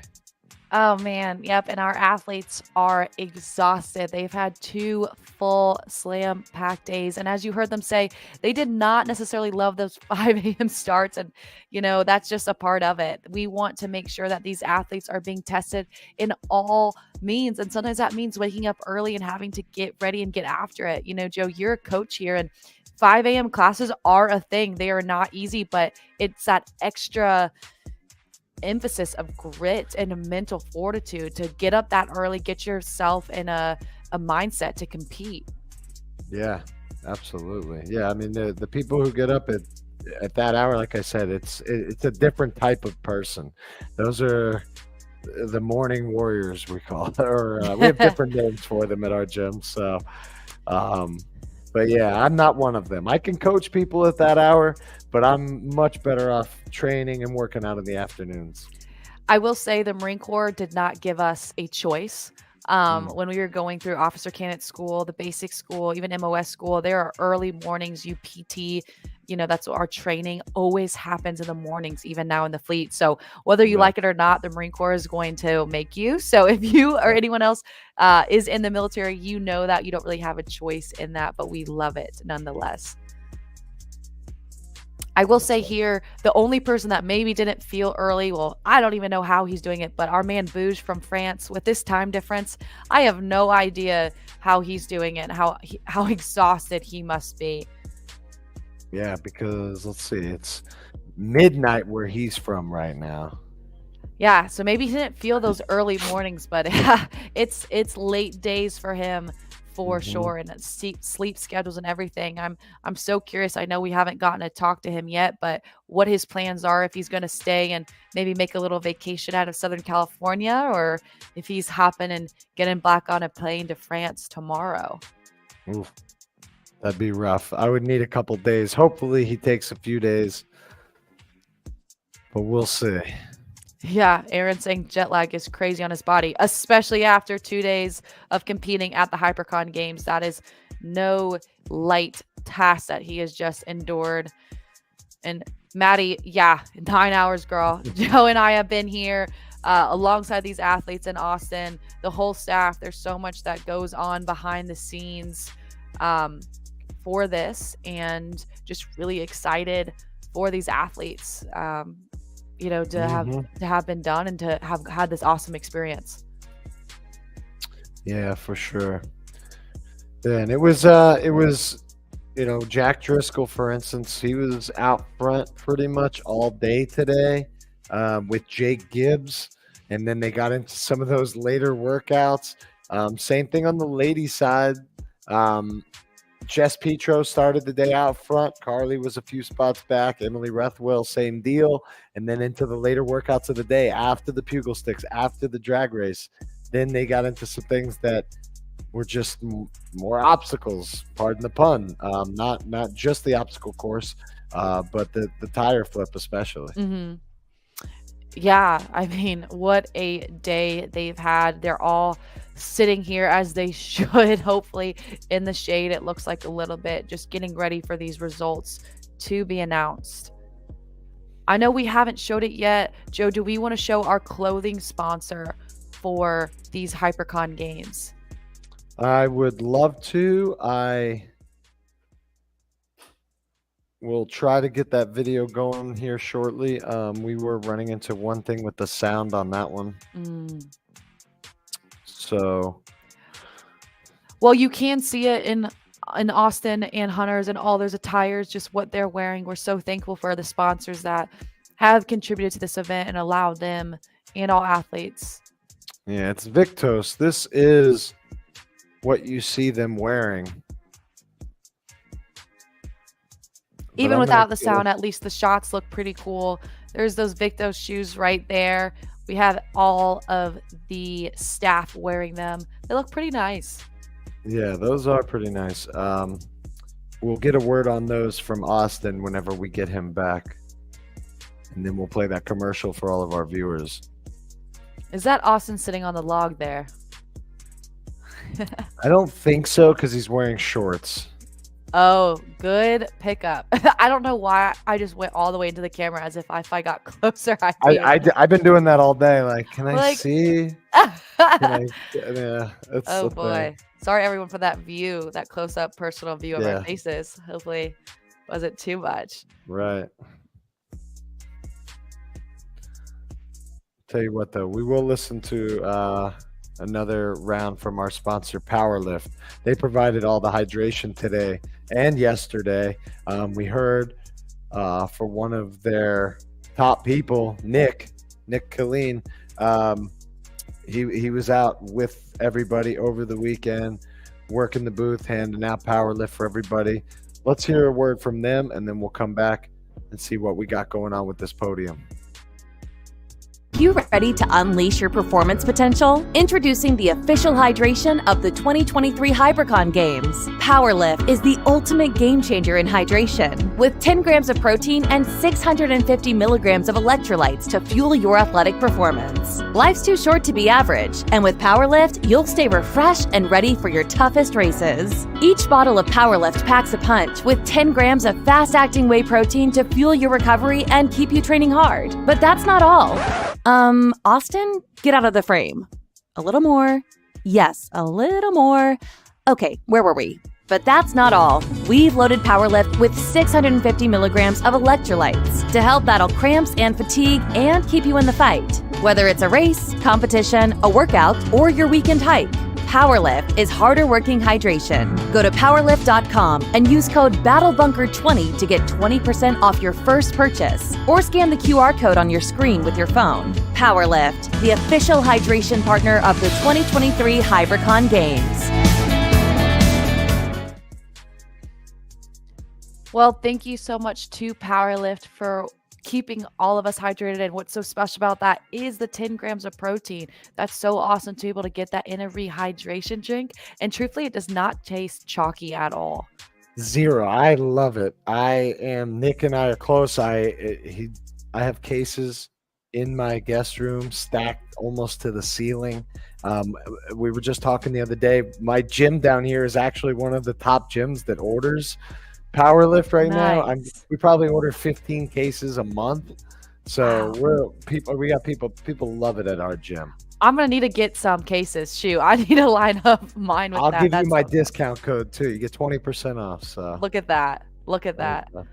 And it looks like Austin's getting ready. He has his microphone standing close to the podium. He's Oh, pointing and I at got us. the point. We got the point. He's like, I'm ready. Maybe not. Don't point until can- you're ready. He can definitely hear us. He's been listening to us all day. Even if we can't hear him, he can definitely hear us. Oh, they got cases the of power power lift. lift. Yeah, Let's baby. go. You know, I will have to ask you, what is your favorite flavor? The mango Ooh. orange. It is so good. Ooh. Yeah. Yeah, so they're just finalizing, getting all the stuff set up. You know, we want to make sure that athletes have a little bit of everything, not just cash, but a little bit of supplements and food and gear for them to keep on training so they are able to come back. Bigger and badder than ever. That's right. That's right. So we see a little bit of deliberation between Hunter, Austin, and the judge. We have the headset going on, waiting for that point by Austin.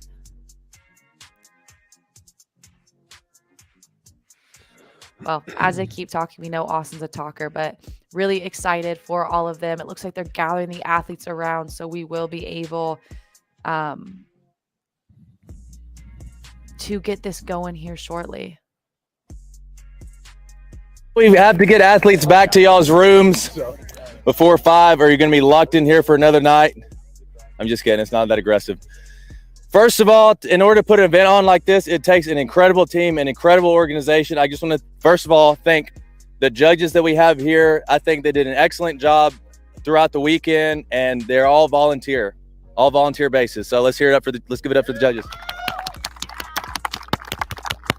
Thank you very much, guys. So we have unlimited power lift for you and unlimited fatties for y'all. So that's what I can pay you in. Second of all, I'm gonna thank our staff.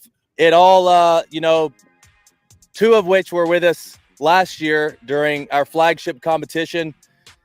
It was our first competition. We kind of just went with the flow. We learned a ton, and there's a massive difference between our first competition and this competition. First is Adam Redmond. He's your lead field captain. I'm going to prompt claps for everybody, so don't worry. Second is Matt. He's new to the crew. We snatched him up at Eastern Regionals. I called him at 11 p.m. I said, hey, I need you here at 4 a.m. in the morning to help us host our Eastern Regional, which the majority of you, or a lot of you, went through. So let's give it up for Matt Stevens. Head judge. Third, which is my main guy that I trust to program these workouts and to organize athlete flow, that's Hunter McIntyre. Thank you very much. Now we're going to get to the podium. So in order to do all this year, it was a massive stretch. If you guys remember, we started off in January saying that there's a $51,000 cash prize. A lot of things shifted in the business. A lot of things shifted in my personal life. I called Hunter. I said, Hunter, I don't think we can do this. I don't think it's going to happen.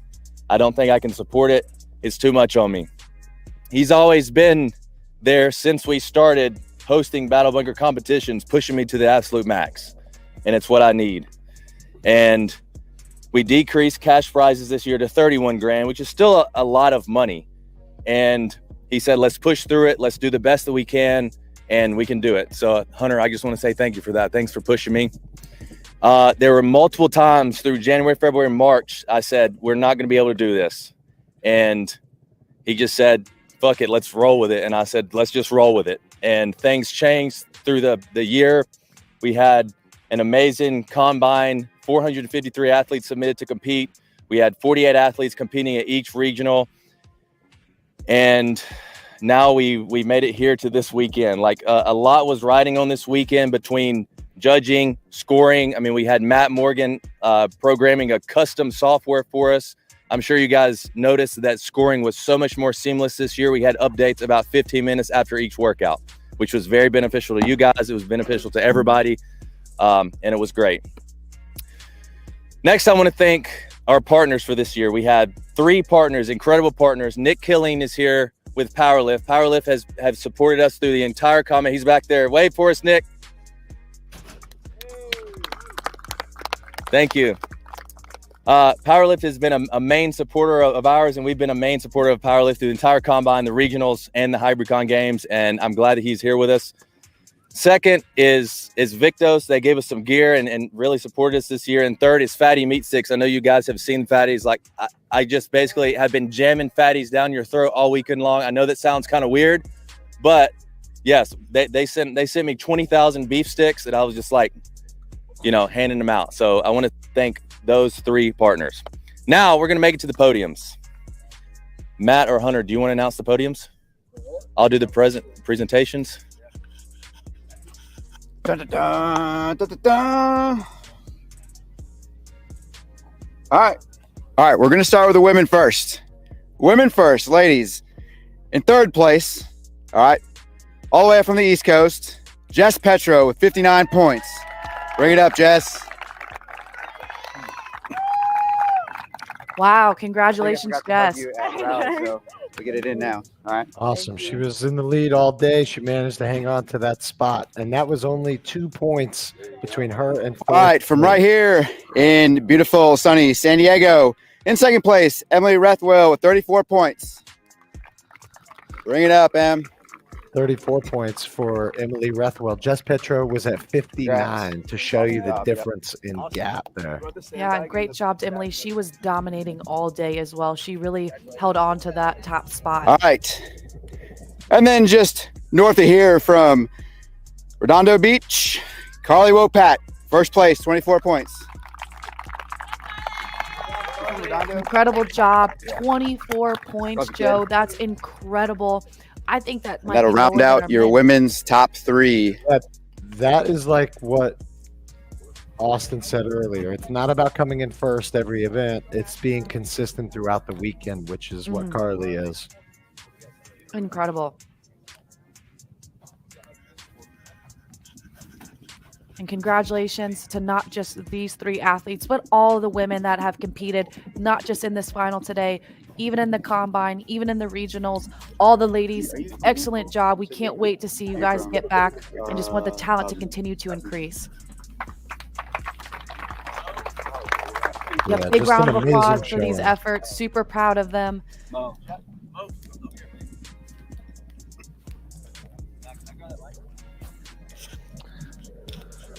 And now for the boys. Hey, we've had a lot of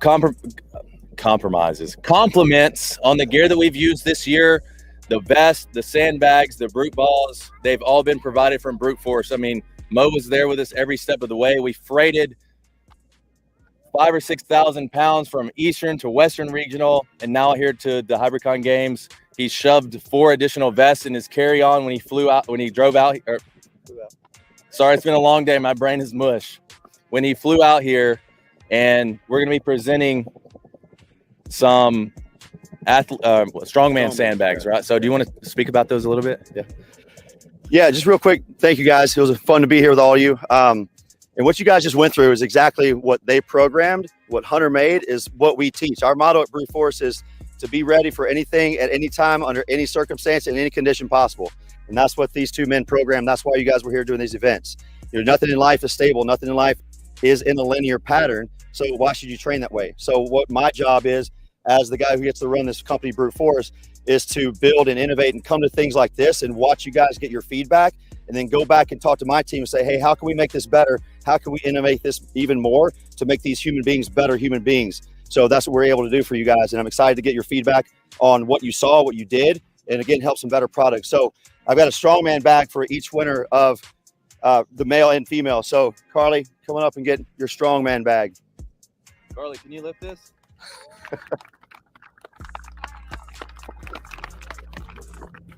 There you go. Thank you. You got it. Congratulations. Good job. You're welcome. Yeah. There you go, buddy.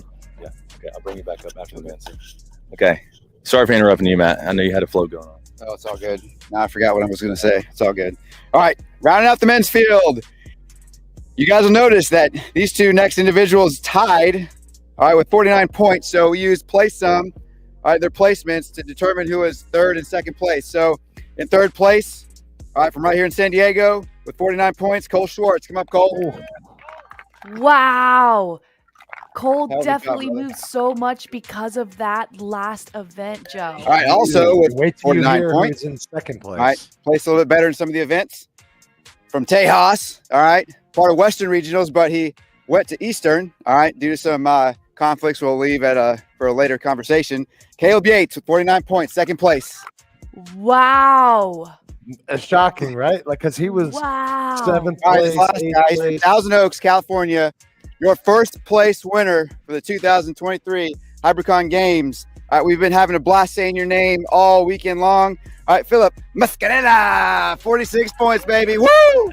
Wow.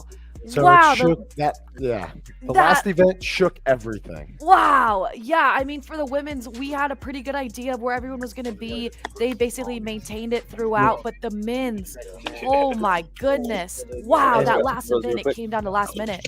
We had Jack, Jake, all those guys sitting in the top spot. Now, Jake finished fourth place, Jack fifth place, Isaiah sixth, Aston Dommel seventh, Mitchell eighth. Wow. Just unbelievable. That last event shook the whole board. I cannot believe it. But, you know, that's Okay, why thank you guys. Appreciate it. Oh, yeah, here. Philip, can you... I don't need this. It's not mine.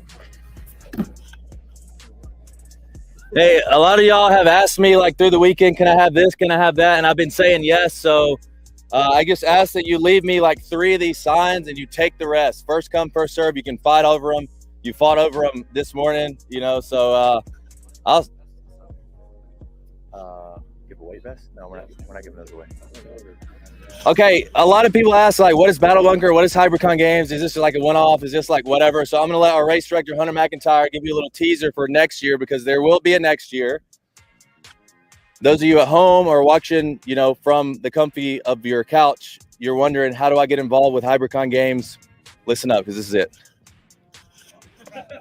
Hey guys, I just want to thank you first off for such an amazing weekend. Like, honestly, this is a massive step up from last weekend. We had 3 workouts last year and, you know, they were hard, but you guys had 9 this year. You also had to qualify. Some of you ended up being invited. You guys came from all different walks of life to get here and you fought all weekend long. As I said to you guys earlier, I created these workouts on a napkin with a glass of whiskey and, I was just excited about it. I've taken 12 years of competition and a friendship right here to create something that's unique and special. And every single year that we continue to do this, guys, we keep on reinvesting back into building this thing. The most important aspect of it is having the athletes show up and we give you guys the opportunity to show off. So I want to make sure that you guys understand next year is going to be bigger and better. It's going to be far harder to qualify because once you get there, it's going to be a much more exciting opportunity to be participating in. And I promise you guys, it will be a much bigger year. We are growing past this location into something much more. We have a ton of amazing partnerships that we're getting ready to kind of introduce you to you guys. But first off, guys, I want to thank you for showing up. And it's been incredible to make friends, meet new people. But most important, guys, continue to grow this community and understand that we're only going bigger and higher from here. So if I can stay in touch with you guys or Austin can stay in touch with you guys, we're going to give you guys a documentary coming out closely soon after this so you guys can watch how the whole weekend went down. That's going to be Austin and his team. Myself, starting the next day, basically, I'm waking up early and I'm working on programming for next year. So expect, guys, a lot of information is going to be coming your way, and we're really excited to see you guys show up next season. So thank you so much for everything, and enjoy Halloween. Thank you guys so much. I know you have 20 minutes to make it back to your room, so another short run is not going to hurt you any. So thank you very much. That's it. We're done. 2023 Hybricon Games out. You guys watching at home, thank you very much. I love you. We'll see you on the next live stream, and expect some Battle Bunker Unbroken Series videos coming very soon. Austin Alexander, talk to you soon. All right, Riley. Well, it sounds like Austin was talking to the camera that's not looking at him, but we got the gist of what he's saying. Any last words you want to get in? birthday. Yeah, no, this was awesome. Thanks so much for everybody. We couldn't make this possible without you guys. Thanks for tuning in with us. We're happy to stay in touch with you. Joe, this has been great. I hope this isn't our last time, and looking forward to next year. Yeah, absolutely. It's been an honor to work with you. I would have never known unless you told me that it was your first time. I look forward. I'm going to be in Austin's ear right away for the two of us for next year. We should be locked in right away. And of course, we couldn't do it without all the viewers, everybody watching, everybody. And yes, we did have chat cheerleaders all day long. So here we go. Erin Hawkinson. She's been with us all day long saying chat cheerleaders, going on 9.5 hours we've been here. So it's been a blast though. Yeah, Eva, thank you for an event. Guys, get rested. Let's get ready to go and get after it tomorrow, whatever that looks like. Let's attack, and we'll get ready for next year. It's been awesome. Yep. Signing off. So, Riley, that's Riley. I'm Joe, 2023 Hybricon Games. We are out. See you next year.